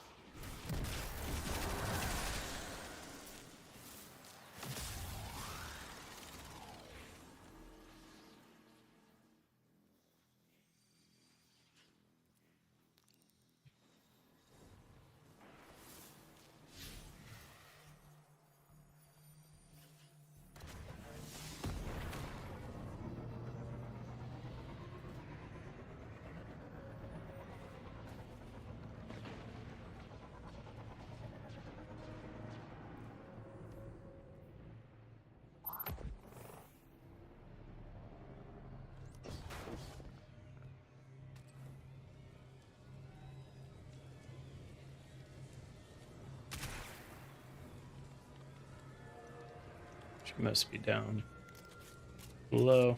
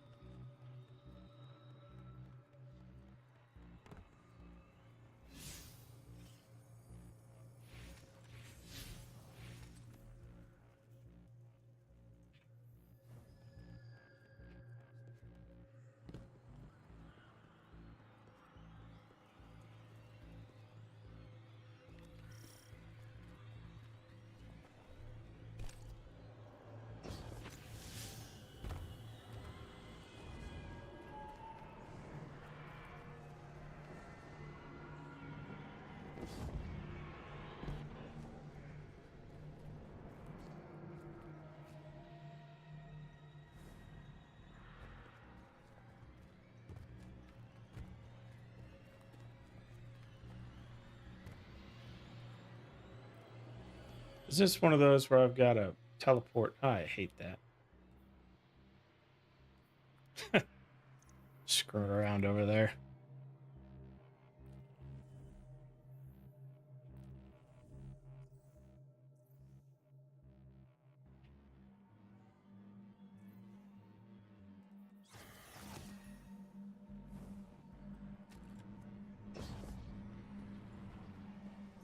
Welcome, my friend. All this time, they've been closer than we even knew.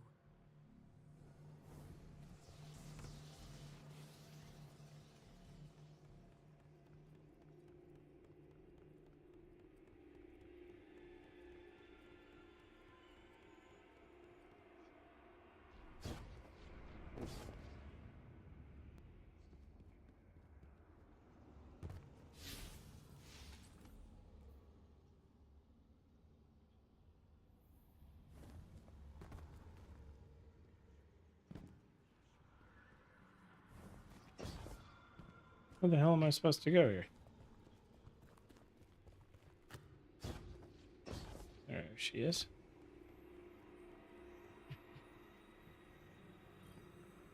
What now, you wonder? Do we not have old enemies still strewn across Saul? I've considered this myself. Xivu Arath moves to reclaim the shipwreck of her throne I cast adrift on the sea of screens. This I foresaw, and set a snare now sprung. I felt its whispered warning through the ascendant expanse. She has overcome it.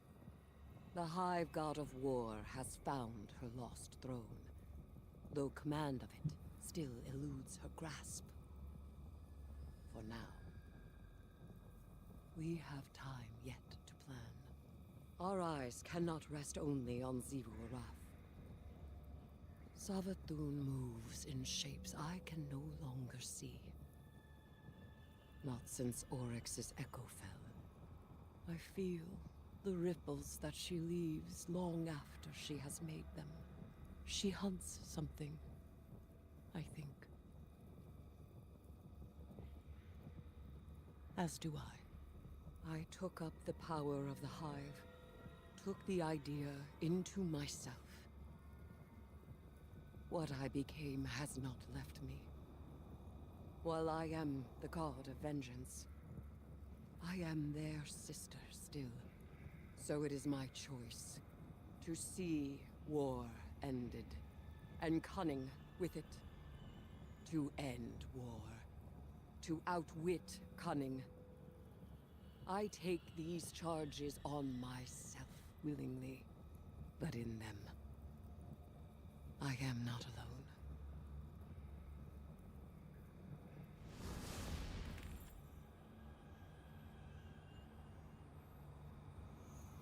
What the hell is this? I got a chest I can't open?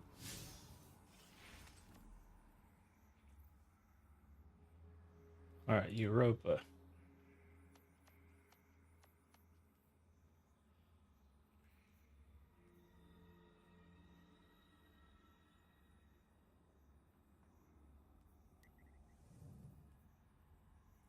Is that the only? No, I can go up here. do a couple public events, and then run to Sooner final or shape. later, we must all face the consequences.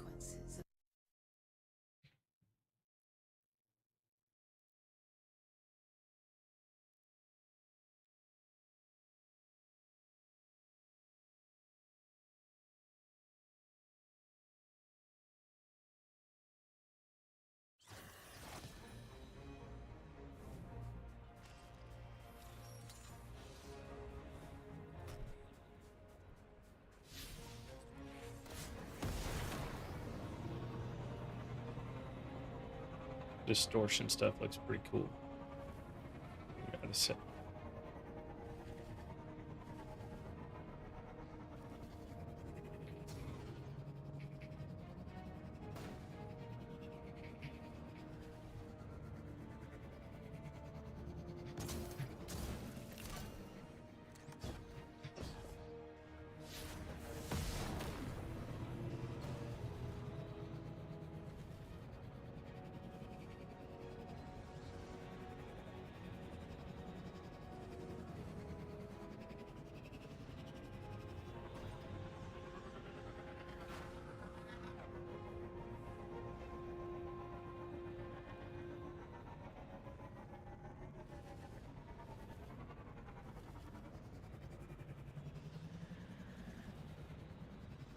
At some point, I'm gonna have to do Sparrow Racing League too.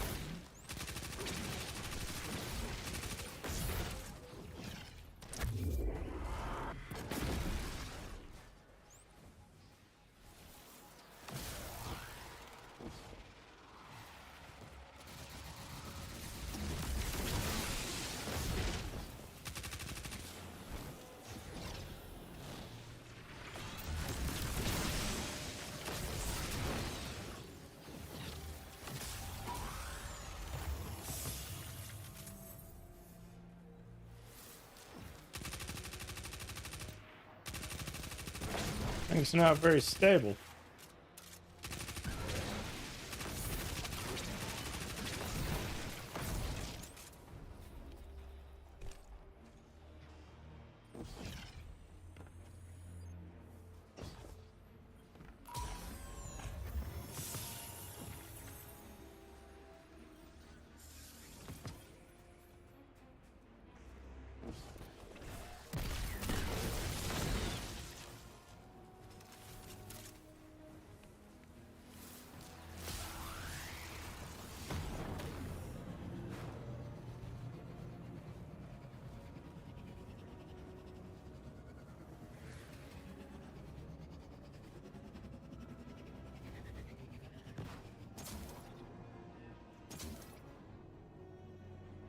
I need a public event.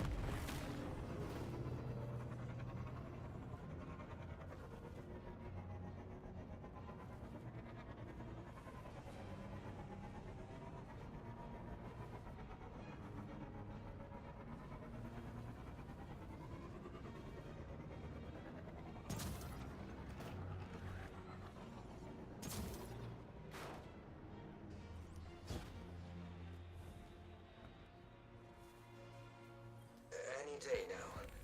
It'll be time for another reboot. There we go.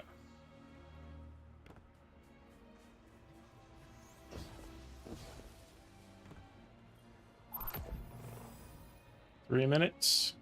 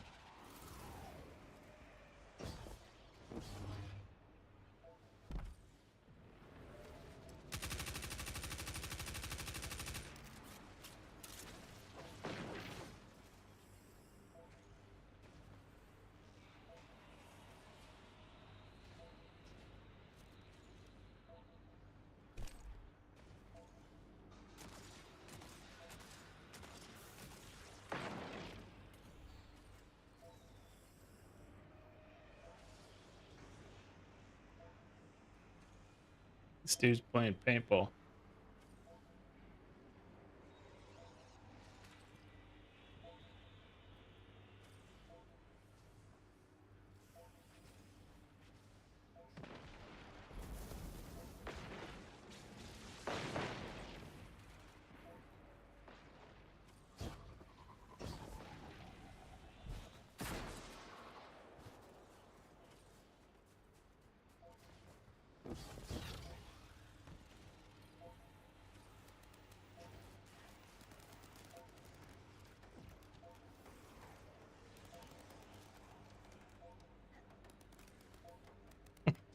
That's ridiculous.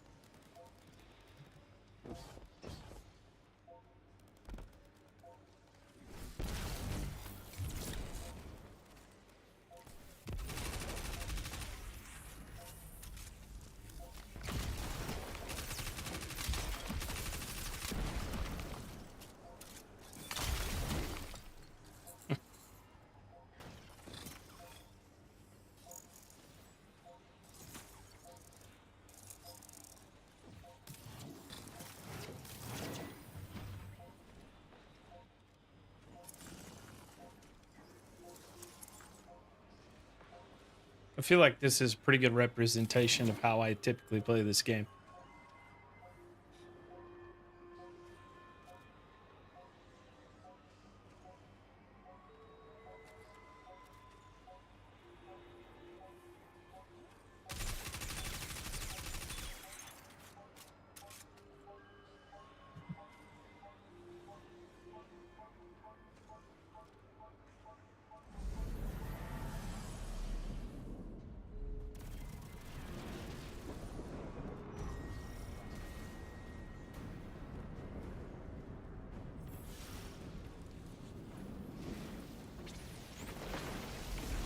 Here come the Vexima customs.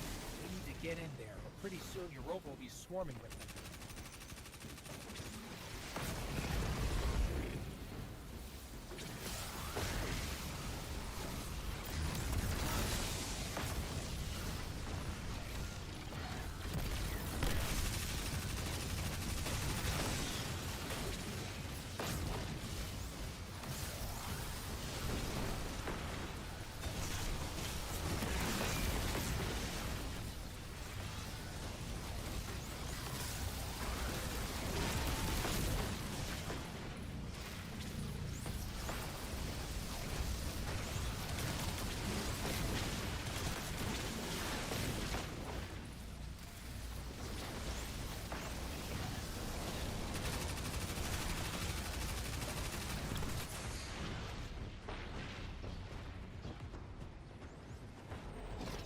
What the hell?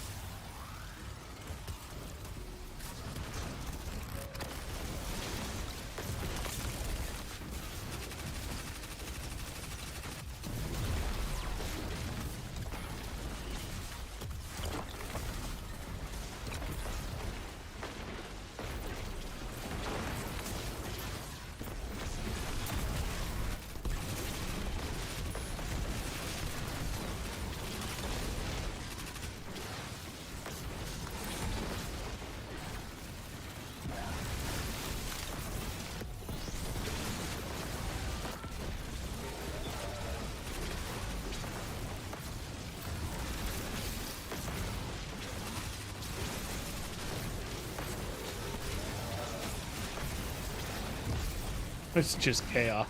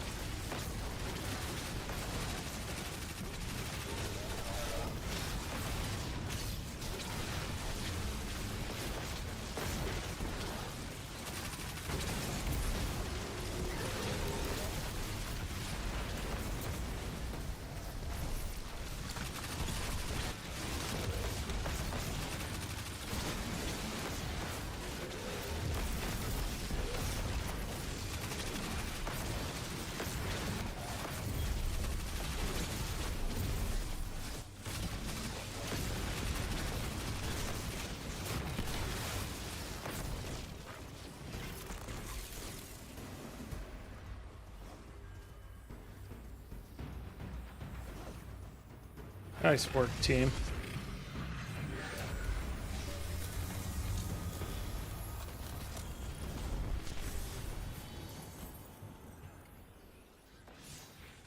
What does that weapon look like?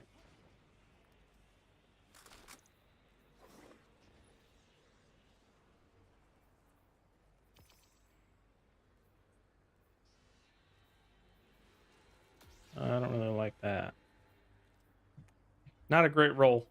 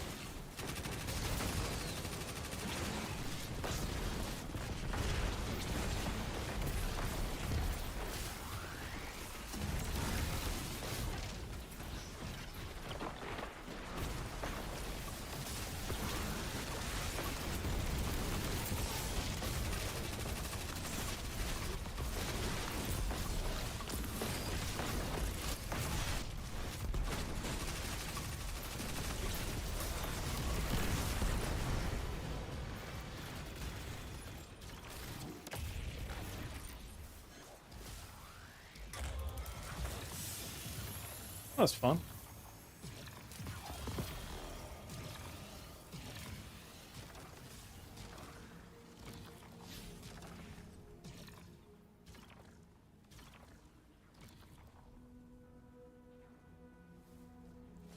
I like that one. All right, battle combat. Next final blow. Ammo progress and creates orb power. I do need new orb creation abilities.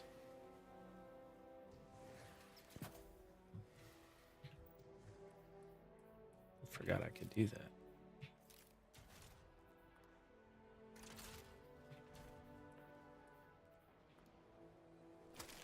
What's this? Another hand cannon?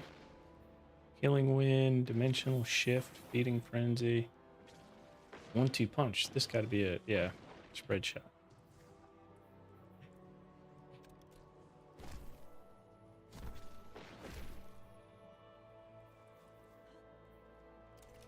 All right, here we go. Let's see, quest. I've already done that thing here.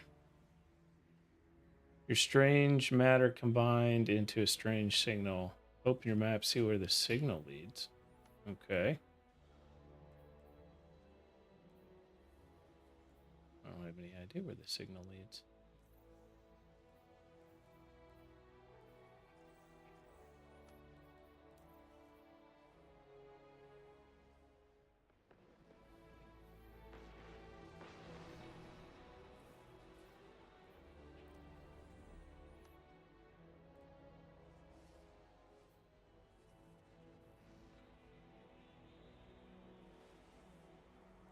Okay.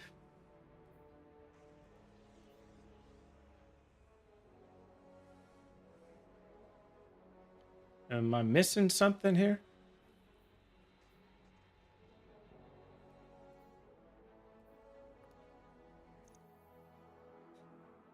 I think maybe I'm missing something.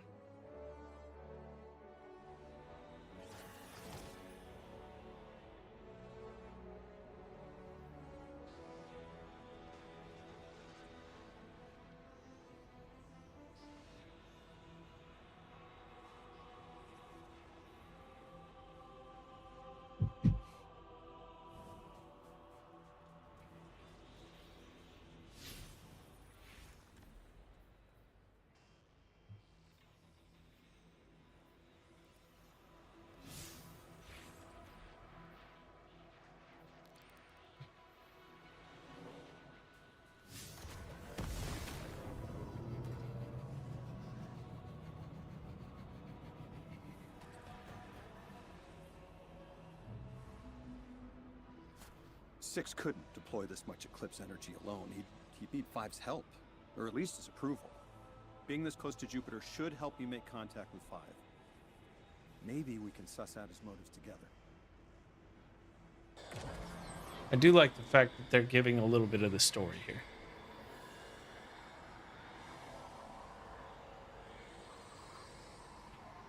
Eons did I rule in silence. My gravity indomitable. My orbits immaculate. My mass incorruptible. Then the aberrant vibrations, whispers, the verminous buzz of sentience, necessary, requisite, trivial, tolerable, until the apostate traveler, a strange attractor, drawing greater sapience, accretive distortion, feedback. Then, three betrayed, destroyed, a declaration of war. Now, my space-time polluted.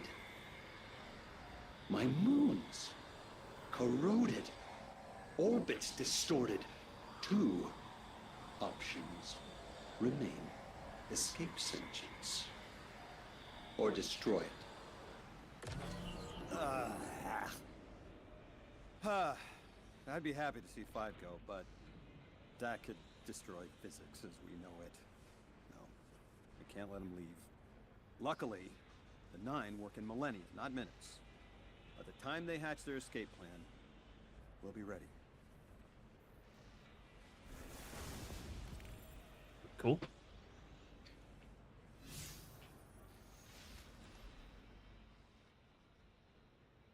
I still don't see where I'm supposed to be going.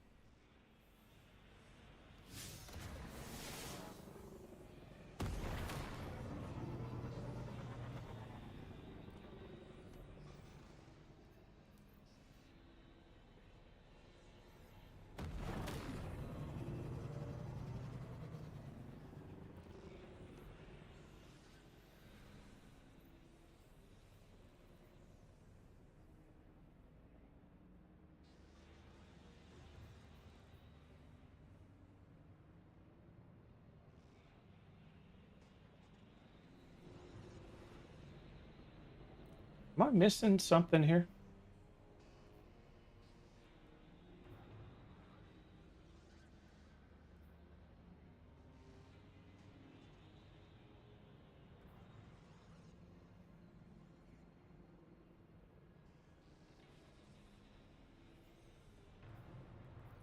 I'm gonna go over here.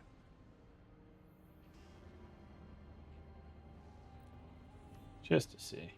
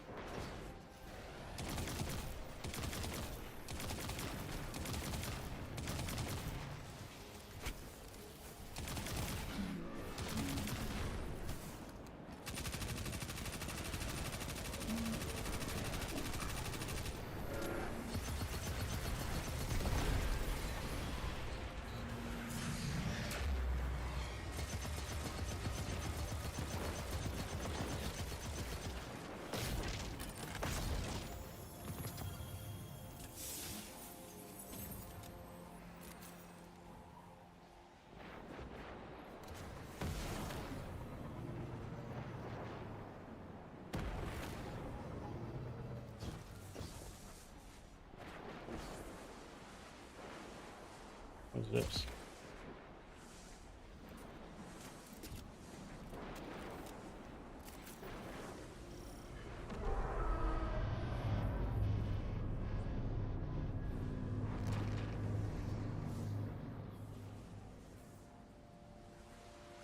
Is this what I'm supposed to be doing?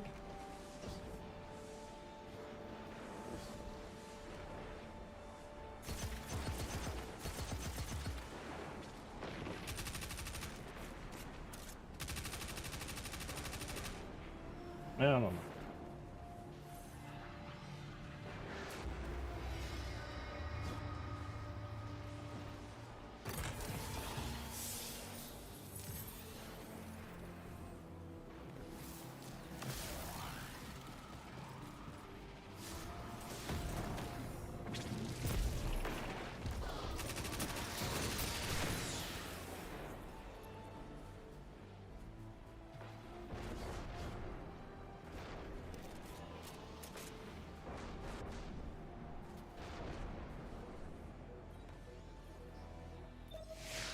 Oh, what mission did I just start? I thought I was doing a public event. Ah.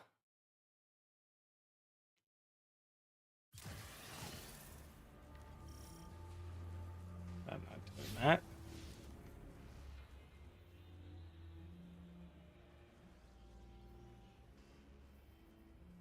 Alright, we're doing...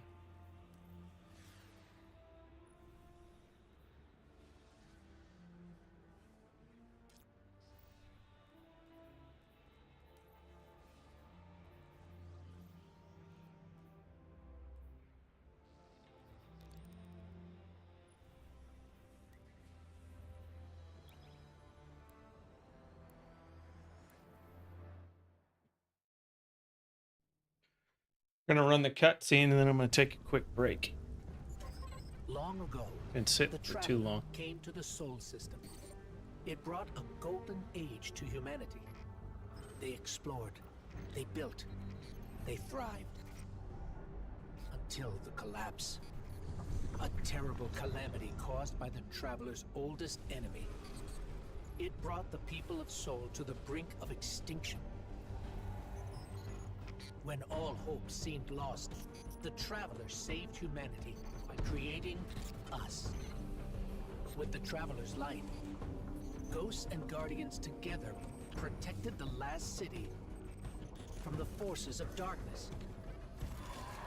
No matter the cost.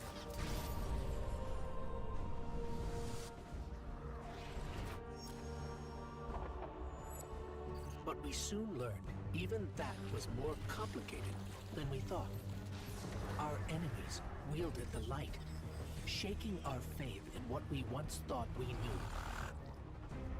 From old conflicts grew new alliances.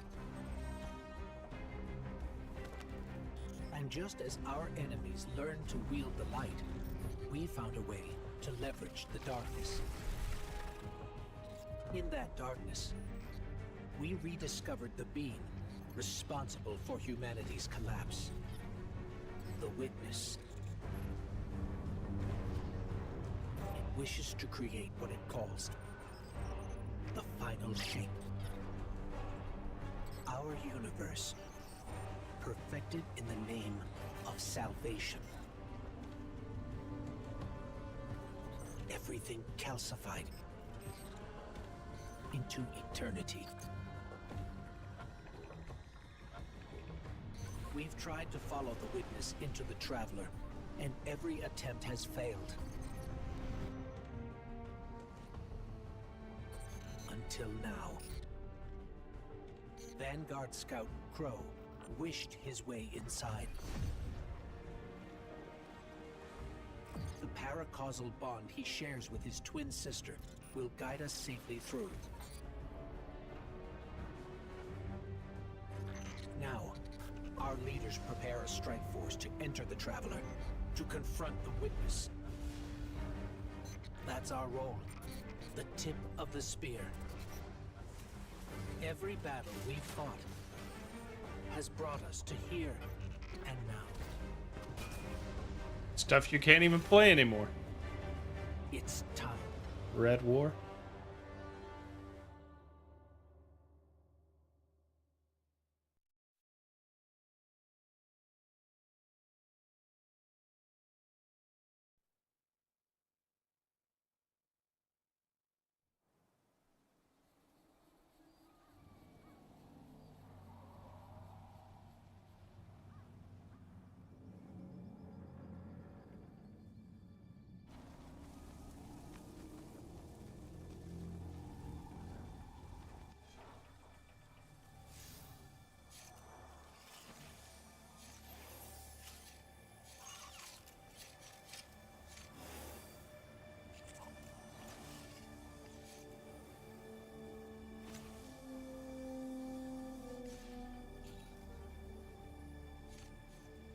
I was always curious what the heck they're looking for. Like, how do they know this is going to be the guy? This is the guy right here. Possible.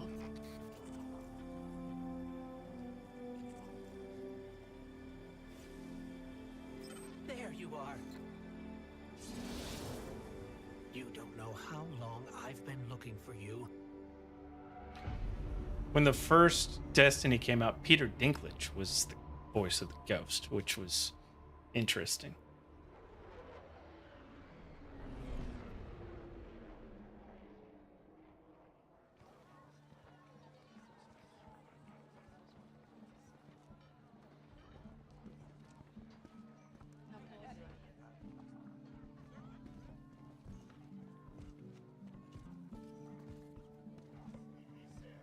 I think when you're playing this game too, you don't really think about just the normal people that live in the city.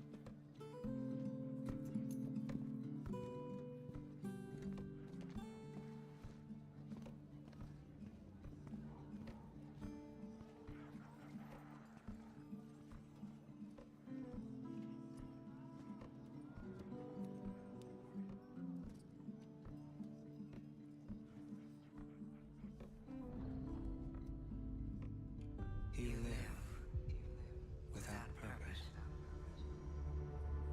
anguish, bliss, a meaningless cycle of action and reaction.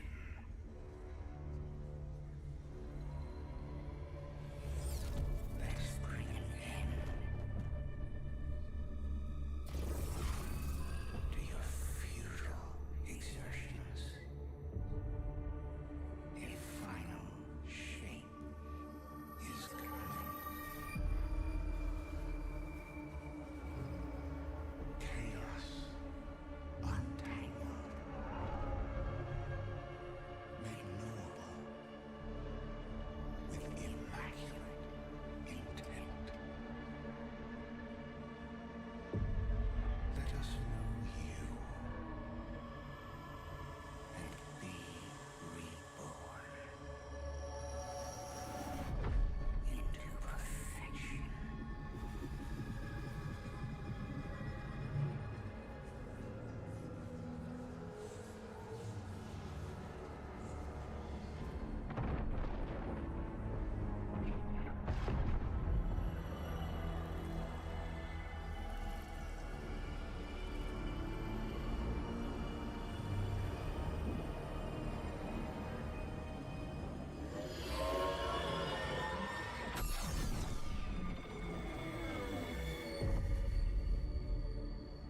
You're still resisting.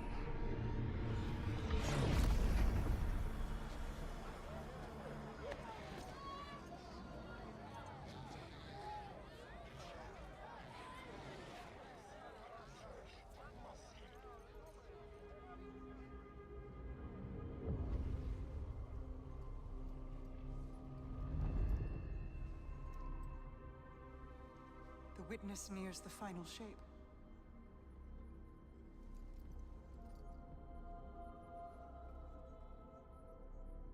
We're initiating Operation Ahamkara. Now.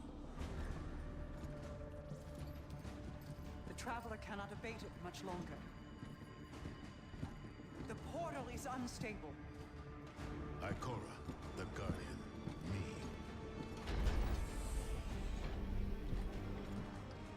I won't lose another soldier in this war.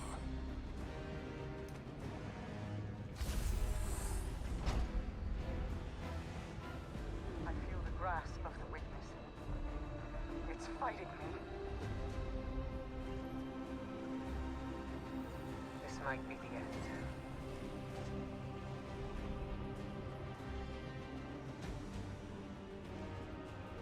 If it is, it was an honor to serve the last city with you.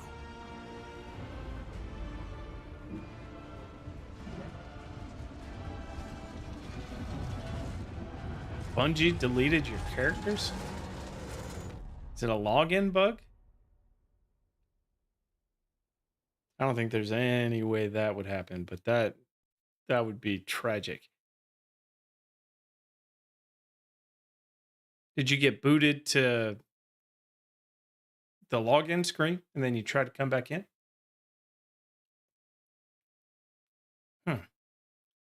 That's weird.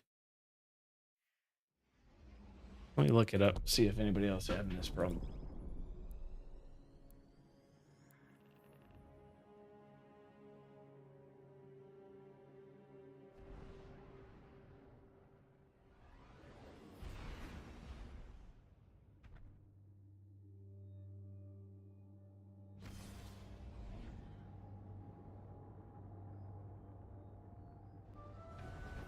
Did you play a different? Okay, you're good now.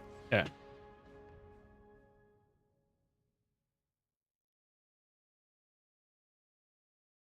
That's weird.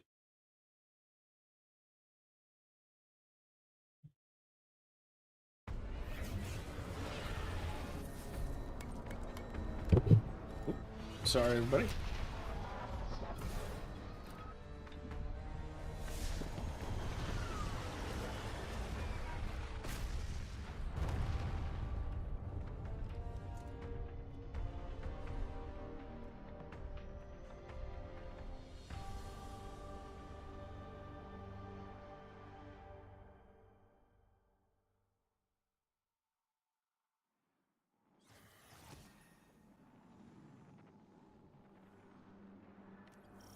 All right, we're gonna take like 5, and I'll be back.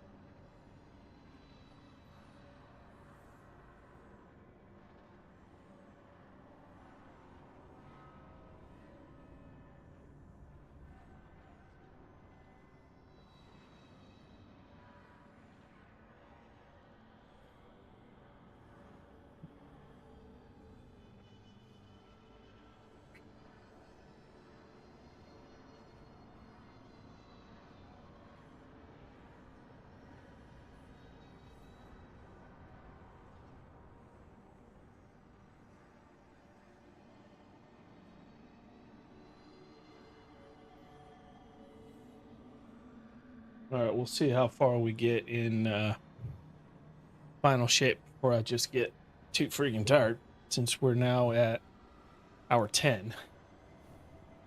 We have no signal on either Vanguard leader. The Guardian's comm line is open but non-responsive. Mara, we're here. We crashed, but we're here. What is this place? The Traveler contains many more multitudes than you or I could ever comprehend. You are yet Check. in the threshold. Mike is. Whatever lies between you and the Traveler's pale heart is a side effect of the witness's paracausal mutilations. I can feel its power stretching through the portal. I will try to buy us time. Go! Take it. The witness must be using them to search for us. That's a sphere of concentrated darkness. It's being detained in a resonant shell. Destroy it.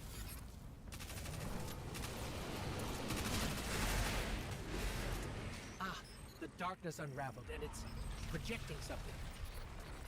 Overlay possibilities. We have taken incoming, but I'm picking up something strange with them. A concentrated source of light.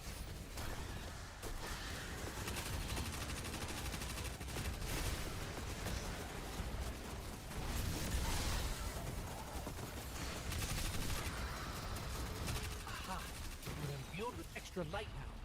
Let's try activating that concentration of darkness again.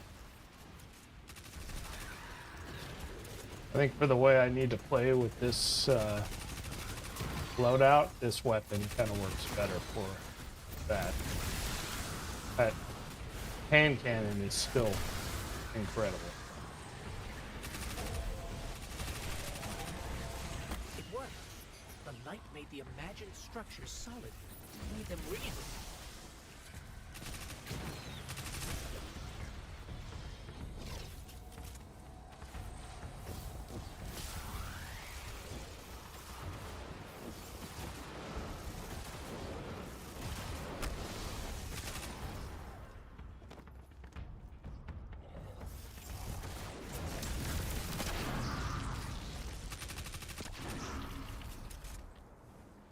Scans are inconclusive. I'm getting conflicting readings on age and material composition.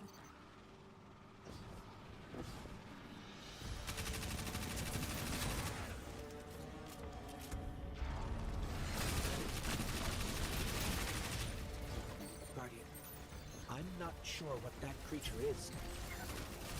It reads like a psi, but its genetics are scrambled, changed. Agents of the Black Fleet. Nezarek, Volk, even Callus. They were just the beginning.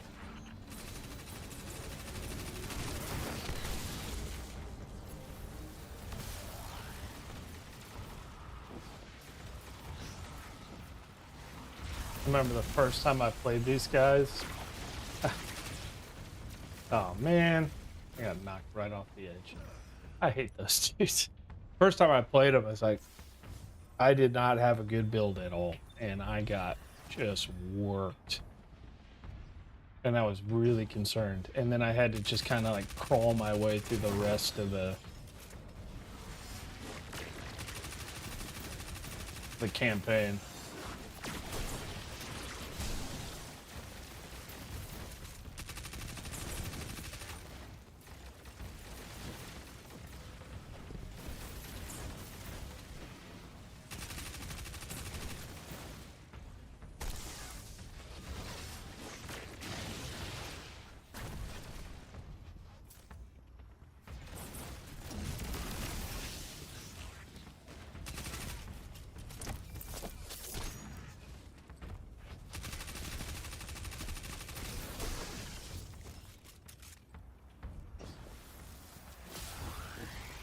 What?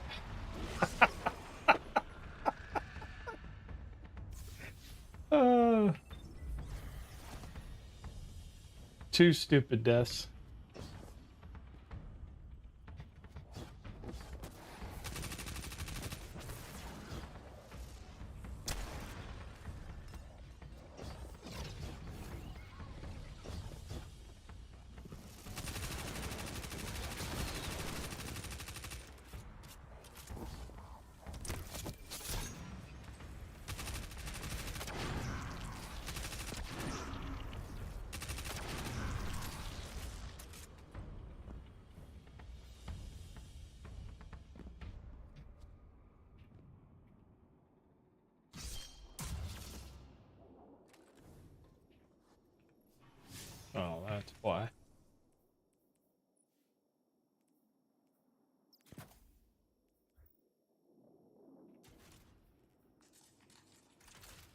That makes more sense.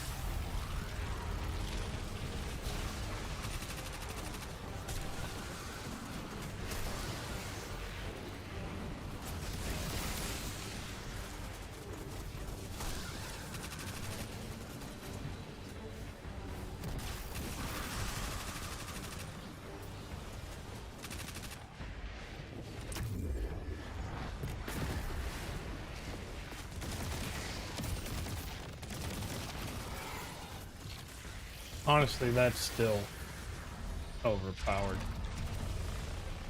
Even after multiple nerfs.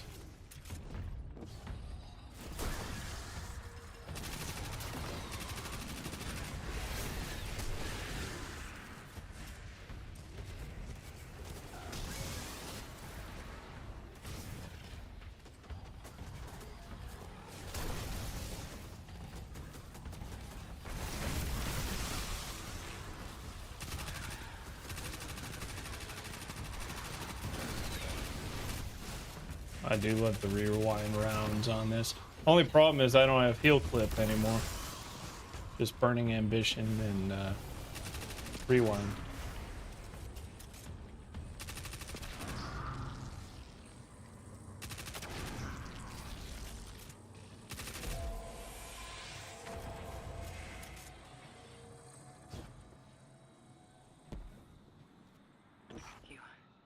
You have to keep moving.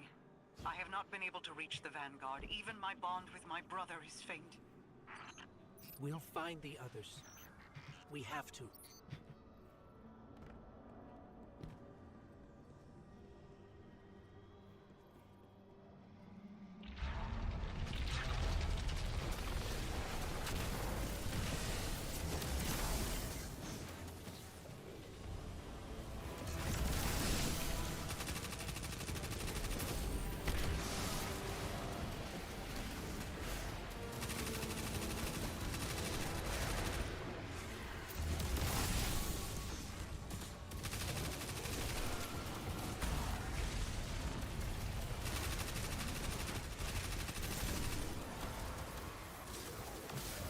Guardian, I don't think we can win this fight.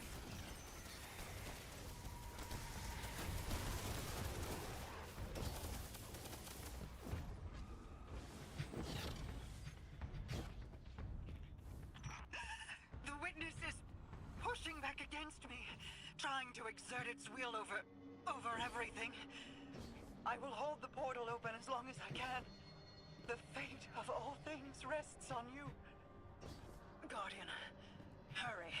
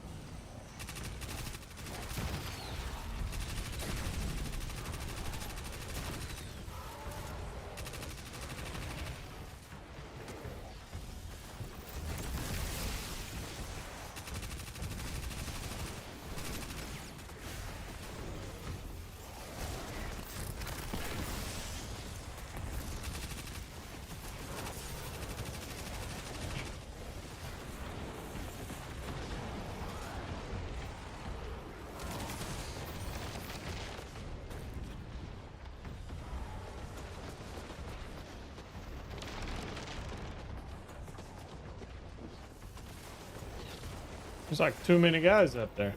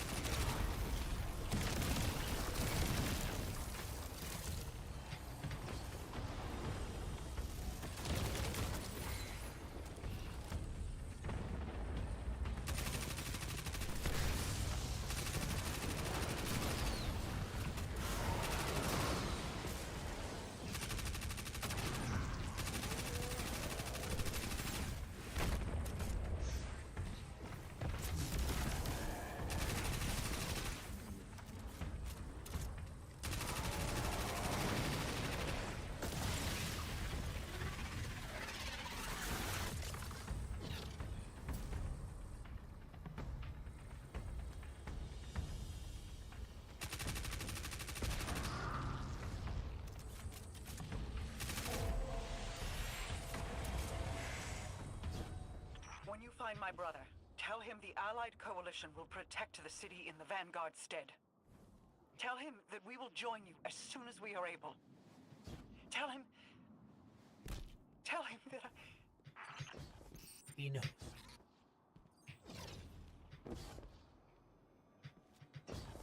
Gotta go up, not down.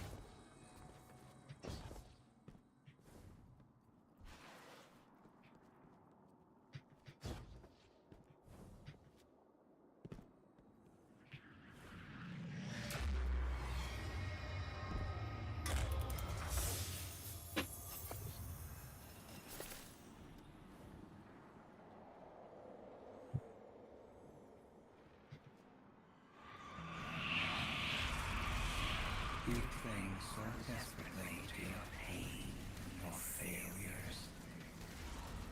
You have lost. Let go. Guardian, go! Go.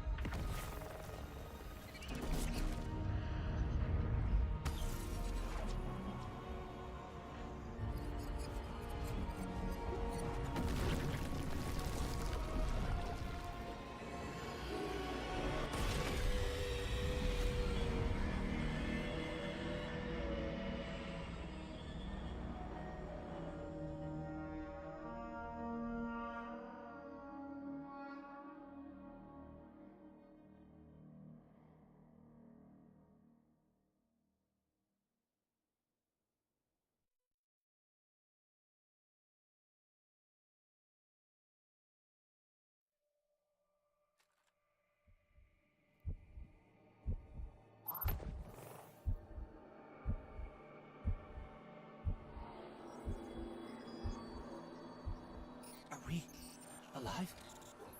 Is this... This is... Guardian. That vision. I think we're inside the Traveler. What told you that, Ghost?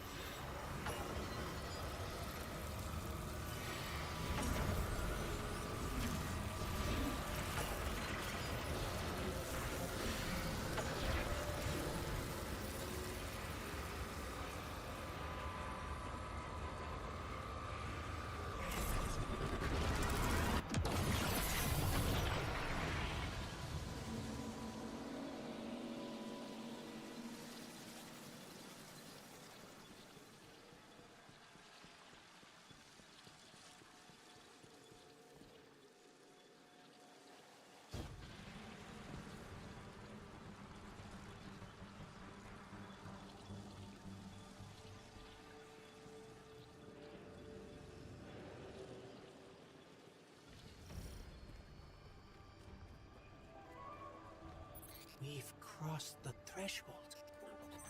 This is it. This is so good. Mara? I can't pick up anything. No comm signals from Seoul. Zavala, Ikora, do you read us? Nothing. We're alone. Look how epic that is. The art team and the skyboxes, they do so good with this stuff.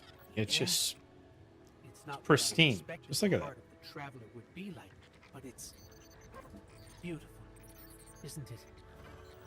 And so familiar. This is city architecture.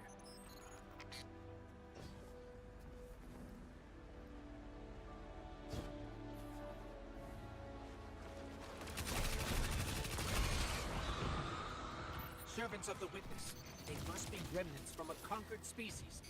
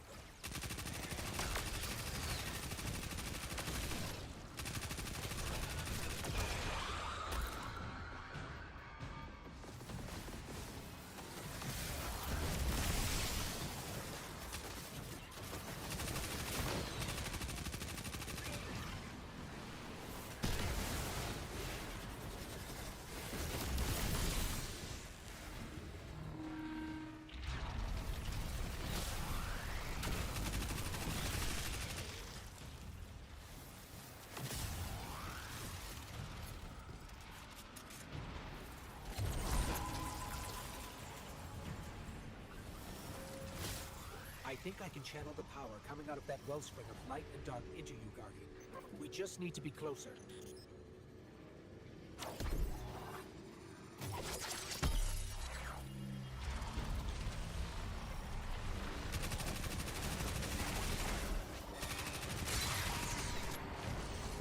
Power tore right through their defenses.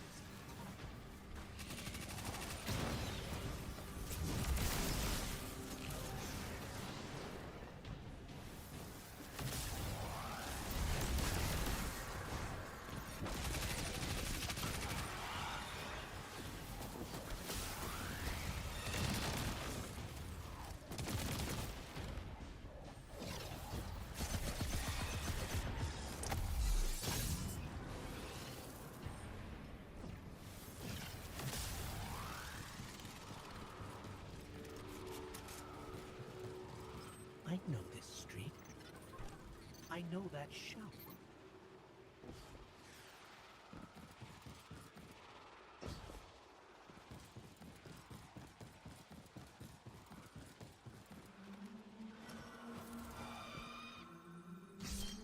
That music is so good.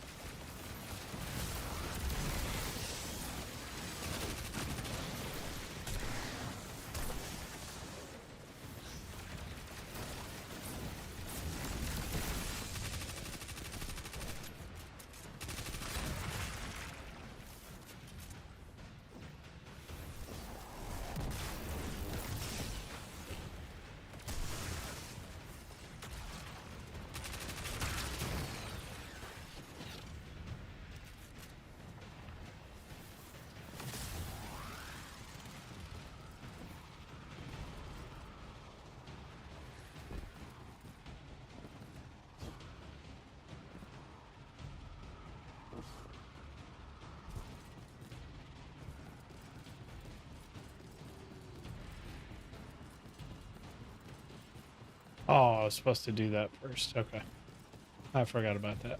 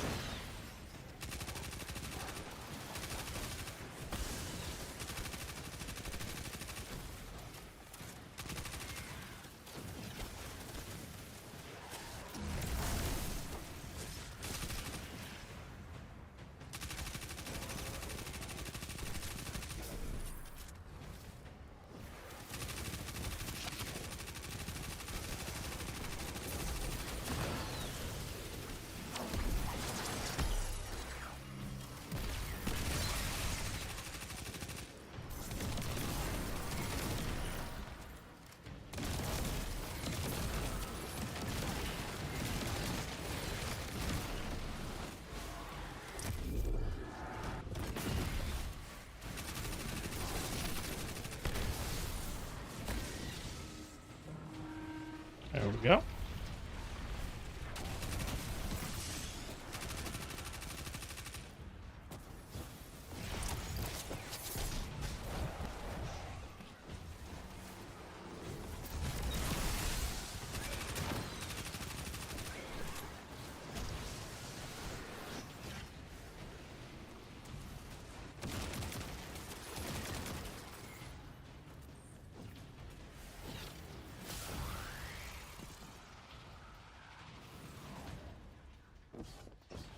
Let me know if it works, if you can actually get in, because I'd like to play that for sure.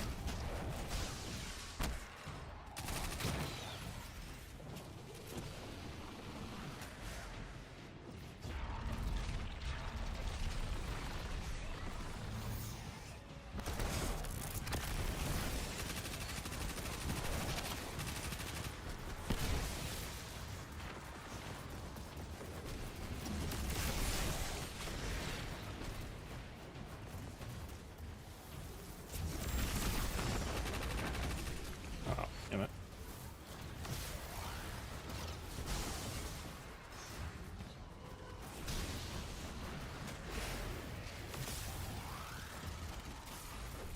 Uh-oh.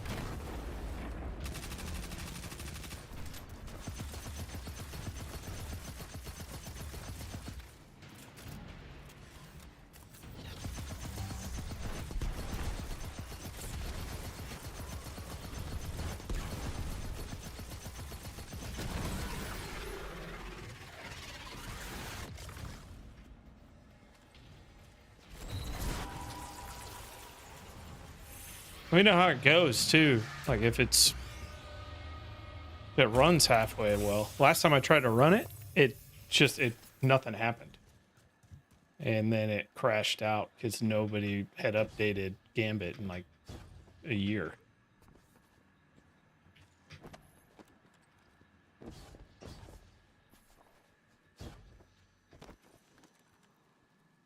This was the old Vanguard command center, but it's changed. Light and dark are welling up here, more than I've ever felt before. Feels like you could reach out and pull all that power to you, control it. Could you? Right now, 167 is the peak. 153 is current.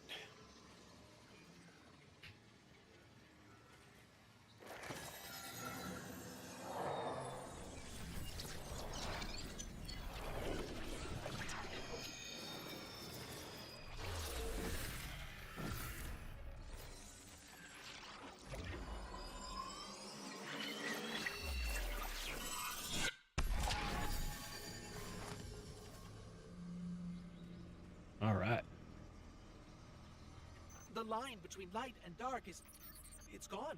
It's gone. Guardian, you fused light and dark into harmony. How?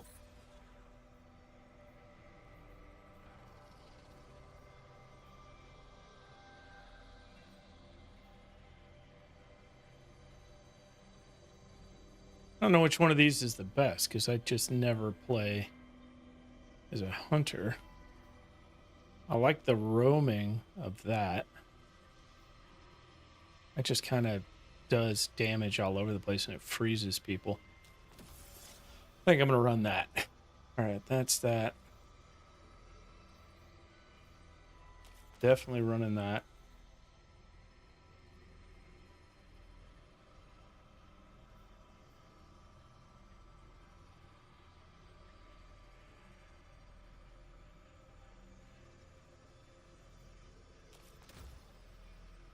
I don't even know if that's good or not. All right. I'm going to be getting elemental buffs all day long.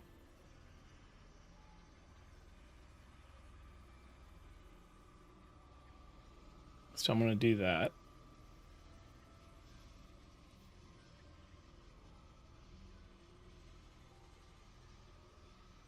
Definitely want that. Don't want that.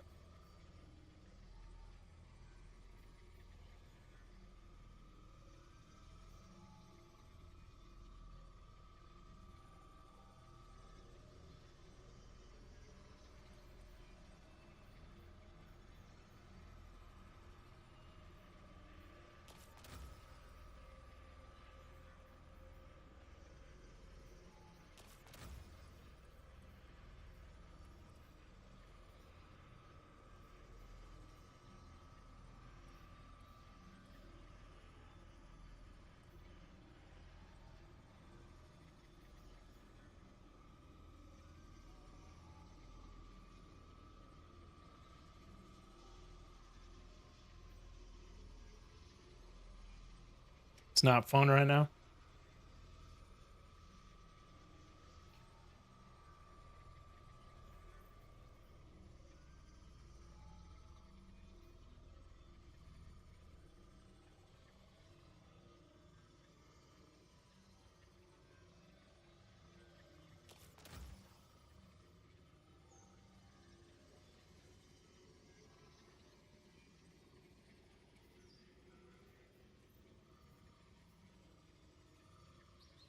I'm gonna have to look at that later.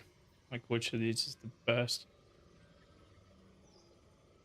By any elemental debuff. So if I run that, it'll jolt everybody, and if I kill anybody with it, I'll get invisibility.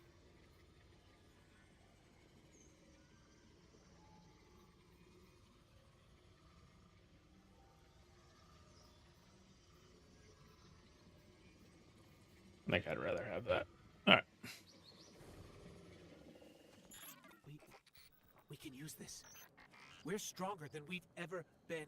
I'll have to look at this build a little bit deeper when I'm not friggin' tired. The signal's coming from here.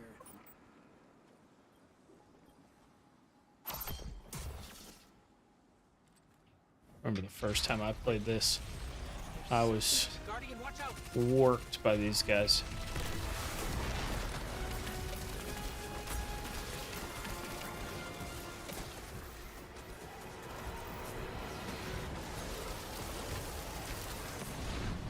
Oops. What happened to my ascension?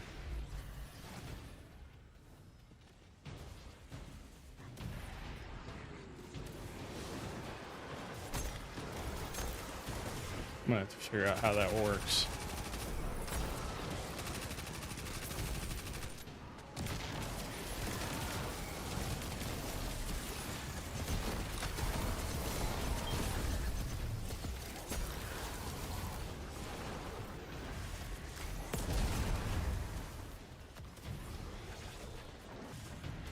There it is. All right, so it's X.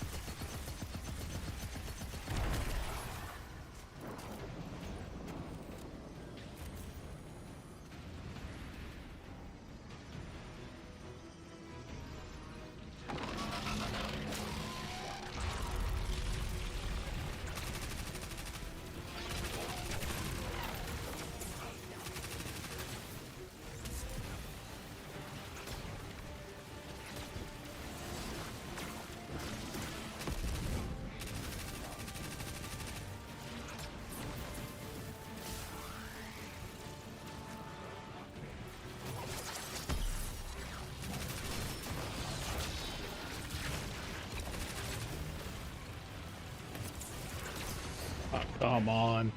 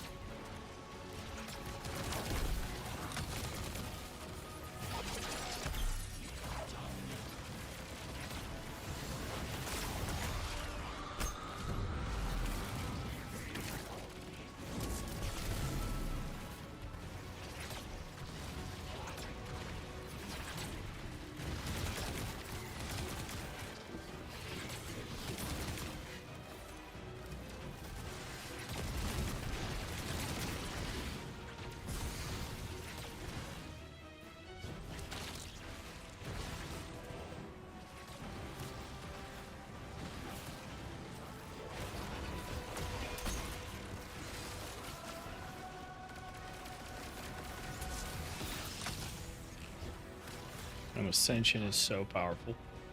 Ascension and Tempest Strike would be ideal.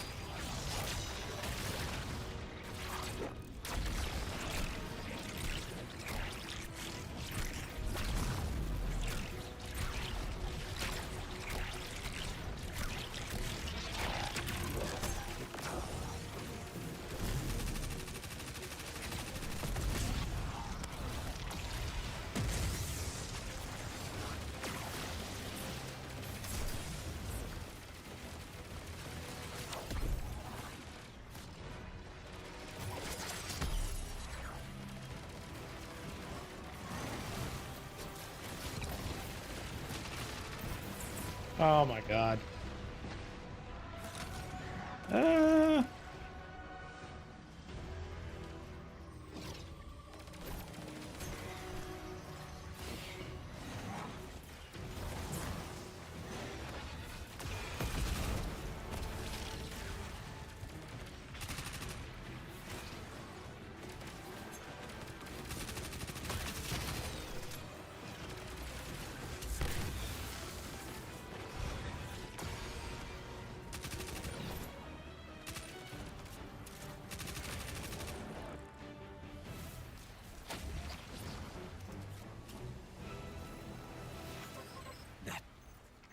That was intense.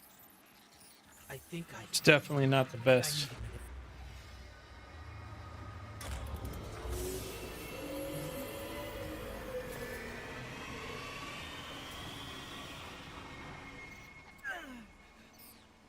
The Traveler. It's hurting. I can What time is it? feel. 6:30? I feel it's Been on almost 11 hours.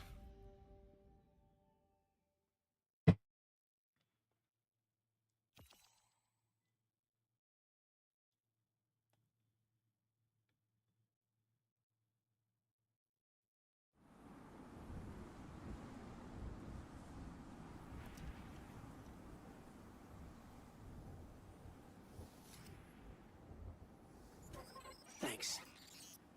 So, what's next? We're outmatched. We're alone, and what is that noise?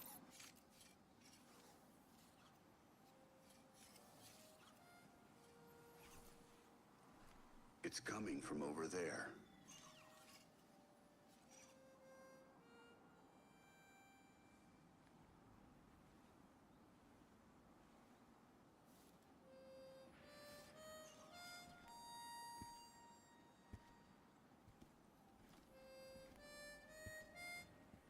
You gotta get better boots, Crow.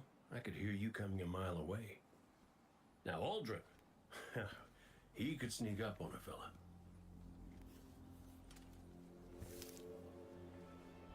You're not Crow.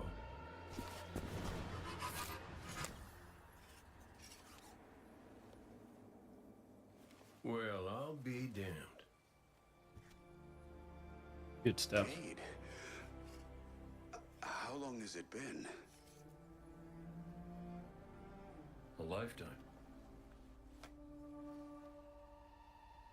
The kid told me a few guns were on their way. Said the Vanguard would send their best. It's real good to see you two. I finally have someone to talk to about Crow's stupid haircut. Come on. I'm guessing you have questions. And I won't say I have answers. But let's talk.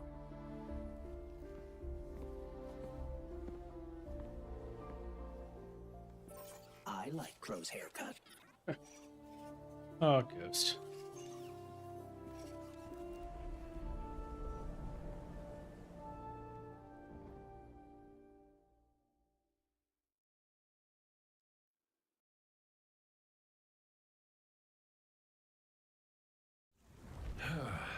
Well, where to even start?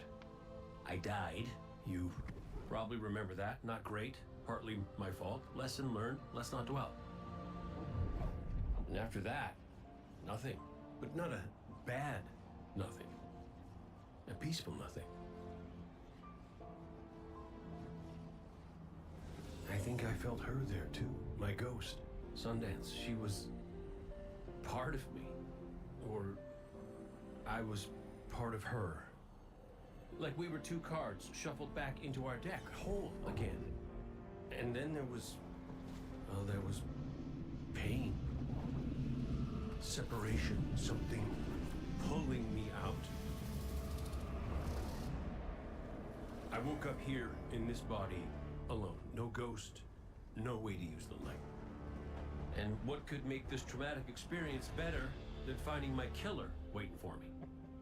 But we talked it out because we're adults. He seems nicer these days. Yeah, pretty low bar, I'll admit.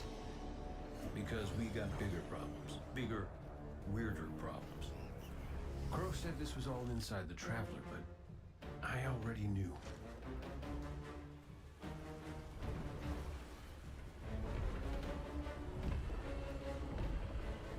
It's in pain. Pain I can feel. Somebody's up in that monolith with their hand on a knife. Crow calls it the witness. And what it's doing out here has a name too.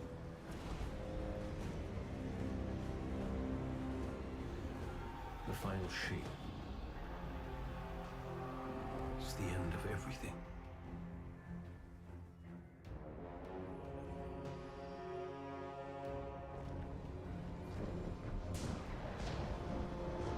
So I figure, might as well try to stop it.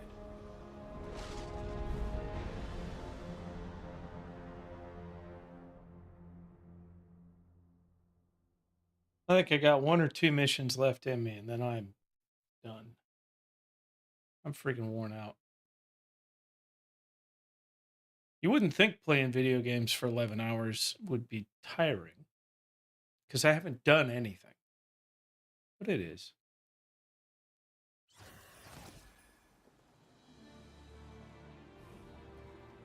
I know I said it already, but it is good to see you. Just wish it were under better circumstances. It's good to see you too, Cade. I never thought... Hey, it's all right. I get it. This is a lot. And as much as we both want to catch up, we ain't got that kind of time yet. We got to get out there and find Crow. I was expecting him, not you, and that ain't a good sign. Yeah, you're right. We can save the celebrations for later. Guardian, we should... Can we talk for a minute first? Just you and me? You always talk. That's all you do, Ghost. Patrol, called in some sort of darkness anomaly. I'll scout ahead. Catch up with me when you're ready.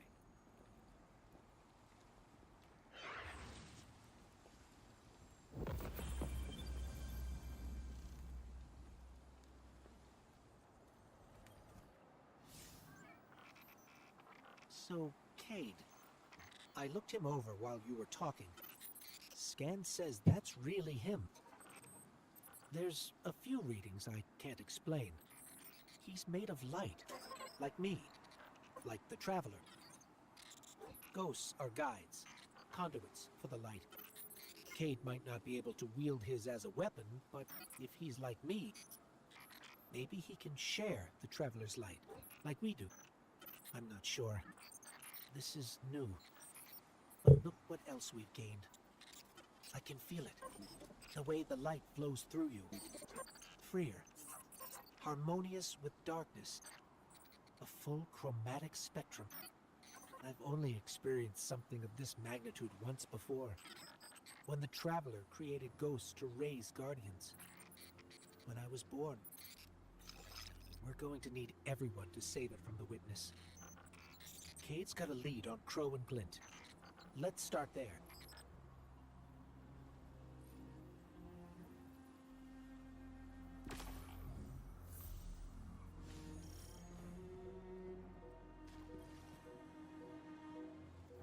Make sure it's the right setting.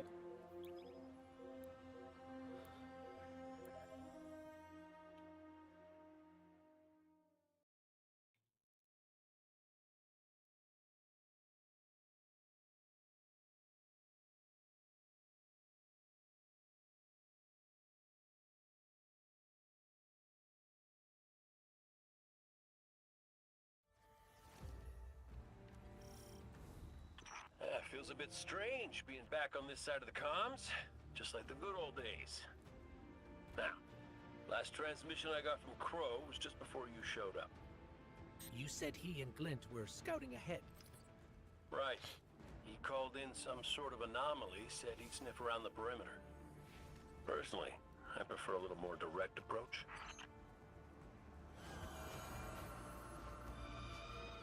I ever tell you about the Hunter Vanguard before me? His name was Andal Brask. He was my mentor. Great shot. Terrible gambler. Still, we had this friendly little wager about what was inside the Traveler. I told him there's nothing. So of course Andal says, well then I'm betting on everything. Everything. Lucky guess. The inside is a composite of the outside. You're gonna see some things you recognize, and some things you don't. Treat it all as real. Unless it ain't. But I can guarantee you the Shadow Legion up ahead are as real as they come.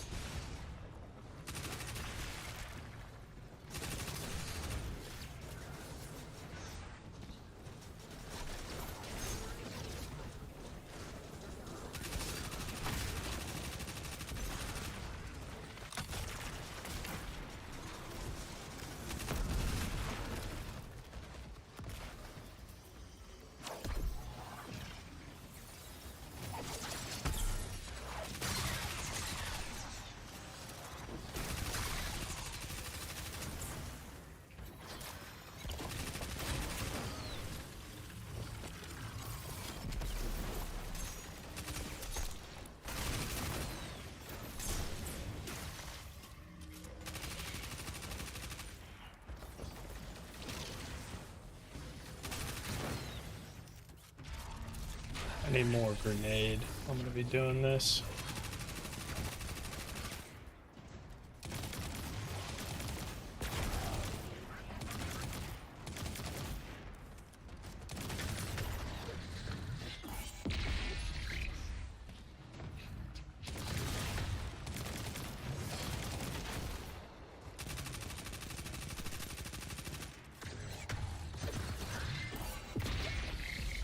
Oh, jeez.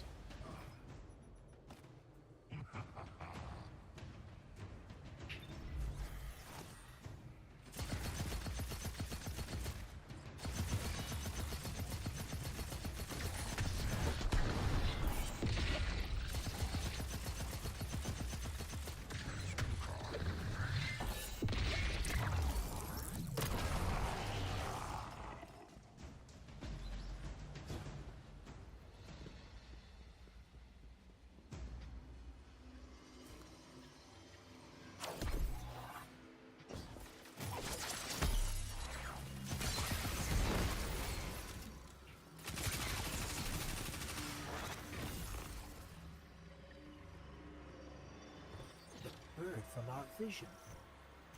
That can't be a coincidence. Let's follow it.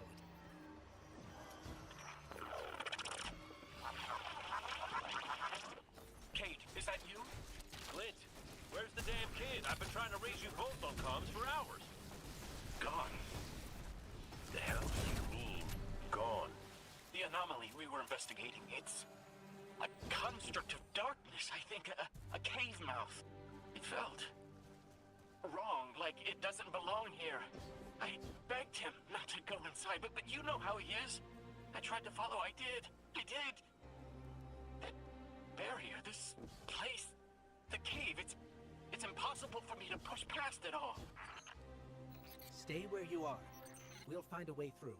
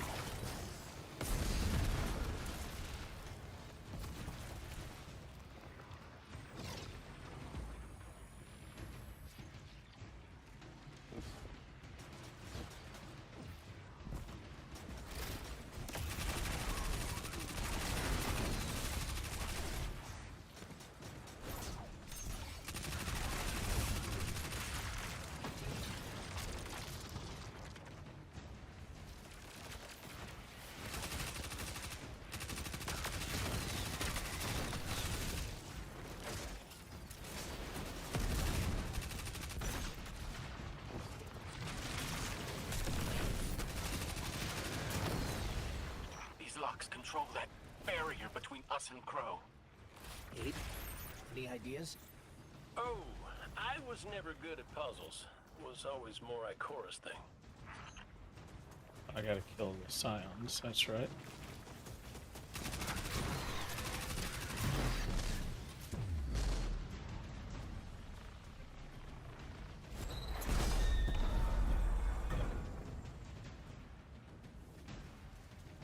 I think those taken Scions might share a connection with that dial.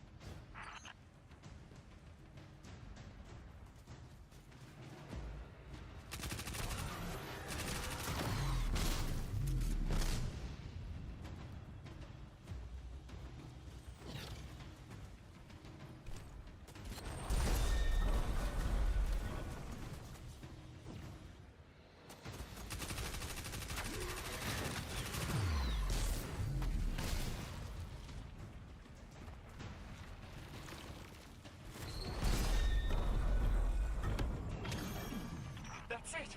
Do you see any other dials in the area? Affirmative. But Guardian will handle it.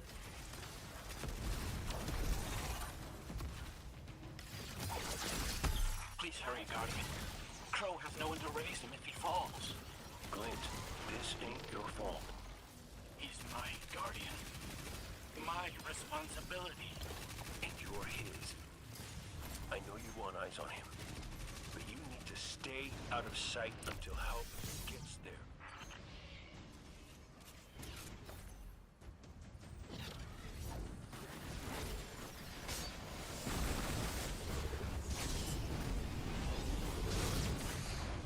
Yeah,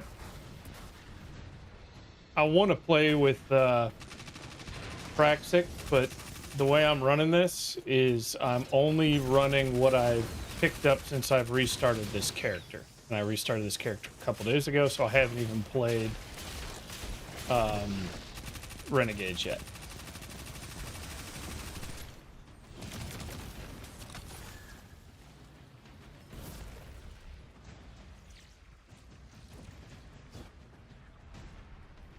Where are these dudes at?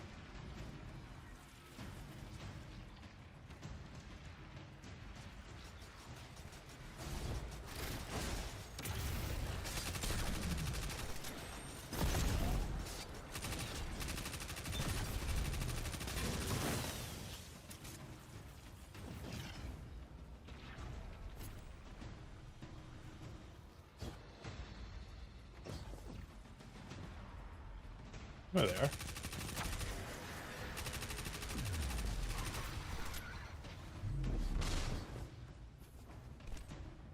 Let's see. Clockwise.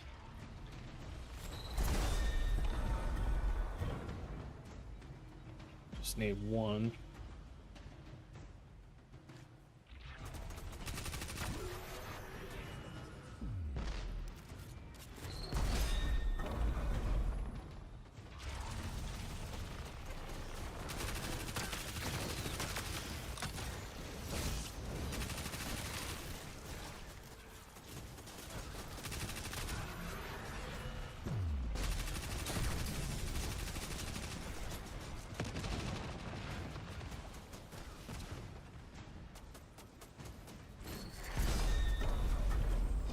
I need one more.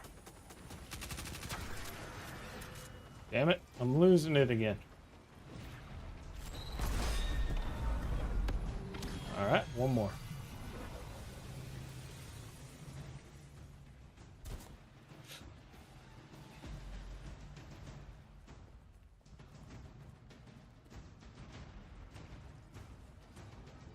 Well, I appreciate you letting me know, because I actually didn't know that they were doing new crystals.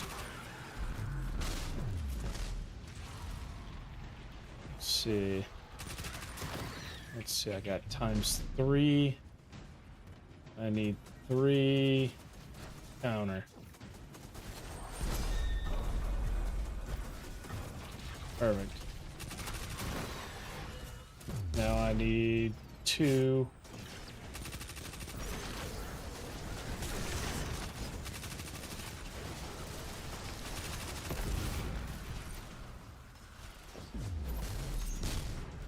I don't know why I thought that was somebody. Let's see. Go this way. I killed too many of them. So I need... what was that, 3 more? I'll start with 2. See if that's what I need. Oh, wrong side.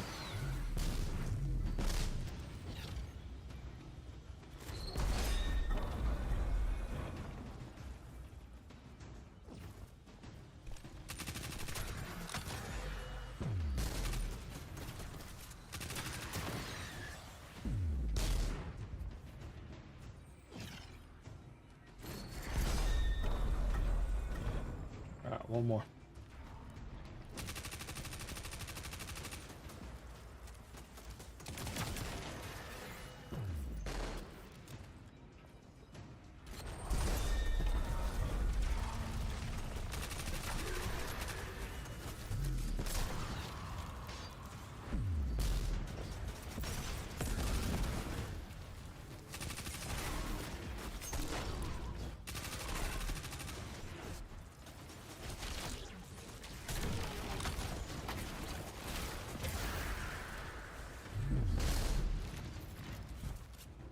I haven't played Prismatic Hunter in so long.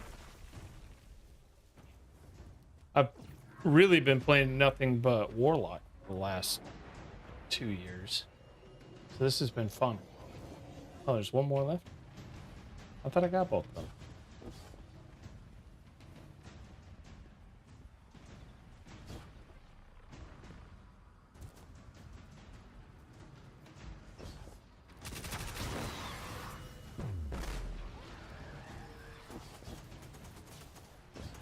I need 3.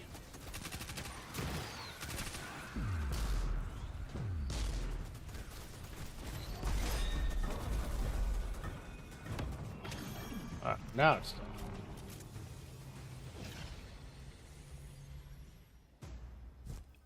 Cade, what do you make of that bird that led us to Glint? Well, it seems pretty obvious to me. I think it's pretty obvious to you, too. The real mystery is why nobody wants to say it out loud. I will. A traveler. It's helping us.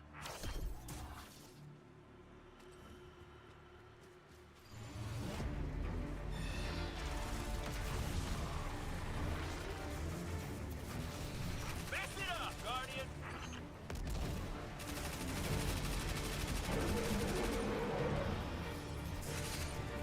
Well.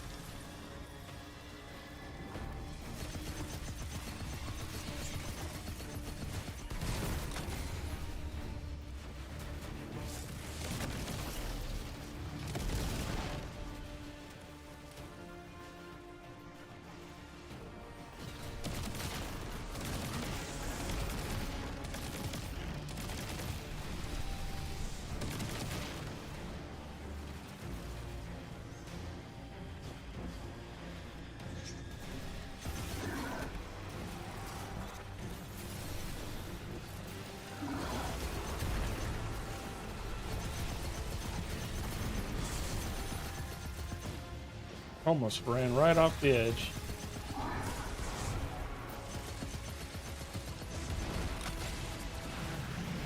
That would have been stupid. I'm coming with you. No, Clint, you hold. The Guardian will give us the all clear.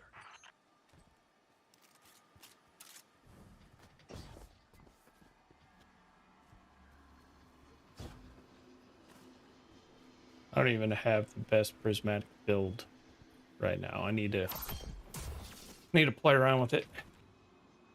Probably need to change the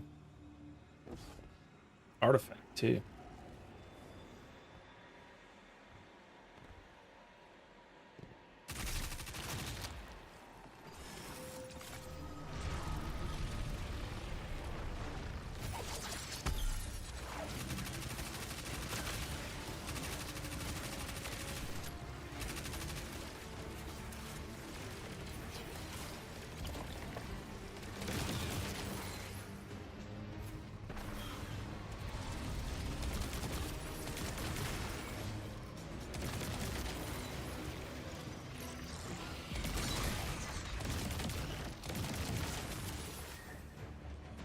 I know they nerfed this, but it really doesn't feel like they nerfed it.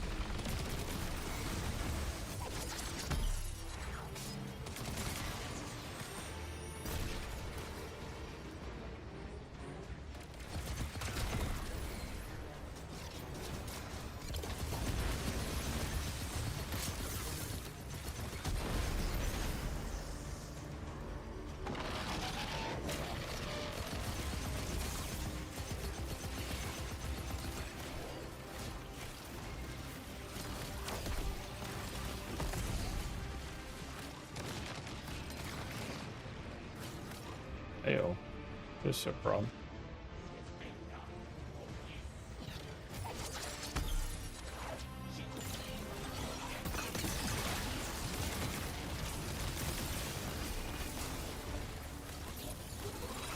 Oh, not ammo.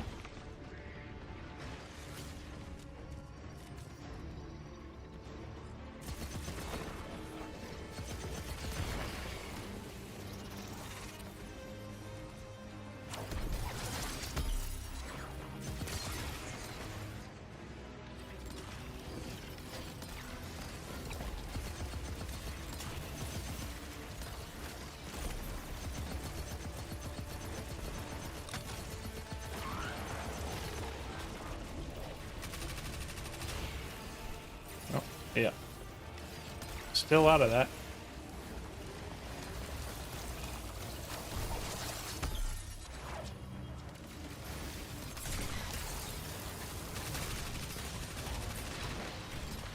Uh-oh.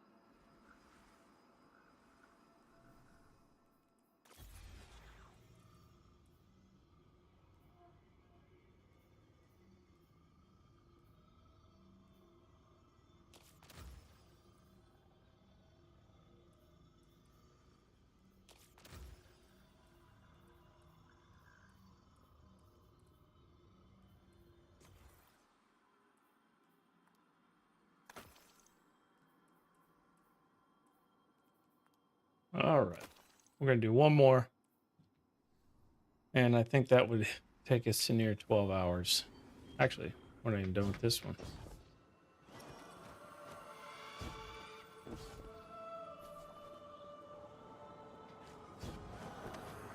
This must be it. Glenn's right. This feels cancerous. Like a blight. But it's different somehow. What is this? Indecision. Guardian. You were thrust into an unending life of certitude. It's in my mind, trying to tear me apart. Let us free you from this architect of your enslavement. No! I did it. I fought it off. Shut it out. No matter. Our voice will suffice. That diorama.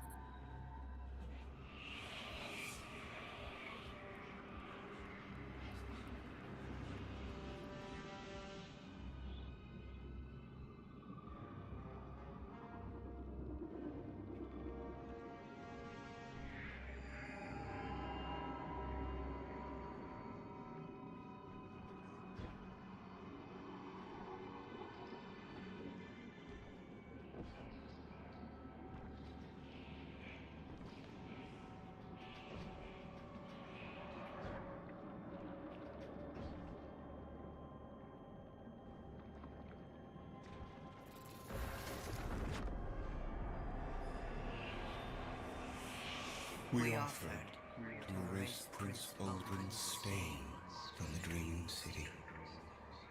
To grant Crow dominion of the Reef, the Awoken, and all the stars beyond. But he chose pain.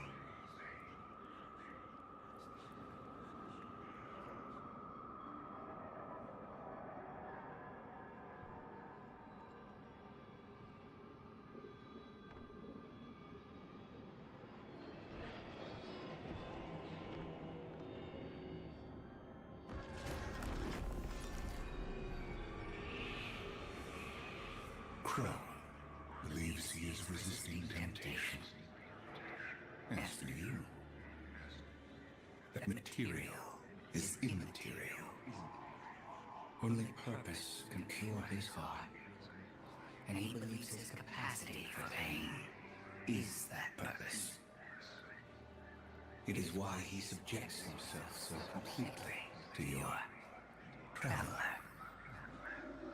This belief was taught, conditioned into you. There. Up ahead.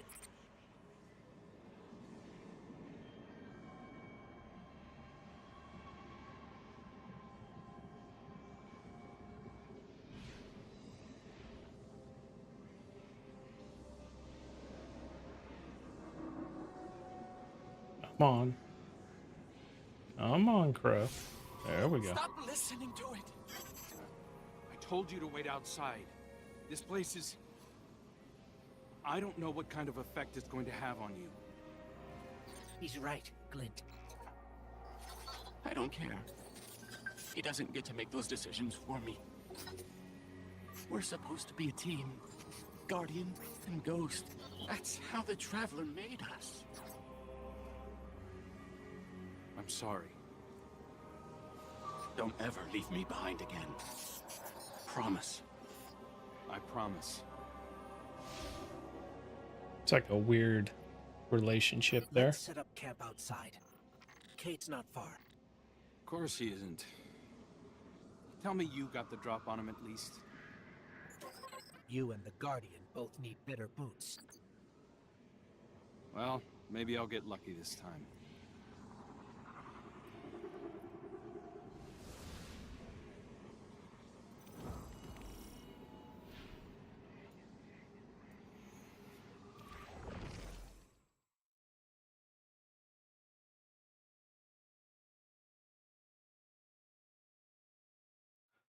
Let's see what our player count is now. 156. Still, I think this is a great effort by everybody in the community. It's hard to describe. It's like these pockets of darkness are physical manifestations of the witness's presence here.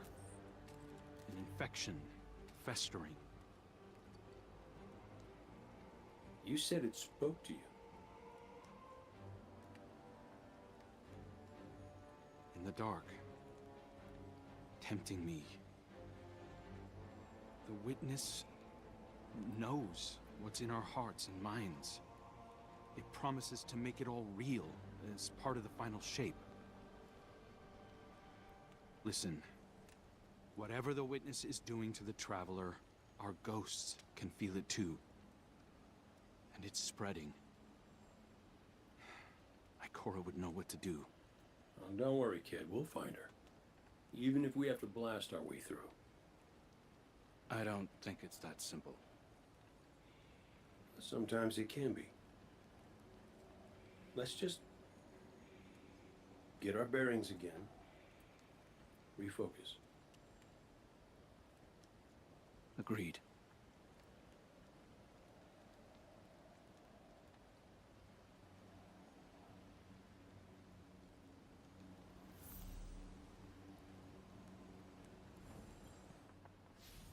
What a relief to see Crow and Glint again. That cave we found him in, where the witness tried to possess me. A malignant place like that inside the Traveler feels blasphemous. That wasn't just darkness. It was reshaped by the witness, corrupted. No wonder it could project itself there. At least out here, the Traveler's light still protects us. As much as it can, anyway. My shell? Don't worry. It's not as bad as it looks. The witness barely left a crack. We take hits and we get back up again. Right, Guardian? Listen, the others spotted a location nearby that resembles the Io cradle. Sounds like something that would be of interest to a warlock we know.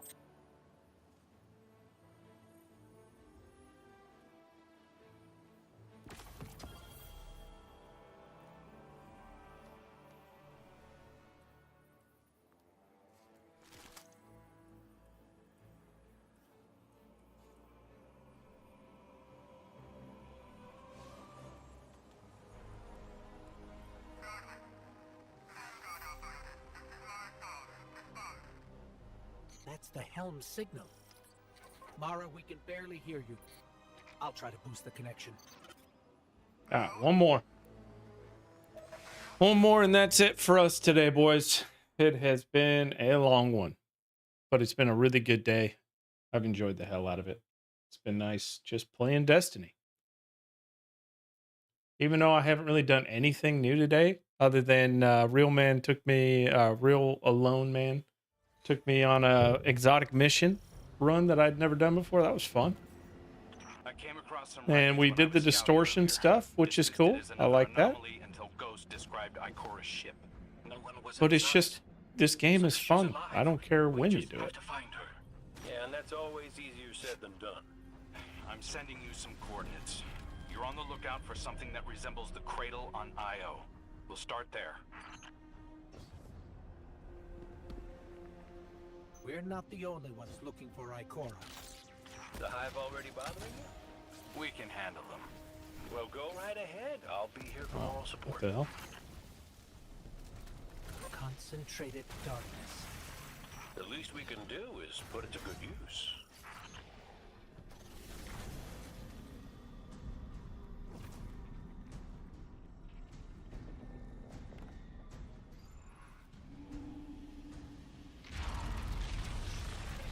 More of the witness's abominations. Careful, Guardian.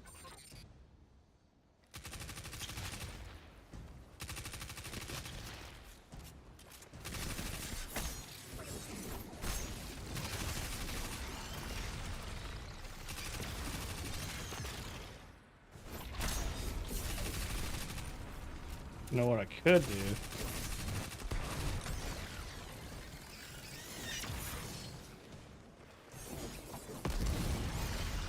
could run Spade again with the multiple throwing knives and spam the throwing knives.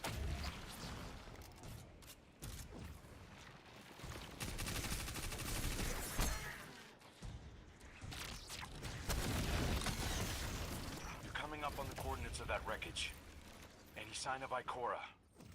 Or her ghost? Nothing yet.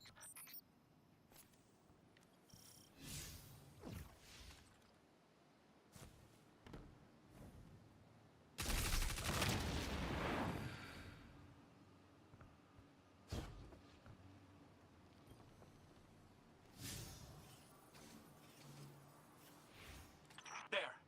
Up ahead! We know Ikora abandoned her ship. Maybe she found something. Maybe so, but going it alone isn't worth the risk. I learned that the hard way. Luckily, she's got the 3 sharpest hunters in the system to back her up. Oh, yeah! And when do they get here?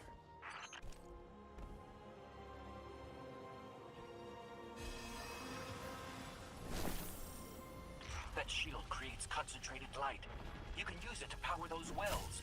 Where light rises, darkness recedes. Sounds like you've been reading Ikora's field journals. I always try to learn from the best.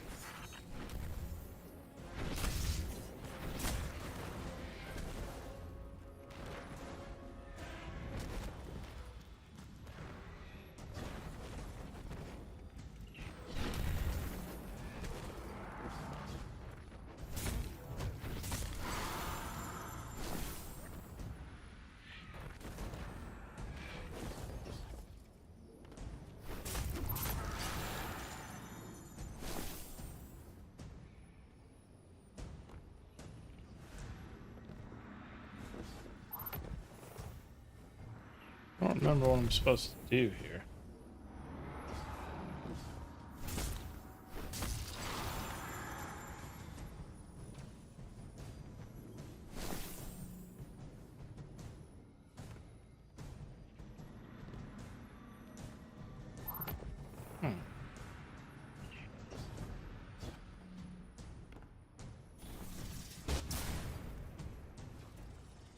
That's not what I wanted to do.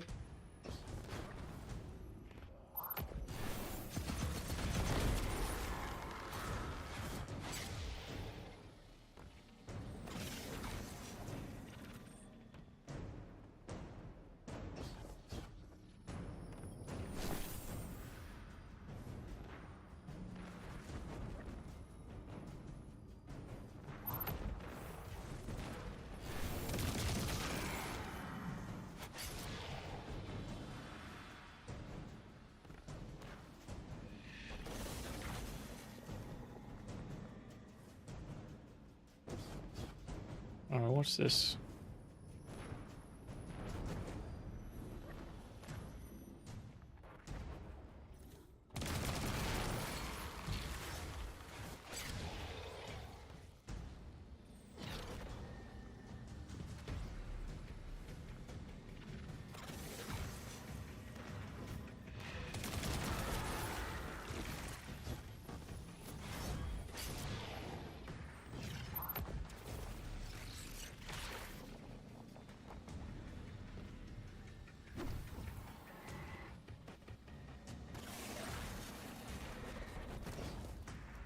Not sure what the hell I'm doing here.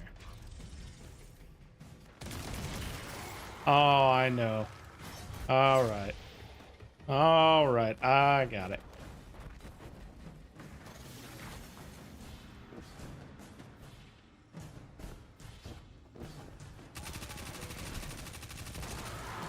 Nope, no, I don't got it. Dark moats.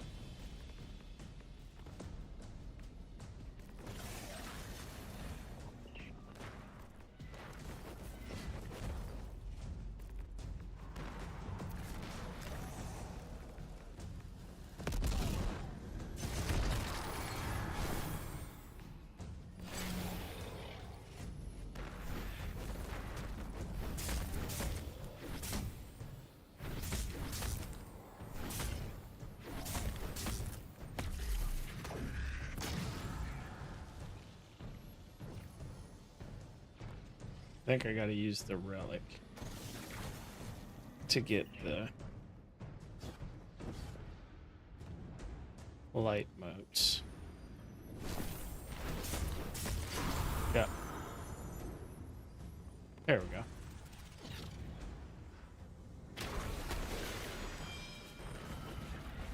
There we go.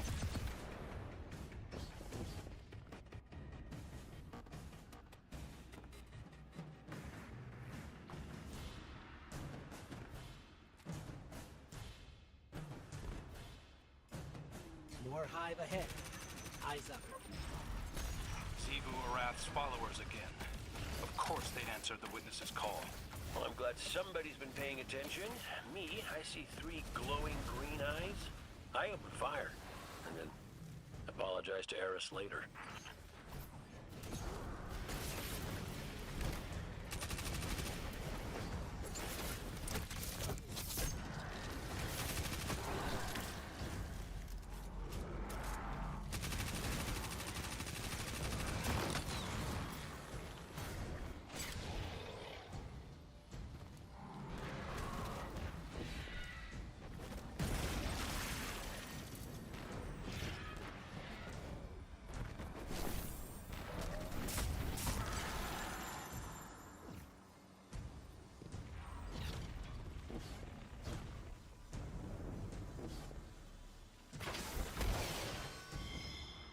I think the key, if I remember correctly, is over here.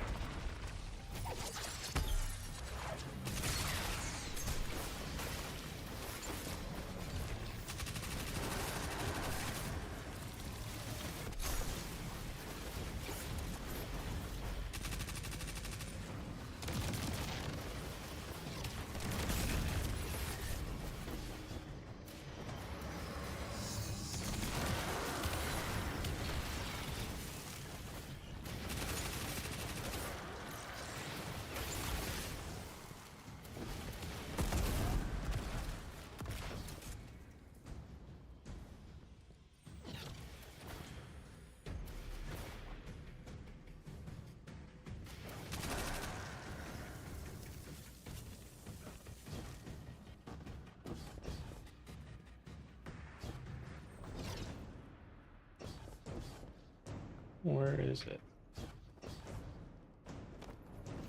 No. Not up there.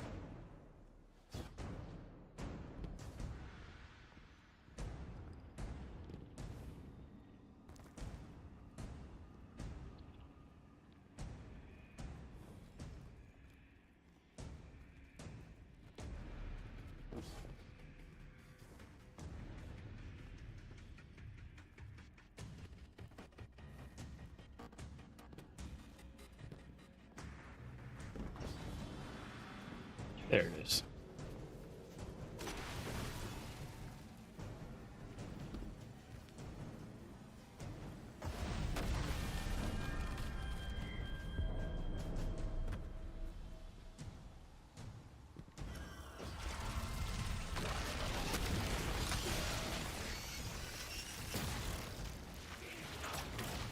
Where? There we go.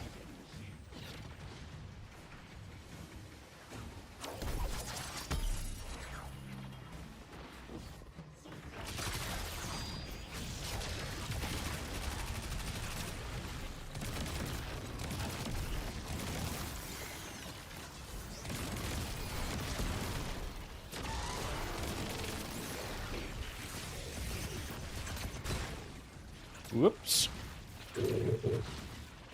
Ah.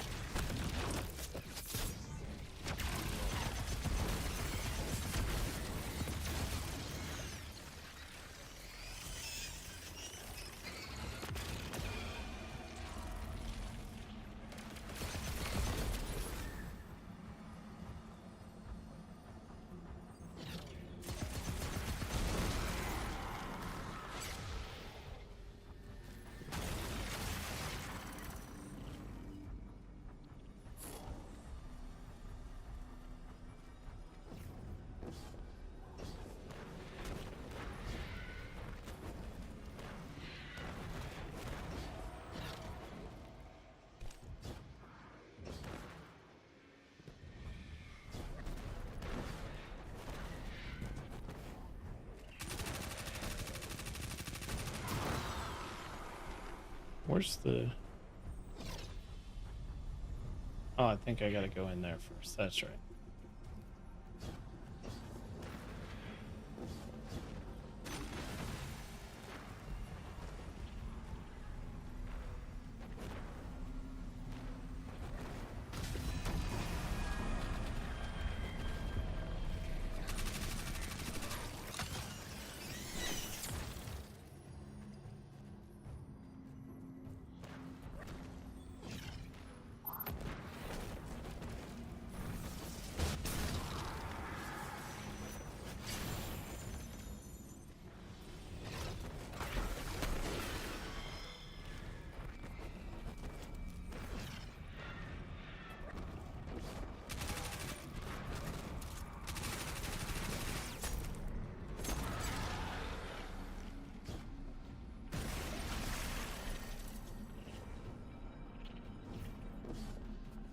Untangled founts of light and darkness. Alright, so I think this is one where we go opposite.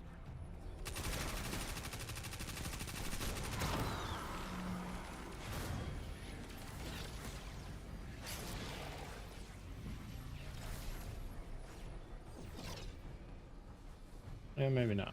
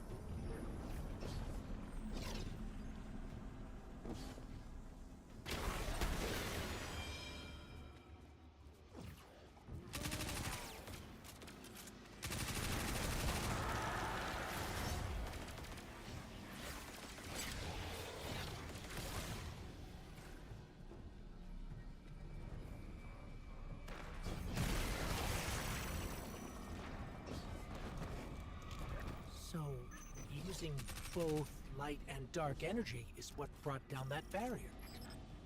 Mara often spoke of the balance of light and dark. We awoken were made in conflict. Our connection to darkness is as ingrained as our connection to light. Not all Guardians are awoken, but it does feel like we all share that conflict.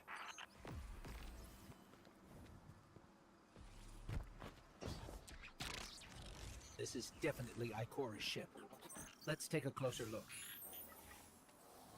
Commander, Guardian, I hope you are both safe, and that you found Crow. I haven't been able to raise you on comm, so I cannot be certain. You know I am not one to be moved without evidence. How did you put it, Zavala? Scientific obstinance. But there is an uncanny sanctity to this place. I feel an impulse. I seek to commune with the Traveler myself. I sense if I reach out, that it will reach back. If not here, where? Find me. I'll be at the cradle. It's just how I remember it.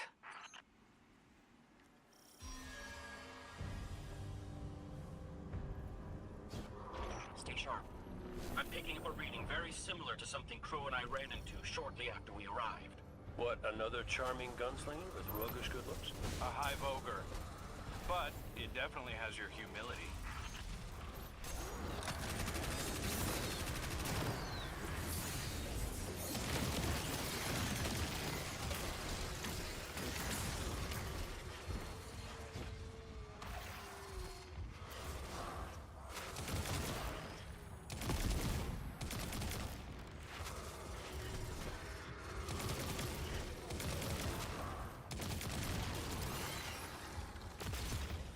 We've got it on the run.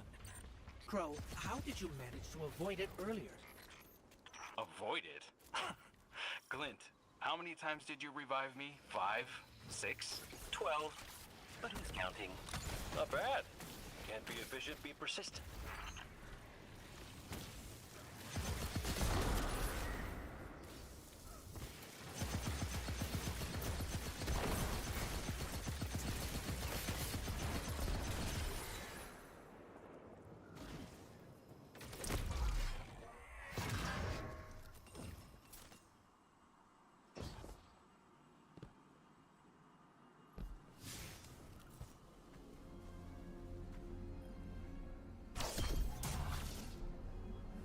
All right.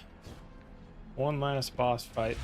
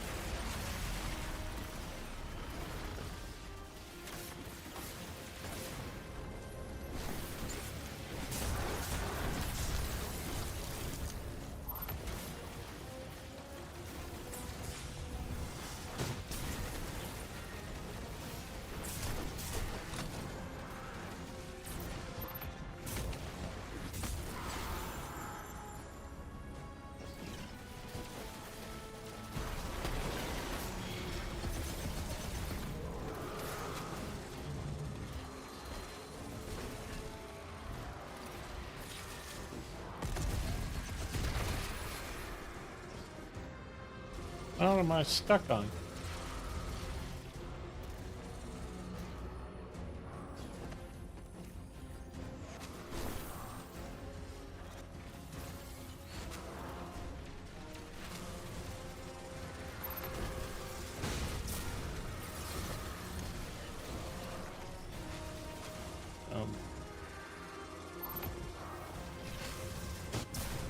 Oh, come on.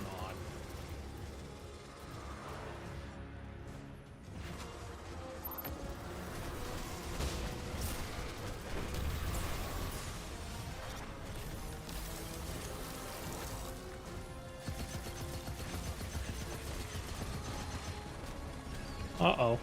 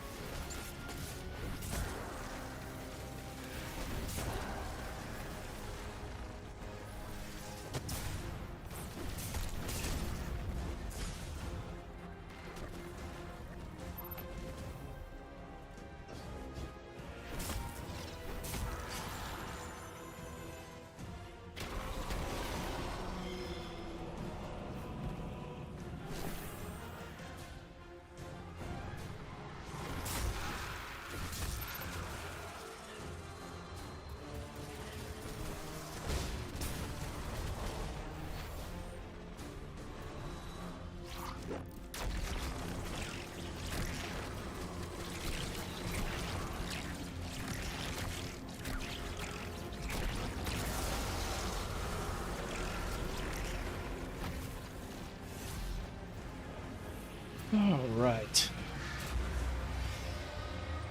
It's down. And look, light. It's creating a path forward.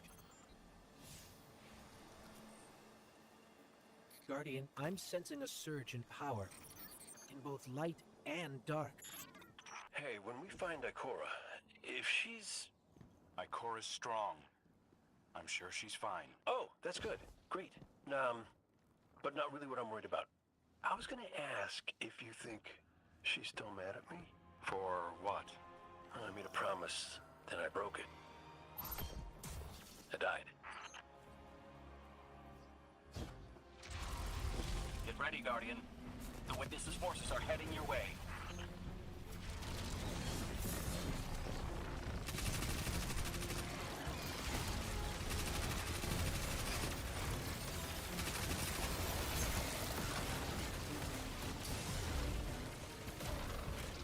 Ew.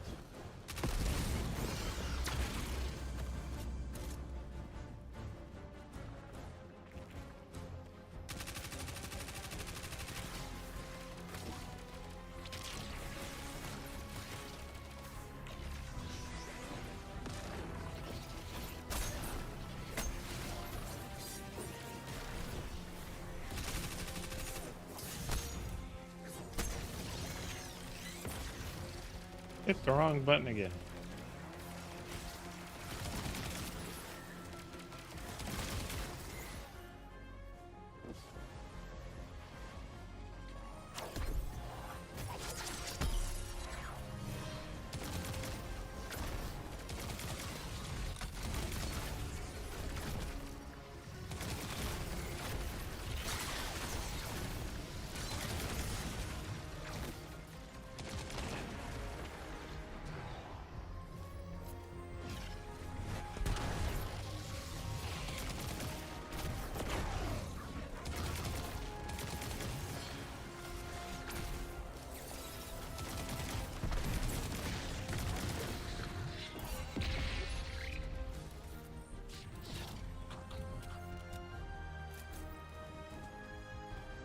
The hell's gonna come up here?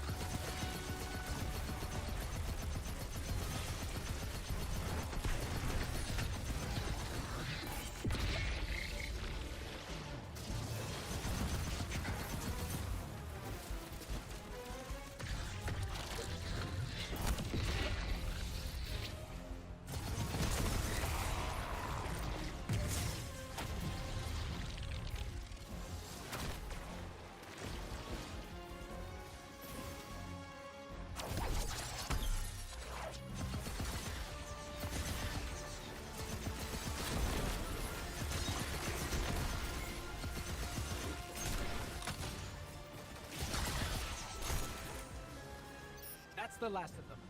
Let's get to Ikora. We found Ikora.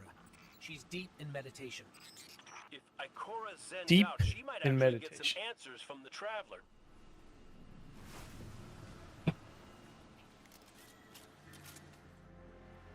Thank you, Guardian. I thought that maybe here, maybe the Traveler might give me some sort of guidance, as it once did for the Speaker. I closed my eyes and I opened my heart and mind. I think I heard it screaming. So did we, when we came through the portal. This place. We know. The witness Does look infecting pretty the traveler. awesome. Darkness combined with light. I wish Osiris could see it. He was always ready with a hypothesis. But here's mine.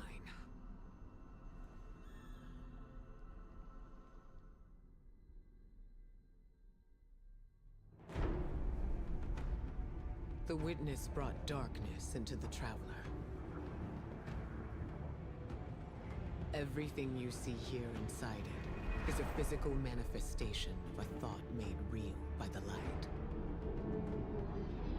Your thoughts, mine, the witnesses.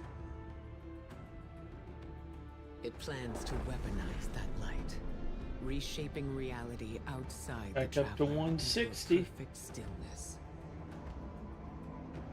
A great silence, never changing, never dying.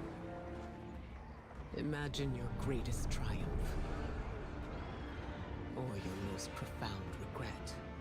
Immortalized as a part of a universe where nothing exists except by the witness's consent. It chooses what your eternity will be, and imprisons you safely inside it. This is its promised salvation. This is the final shape. The witness sees itself as the god it wishes the traveler was. And although the traveler resists the witness's corruption, it and everything we know will eventually succumb. I always warn Zavala not to put all his faith in the traveler, to save some for the rest of us. But maybe faith in the traveler is exactly what we need. If light is powerful enough to destroy the universe, then light is powerful enough to destroy the witness.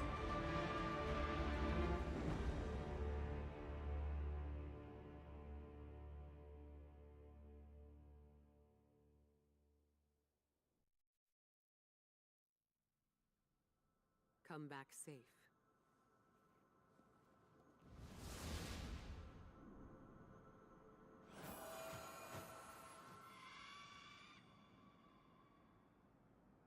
Almost done.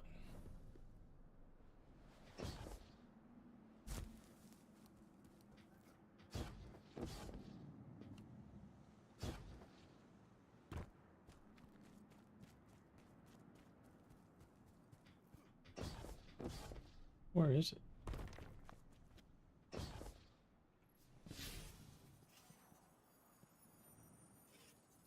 There it is.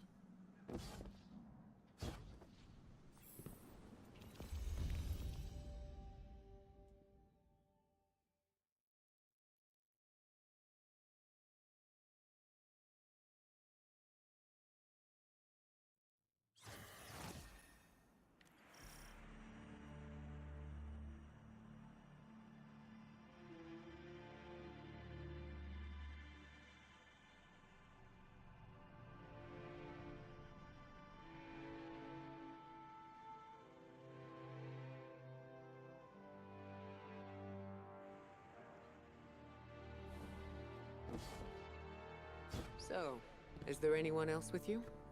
Not Commander Zavala, I assume. This isn't quite up to his standards. Hey. I did my best, all right? Given the circumstances, I think Big Blue will forgive me. Will you? No. It's too much. It's just too much.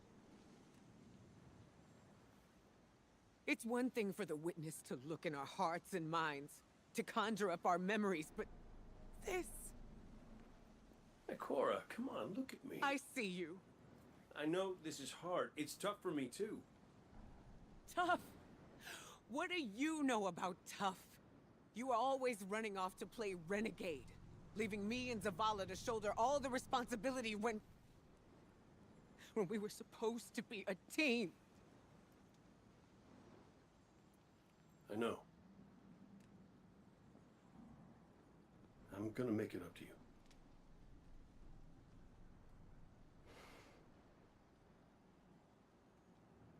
All right.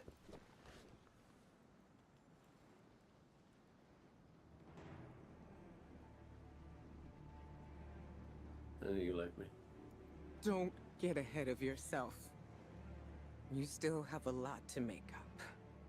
Well then, we better get started.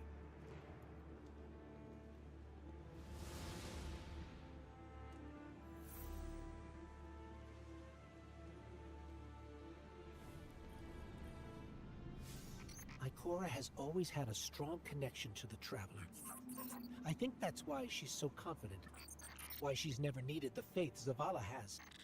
She hasn't sought guidance like this for a long time. But this place makes you reassess what faith means to you. Ikora said our memories reshape the landscape, like the Ascendant Plane.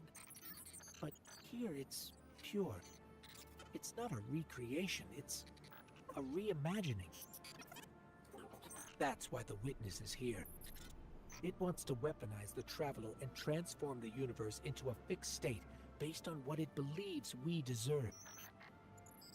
The Witness thinks purpose is a static idea. Its promised salvation is a perfect ending it chooses for us. That sounds more like obsession to me. You can't bottle life. You can't pin its subtleties in place. It's wild and variable, imperfect. Like the light, it shines out in all directions, shadows and all. Commander Zavala would agree. Come on, Guardian. We've got a fire team to reunite.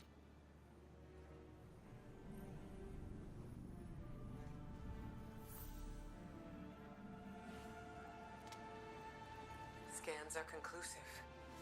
Your body is a construct of light, even if you aren't able to wield it as a weapon. Well, I guess I need my ghost to do that. Yes, but still, this is nothing short of a miracle. A miracle that could only be made possible here. Like we're listening into some conversation. It feels a little awkward. I should be saying that the Traveler brought me back for a reason. It did. Ikora, Give me a better explanation then. I don't have one. All I got is my hand cannon. No golden gun. No ghost. Can I ask you something deeply personal? Shoot. What did you see when you died your final death? Well, that ain't fair. No, it isn't. Light. So bright it burned me all the way up, but I didn't feel any heat. Not a lick. I didn't feel anything, actually. Not with my body, because I left that back there. These anatonautes might call it being one with the Traveler, but I call it home. No pain. No fear. No Vanguard paperwork. That's heaven. And Sundance? She was shining there too. You want to know a secret? I miss it. Even more than I miss you.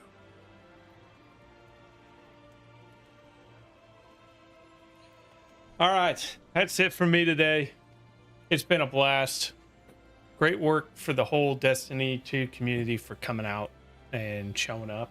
168,000 at the most recent check of high for today, which is higher than Edge of Fate and Renegades combined, I think. But, well, maybe not combined, but close. But huge work. Great work, everybody. Had a ton of fun. Almost 12 hours of streaming today. And, yeah, good conversations. Appreciate every single person that came in and hung out and chatted for a while. But I will be back on probably tomorrow if I'm not burned out on video games for a minute. But if I am back on tomorrow, it'll be Hell Let Loose. So back to your regularly scheduled streaming broadcast. But it's been fun. It's been a lot of fun. And I'm happy we're going to take, if this is going to be the end of this game, that we're taking it out on a high. So thanks everybody, and everybody have a great night.